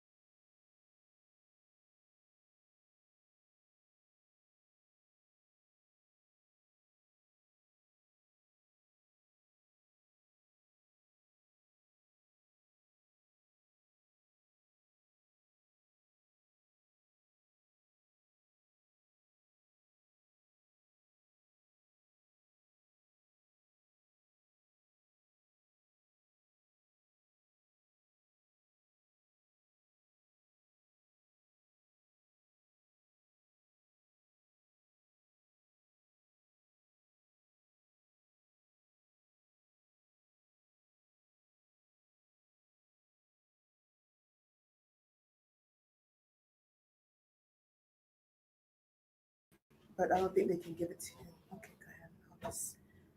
I'll send it to you. Right, guys, we are back. We are sorry about that. There's been a technical difficulty in the studio, so we have got the backup of the laptop. Gosh, my lens is actually not that bad. Right, bear with me. Is the lens clean? Let me just, sorry, old school. Yeah, that's it. Right, we are sorry about that. You missed some good parts of the conversation. Right, bit of a transition error there in the studio here, but we have got the gorgeous Maria Loren coming up next, the Community Director of Women in Digital Business Community, powered by the House of Loren. I keep being told to speak into the mic. Right, we are just going to get her decks up. Engineer Nathan, have you got access to your decks on your phone? We need Maria's decks. Do you know where they are? Yes, okay. He has them. Okay. So we are coming to you with Maria's decks. I'm just going to go through the chat really quickly, Yeah, I was just going to say, everybody was saying they disappeared, they went away, they're back. Okay, we're happy to be back, guys. We didn't like going away from you. 2 minutes, no problem. Right, Rakita said panning retreats and I can't see that, Maria. Convenings. Thank you. I can't actually see. On my specialty, let's start planning, taking over. It would absolutely be beautiful. 100 Black women in Africa. Yeah. Yeah, we got to do it. Oh, Cape Town. I can see that. So we were speaking about young entrepreneurship, or what were we talking about before we left? We was. So Shai was saying, Shai just said, yeah, we're back. Shai was talking that she was the gum seller at school. So her entrepreneurial journey started really early. And my son's also the gum seller at school as well. As a parent, I'm actually encouraging. I've even got the price of his gum down and bought it at wholesale. The thing is, you're not really meant to be selling gum at school. So he sells it outside of school. Smart kid. So oh, man. he technically can't get into trouble. But I don't know what you ladies think. I've supported him through it.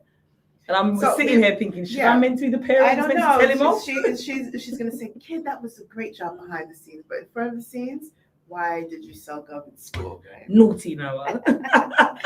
Oh, man. Okay. So I think we're good now, everybody. We are. It looks like it. Good. So okay, I'm going to leave you with the gorgeous Maria Loren. I will take over that laptop, and the guys can actually begin to put my decks on this. I can do that for you. I can do that for you, honey. Thank you. So you guys have. Thank you. You've spoken to me. You've seen me as the creative director. You've learned a little bit about me, creative director side, the branding side. You've seen my silly side, right? But now, today, we're going to go a little bit deeper. We're going to be diving a little bit deeper into the personal side, okay? So my masterclass today is Unsaid, What Women Leaders Carry Without Saying. This is really focusing on the emotional labor and the creative burnout behind ambitious women. So we might not realize it, but we are carrying it. Before I start going into anything, I want to acknowledge who is in this room right now and those who might be watching later on. There's someone in this room that takes care of everyone. She's the mom, she's the partner, she's a steady one, right? I think we might be out again, guys, but if you can hear me, just put it in the chat. Okay. She is the one who knows what clarity sounds like. She just hasn't had the space to find her own. Her website has been almost done for months. Her ideas are unfinished, not because she's incapable, but because she's been running on responsibility instead of restoration. Sometimes she wonders to herself quietly, how am I supposed to guide other people when I feel this stretched out my own self? I will say this clearly to you guys. There's nothing wrong with you. You aren't behind. We hear that so often. What you're doing is carrying more than you are replenishing. There's also a woman in this room that leads at a high level. She's a corporate VP. She's an executive and a director. She can build systems. She can fix broken strategy and make companies millions and millions of dollars. She walks into the room and people listen to her when she's in that room. But at night, when she opens her laptop to work on something that belongs to her, an idea that she's had, nothing moves. She goes quiet. Why? Because building for herself would require her being seen. It would require her being seen without the protection of her title. And that to her feels exposed. What she needs to hear is that confidence doesn't equal alignment. Just because you are good at something, it doesn't mean that is where you're supposed to be. Right? It doesn't mean that's where you're supposed to be. There's also a woman in this room who has poured into a business that she once loved, right? She poured her entire self into that business. And now she doesn't even want to look at her business anymore. Why? Because it's not that she hates the work, but she knows it does not reflect the version of her that really does not fully exist anymore. So she keeps telling herself, I need better marketing. I need better systems, better strategy. But deep inside, she wonders, have I outgrown this business? And that question scares her really because she doesn't want to feel like she's wasting what she's built. So I will say this gently. Outgrowing something that you've created, it does not mean that you're betraying it. It just means that you are growing. There's a woman in this room that's doing this alone.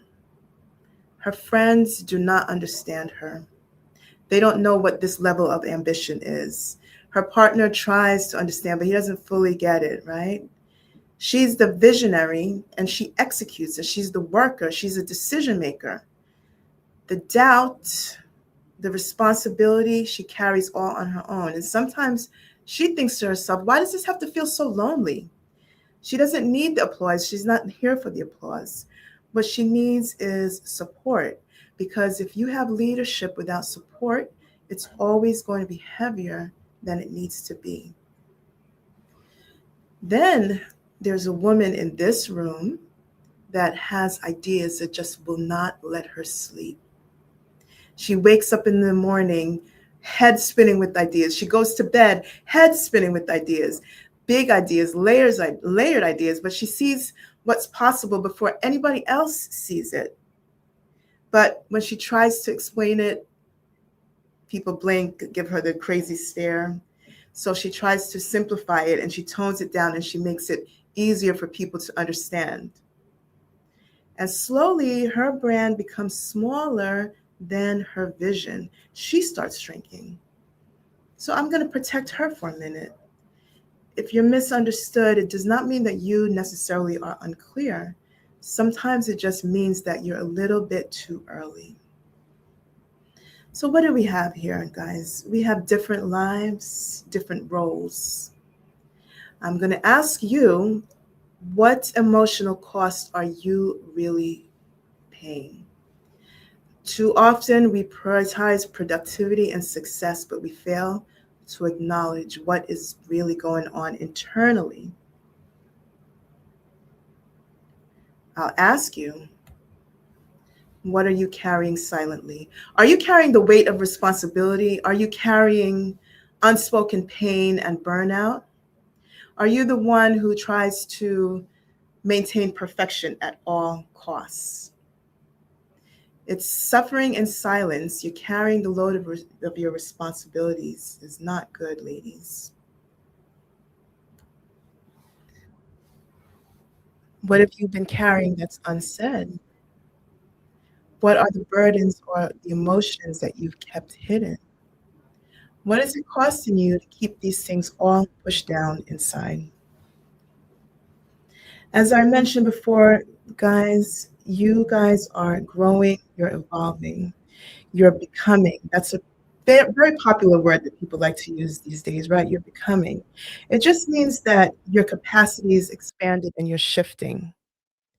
And I know all about these things that I've just mentioned because I myself have experienced more than one of these things. I have built things that worked while I was quietly feeling misaligned inside them. I've been praised for clarity, right? Giving people clarity while I was privately searching for my own clarity. I've had to realign my own identity before I could realign my own brand. So all of this stuff that I'm talking about right now, it's not theory, it's actually lived experience. And that gap between who you are right now and who you're still building from, this is a quiet internal friction. And that's a version of burnout that we never really talk about. It's the emotional labor behind what looks like a polished brand. That is what this session is about, unsaid. Unsaid. So, ladies, I'm going to ask you a question. Do you know about, let's talk about gears, right?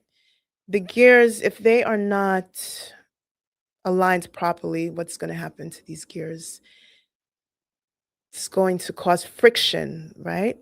Sometimes you're probably going to hear some crazy noises. Sometimes you might even start smelling smoke, then fire, and then breaking. So that is what this thing about alignment is. We need to align ourselves because sometimes burnout people think is just doing too much, but it's not. High achieving women, especially those who are creative, there's more to that story. It happens because you keep producing from a version of yourself that you probably have already outgrown. You producing from a version of yourself where you are working from survival mode or you're trying to prove yourself. I'm going to show them that I could do this. They put you down, they didn't believe in you, so I'm going to show you what I can do. But you're no longer her. So what I encourage you guys to do is to stop for a minute and ask yourself, does this brand still fit me? Are you pushing through because you're capable, because you're strong, because you're just not a quitter? You're going to keep working and working and working. The brand keeps growing, but the woman behind the brand is just feeling smaller and smaller and smaller. That misalignment, just like the gears misaligning, slowly over time, it's going to start feeling like exhaustion. So let's talk about the emotional labor that really not too many speak about, right? We are going to name some things that rarely get said in rooms like this, right? When you're building your brand, you're not just building a brand. Think with me for a little bit. You guys are holding a vision, right? It's a big, beautiful vision that you've had, that you're affecting yourself, you're affecting your family, you're affecting other people, right? You're also, as we spoke about yesterday, you're managing perception. You're regulating your own emotions while at the same time you're trying to regulate everybody else's emotions, your family members, the employees that you depend on you, right? Your clients, your customers. Doing this, you're also trying to remain composed. You're trying to stay grateful for these blessings that you've been given, even though you're having a hard time struggling with the fact that you're no longer aligned with your brand, that you're burnt out. And even more, you're staying strategic. You're still making moves on how to grow your business, even when you're unsure or even when you're stretched, even when you want to say that, I don't know if this is right for me. And there are times that you might feel you just want to quit. And we've had this conversation in the room behind the scenes that there are times when you're wondering if you are even doing this for the right reasons, if you're even cut out for it. When things don't go according to plan, sometimes people want to just give up right away. And sometimes you might be working on something for years and years, and now you're becoming unsure of what you're doing, right? That is emotional labor. And when you combine emotional labor with creative output, you're going to get a woman who looks successful on the outside, but inside, she is quietly depleted. And it's not because you can't handle it, but it's because you are carrying it alone. Now, we spoke on Monday about your brand being a mirror. And it might get a little bit uncomfortable here, but remember, every decision that you make, remember we spoke about your colors, your fonts, your type, the tone, the emotional tone, the scent that your brand leaves behind. It was made from a very specific version of you. When you were in a season, when you were in a specific mindset or a particular mindset, when you were working from survival, maybe you had a level of confidence at that time that you don't have now. Or maybe you're confident now, you weren't confident then, and you built your brand then when you were in a place of unsurety. Persons have changed now, right? And you're one of those. And sometimes your brand is still speaking to the voice of the woman that you were no longer. You can feel it inside. Your colors, when you look at your brand, your colors feel loud when you want something calm, or they're soft when you know that you're now this strong woman who want to just be known. You want to shout it out to the world that I am here, I'm going nowhere. Or your brand is safe when you know that you've outgrown playing safe. You're not the safe, quiet person anymore. Your typography might feel restrained or even overly aggressive, or like you're trying just too hard. Or your messaging, it sounds polished, right? Everything is put together, but it's not true, right? We asked the question before, who are you performing for, right? What is your brand saying? And just because your brand is working, you don't give yourself permission to question it. But when the woman evolves and the brand doesn't, that's when the friction happens. And as I mentioned before, the friction over time feels like burnout. So I ask you, are you going to continue staying in this state of misalignment? What happens when you stay in the state of misalignment? There are going to be three things that happen. One, your creativity is going to turn into obligation. Ah, I know all about that, right? You're producing, you are churning things out, you're making moves, but you are not connected at all to the things that you're working on. And who wants to work like that? I don't think anybody wants to work. There's no pleasure in that, right? And when you started your brand, excited and happy and just ready for the next thing.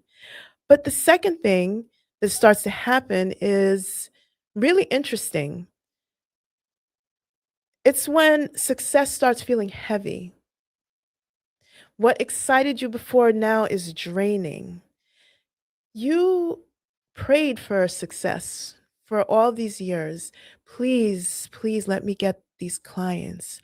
Please, please let me get visible. Please, I want to start making some money. Please, I don't want to live like this anymore.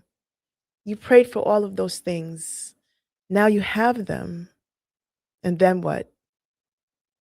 I don't want to walk into the room with these people because they're expecting so much of me. I don't want to appear on camera anymore because I'm tired. I don't want to get put together anymore. I don't want people depending on me anymore. I just don't feel free, right? I feel trapped.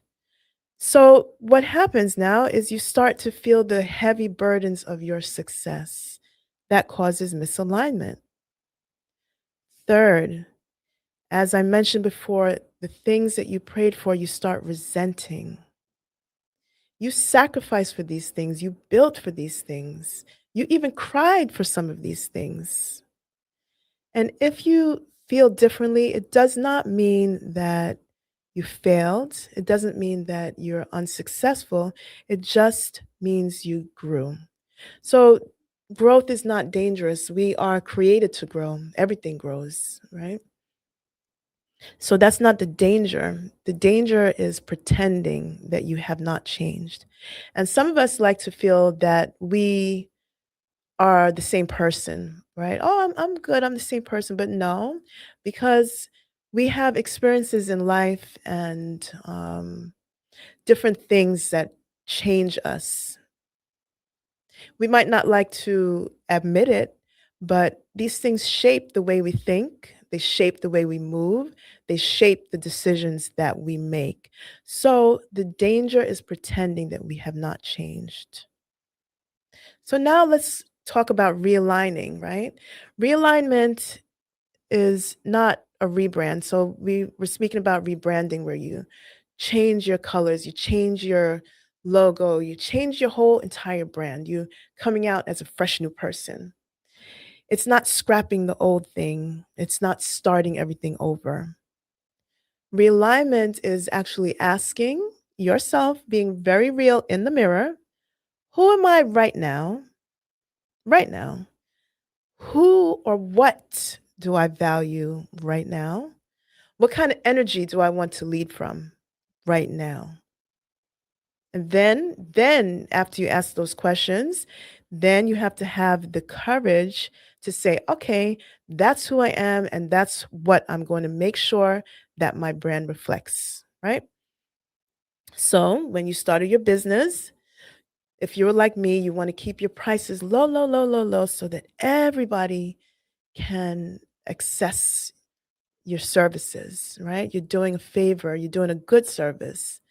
You wonder if people can afford your service, so you want to charge them a rate that is affordable. You spend years working on your craft and your business, and costs have gone up, and time that you spend has gone up, right? Sacrifices that you've made have gone up. Do you keep your prices low because you're afraid if I charge more, nobody will come? If I charge more, they're going to think that I don't care about them. Courage. Do you have the courage to charge what you know that you are worth? You started your business or your brand when you're in your space of just wanting to be visible, right? Now you have this visibility and you realize that I don't need to put myself in all the rooms where I did before. I don't want to put myself in those rooms anymore. So, do you have the courage to say no? Do you have the courage to say, well, this is not aligned with what I want to do anymore? Courage. Do you have the courage to be able to tell yourself no, actually? Because there is such a thing of, I call myself the habitual boundary breaker of boundaries that I set for myself. Honestly, we as humans, and I have to credit one of my colleagues, Dr. Claire. I'm going to credit her because she made it clear, that sometimes as individuals, we are our worst boundary breakers. We set boundaries and we're like, you know what? Just 5 more minutes. I can take 5 more minutes and work on this project. Or let me just take one more call, right? Or how about you know very well that you are not supposed to say yes to that job. You know very well that you had no time, but maybe they can do something for me in the network, right? Maybe they can help me later on down the line. So I'm going to say yes. At what cost? At the cost of being with your family, at the cost of taking time for rest. At what cost? So those are some of the boundaries that we break, right? It's like we're self-sabotaging. When we try to get into space where we want to simplify our lives, right? Sometimes it means we have to change our mindset. So, for example, when I was talking about having the courage to let your brand reflect your stance or where you are right now, it might mean that you have to soften in some areas where you were usually hard. Sometimes it might mean you have to strengthen. So you have to get some tough skin. Like I was having a conversation earlier today. When you're a creator and you design, right? You're not your client, basically. You're designing for someone else, right? And when you're in corporate America, or you have clients who have a specific vision, they're paying you to understand their vision. So you might think that you have the best idea in the whole world, and it might be the best idea, but they're like, oh no, sorry, hate it. Feelings get hurt. Oh my God, this was so good though. I don't understand. What did I do wrong? What mistake did I make? It's not you, but they hate it.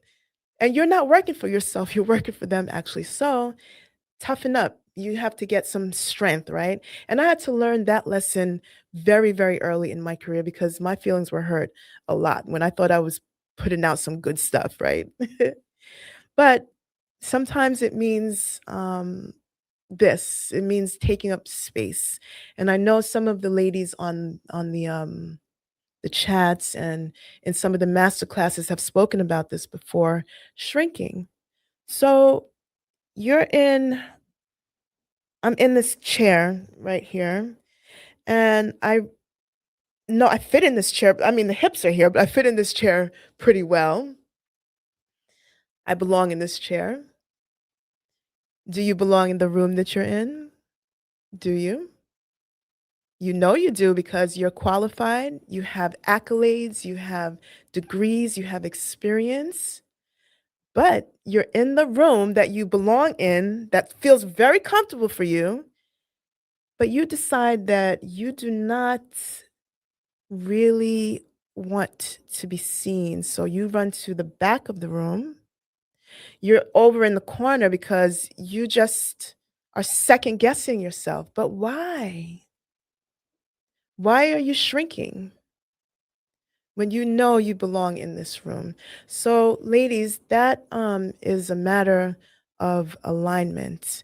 It means sometimes you have to take up more space. So, when you find yourself aligned, the brand, it actually becomes lighter. The weight is lifted a little bit off your shoulder. When you're clear, your messaging becomes sharper.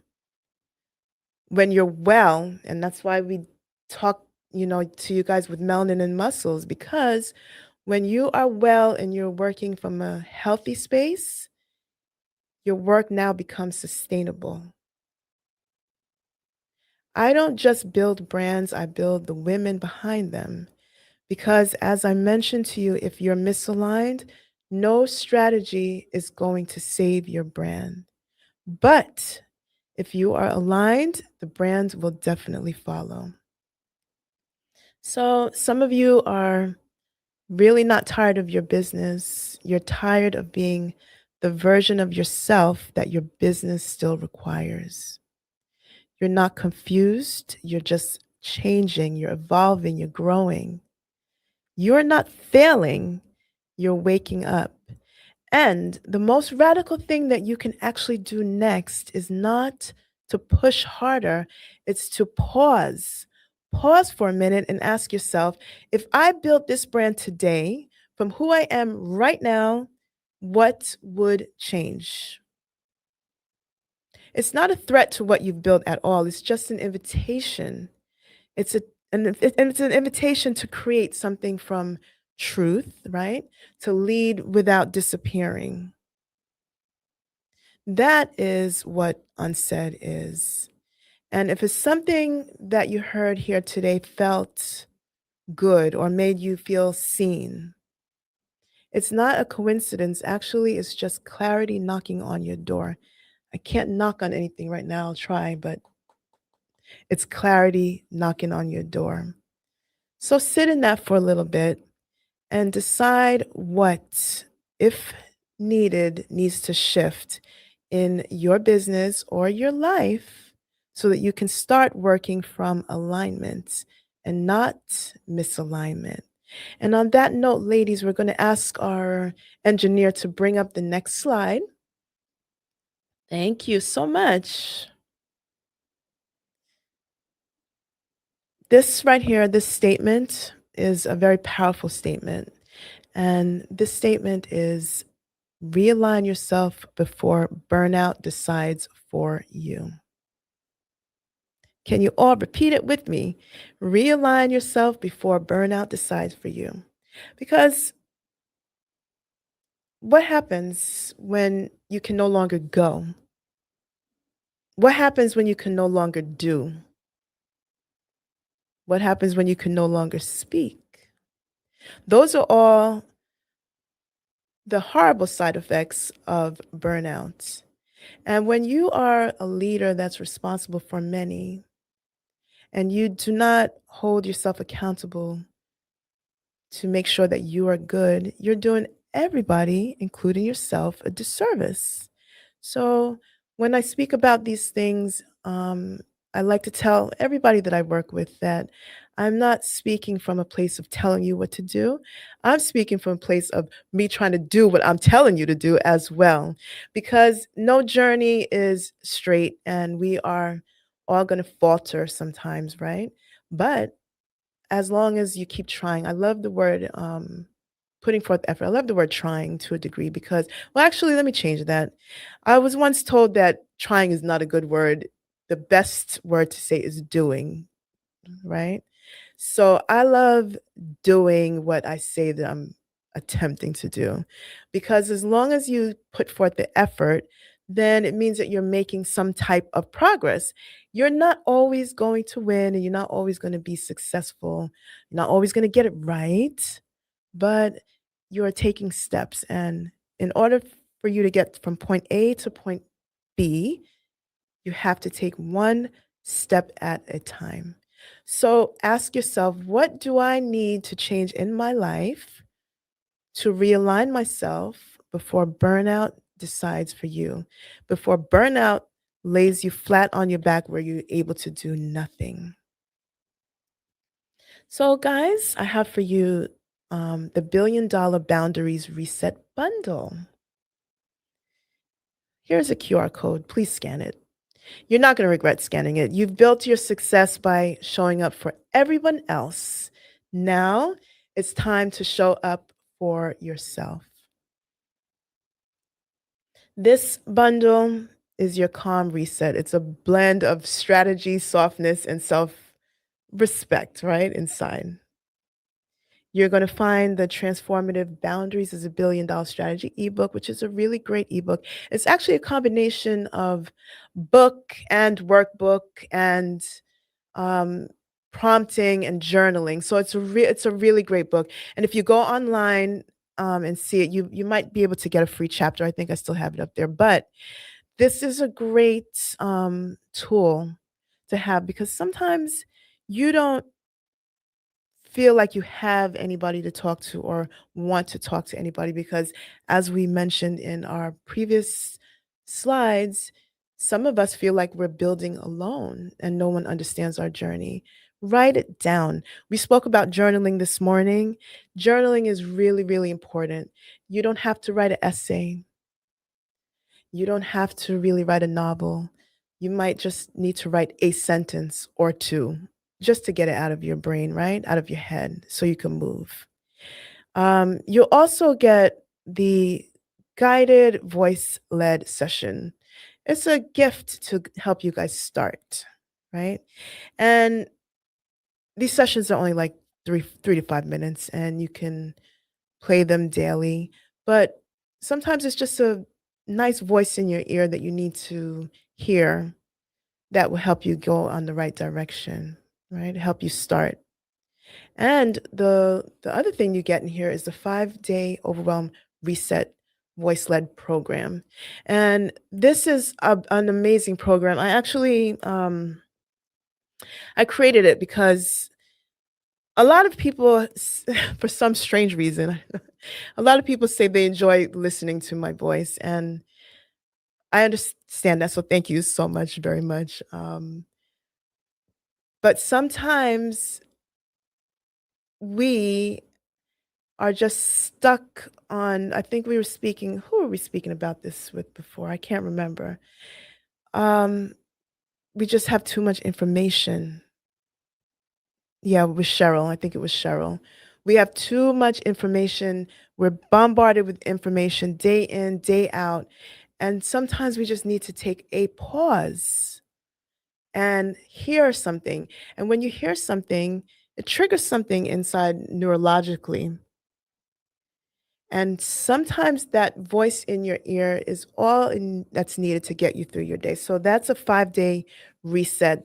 And it also comes with a lot of goodies. The hormone, I can't even ever say this right.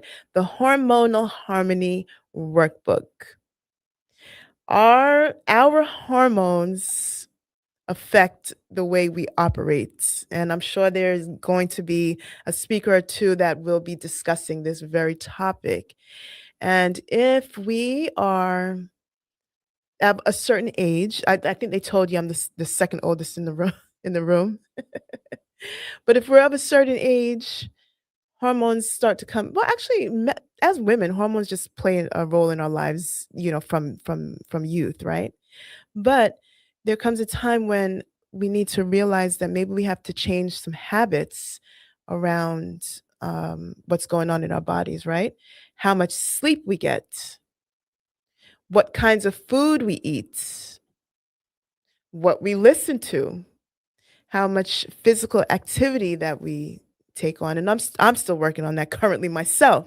So that is another beautiful gift that you guys get in the package. So scan the QR code and really enjoy the benefits of this program, right? And this is a $1 billion boundaries reset. And why I called it the $1 billion boundaries reset is because you guys know it. Health is wealth, right? Health is wealth.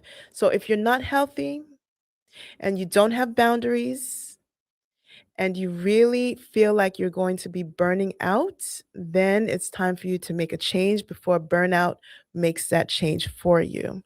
So, ladies, that is the end of my session. And I hear that the ladies are out there being busy. So, let's see if we have any comments in the chat that we can really talk about right now. Okay. So I'll take a look. And thank you so much. And you guys, as I mentioned before, you can find me at Maria Loren Designs. That's my website. Maria Loren Designs on Instagram as well. And on LinkedIn. You can find me on LinkedIn. I would love to connect with all of you guys. So one of the comments that we have here from Letty. Hi, Letty. How are you doing? That quiet deletion is no joke. Letty, that is accurate. And sometimes we don't do it to ourselves on purpose. Sometimes we do. Sometimes other people, do it to us. But it is, I want to say it's a pandemic, but it's happening. It's happening in our community. And burnout is unintended pause. Facts. So, when you talk about pausing, right? I don't know how many of you have had this experience where you know you're not supposed to be doing something. Like, for example, you have a project coming up and you push. This is detrimental because you know that the next day you're going to feel it, right? You're going to feel it. But I have this deadline that I need to get done. Who's the deadline for? What is it for? I am so guilty of this, and I have an issue where if I have an idea in my head, right, Michelle? You push past your own limits. I have an idea in my head that I have to get out. I've explained this to the ladies before, but when you are when you're creative, and some of us operate like this, I can't function unless that idea is out, right? So I have to get it out on paper. I have to get it out somewhere out of my head. And one of the something happened to me over the summer. I found myself having so many ideas just whirling around, and I thought I was like literally going just crazy with ideas. And it was, I get the best ideas at like 3, 4 o'clock in the morning. And sometimes I get up and I find myself, I have to jot them down on my phone. And, my husband's asleep, but I'm like, oh my goodness, what am I doing? But I have to get it out of my head. Then I got to the point where I was saying to myself, this is crazy. This is crazy because you are literally waking up out of your sleep in the middle of the night to jot down ideas, which means that you were not sleeping properly in the first place. Did you get into REM mode? Probably not. So you keep doing this over and over until you get these ideas out of your head. Then I said, at one point I called it the Van Gogh effect. Because what did Van Gogh? You remember Van Gogh was the artist who he went crazy, cut off his ear. I was like, man, do I need to cut this creativity out of my brain? It was crazy. So I called it the Van Gogh effect, and I'm starting a book about it, right? I didn't get to it yet, but at least it's out there. And I realized that this cannot go on because what we're doing is doing ourselves a disservice. We are doing a disservice. And when you know that you have limits and you push past them, that is what I was talking about, how you are your habitual boundary breaker. You have to be able to set boundaries with your own self, right? I like this comment from Jennifer here. Sleep is productive and so important. When you were young, how many of you guys, when you were young, just did not want to sleep? You just like, sleep, you didn't need it. You don't know what it is. I've operated like that for a long time. So I work my best when up late at night in the wee hours. Yeah. But my mother would come into the room, Maria, turn that light off. And I'll be under the cover reading the book. I'm not sleepy. I'm not sleepy. And I would just do this all the time. And I would fight sleep. And it was a point, maybe, I don't know, I think each kid I have 4, as you guys may already know. Each kid I had, sleep became even more valuable to me because you are lacking when they're up all night feeding babies, right? When they're nursing. And some of my greatest rest, believe it or not, even in spite those nurses coming in to jab you every minute, some of my greatest rest was when I was in the hospital giving birth to these children. Weird, I know, but yes, right?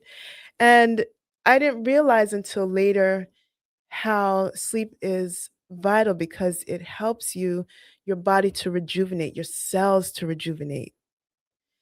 You get a new start the next day. And if you're working from a space of zero sleep, you're agitated, you are frustrated, you don't make proper decisions, none of that.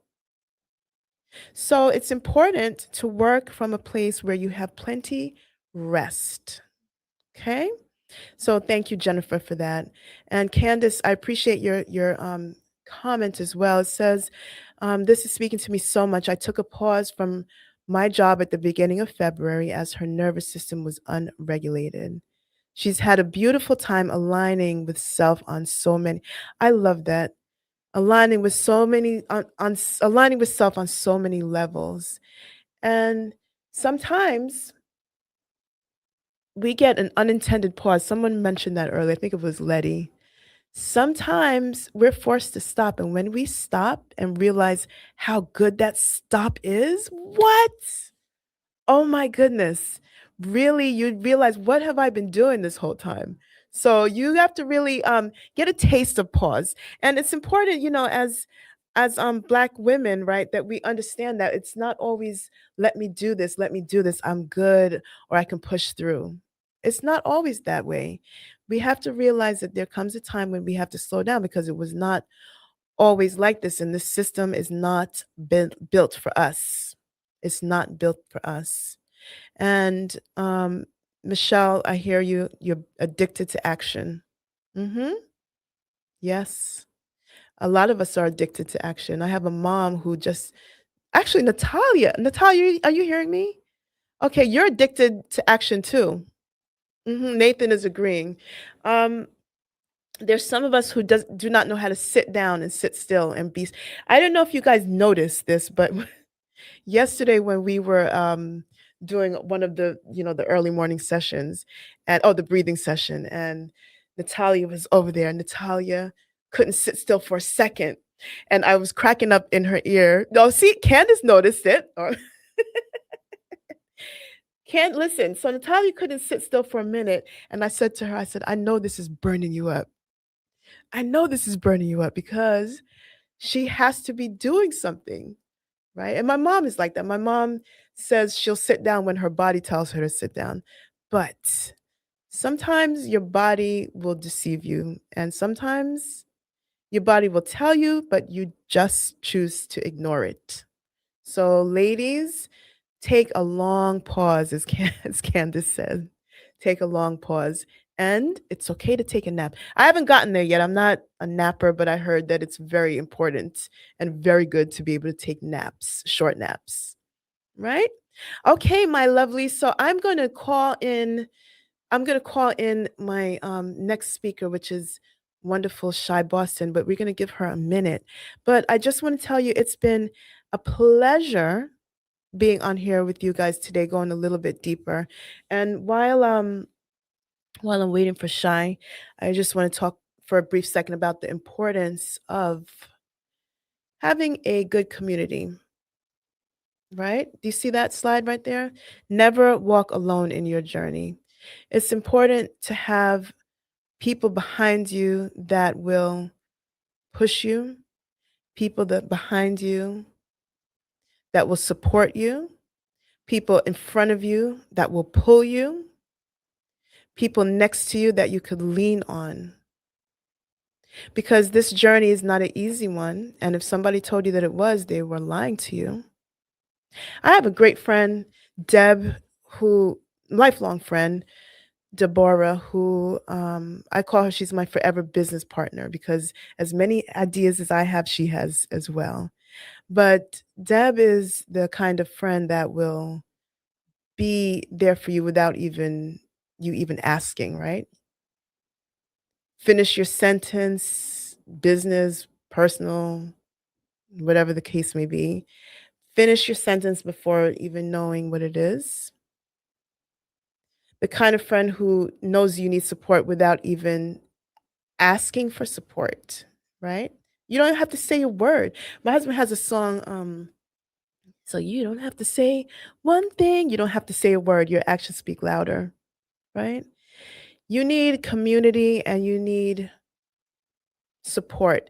And as Letty mentioned here in her comments, that if you have a community that speaks your name in rooms that you're not in, wow, say no more.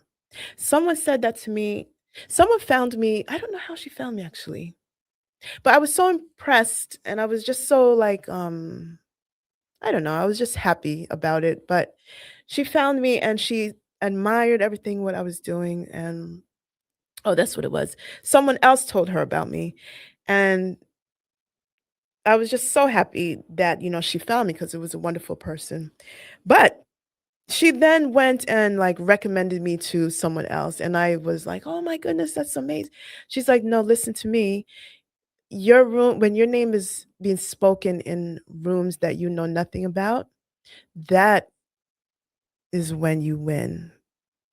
So I ask you guys to think about that as you take your journeys in whatever businesses that you're building, whatever brands you're building.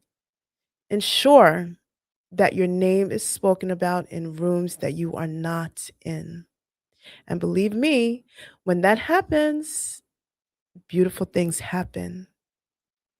And that's why this community is so amazing, because there are so many of you women who have been here with us, sharing all your wisdom. Like I told you, I listen on my walks to the podcast, and I'll be, after we finish here at night, it's a long day for us, but after we finish here at night, I think the girls told you that sometimes they're watching the videos, at home at the Airbnb, and we come in and we look at the ladies who are speaking in the night, right, on the evening sessions.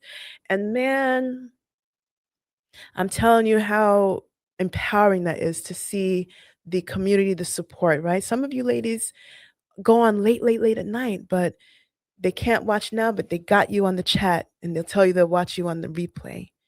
These are the kinds of people that you need in your corner as you are building your brand, because you don't know, it takes one connection, one word for something big to happen in your ecosystem, in your world. So the goal that I would tell you to leave here with is probably these three things. Number one, make sure you have a good people by your side. Number two, ensure that burnout doesn't get you. I'll say it one more time. Ensure that burnout does not get you. And lastly, ensure that you say things that you think in your mind, put them down on the paper. Put them down on the paper. All right. Does anybody have any questions? I think we're just waiting for Miss Shy Boston to come into the room. But if anyone has any questions, I'll be glad to answer, because you know what? As you guys know, that we are only here for how many more days? 2 more days. It's exciting, the things that we've spoken about thus far. And we have 2 more days to go. And we hope that the connections that you have made here today, that they are lasting connections. And we hope that the information that we have brought to you this week have been valuable. Yes, she needs to subscribe to Women in Digital Business Flicks. Natalia, you hear that? We need a WIDB Flicks.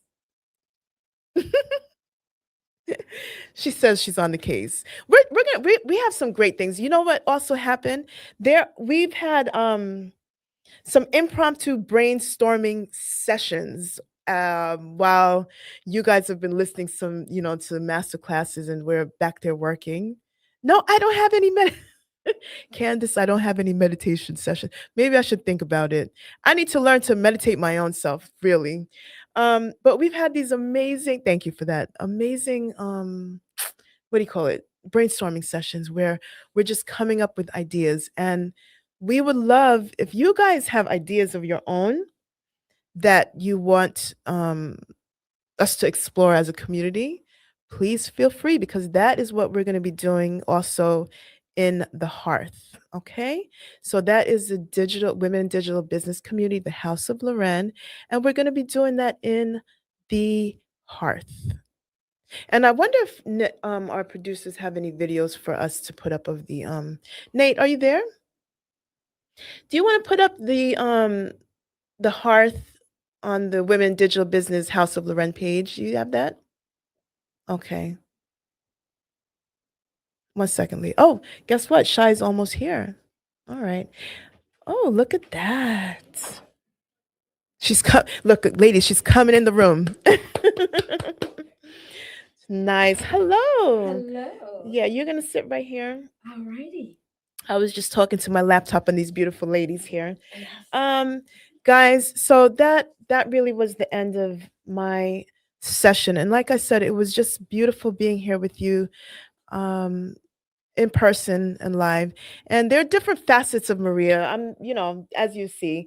But honestly, the most important part is really being authentic and true to yourself. So what you see is what you get. And definitely what you see with Miss Shy Boston is what you get.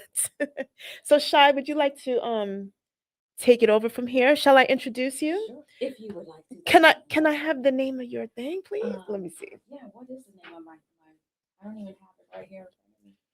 You don't? That's Okay. crazy. So let me tell you, I'm going to introduce Shy. Okay. Introduce me. Shy Boston and I met in Natalia's her funnel mastery course, right? And when we met, and mind you, ladies, this is all virtual, so we don't know each other. We haven't, met each other in person, right? We met, and Shy was just this amazing ball of energy. And Shy was a master communicator. So even words that I didn't know that I needed to say or I wanted to say, Shy was like, and this is what it needs to be, and this is that, and this is this. So I said to myself, but I love her spirit and her energy. And as you have seen throughout the summit, she brings a unique perspective and she brings a wonderful quality of leadership to those who she encounters. And I'm proud and I'm happy to say that she will be joining us as she so deserved to be in the House of Loren in the Legacy Hall, right? Yes, the Shai? Legacy Hall. Right. So we're gonna have some really exciting things coming up there around leadership and the roles we play as leaders and how to communicate as leaders, right, Shai? Yes, we are. So on that note, please, ladies and gentlemen, well, there are gentlemen in the room. Ladies and gentlemen, please let's welcome Shy Boston to the stage. Thank you so much. All yours. Thank you. Enjoy. Okay. I'm good. Okay. Sounds good. I think they're pulling up the slide deck. So just can I get the tray? Okay, great. So now I remember the title because it's here on the screen. Communication that protects your power. And what we're going to be talking about is the neurodisc clarity method. And I know this is something that hasn't been talked about before or something that maybe you're not familiar with as much. So I have my notes here to make sure that I don't miss anything because I am neurodivergent.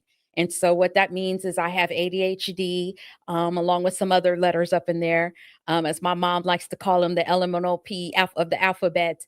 But so oftentimes I don't always remember things. And also, too, this plays into my story of when it comes to communication and how that can be a challenge. And that's one reason why this was so important to me and to be able to be here to talk to you about it.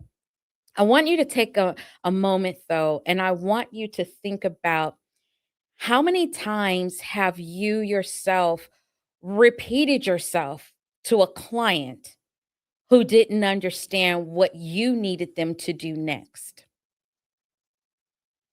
How many times as an employee did you tell them how you wanted something done on a project and they just couldn't seem to do it right or to get it done, and you ended up doing it yourself because you knew exactly what you needed in order to get it done? Or what if you were the one being told that you were too verbose or you needed to get to the point? All are ways of saying that you were talking too much. So take a moment and just think about those times. They could have happened perhaps in your childhood, your teen years. Many of us have had them happen when we were working in corporate America. So what I'm going to do today is give you a repeatable communication system. And it's something that you can use right away. So this is not something that is going to take forever to learn or forever to master. You can use it when you're doing your emails, when you're doing phone calls, when you're having your conversations, not only with your clients, when you're facing your clients, but also when you're talking to if you're still working in your corporate career, when you're talking to those on your teams, your leadership teams, and even those of you who may have a team that you are already overseeing, how you can use it with them and talk about it with them. And the whole goal and idea is that we're going to reduce miscommunication. We're going to increase alignment. We've talked about alignment a lot this week, particularly being in alignment within our bodies and our spirits. And we've talked about how we can be in alignment with our brands, like Maria just talked about, being in alignment with how we use AI and how we can make that benefit us. So we've talked about alignment in a number of different ways and subjects. And that's why communication is so important right now, to talk about how we can create alignment when we're communicating, excuse me, with those that we're interacting with. And we're talking alignment across different working styles, cultures, and ways of processing. So I'll come back to that in a moment. Excuse me. I want us to take a moment, though, to reflect back on something that Dr. Laura Sarant said earlier. She talked about this yesterday, and she talked about it again today. And she said, and I'm going to quote this as best as I can. It said, "Our ability to lead with our voice is a skill." So she's talking about actually stepping up and using our voice. But when you're using your voice, you're communicating. So our ability to lead when communicating is a skill.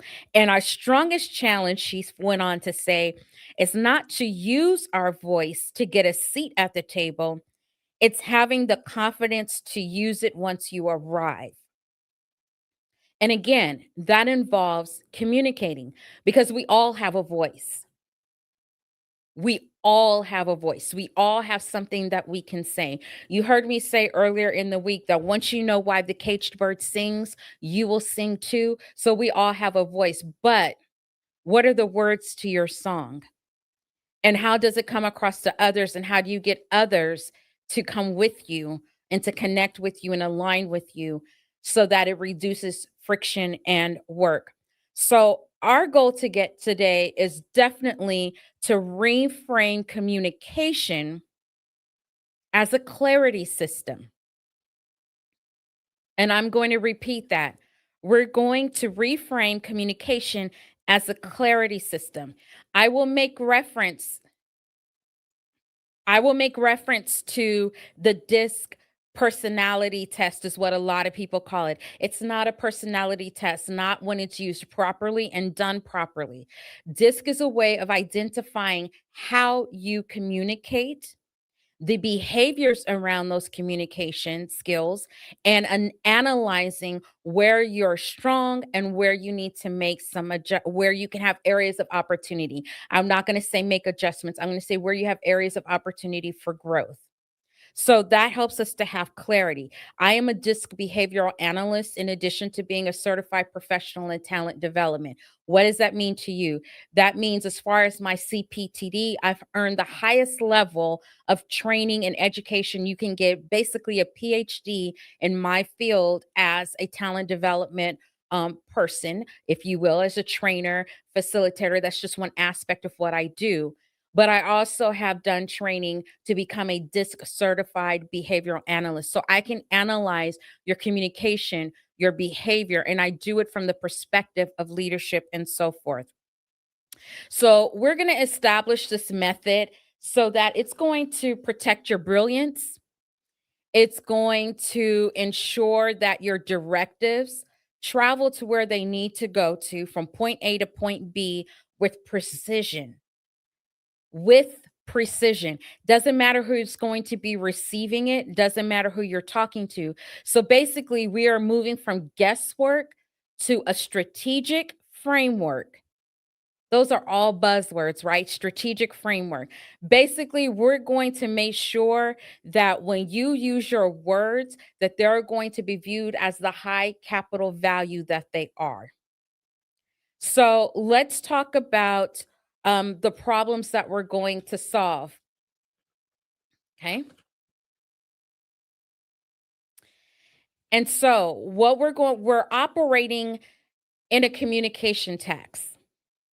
We already know that Black women pay a tax for being Black women, right? So we pay a tax for being Black, we pay a tax for being women, and then we pay a tax for being Black women. But there's also a communication tax. In fact, it's a real drain on your return on investment if there is missed communication, missed alignment, all of those things. I didn't say miscommunication. I said missed, MISSED communication, missed alignment. So when you miss those opportunities, that costs you in your ROI. In fact, one statistic shows that poor communication can cost as much as $1.2 trillion annually. Now, to put that into perspective, that's our buying power as Black women, almost equivalent. So if that's costing us in our business, then that means we don't have that currency to spend elsewhere. So we want to do what we can in order to alleviate and eliminate that communication tax. So for those of us in this room, we know that the stakes are much, much higher. There was a term that was coined called double jeopardy. And that is at the intersection, as we know it, of being Black and a woman. And so that's where we're taking this from. So this means that your clarity margin, your ability to have clear and concise communication is even thinner than our counterparts. We have no room for error. Our counterparts, you're going to learn from Michelle later on. She's actually, a mathematician, statistician, and all of that stuff. And we were talking last night about different things, and Michelle was breaking things down into percentages. Well, as from a statistician point of view, our peers are giving over and under way greater than we are. Our over and under is not even plus or minus 1. We have to flatline at 0. We can't be too over and we can't be too under. So we don't have that luxury of being vague. So we see this problem manifested in 3 ways that we're going to go through today. And one is the rework loop. And what that means is that we have more errors that happen when there's miscommunication that robs us of our time and the time that it takes to fix them. So not only robs us of our time, but it's going to cost us even more time to try to fix those things. Then we have the clarity burden. And what that means is that we're spending excessive energy trying to clarify what was being said, what was intended, the tone, all of those different types of things to make sure that we're not misread and misunderstood. How many of you have talked and said something or shared something in a meeting with someone and it was completely taken the wrong way? It went so far left that you're trying to figure out how do we end up on this road? And that's what we're talking about, right? And so that's unpaid emotional labor. We have been talking all this week about our nervous systems, getting our nervous systems regulated. If you're somebody like me that not only has anxiety, you may also have depression, PTSD, trauma.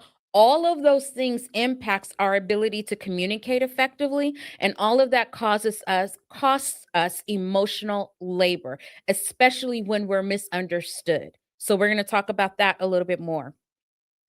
And then finally, we're going to talk about the guesswork gap. If you don't have a system in place that can provide clarity, clear communication very easily, then what ends up happening is everybody else has to guess what your intent is.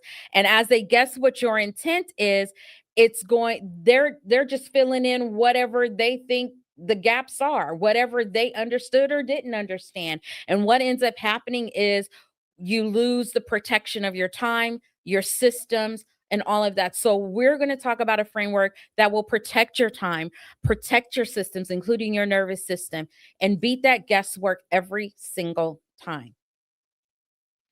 So the outcomes we're going to have today, by the time we complete our time together in this session, you will have the tools that you need to command these very specific outcomes. You will be able to communicate with clarity in 60 seconds.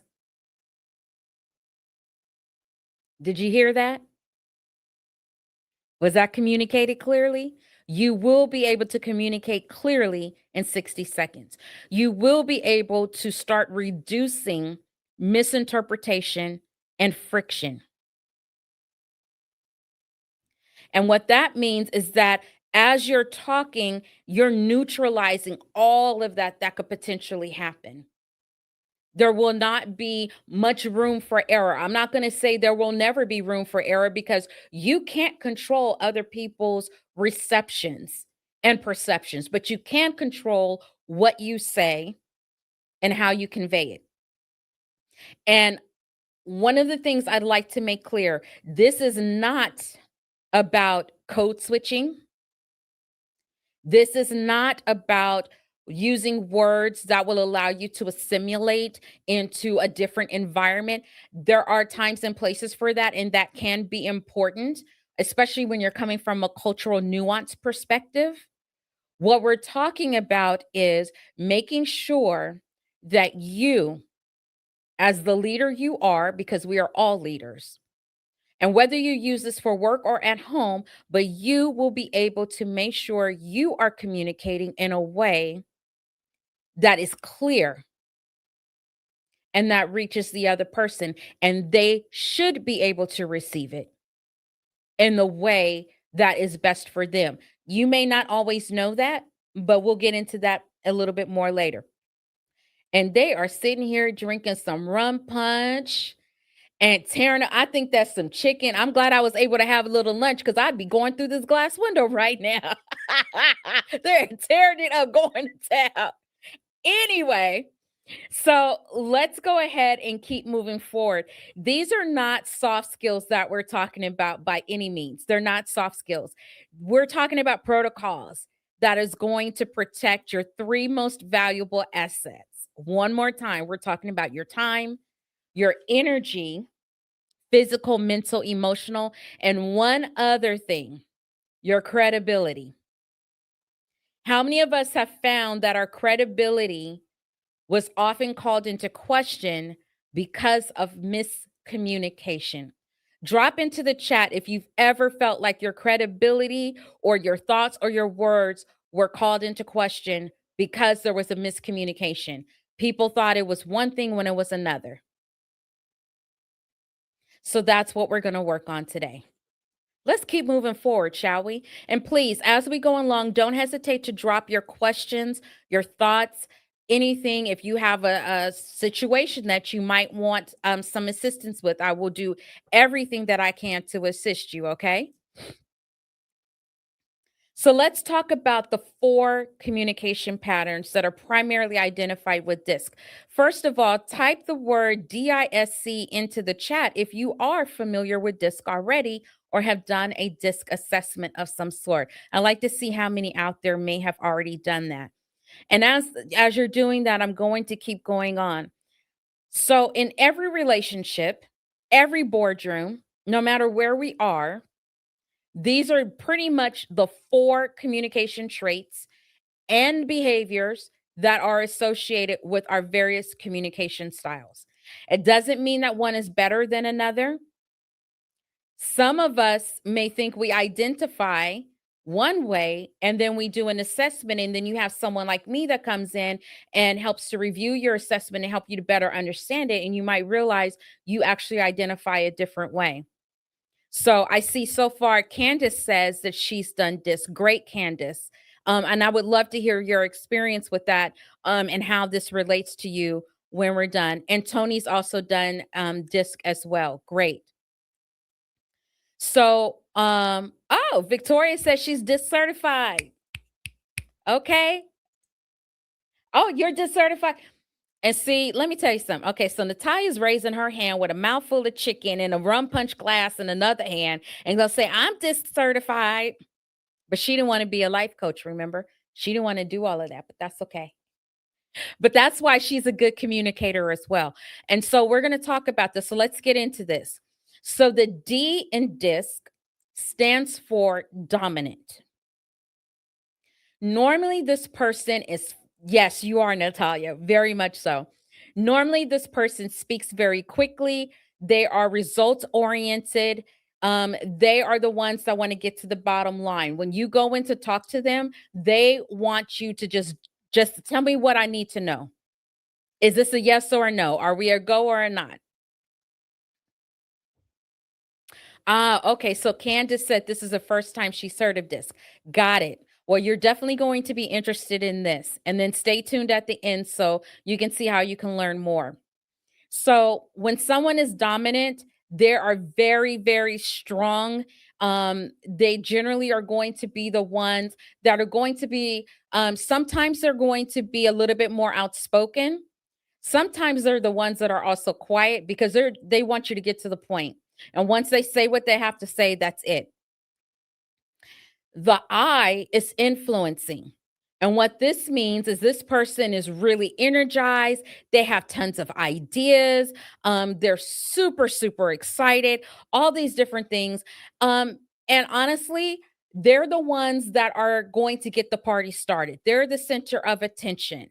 They're the ones that know how to get a crowd going. So believe it or not, D's and I's are very good companions because they generally are going to do one or the other. So if I had to venture, I would say Natalia is probably a D and an I because she goes into the I and she's like, okay, we're going to get this summit going, blah, blah, blah, blah, blah. But on the other hand, hey, she's behind the scenes taking care of business. I need this done and I need it done now so we can make sure that things keep going. The next one is a C. C should actually be on the other side underneath the D, but that's okay. So C is compliant.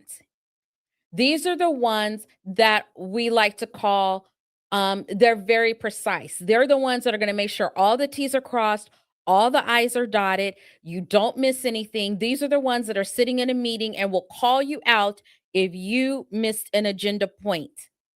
They don't like to jump around. They like to follow the order of rules, so to speak.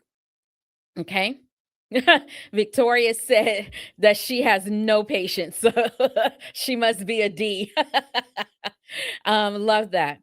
But those that are compliant, they're the ones that are going to go down this. You're going to know a compliant person because they're going to use one pen for the most part when they're writing.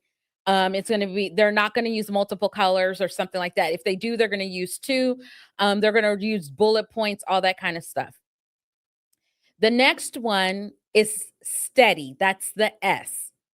They are the stable ones. They are very relationship oriented. These are the ones that as soon as you see them and you say hello, they're going to say, hello, how are you today? How's your family? How's your dog? How's your cat? How's your aunt? How's your uncle? What about your great cousin that was living? You know, they're going to go there with you. That's who they're going to be. Now, what's interesting about each one of these is that while none is better than the other, S's are the most flexible ones out of all of the letters.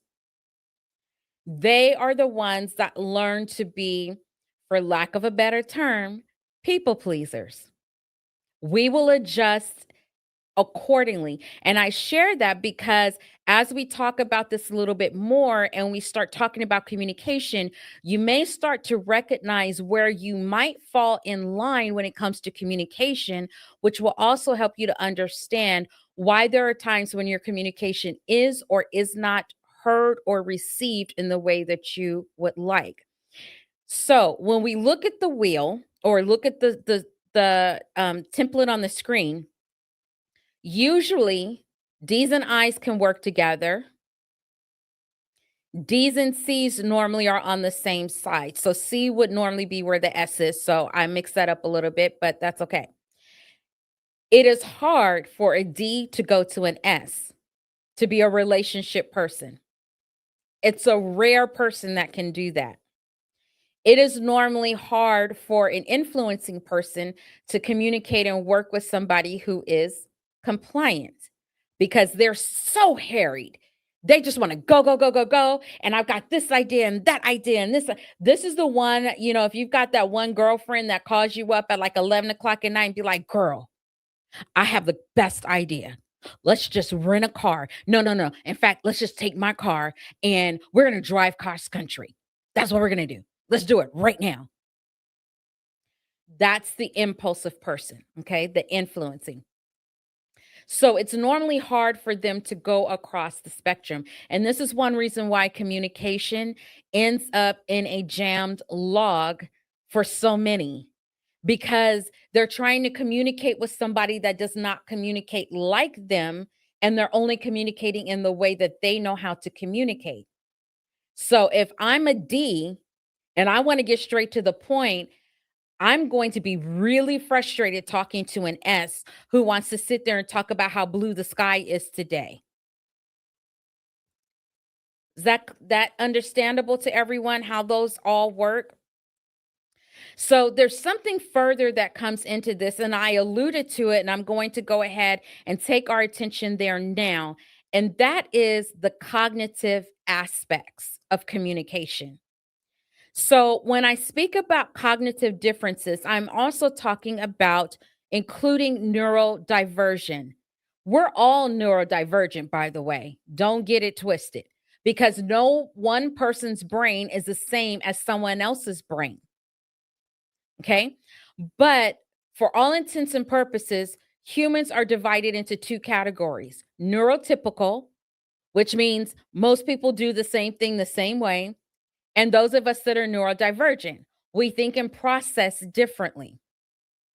So that means we have basically different hardware with different defaults.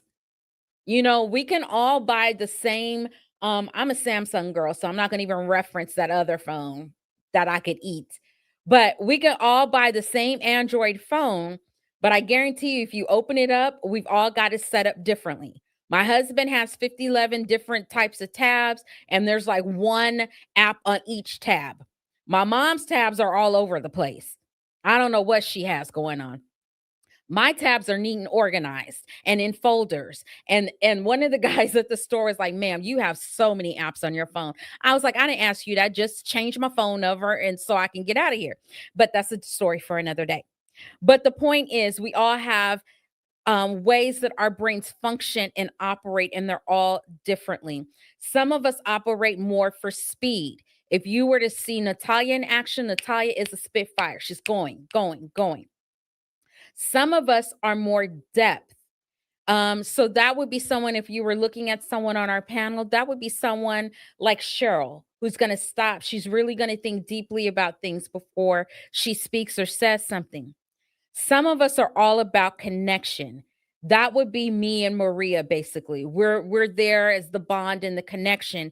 And then you have some that are more precise. That is going to be our sister friend. Oh, and she's gonna, Michelle. I was like, well, I said Maria's name and Michelle's name went out my head. But Michelle is a mathematician, a statistician. So to her, everything has to make sense and align. Excuse me, pardon me. So this is not about erasing who we are. This is not changing how we think, how we process. This is not softening or shrinking back. We've talked this week about standing loud, speaking up, using our voice, being true to ourselves and being authentic. And that's what this is all about when it comes to communication. What this is about is making sure that we have some sort of clarity system in place so that we can communicate effectively, no matter how brains are processing information. When we normalize everybody's brain function, everybody's processing, everybody's communication style, no matter what it is, then we can remove all personal judgment and just solely focus on results. And for all of us, the results we want is client retention and revenue generation, period. So let's move along and talk about 3 miscommunication triggers, because we all have things that trigger us. So where does this breakdown happen in communication? It's going to start with one of these three triggers. First, it could be the hidden assignment. That's where we receive a request and it's so vague that nobody knows what the next step is. Have you ever had a meeting for the sake of a meeting and you're sitting there trying to figure out why was this even a meeting? And you're going, it couldn't have even been an email because we don't even know what the point was to begin with. So when there are processes, instructions, when there's communication that just does not connect and make sense and is too broad, that's when you're in this hidden assignment. The requests just are so vague, you have to fill in the gaps and make assumptions. And even if you're asking questions, they're going to say, well, figure it out. And you're like, I don't know what I'm supposed to be figuring out. The other one is the processing collision. And that's where someone who's like a dominant has a need for speed. They need to move quickly and they run into someone who might be a C or an S. They're going to think a little bit slower. They're going to process the information. They want to make sure they're doing things right. They might even want to ask questions. And the other person's like, I don't have time for you to ask questions. I don't have time to give answers. I need this done. I need it done now. No excuses, no this, no that. And if you can't do it, then I'm going to go ahead and do it for myself because I know I can do it and get it right. And they're going to multitask 11 million things and they're still going to get it done. So that's what we're talking about there. So that can cause a lot of challenges. But the most critical one for all of us in this room is tone translation. We get judged all the time by the tone we use. I'll give you an example. When I was working at the cruise line, right before I left, I had a boss who worked out of our Seattle office. I was at the corporate headquarters down in Miami. And we already struggled with our communication, which is one reason why this is such a topic near and dear to my heart. I was trying every way possible to communicate with this gentleman in the way that I could, and in a way that I thought he would understand. We were on a call one Friday evening. I will never forget this. And this is just one of many calls, but this was my final straw. And we were talking, and he literally yelled at me on the phone and he said, what's the word is about to go out of my head. Basically, he was telling me to stop talking down to him. And I said, I'm sorry. I don't understand. Condescending. That's the word I'm looking for. He said, stop talking condescendingly to me. And I said, I'm sorry. I don't understand. You're being condescending and you need to stop it. And he's yelling at the top of his lungs with his door close to his office to the point that the office secretary, who worked several feet away, sent me an instant message and said, Shy, what are you saying to him? Because he is yelling. We can hear him through the walls. And I said, I'm not saying a word to him. I don't even know what he means by that. I was being condescending to him. I was like, I was so confused. And when I hung up the phone, you know how we get that angry cry? That's when you're angry and you just start crying. And you're crying because, it's like that glory tear. You trying not to hurt somebody. And I had that, but I was hurt because I didn't understand, where did this go wrong in this communication? It was so horrible. And I was going on vacation. When I came back the following week, I promptly turned in my resignation and said, here's my 30-day notice. I was a manager, so I wanted to be fair. Here's my 30-day notice. I can't do this anymore. So the tone is what always gets misconstrued when it comes to us as Black women. Too often, the directness that we may sometimes have is misread as intent or attitude. Even our clinical focus, if we're there and we're focusing on the work that we're doing, those who don't share our patterns of communication, who don't know how to read the rooms that we're in, will often mistake that. So when we lack a system, people will fill in the blanks with their own biases. So they will police our tones. You can say something smiling and as just polite and everything else, and people will still police your tone. It's similar to when, you might be coming from a meeting and you're thinking of something in your head and you're trying to remember what you're supposed to do next or who you need to contact. And somebody walks up on you, goes, "Oh, why aren't you smiling? Are you having a bad day?" And you're like, "Do I have to smile all the time?" No. I'm sorry. I'm coming from a meeting. I didn't even see you. So, I'm looking here and Tony says she had the same thing happen to her when she asked someone at work a question and they yelled at her and said she was being aggressive.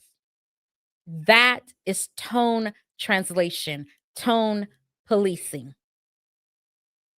That can come from their own viewpoints for whatever reasons. So we've talked enough about the communication styles, the collision course that we're on and all these things. So how do we fix it? Right? How do we fix it? How do we work with our teams, our clients, our employers to get the job done so that we can go back to focusing on what we really want to focus on, which is generating revenue for us, as much as possible. So we're going to go to the clarity loop to ensure that there are no blanks for anyone else to fill in. Before I do that, let me take a look at some of the comments here. Monique says, "It's ridiculous that the secretary messaged you to ask what you were doing or saying instead of checking on me. You didn't deserve that." And that situation was basically source of the universe telling you to move on from that place. And you know what the funny thing is, Monique? I was already planning on leaving anyway. I just bumped up my resignation a couple of months earlier. I had already mapped out when I was going to resign and how I wanted to do it. It just bumped it up earlier. And then they did me a favor and said, "You know what? Just work the next 2 weeks and you can have the last 2 weeks off paid." So I'll have 2 weeks off paid and left. So that was great. But I don't think that, let me clarify this. I really don't think that she meant it in a sense of that I was necessarily doing something wrong. She was so shocked at what was happening. She thought I might have been delivering some bad news or that something had gone wrong. That's what I really think it was, because she was constantly messaging me like, he's going off again, like, "Oh, you need to be ready because he's not in a good mood," things like that.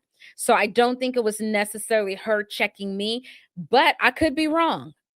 That could have been how I chose at that time to accept that, because you're absolutely right. She could have been going like, "Girl, what are you saying to him that's causing him to act such a fool?" Either way, that wasn't on me.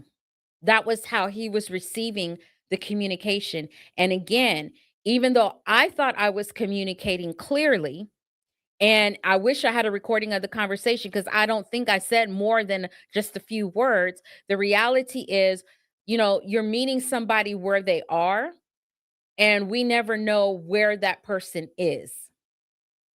So he could have been yelling at me because he was mad about something else. He could have been yelling at me because of the fact that I was being compliant, if you will. Who knows? I don't even stress over that anymore. Michelle said, "I have been tone policed my entire career." And honestly, when we work in environments where we're one of or one of only, whether that is from a gender perspective or a racial or ethnic or nationality perspective, that can happen. Or if we're in an industry where certain cultures or certain genders tend to dominate. You know, when I was working in Silicon Valley, I didn't have a voice at all. When I worked at one company, I didn't have a voice because, frankly, I was working in the department where I was like one of 2 Black women in the entire department, one of whom was an HRIS manager. So she got to sit in her office and do nothing but tech work, and nobody bothered her because they needed her, because she kept the systems up and running so they can do what they needed to do. And I was the one that was out mixing in and about with everyone else. And I was so misunderstood in that department, to the point that I actually got called into the director's office for reverse discrimination. Yeah, let that boggle your mind. That's a story for another day. I might have to save that for my podcast, but you know, it happens. People misunderstand because we were from different worlds and they didn't understand the world that I was from. So all of that happens. So let's go ahead and start moving forward. I want to make sure that I covered everything that I wanted to cover. So we're going to start talking about the clarity loop. Okay. So what I've shared with you is just a small snippet, a very small snippet of the information that I can glean from DISC in regards to communication, behavior, alignment, leadership, and so forth. But let's talk about the clarity loop, because this is your framework. Take a screenshot, write it down. This is going to be your framework going forward in communication. This is how you can get to clarity and alignment within 60 seconds. Let's walk through some of the steps. So if you look at the very top of the screen, it says purpose.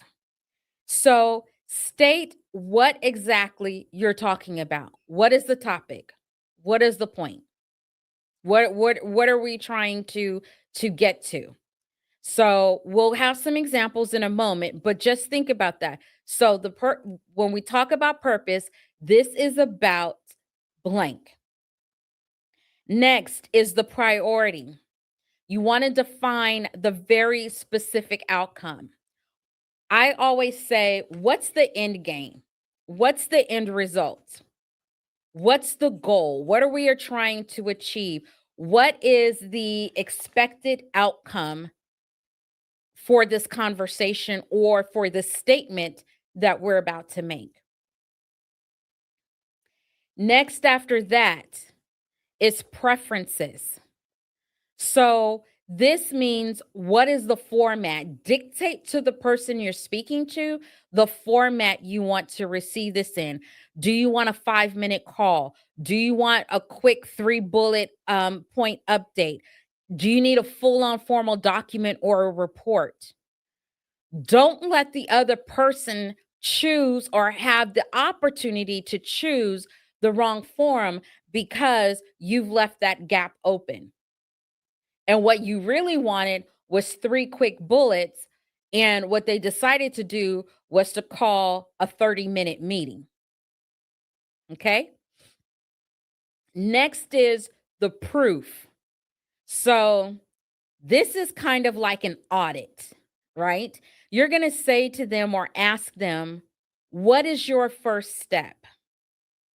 So this means that they have internalized the directive you've given them.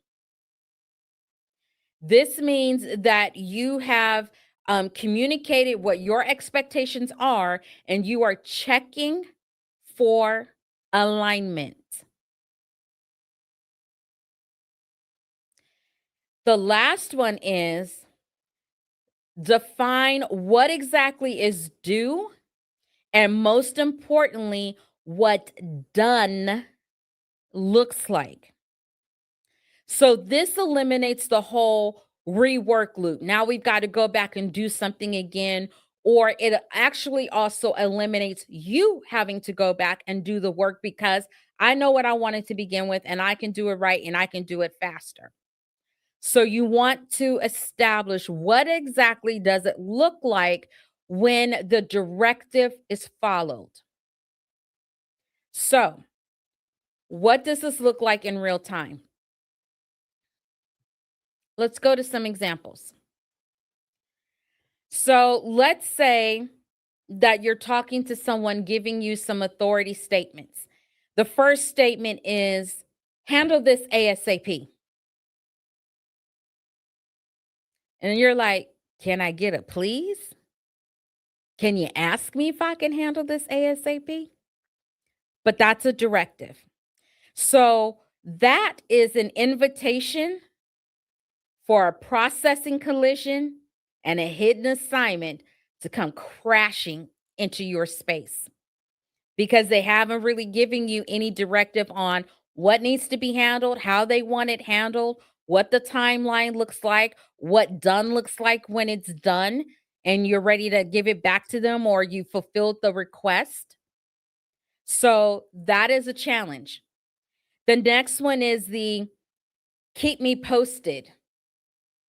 Circle back next week. So you might get all three of these in one sentence. They might walk up to you, hand you a document, get this handled ASAP, keep me posted on it, and circle back next week. What am I handling? How do you want me to keep you posted? And you said circle back next week. Does next week mean like Monday? Friday? Close the business Wednesday? Is next week even next week? Because some people will say, for instance, next weekend, and they actually mean the weekend that's coming up, the Saturday that's about to come up.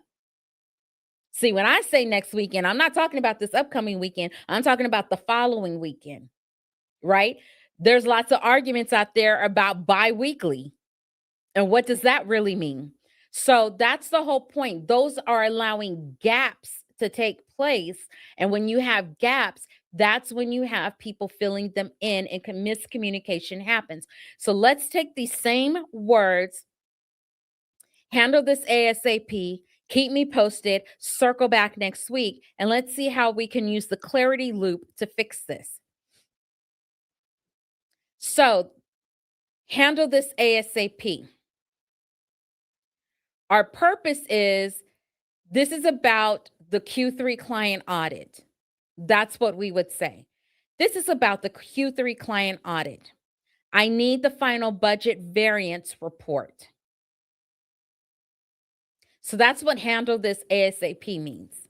We're being more specific. Then the next is keep me posted, which means what they really want going into preference is send this as a 3-bullet email summary. Now there's no doubt how they want you to handle the document that you have just received. And then circle back next week. What that means is next, done looks like a confirmed PDF in my inbox by Thursday at 4 p.m. What's your first step? Now, you don't have to use those words specifically, but this is how we start using all of this in the clarity loop. And now we are avoiding that processing collision, the hidden assignment, and also the tone check in most cases. So you would walk up to Barbara and be like, Barbara, this is about the Q3 audit. I need the final budget variance report. Send this as a 3-bullets email summary to me, please. And when it's done, I would like to have a PDF, a confirmed PDF in my inbox by Thursday at 4 p.m. Just checking for alignment. What's going to be the first step? You can use this with your clients. For instance, let's say that you are a travel agent. I'm just pulling that out because I know that one kind of best. And there were times where I needed my clients to get back to me with the full legal names and birthdays of the guests that were going to be traveling with them. So I would say, to make sure that I get the room booked properly and their names are showing properly on their cruise ticket, I need the full legal name and birth dates for each one of your clients. Send that to me in email in bullet form for each one person. Or I might say, send it to me in a spreadsheet format with each person on a separate line. When that is done, then that will look like a spreadsheet or a Word doc or an email that comes to me on such and such a date. I would specify a date by this time. That will allow me to make my deadline with the cruise line. With that said, can you let me know what was your understanding of that request? What was the first step?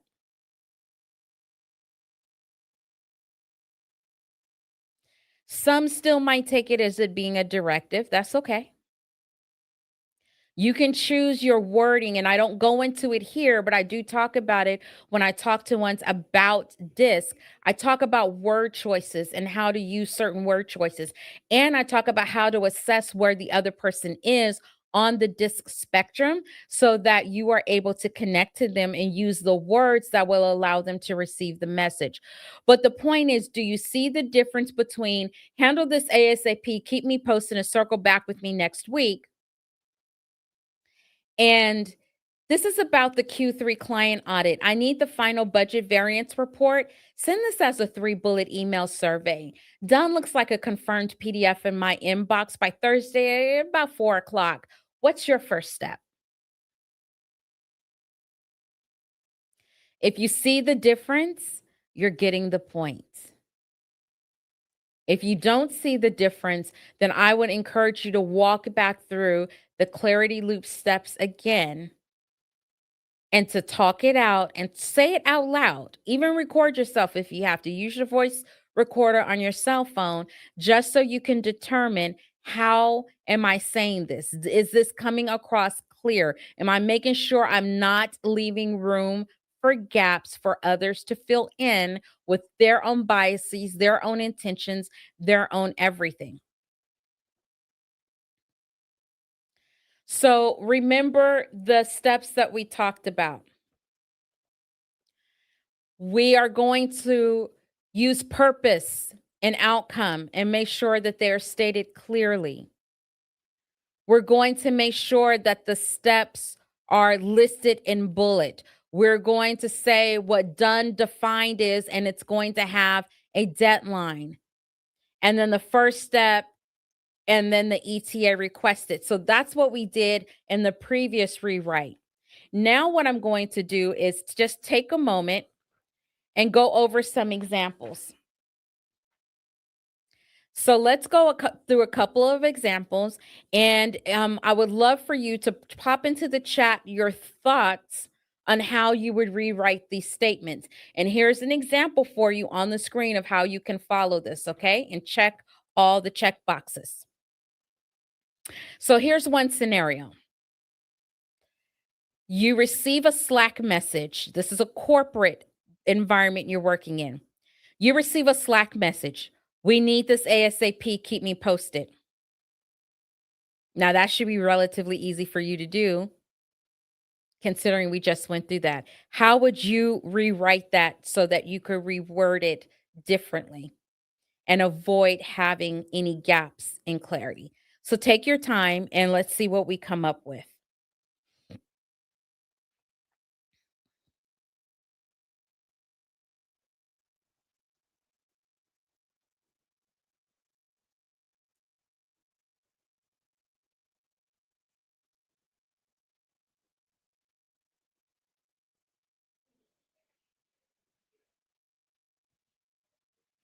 Danny, I'm glad you're enjoying the clarity loop. Thank you for sharing that information. Really appreciate that.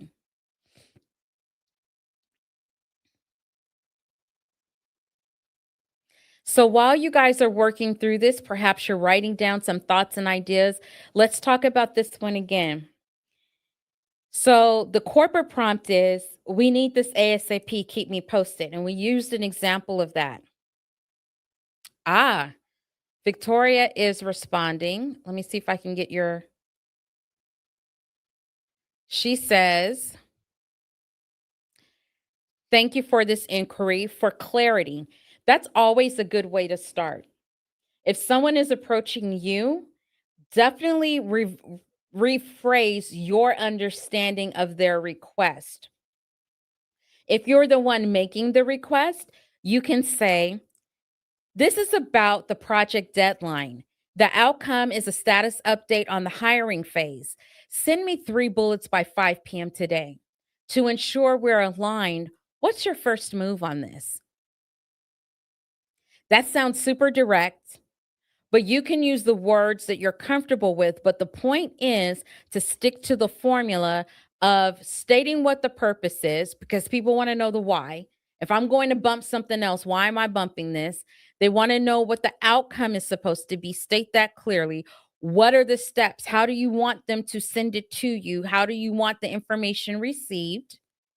Clearly define the deadline, and then ask for the first step with that ETA.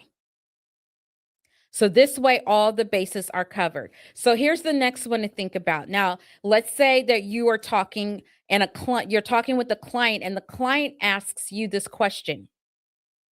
Can you just add this one thing to the scope? You know how clients love adding things after you've signed a contract? So the client says, can you just add this one thing to the scope? How would you use the clarity loop to respond to them?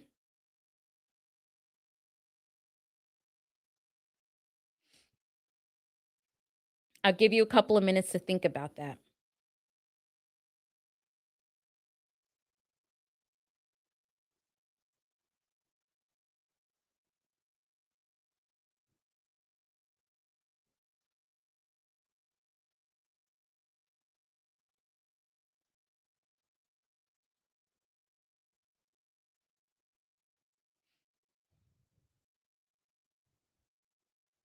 Okay. So while you're thinking through that and writing some down your thoughts and pulling them together, here's an option. So when the client says, can you just add this one thing to the scope? You can say, this is about the additional feature request. The outcome is a separate change order quote. I'll send that as a PDF by Tuesday. Done looks like a signed addendum before we start. Does that timeline work for your first step? I'm going to read that again because that was a mouthful, but listen to the words that are being used. The client says, can you just add this one thing to the scope? And you've already got a signed SOW, scope of work. So your rewrite, or how you respond back, is, this is about the additional feature request. The outcome is a separate change order quote. I'll send that as a PDF by Tuesday. Done looks like a signed addendum before we start. Does that timeline work for your first step? So you basically said, okay, I'm going to respond to you about your request. So you're stating the purpose. And you said the outcome is that there is going to be a change order that is going to be presented. It's going to be quoted. And you're going to send it out by a specific date. And you're telling them, before we move forward, this is what needs to happen. And what has to happen within a certain time frame. So that's the assigned addendum before we start. And then you're doing the ETA. Does that timeline work for your first step? Which basically says, I'm not doing jack on this until we get this signed. So what I'm going to challenge you to do is I'm going to challenge you to think about this clarity loop. I can't even talk now. And I want you to start making these micro shifts. Do the headline first. So what's the purpose? Define what done looks like in every request, no matter how it comes to you. And then always ask for the first step plus an ETA on when that's going to happen. Even if you do just a couple of those micro changes, you will find that there are some big differences. Now, so that's the 48-hour challenge. Go ahead and take a clip of that. Even if you only do 3 of these things, you will still be moving towards more clarity and less gaps. You'll be moving towards the ability of syncing up with others.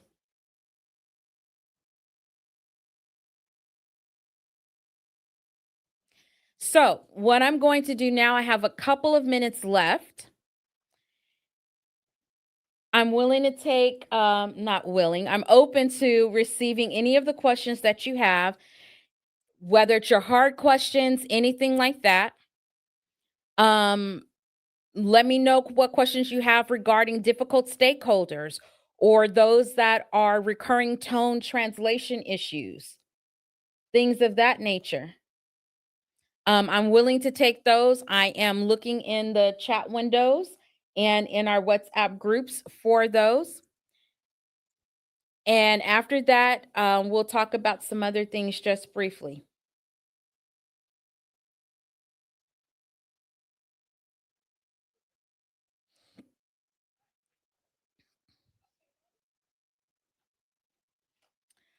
Okay. Well, with that being said, what we're going to do. You're on at 4:30. It's 4:26, man. Oh, see, get all interrupted by the diva. No, I'm just kidding. Maria is going to come in and join us. And she's bringing my mom. And your mom is going to have a seat right there. Wow. Yes. Okay, my mom does not do social media or anything else, so this is amazing that she's here. So let me introduce you to the woman who got me started on my path to success, my mom, Patricia Martin. Good afternoon, So, Shai, Patricia is not here for you to interview her.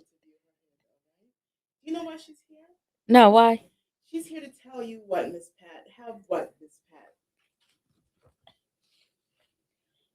how proud I am of you and in your journey.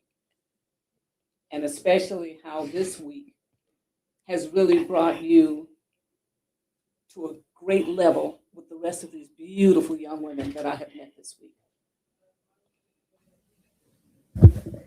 Oh, we got to turn the mic. Yeah. Okay. There we go. Mm-hmm. Okay.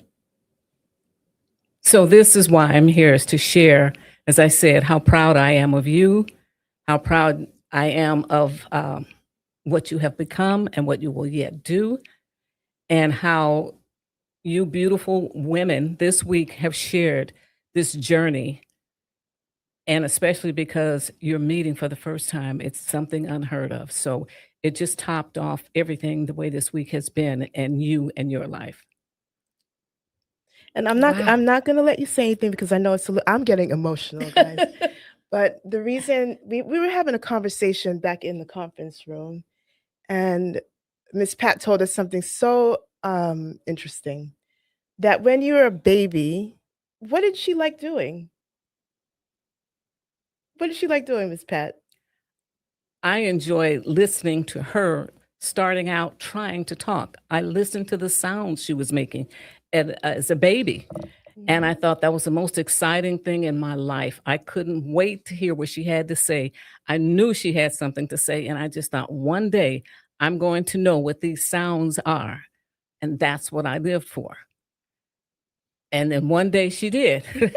She spoke clearly. And she's been speaking ever since as a baby. And I think she was probably around 8, 9 months when the clarity came. And she's never stopped. Never. And here you see the result of that. Here you are. So I have to say that Miss Pat put a book in your hand from a very early age. Yes.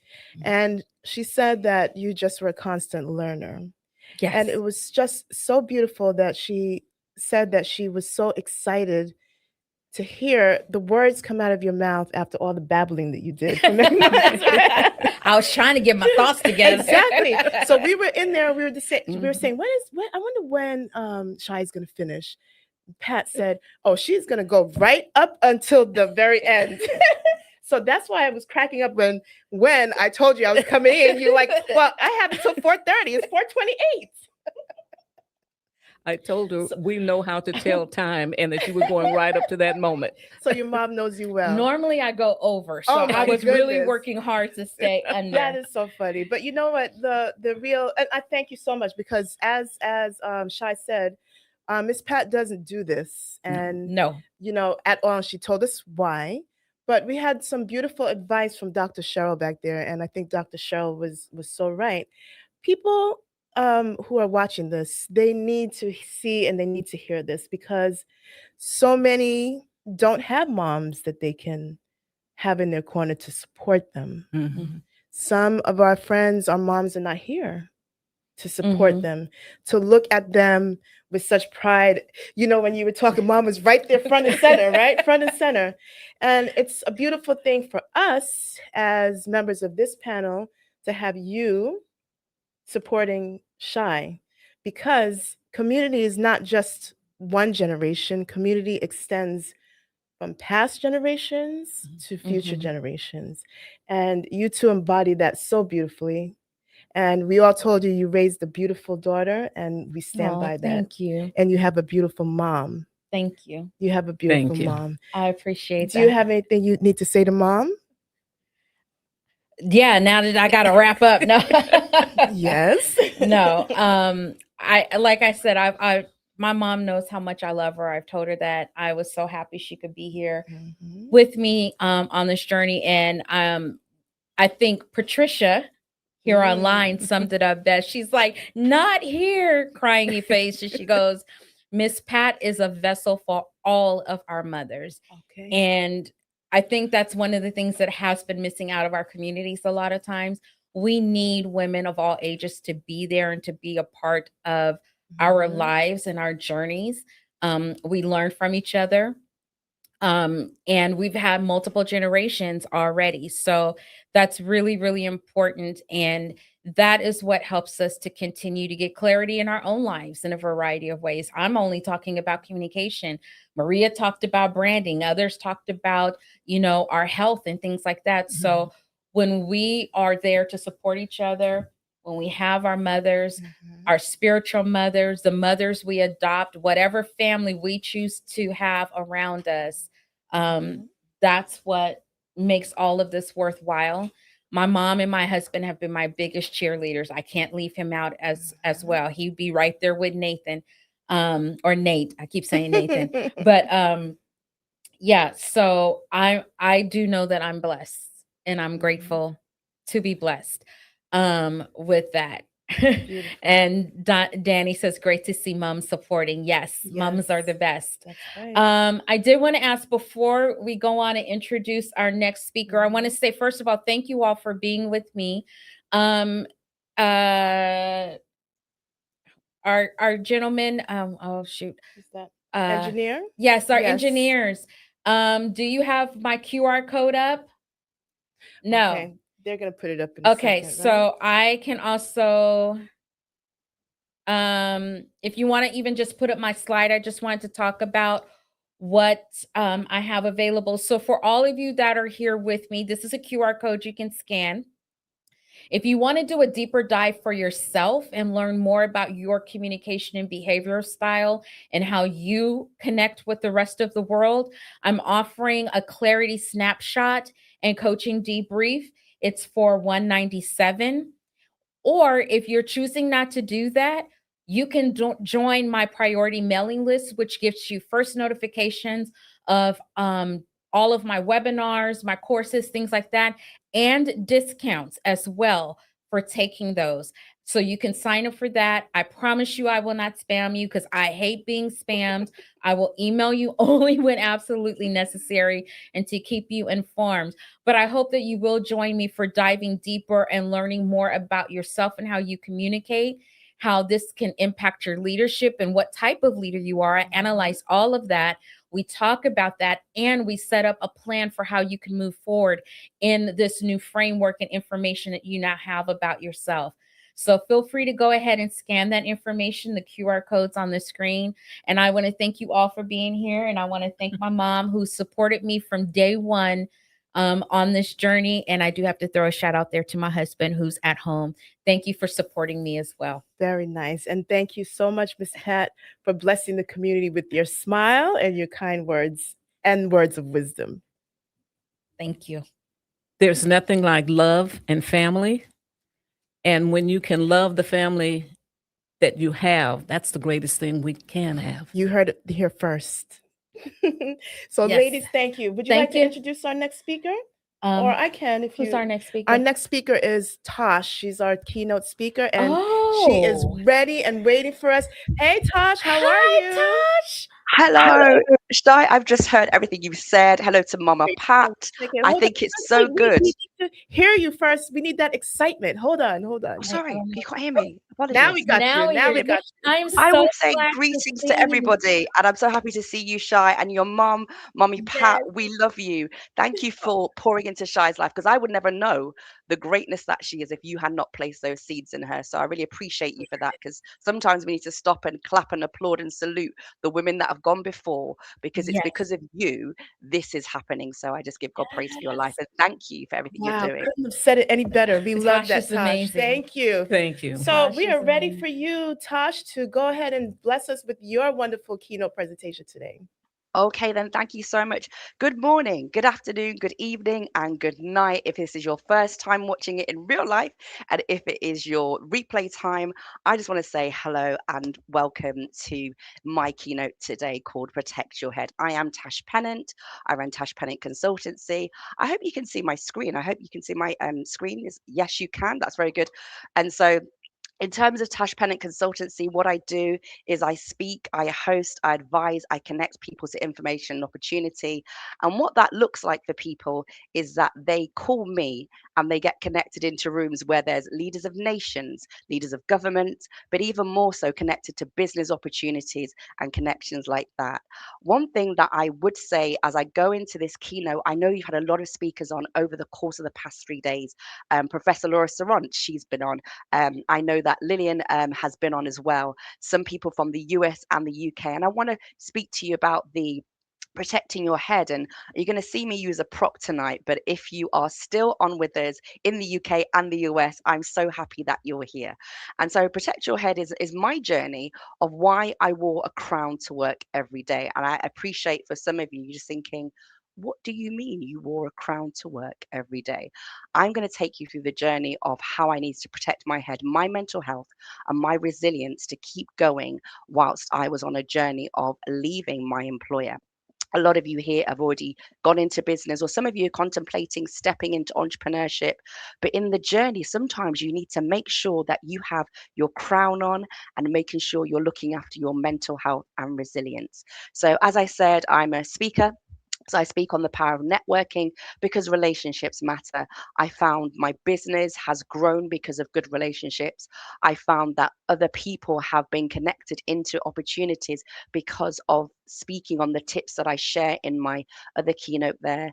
I have hosted events, and I still do, and I find it such a great honor that organizations and individuals ask me to come into their conferences, their events, their launches to hear how they can bring people together. I bring the 4 E's, the energy, the engagement, the expertise, and the excellence. And as an advisor, part of my journey has been in organizations, in media, in healthcare and energy sector, and even more so in the government. And on my last assignment, which this will kind of allude to, I was advising secretaries of state, so for the UK government, and also leaders of nations on business, specifically in my area. So that has given me the turning point for my business to be able to strategically advise people on what to do and how to engage with government. And people call me the connector. The reason why they call me the connector is, one of the reasons is I kind of have I don't like to say a black book, but I have a record of who I've met and when, and why do I know them. But even more so, I listen to what they're telling me about their journey, and I think, oh my gosh, it's like is it the neurons fire up in my brain, and I recognize this person should connect with this person, and that's how they get connected to information and opportunity. So I'm going to bring you on to the start of this Protect Your Head. Most people don't have this unique thing in their life, but I've been so honored to be blessed with a sister who is a violinist. And Protect Your Head is what started from this moment. It was the moment of the 19th of July, 2024. And on the left-hand side of the screen, you'll see a person called Candice Braithwaite. She was the cover of the Black Business magazine, and specifically, they had a launch for their Women in Business edition, or Women in Leadership. Essentially, it was their women's edition. And in this particular edition was my sister, Mahalia Edwards. She's a violinist. She has had the great honor and pleasure. I don't know if any of you are aware of Bridgerton or you watch that, but if you do watch Bridgerton, season 4, episode 4, you will see my sister playing in the quartet for the scene where they're dancing. But she's had the opportunity to go around the world playing her violin, and that has brought her great joy. But also, it's the challenges of being the only ones at times, but even more so being excellent and competent and having the rebooking process. So she's played for Adele, Robbie Williams, Adam Lambert, Andrea Bocelli, Katherine Jenkins, and she also, because of her work and her professionalism, she gets flown up to play for celebrity weddings. So it's really interesting when she goes to places, all we get is a week later the Instagram reel of where she's been, and then we find out, oh, it was that celebrity. So some of them you may have seen in the media, but it's this moment for her where it was the 19th of July, 2024, and the event was going to happen. And at the time, I was working for the UK government in the Department for Business and Trade, and I had already bought a ticket to go to the event of my own volition, and I wanted to support my sister. And I called somebody who is the chair of a committee for a financial services organization. They called me and said, hey Tash, you're going to be in Birmingham on the same night as me at this event. Why don't we meet for coffee before the event? And usually that sounds like a really good thing to do. There was no barriers, no issues there. But unfortunately, when I called my line manager to have the conversation about going to meet this person, because what I would do, I'd always let my organization know where I was and what I was doing. And at this point, I was currently working at home in Nottingham, but to have the coffee before the event, it required me to go into the office. And I called my line manager and explained to her that this person would like to speak to me. I like to have a conversation just to catch up, and that's part of my job. I did that quite regularly. But on this particular occasion, the line manager told me that number one, I needed to be careful what I said because of the Official Secrets Act. A lot of people in different settings have a range of rules and restrictions around their job. And I was a civil servant, but even more so, I had security clearance to work with the leaders of nations.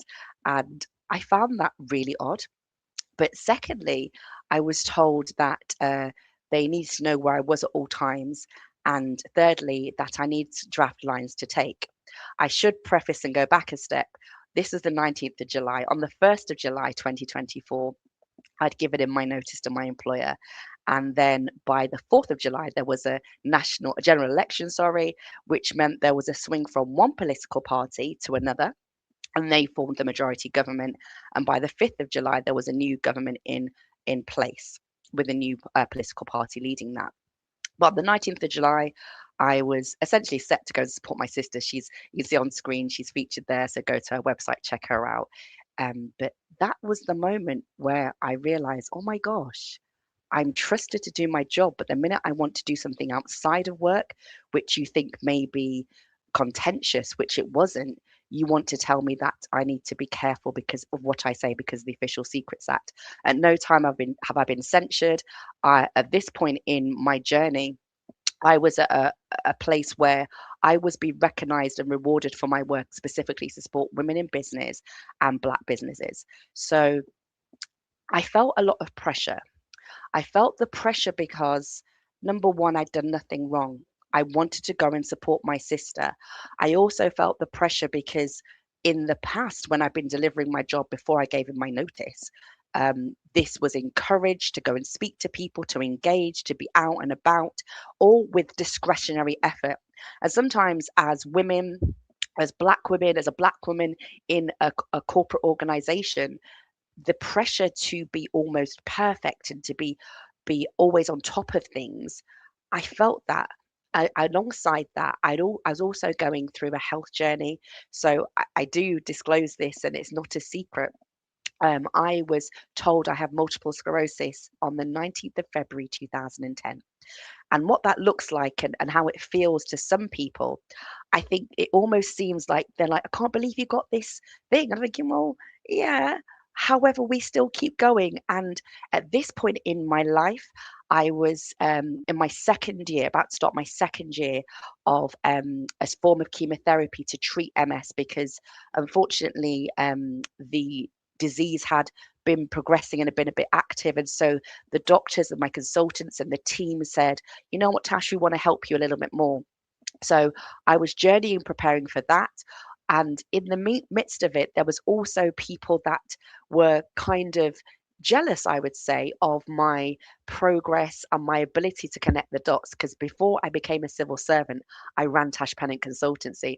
And the funny thing was, my clients was the UK government. I had clients such as Department for Work and Pensions, Crown Commercial Service. And so I understood how government worked from a consultancy basis. But then I went in and became employed, and people were almost baffled at how quickly I could pick up the system and understand what was happening. But even more so, in the job that I did, I was responsible for briefing the Secretary of State, briefing ministers on matters concerning business and the region, and also preparing the visits for them to come to the East Midlands region in the country of the UK. And I felt a lot of pressure, and there was no release because I was essentially on my way out, but I could not drop my guard. I could not relax, because I know sometimes when people decide to leave somewhere, that is, they put on garden leave. Because I had people say to me, "Don't, why just go on garden leave?" I said, "No, it doesn't work like that in the civil service. You, at my level, you have to work out your notice." And then on top of that as well, there was also this challenge where I was leaving at a pivotal time. It may have appeared to some people I was leaving because there was a change of political party, but actually, when I started the job on the 1st of November 2021, I said, I'm going to do 2 years. By the time it got to April 2024, I knew that my time was coming to an end. And if I'm honest, I was umming and ahhing about giving in my notice. But then April, May, June happened, and then July, I gave in my notice, and I just thought, this is it. But I wasn't aware of it almost seemed like a hornet's nest had been stirred up against me. And so the fact that I was told, be careful what you say because the Official Secrets Act, I don't know what they thought I was doing. If you're watching this on the replay and things have changed in geopolitical terms, there's been a lot of things happening regarding what people have said in the media and what they've done behind emails and how they've communicated. I knew my responsibilities. I knew what my job was. I knew how to get it done, and more to the fact, I was competent.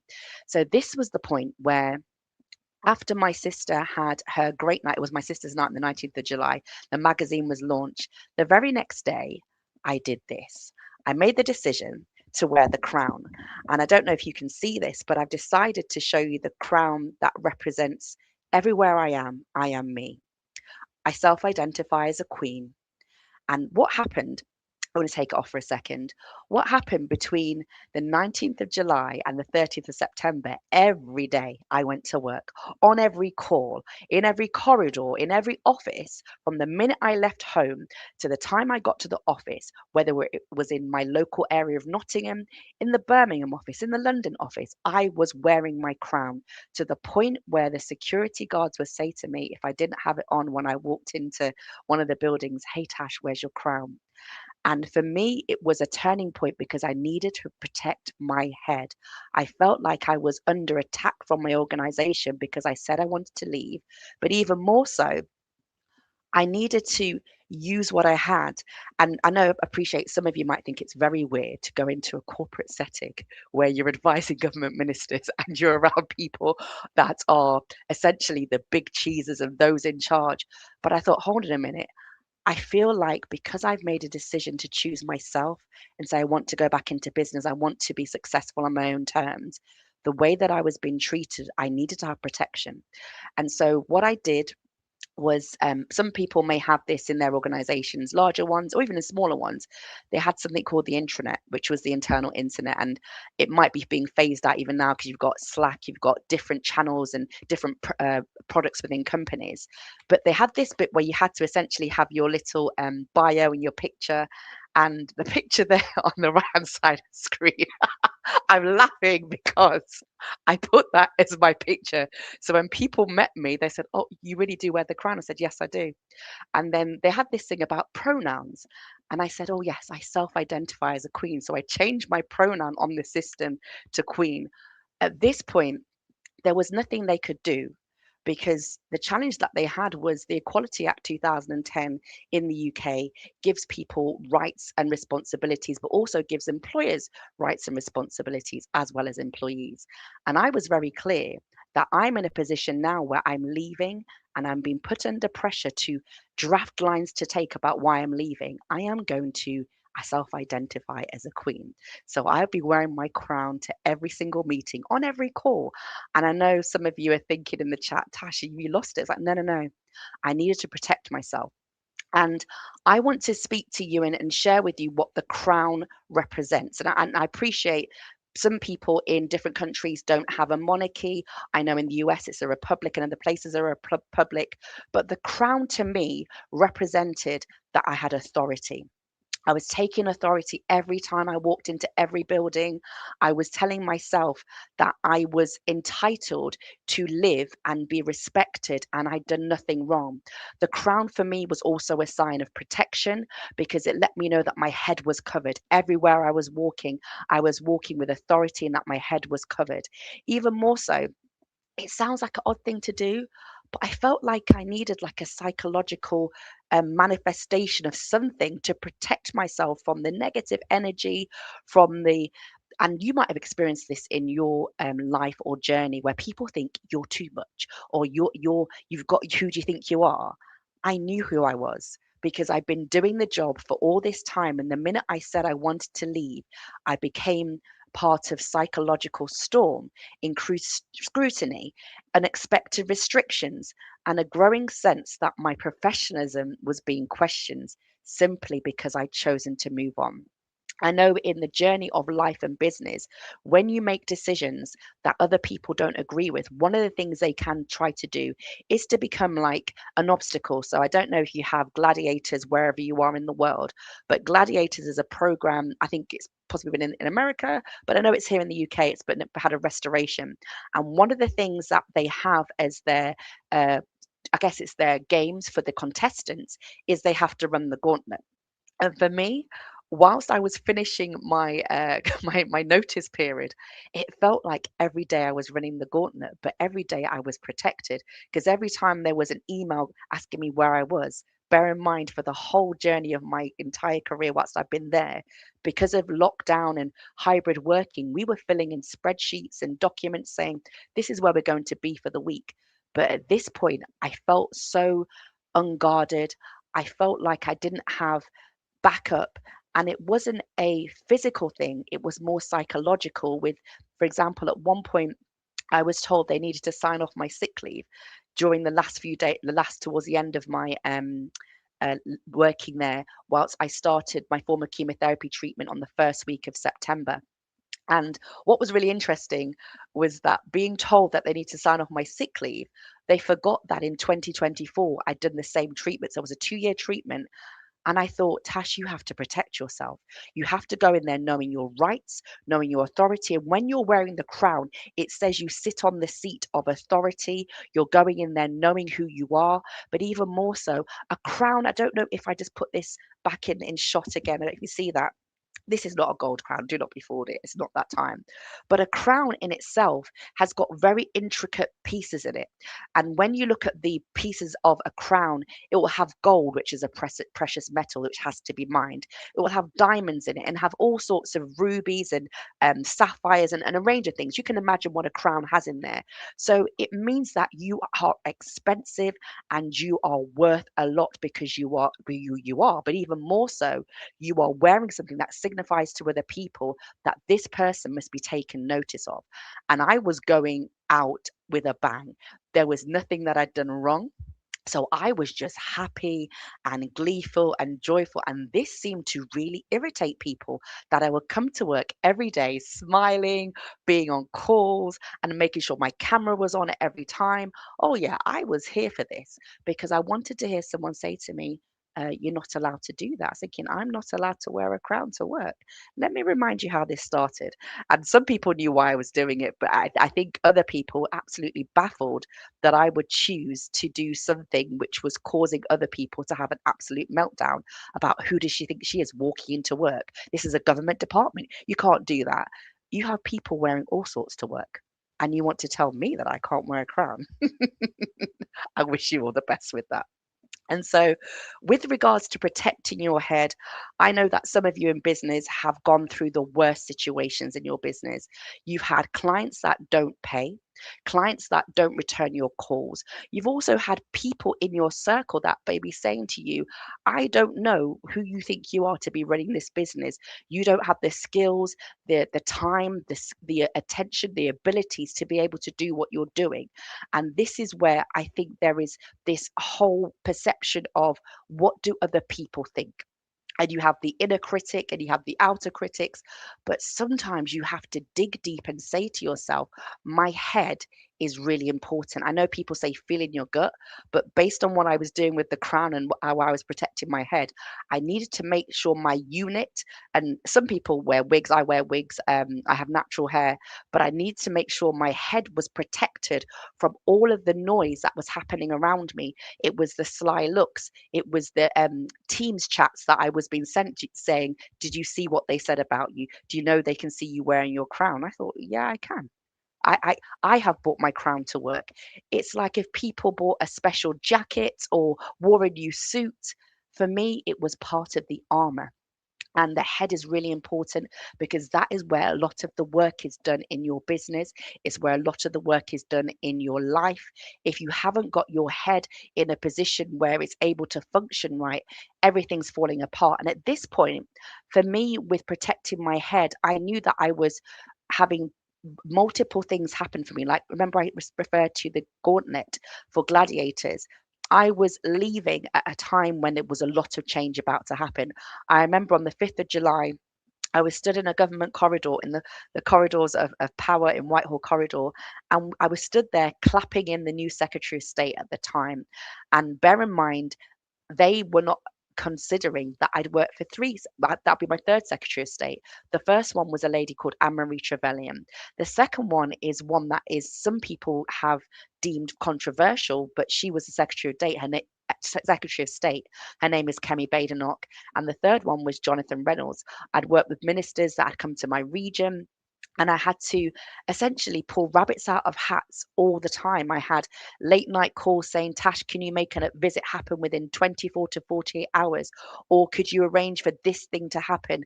Could you ensure that this person is in the room? And even more so, I began to learn the levers, but I also began to learn the levers to apply to myself. If I was on the outside of me, what would I be doing to protect me? And one of the things I was doing was wearing this crown to work every single day. But even more so, I had to look externally for sometimes validation and support, because when you choose to go against the grain, you decide to make a decision that other people are thinking, well, I'm not sure why you would do that. This is a steady job. This is what you love doing. But in work sometimes, and I don't know what your journey has been to date, but I can speak from my perspective. As a Black woman, I was one of very few in the position that I was. So in my office, but even more so when I went to the headquarters, the main building for the department, there weren't very many of me walking around with a crown, but even more so, there weren't very many of me that people knew by their first name, because they had to check, oh, was this so and so? And I was very clear to not just build my personal brand, but also to build my relational brand. And this is how you help to protect your head. Sometimes there are allies, there are people in rooms that will back you and that will come out for you in a way that you didn't think they existed or you didn't think they recognized. I had seen through this journey of me deciding to leave, people either step away because I was too much and I was too out there.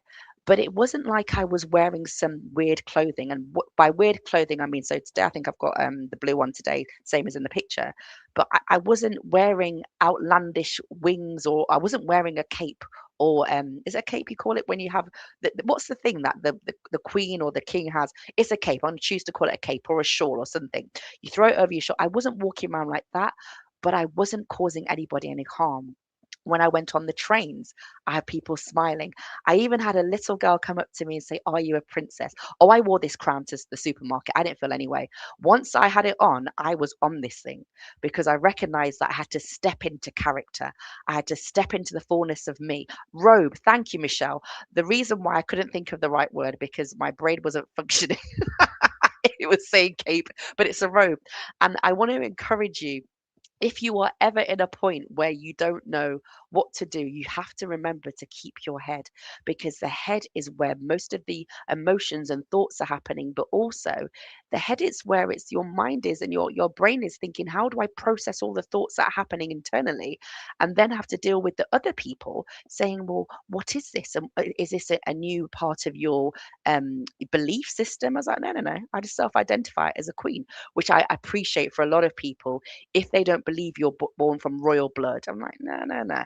As a practicing Christian, my other side to it was I'm a daughter of the king, which other people just thought she's absolutely lost her rocker, lost my mind. And I thought, no. This is a sign or a declaration of offense to people that are essentially being very pressurizing to me. So protecting my head was really clear and really needed in the time of working my 90 days worth of 90 days worth of notice period. So I want to talk to you for about the 5 ways to protect your head. And some of it I've alluded to, but I want to talk about practical tips on that. And I want to bring it back into a point where you can practically apply this. Some of you may be already doing this. So if you already know it, very great. But this is just my take on how I protect my head. Protecting your head is an inside job. What are you saying to you about you? And you might say, Tash, I'm not quite sure where you're going with this one. So one of the things I had to do, and I still do today, I had to record myself talking about myself in the third person, because I needed to say, I am Tash Pennant. I am I am a queen. I self-identify as a queen. I am fantastic at my job.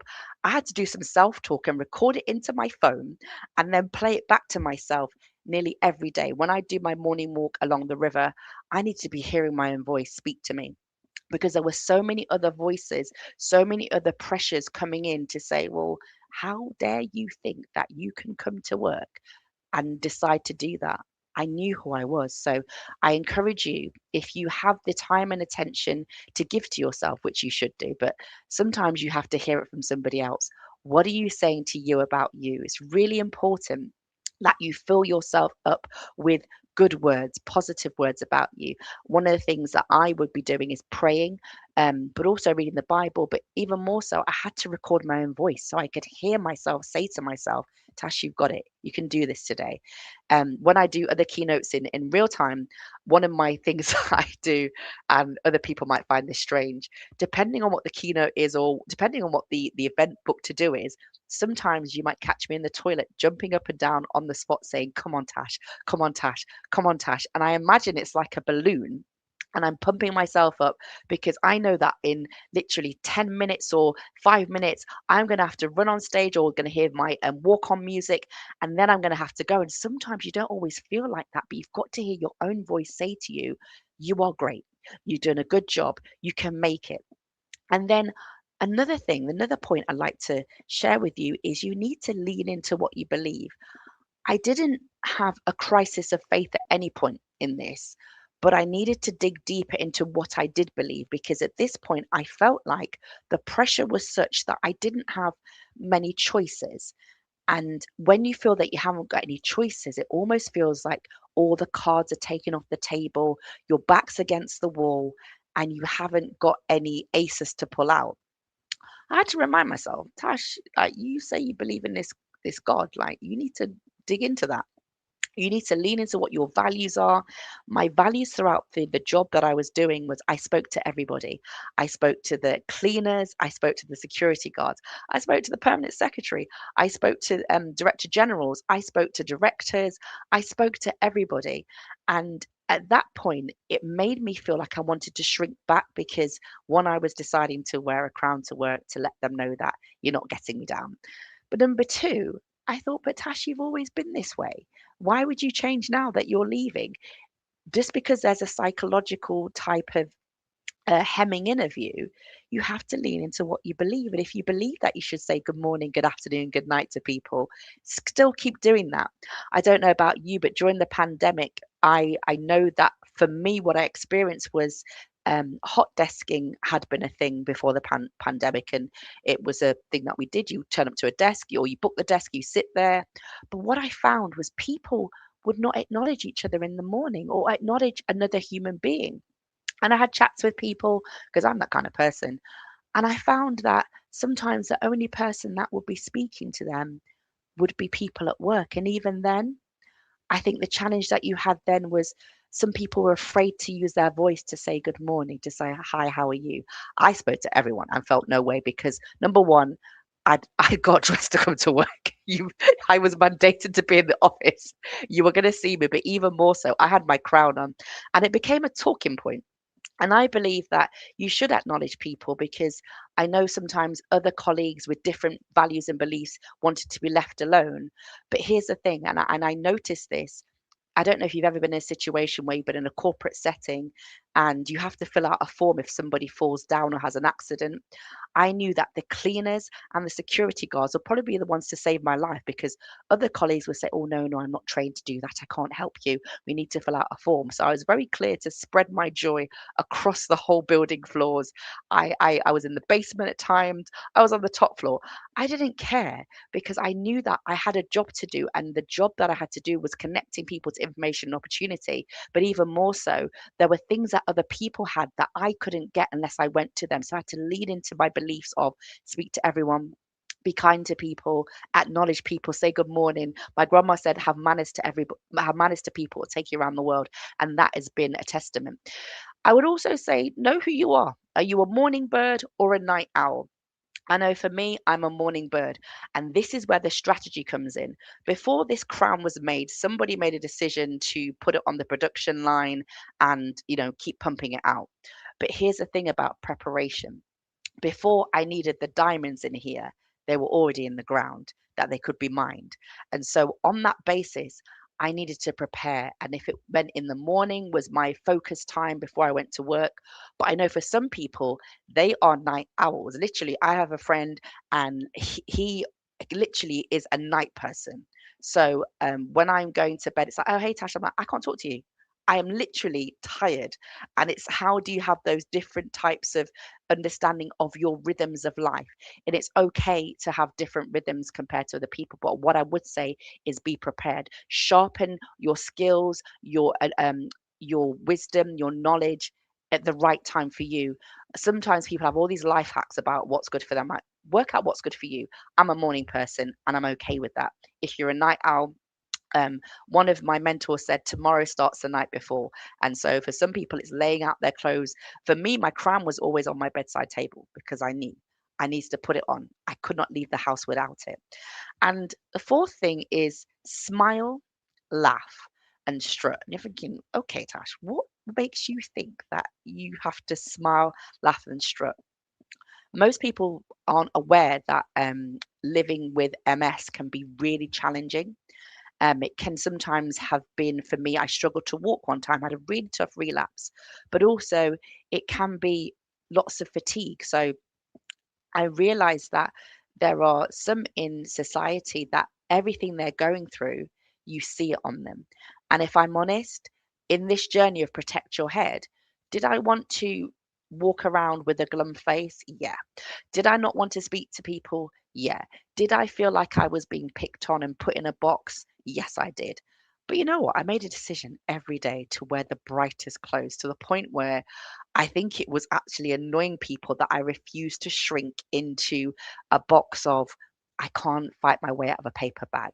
My mental health was almost on a point of, Tash, you have to speak yourself into this situation. You have to pump yourself up, because every day you're going into a situation where they want to say deflate, become smaller, just become you. We're going to give you a straw to make bricks. Do that. And I was really fortunate. I didn't need to have straw to make bricks. I knew who the brickmaker was. I'd call him because my connections were good. But number one, smile. I think there are a lot of people in life that are walking around, myself included, and sometimes you're in your head. You're constantly thinking about things. And then I look at someone and they smile back at me. And you know what my mouth does? It curves up, it smiles. Laugh, laugh, laugh, and laugh some more. I love the times in life when I have belly laughs, because that reminds me that something needed to be released, something needed to be extended from me. And laughing is really important. So I'm not a laugh therapist. I can't speak to that. But I know that when I've had a good laugh, oh my gosh, I feel so relieved. And I feel like I just had a release of, yeah, you know what, that dopamine, those of you who are scientists, you know what you're doing. I don't. But I know when I've had a good laugh, I think it just enables me to continue on. And the reason why I say strut, it's an odd one for me, because honestly, I'm not a fashion person. I wear clothes. I think my life should be sponsored by certain brands, but genuinely, I realized that when I had my crown on, I was walking around like I was Naomi Campbell. I don't know who else is there, Tyra Banks. I just didn't care. I was strutting around the office. I was strutting around King's Cross Station in London. I was strutting through Birmingham New Street Station. I was on one. I was on a 10, because my mindset was, Tash, you have got this. So I encourage you to smile, to laugh, and to strut. And even more so, my last point to protect your head is wear the crown.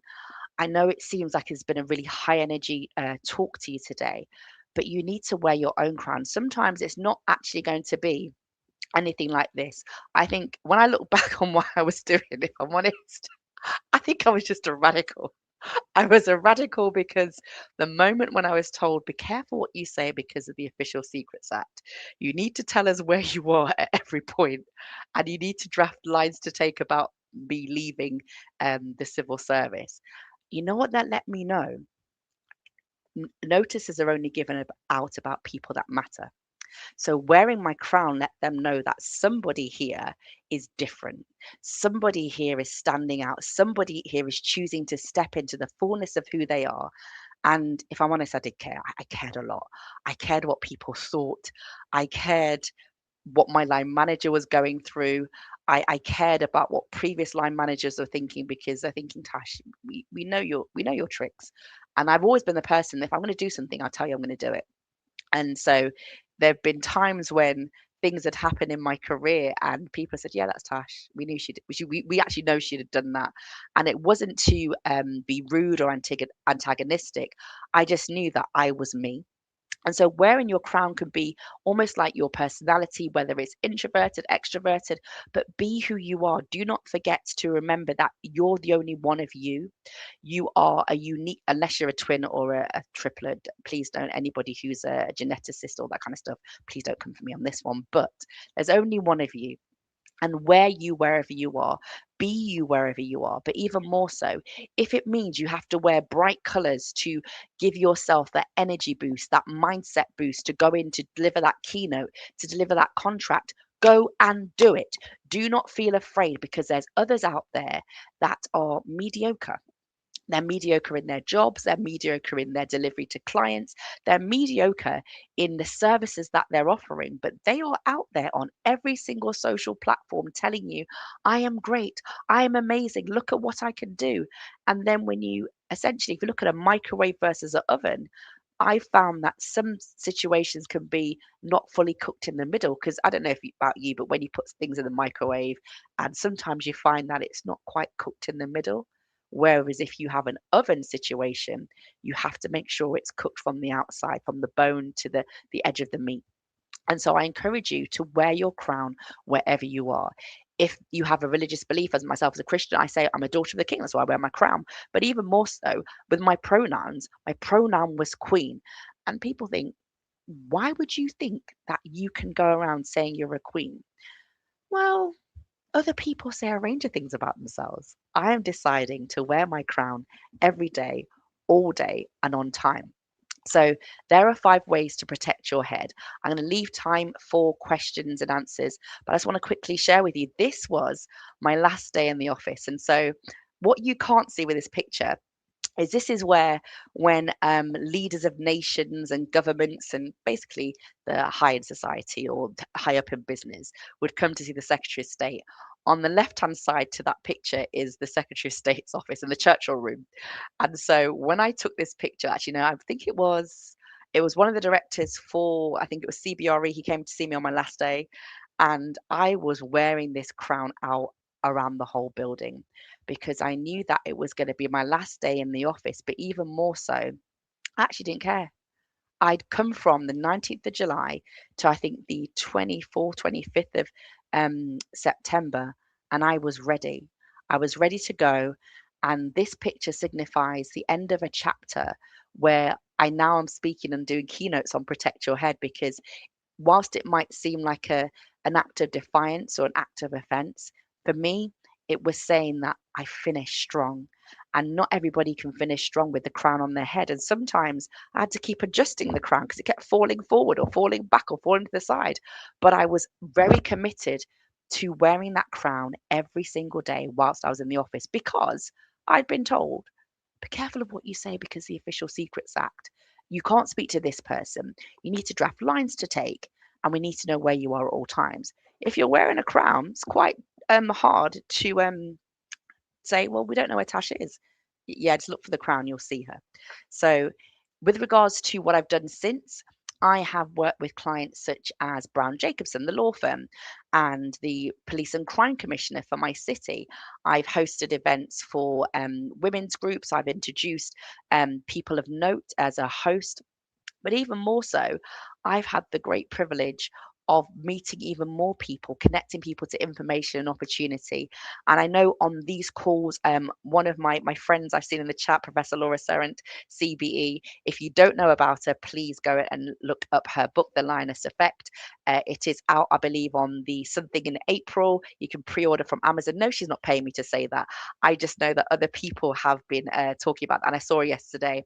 But even more so, I want to encourage you that there is other things outside of your comfort zone. And for me, the crown was stepping outside of my comfort zone. And I see you, Jackie Raymond. I see you, Michelle Jones Walker too in the chat. Good to see you as well. And here's the get in touch part. If you want to email me, it's tash@tashpennant.co.uk. If you want to connect with me on LinkedIn, it's @tashpennant. If you want to find me on Instagram, it's @tashpennant. If you want to phone me, there's my number. If you want to write me a letter, you can do so. If you see me in person, please make sure you say hello, because I think that I'm quite a nice person. And if you want to have time for a cuppa and have a chat with me, I should also tell you I'm a brand ambassador for the Shortbread Company. How that came about, and this is linked to business as well. I was attending Founders Network dinner, and they were sponsored by the Shortbread Company. And you know what I kept doing? I kept holding their biscuit tins up in the pictures, and I got in touch with the CEO and said, "Look, I like to drink tea and I like biscuits. I think I should be a brand ambassador." And they said, "Yeah, you should." So travel with Tash, tea with Tash. There are so many different hashtags for that. But if you ever want to book a couple with me to have a chat and see how I could help you get connected, or want to book me as a host or a speaker, you can do that. You can go to the website tashpennant.co.uk. And you know what? That is the end of my chat. I've only got, I think, 12 minutes. So if you've got any questions, want to ask me anything, please put it in the chat, raise your hand. I feel like I'm quite a friendly person. If you're watching on the replay, please go back to the top and have a look at that. If there's anything you want to ask me anything. There's an opportunity to do so. I want to say thank you to Natalia for everything she's done to run this Black 100 Black Women, Top 100 Black Women Summit. She has brought together so many people from across the world. And what that speaks to is somebody who is not just being confident in what they do, but they're making a difference. They're making a change. They're shifting things in ways that other people aren't doing that. So if you've got any particular questions you want to ask me, please feel free to do so. What I don't want to do is continue to keep talking if there's somebody who wants to ask me a burning question. Maybe I should ask myself questions. A lot of people ask me, what was it like to work with so-and-so? I see somebody's come in. I can't read. I actually can't read. Is it Maria Loren? I actually can't read. I need to put my glasses on to Orin. You know, when you're looking at a screen for so long in a day and you're like, oh, I'm squinting. But sorry, Maria, over to you. You're going to pop on. Oh, hey.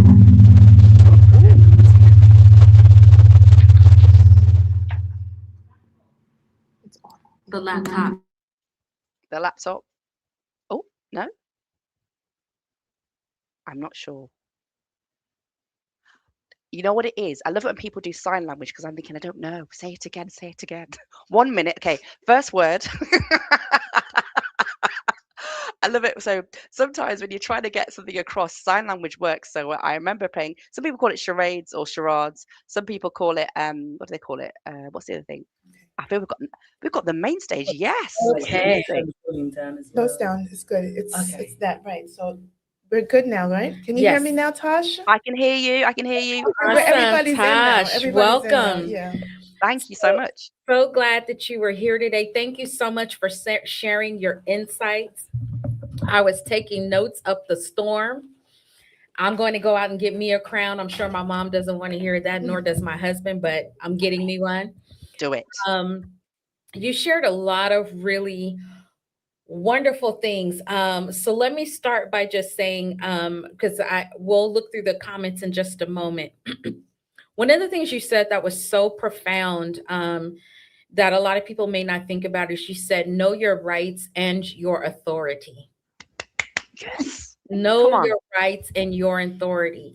So when was the moment, and I'm sorry if you covered this because we've been kind of in and out and we were trying to listen, but I'm really intrigued to know, when did you like come to the realization that one, you had rights and you had power, and that gave you authority?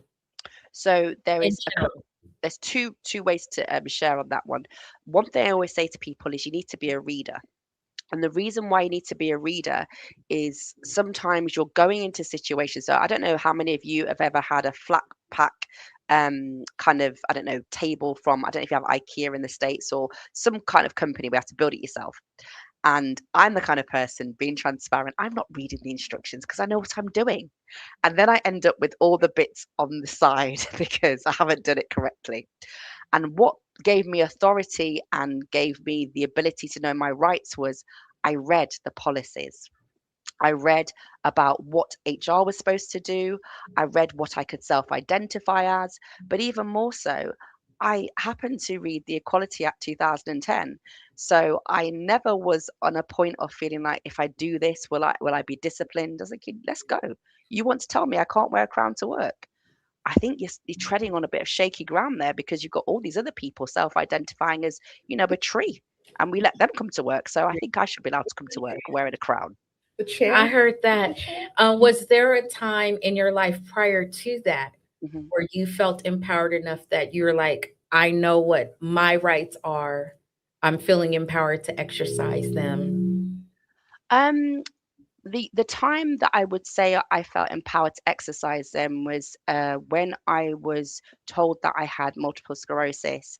And it was interesting thing at the time, I was currently working for the NHS. I was in a commissioning organization, and I knew something about the patient's charter.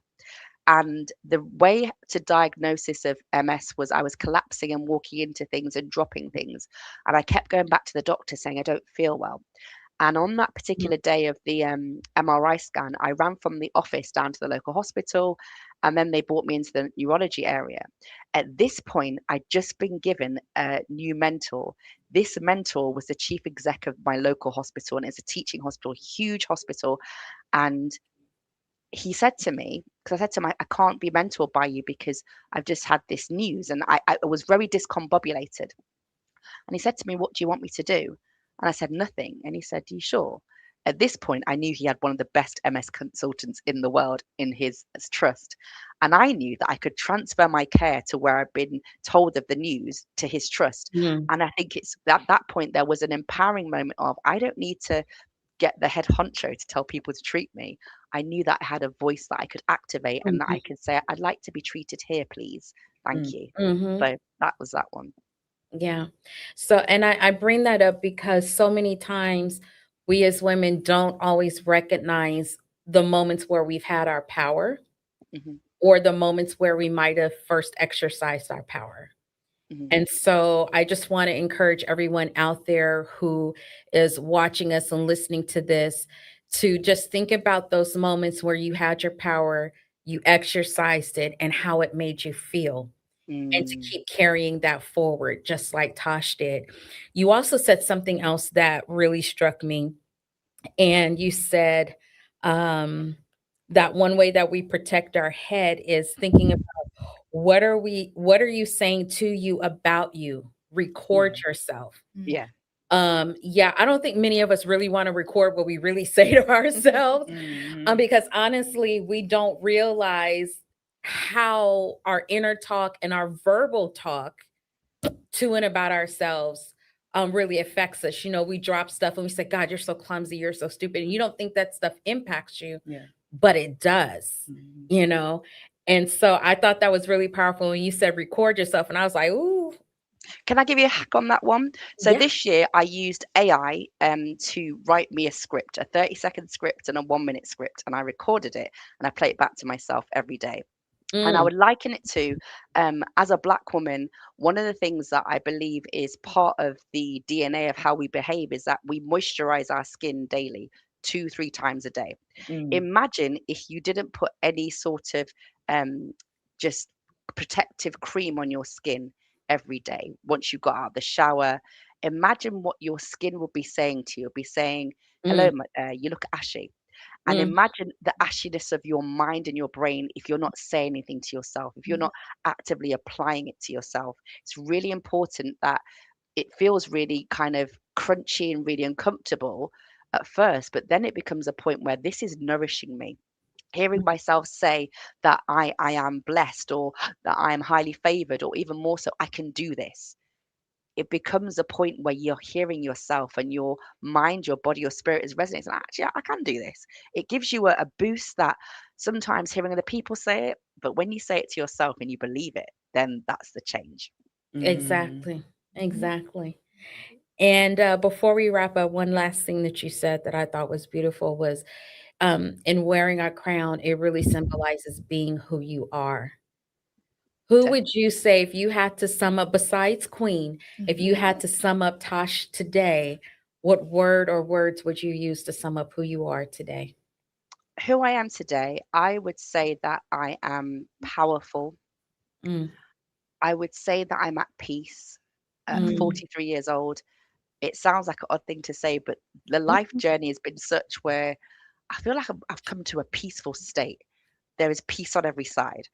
I would also say at times can be perplexing because you know when you think that you should do and you're not getting it done, and you feel like, but I say go again. So powerful, peace, and perplexing, the 3 Ps. I'm not trying to do alliteration, but that's what sums me up right now. That is beautiful. That is beautiful. Would you ladies like to add anything else or anything? No, just thank you. Yeah, this was All powerful. right. Thank you. Wisdom.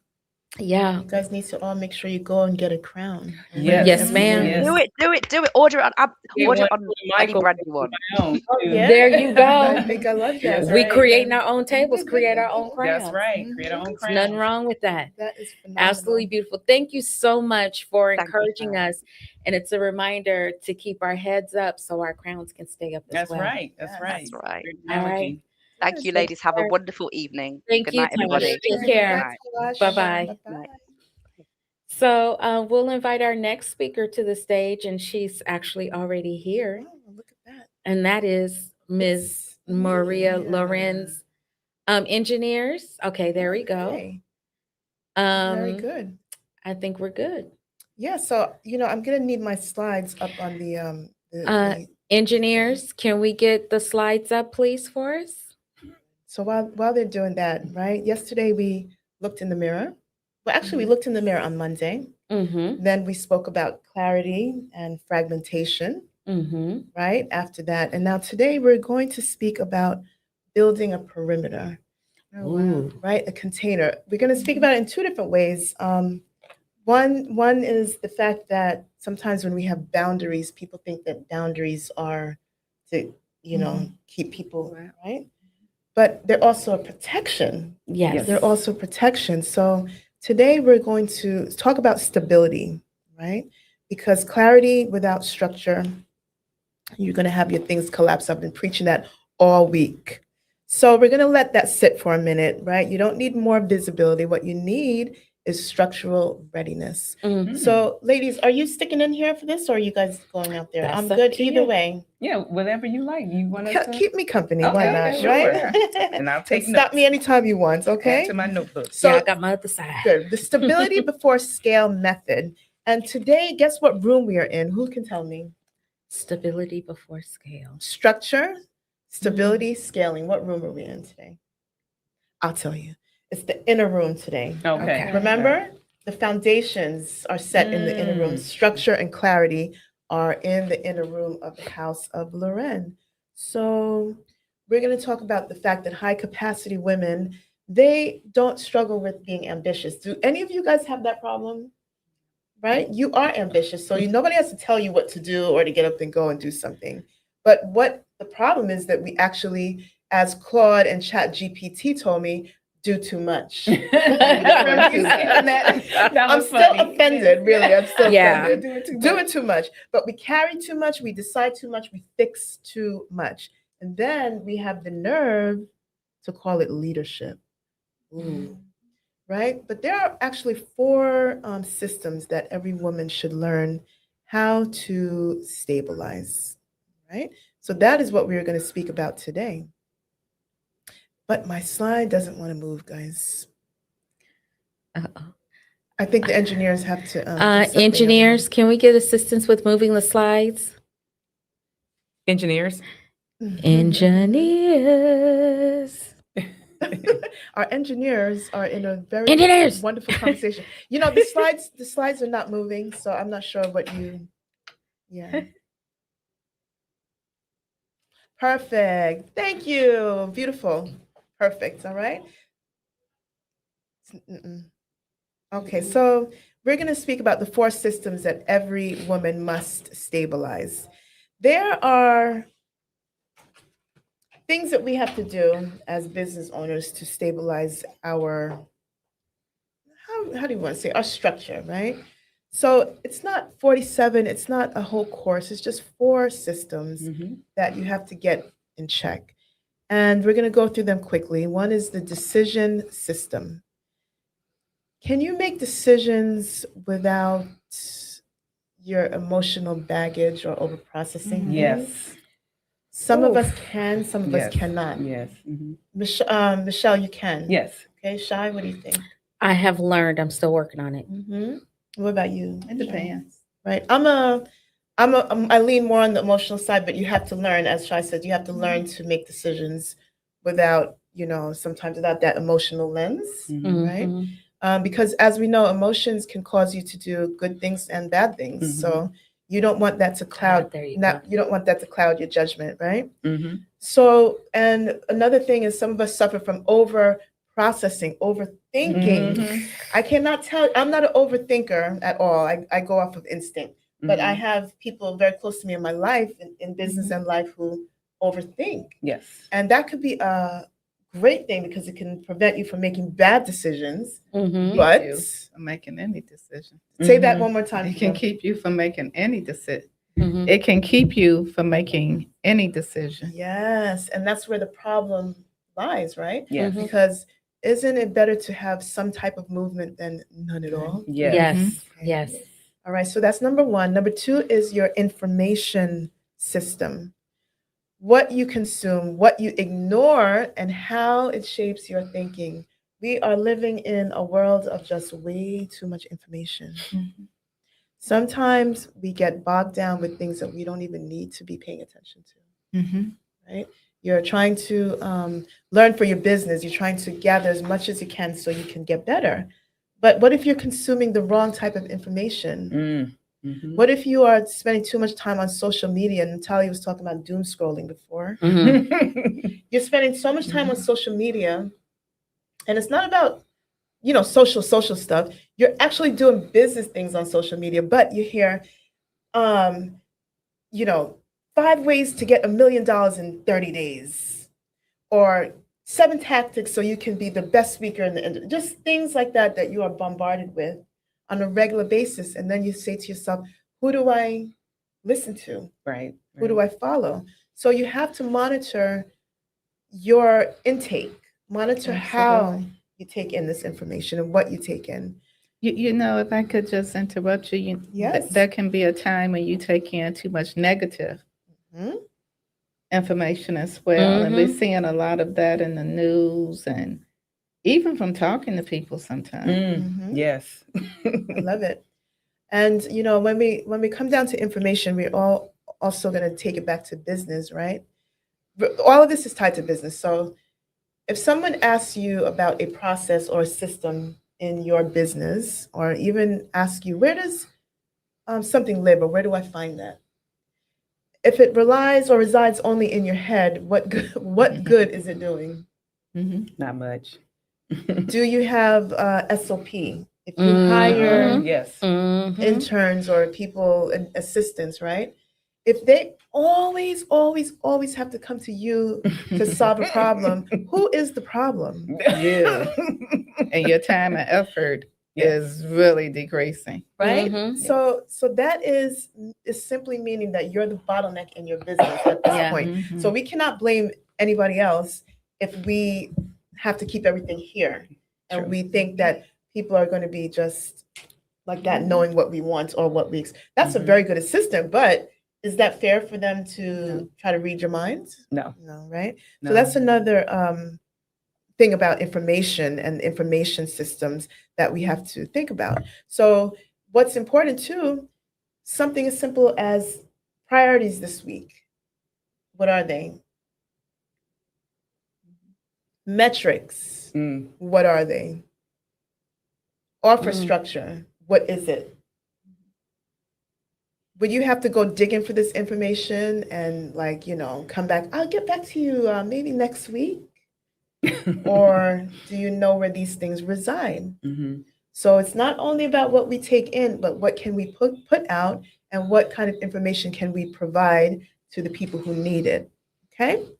So any questions there? No. All Great. right. So now we go down to communication systems. This is a good one. How clearly do you state your boundaries, your expectations, and your standards? Do people know what they are? Do these expectations live in your head? Do you expect people to know what you want them to do and when you want them to do it? These are assumptions. And you're the mathematician. Let's talk about assumptions for a minute. Oh, yes. Let's do that. Tell them about assumptions and how good and bad are they? Well, assumptions are very bad. You can basically assume that I know what you're thinking and I'm going to be totally wrong, which basically makes me what they call ass of me. That's what assume is basically spelling, ass, you, me. And it makes you look really embarrassed and seems like you're ignorant in a nice, calm way. But yes, that's basically what assumptions are. Right. Yes.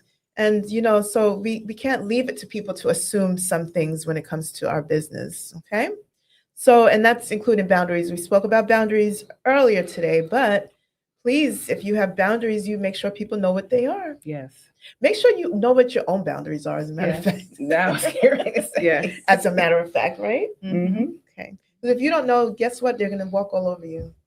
And they're going to call you at 2:00 in the morning to expect you to answer the emails and finish the job. Right? And always producing. So make sure you know your boundaries. And lastly, we have I love this one, Our recovery system, our capacity to restore energy before depletion becomes dysfunction. Would anyone like to comment on that? You know, it's interesting that for like the last couple of years, Black women have been talking about rest and what does it really mean and all of its various forms. So when you said that, that was my first thought is what, and you're going to go into this, but what does rest mean and how do we define that for ourselves and what does it look like? Yep. Thank you. And this is something that most high capacity women skip altogether. Altogether. They just realize that they do not need it. They don't think they need it. They don't think they need it, right? But how do you reset? How do you review? How do you close loops? If you don't review your own operations weekly, then there's a problem, right? There's a problem if you do not know how to recover when things, listen, we had a whole bunch of shenanigans happening with us this week in the studio, correct? So did we not recover nicely?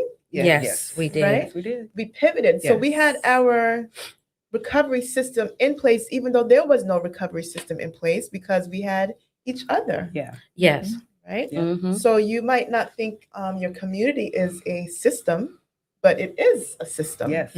Right? So we'll get back to the restoring of energy. We can deplete our energy very quickly if we don't do 1, 2, or 3.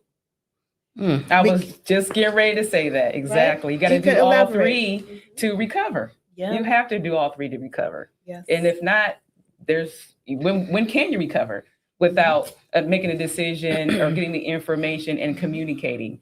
If you can't do all 3, the recovery system basically just never works. Never works because it's a cycle. It's a cycle. You need to fix your microphone. Okay.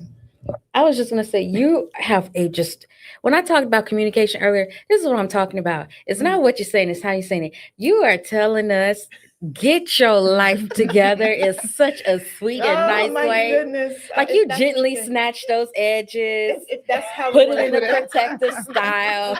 I'm sitting here with all these notes going, In other okay, words, go get on. my life together. Though. Go on. Yeah. Nicely, right? Nicely. Beautifully. Thank you. So the next slide is we're going to do a little rating of ourselves, right? Mm-hmm. We're going to rate ourselves honestly. So on a scale of 1 to 10, I'm going to ask you, you don't have to tell me, but and everyone out there in the audience, now or later, how do you rate when it comes to these systems, right? So on a scale of 1 to 5, did I say 1 to 10 before? I think so. I don't You did. remember. You did I say always 10. I always said rate everything 1 to 10, always. But on a scale of 1 to 5, how 1 meaning you're reactive and you're underachieving. 2 meaning you're inconsistent. 3 meaning you're managing. You're doing not too shabby, right? You're just there. 4 is you're motivated and you're productive, and 5 is you got this under control. You're strategically surpassing. So how are you doing in your decision system? Anybody? I'll say a 4 for me. Oh, that's great. Yeah. Do I need to explain why? If you would like to. Oh, I was gonna say. You don't have to, but if you want to. Well, I've learned a long time ago, and when I say a long time ago, I'm talking about high school. So that was in the 1900s for those who were born in the 2000s. Oh my God, that sounds like such a long time. Yes, in the 1970s. Little House on the Prairie. I mean, 1980. That's when I graduated. So yes, in the 1900s, I made a decision on doing what I wanted in life. Even though it's going to probably take me a long time to do it, I knew I wanted to major in math. I knew I wanted to play volleyball at that time. I knew I wanted to be a VP at that time. I knew I wanted to do it. Now, again, I didn't have a plan, but I knew I wanted to do it. And I think the people who were around me saying, you do whatever you want to do, baby. You want to do whatever you, and I was like, you know what? I am. I love it. I am. And ever since then, sky's the limit. It's always my decision. It might be a good decision. It might be an okay decision, but it's still my decision, and I'll take accountability about it. And don't you feel that's one of a piece of advice my dad gave me a long time ago.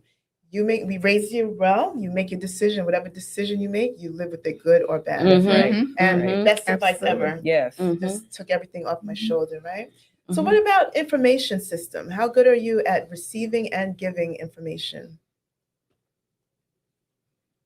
Okay.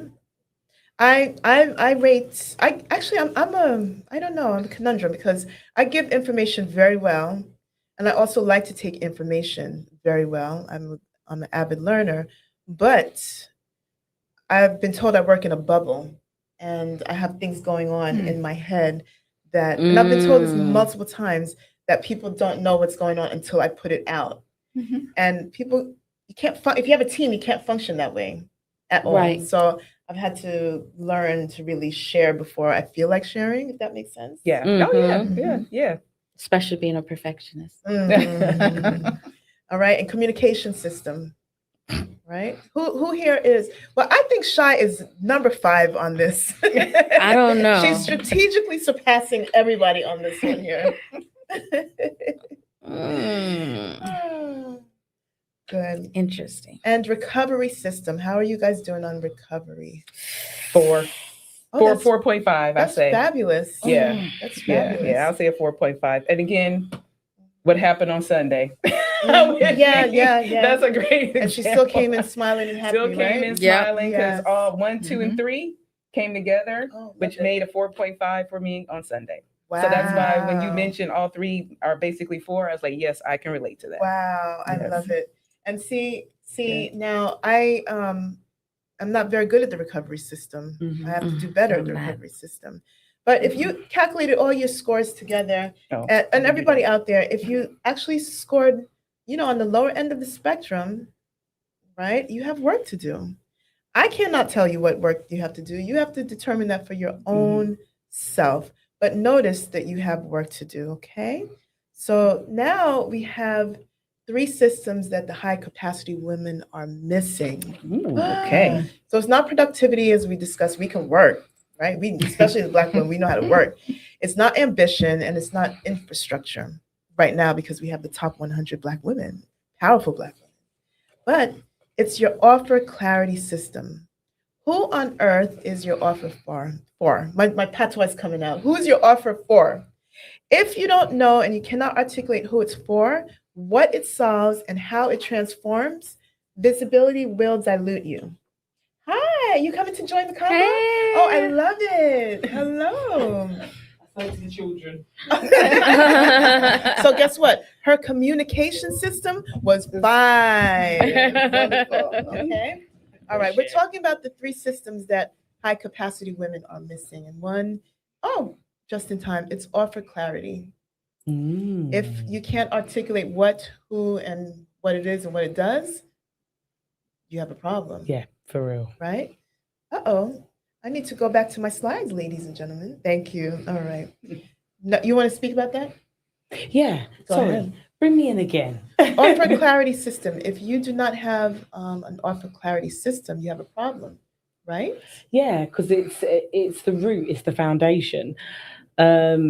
If you can't articulate higher level what it is that you're offering, how are you going to do any content? How are you going to do any lead generation, absolutely sell? How are you going to close? How are you even going to network? You meet someone in the room, you meet them online. If you can't articulate and be clear on what it is that you're offering, when they walk away, they're just going to see you as a really nice person. Or someone that was really lovely. They're not going to really be able to remember what it is that you do. And if they can't remember what it is that you do as an authority, they're not going to buy from you. Remember, they might like you, but it's a great person, but what do you? Yeah, liking isn't bringing Right. It's not bringing customers, and it's not even just about the money. It's not bringing customers in. Again, even on content isn't necessarily about money. It's about visibility. So if you can't speak to clarity, it means that when someone sees you on a post, they might just think, "Oh my God, doesn't she look great?" Or, isn't what she's feeling or the environment that she's in looking great? They're not actually going to remember you, what you want to be remembered for. Good. Thank you, Natalia. And we'll get those slides back now, please. Thank you. Oh, you came just in time. The funnel integrity system. It's like I must have just known.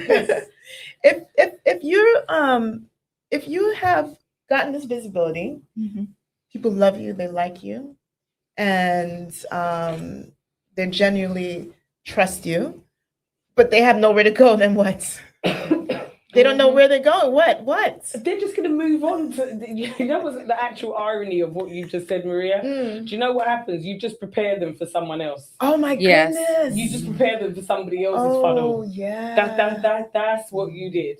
Wow. Because someone might like exactly what you got to say. And I see it happen a lot when speakers speak on stage. They will give this on my mic, they will give this really powerful keynote presentation, and it's absolutely brilliant. And you'll see people, where can I find them on LinkedIn? And they're on their phones, and people then forget to push them somewhere. So even if you don't have a funnel, you should at least have another touch point within your journey. So whether that's someone booking a call with you, maybe it's you've got an office hour. So even if you haven't got the technology and automation to put a funnel together, you should always be thinking, what's the next touch point in a journey, in a conversation? The conversation should offer clarity in terms of what do you do? And you should also be saying, what's the next step if you want to take this conversation and meeting me further? Let me tell you, this was not planned. Natalia wasn't supposed to be in here. No, and, on a real, I wasn't. I was actually, because it was so funny. You guys like you staying, and Cheryl was like, she just said no. It's Wednesday, and I haven't spoken to the kids, and I knew that if I waited till after we finished, they would have gone to bed again. She was clear on her pathway, so she was speaking to her kids, and she was coming in here. So, guys, so if you have your visibility and you have attention, you don't have a pathway, you have interest, all it's going to do is evaporate instead of converting. And your job is to get it to convert. And that's what Natalia, well, it's all of our jobs. Like, I help you build your brand, get clarity. Natalia helps you to convert and get visibility and then money. Okay, so the last system that you need to make sure you have is, I'm watching time, is your boundary. Oh, no, sorry, my bracelet was pinching me. Okay. It's Princess, you need to be frightened of, not me. Princess, I know you can hear me right now. Don't worry, girl, I got you. I'm watching the time. Okay, is your boundary system. Okay, so this one is really good, guys, because are you too accessible? Way too accessible. I don't know about the rest of you. Can everybody get a hold of you when they need, notice what I said. What I said, when they need you, not when you. Right. So if you have access that's undefined and your scope is just, my husband, willy-nilly, he likes to tell me I'm willy-nilly. I am willy-nilly about certain things, right? But if you're that way in your business, what's going to happen? Take a wild guess. You'll be that way in personal life? You actually, no. You don't believe me? I'm willy-nilly? No. I said you'll be that way in your personal life? Oh, that's true too. Sort of. You're going to devalue yourself. People will just feel like they've got access to you all the time. And what happens with that is that you just become this, you become a people pleaser, you become that yes person. And I can be quite stern, but I find myself never wanting to disappoint, because that authority piece, if you're authority, you want to be able to show up and you want to be able to deliver. But the problem with that is it's a bit like when you offer, it's funny, Kingsley and I, the content guy, I actually did a post on this today. He was just like, just say it as it is on day 3. And I was saying, we've had thousands and thousands of people registering for tickets. And in terms of the show up rate, it's very choppy and it's on and off. And a lot of that sometimes I think is because when you offer something for free, people aren't really understanding the multitude of the types of speakers that have come up and showed up for 5 days in a mission to be able to help. Because sometimes, and we all do it, don't worry, ticket holders, I'm not having a go at you. We all do it, don't we? When you get something for free, you don't hold it as much value. So when you make yourself constantly accessible, I don't really think people value your time as much as they should. Because I tell you what, I work with a lot of women. I work with a lot of women that have come from another community where they've paid that person a lot of money and and so do you, Shai, actually, and they've got very little. And by the time they've gotten to you, they want more value than they got from the person that they paid all that money from. And because they want it at a discount. Seriously. Right. So that's I thought you meant if we didn't do this, then what? And I was like, it'll trickle over into your personal life where you won't. Yes, you're correct. I misunderstood your question. No, you're correct. It's okay. And you know, when I have to say this too, we were just talking about pricing. So if you're like, when I say willy-nilly about your pricing, I'm gonna, change it here, I'm guilty. I'm speaking to myself actually. Growth is going to exhaust you, basically, because you're always just trying to reach out for the next, right? And before you know it, you're working so hard at something. One person spent a fraction of the time doing it, but they were steady on their price and they were steady on their expectations. And even if they got that just one person, how many people do you have and how much time and energy have you wasted? Right? And I think one of the big bear bug of mine, and this is a lot of Black female entrepreneurs that I speak to, what is it that people from other communities, let me just phrase it like that, who are nowhere near as good as us, but charge triple the amount than us? That is a great what is question. that? And they get paid for it. Because they And feel get compensated. entitled They get to paid. be paid for that. They feel like they deserve that. This is what you should pay me, and that's what it, right? that's it. And I think as Sometimes- Black women, we have got to learn to understand our worth and our value more. In every way. Yeah, I agree. You were going to say something, Cheryl? Sometimes people treat you that way too. Yes. Mhm. Yes. They devalue you. Yes. And you have to say, okay, fine. I just You have don't to do be willing to business walk with you. away. You have to You're walk right. away. And ladies, listen You're to right. Cheryl. Cheryl, just so you know, this just sounds, I'm sorry, I get great joy when the corporate clients that I have ask me to do something now. And I'm like, no. I don't want to. Listen to the way Cheryl said it, though. Say it for them again, please. I don't want to. That's what we want to say, right? As you you're crying. Yeah, right. I don't want to.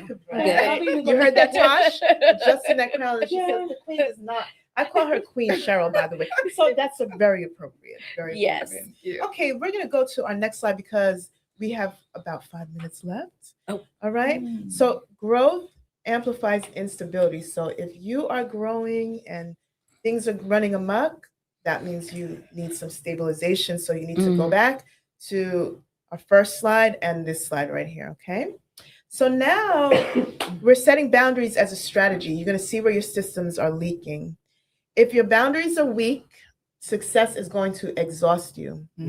I'll say it again. If your boundaries are weak, success is going to exhaust you. While I'm talking, you guys can download, click the QR code, take the picture, right? And you guys can download the 5-minute boundaries audit. And you're going to go through it, ask yourself these questions, and you're going to see where your own boundaries are leaking. Boundaries protect your clarity. They protect your capacity, your revenue, and your identity. Boundaries do that. And so boundaries are not something that's defensive. You know, when you're always on the defense, they're not that, right? It's a strategic move. So when you set the boundaries, it's strategy. You're setting up a strategic move for yourself, okay? So we're going to eliminate one friction point that you guys have in the business, okay? We're not going to fix everything. We cannot do that here. Join the community. That's where you're going to be doing it. Go through the 90-day residency in the House of Loren so we can all work together, okay? So before any visibility push, meaning before you start promoting your brand and all that kind of stuff, you have to ask, who is it for? What problem does it solve? What transformation, and you guys have heard this throughout, but I'm repeating it. What transformation does it deliver?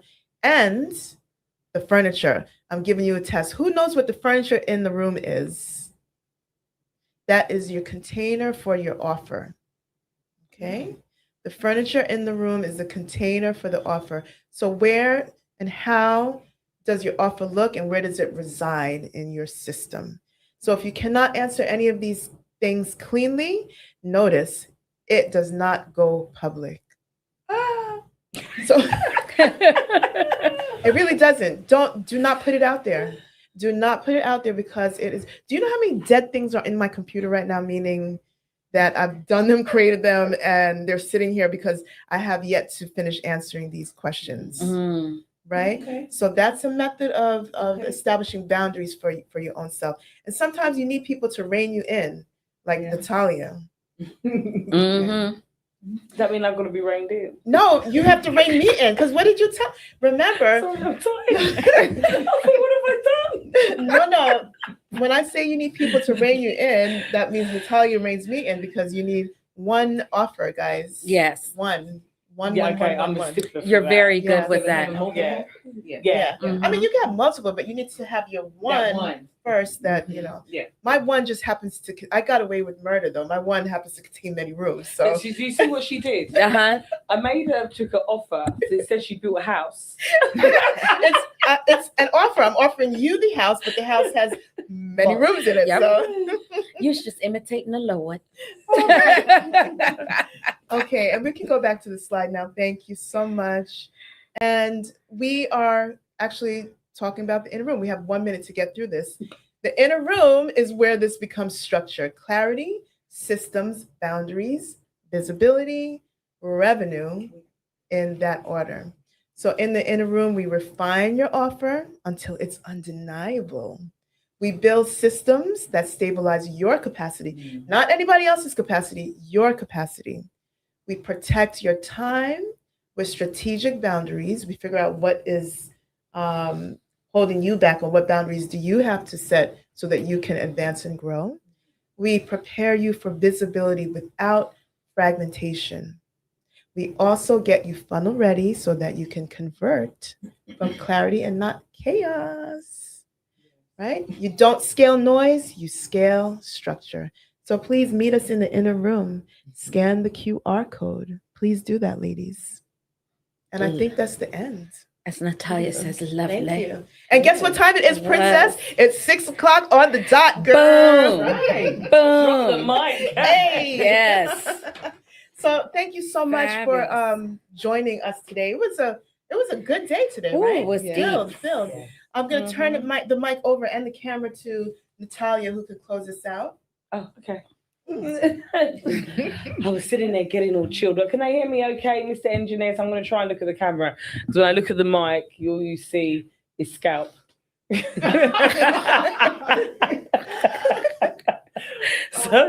So I hope they can hear. Ladies, day 3, it's been an amazing day, and we have a lot more to come. Today was, if you remember, level up, level up, level up, level up. Right. And I hope we have taken it to the next level. Tomorrow has got some really, really great speakers coming at you. Today, I just kind of want to do a recap on some housekeeping, actually. That's what I want to do. Let's remember Dr. Laura Surrant, please. Yes. That was our sponsor of today. Remember, she gave you a beautiful, wonderful, informative, educational presentation. Within that as well, she has given you a signed copy of her book, and when you purchase her book, you get her Pride Circle workshop. Again, this is not something that she ever does complimentary, so it's full of value. Engineer husband, if you could put the QR code up of Laura Surrant on the screen, that would be absolutely amazing. So it should say Laura Surrant on there. Is it there? I think engineer husband has gone. Yes, so and it's not. I can't see through the window. It's engineer husband. You know that, or what is that, brother husband or something? I'm not sure. That's no problem. What we're going to do is we will make sure we're going to be sending an email out, actually. So we'll make sure that we send that out. I'm trying to think, it might be called something else. It might be called Professor Laura on there. So if you go to media assets, by the way, engineer, at the side, and oh, right, you're actually there. Actually, no, it's not there because it was on her presentation this morning. Okay, that was a whole circle that now Princess is like, now Maria ended on time, and now then she's let this one on the stage. Princess is probably thinking, why on earth did they let Natalia on?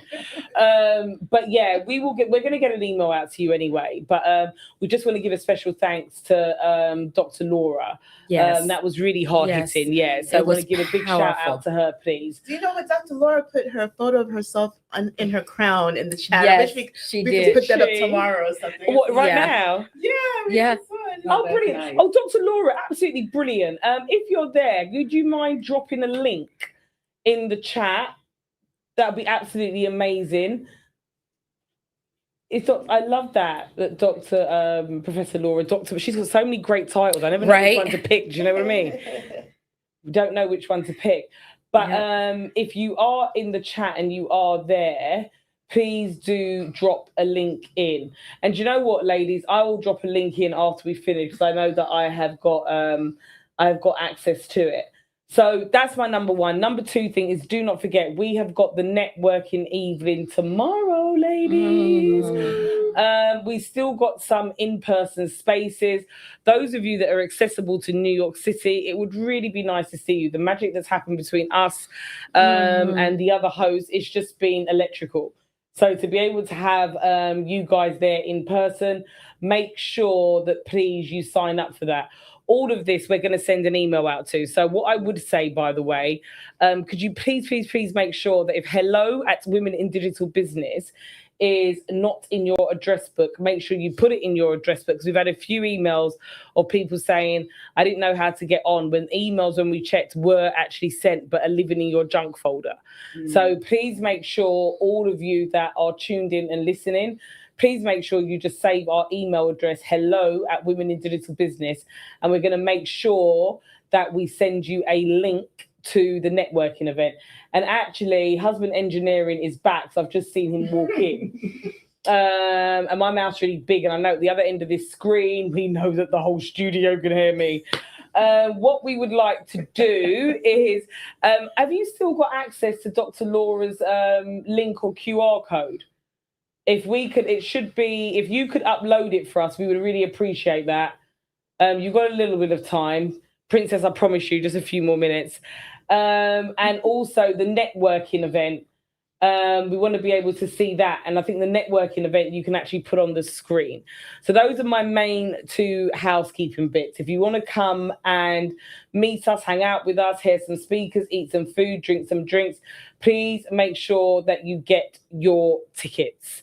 Like I said, today was sponsored by Dr. Laura Surrant, which was absolutely amazing. Yes. And actually, Prince, the Lioness effect. Yeah. And Dr. Laura, when I watched it back, I just want to make clear, the lioness should be the king of the jungle, not the lion. Because the lioness is the one that actually has to get all the food, hunt, look after the kids. The lion actually only gets involved if she can't basically hold her own, and he's got to come and interrupt. Right.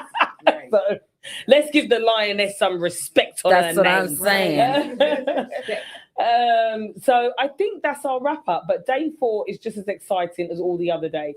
So make sure you come, make sure you tune in. Tune in is really easy. You come straight onto the platform. Also, if you go on to my YouTube channel, Natalia Nicholson Official, you can actually view us live without having to log in or do anything. You can go straight onto YouTube. So tomorrow we are back, bigger, badder, bigger than ever. We've got a lot of exciting talks for you going on tomorrow. I'm not going to spoil it. You've got the ticket, you've got the schedule. But ladies, please make sure you're saving our email address and you're checking the emails for all the alerts. Also, make sure you are following us on socials. We've got some fantastic social media footage of all the things that have been going on that will signpost you to where you might have missed. So please make sure you follow us on Women in Digital Business and Natalia Nicholson. And actually, guys, please do share your social media handles as well. Because, no, you can actually share them. At Maria Loren Designs. At Shy Boston. At Michelle. Money Date with Michelle. That's right. At Money Date with Michelle. Speaking to the mic. Yeah. Oh, sorry. At Money Date with Michelle. Sorry about that. Can you hear me now? Okay. Mm-hmm. At Money Date with Michelle. Sorry about that. Another 3, 4, 5 times to make it clear. I want a money date with Michelle. And you can have a money date with Michelle. Michelle is going to be on tomorrow. What time are you on? 4:30 Eastern, 1:30 Pacific, especially for my specific time zone, folks. Perfect. 1:30. Love it. Oh, and I've got more news as well, actually. Daphne Jones, because of what she did on Monday, and we had so much comment, she's going to be back on Friday at 10:30 in the morning. So Daphne Jones, if you're listening and tuned in, thank you so much for doing that for us. She's going to be back on again as well. And don't forget, Jacera is also one of our wonderful sponsors as well. Nice. And tomorrow as well, we've got Stephanie White as our sponsor. And Stephanie White owns an events company. And she does all different types of events. So looking forward to seeing Stephanie tomorrow. So big shout out to all of our sponsors, Jacera, Jaceera, who, you know, is a therapist and talks about everything to do with your nervous system and how business and what you do can affect it. Daphne Joan, her win strategy, taking everything that she has climbed up the corporate ladder to make sure she empowers you to get you on board and get you to the level of your career that you want to get to. As we just spoke about, Dr. Laura Surrant, amazing lady, about all the Lioness effect and, you know, speaking, communicating, especially if you want to be a speaker. And who did I forget out of that? And Stephanie White events. And Stephanie is sponsoring tomorrow. So on the screen, and we're going to wrap up, is a QR code for our event.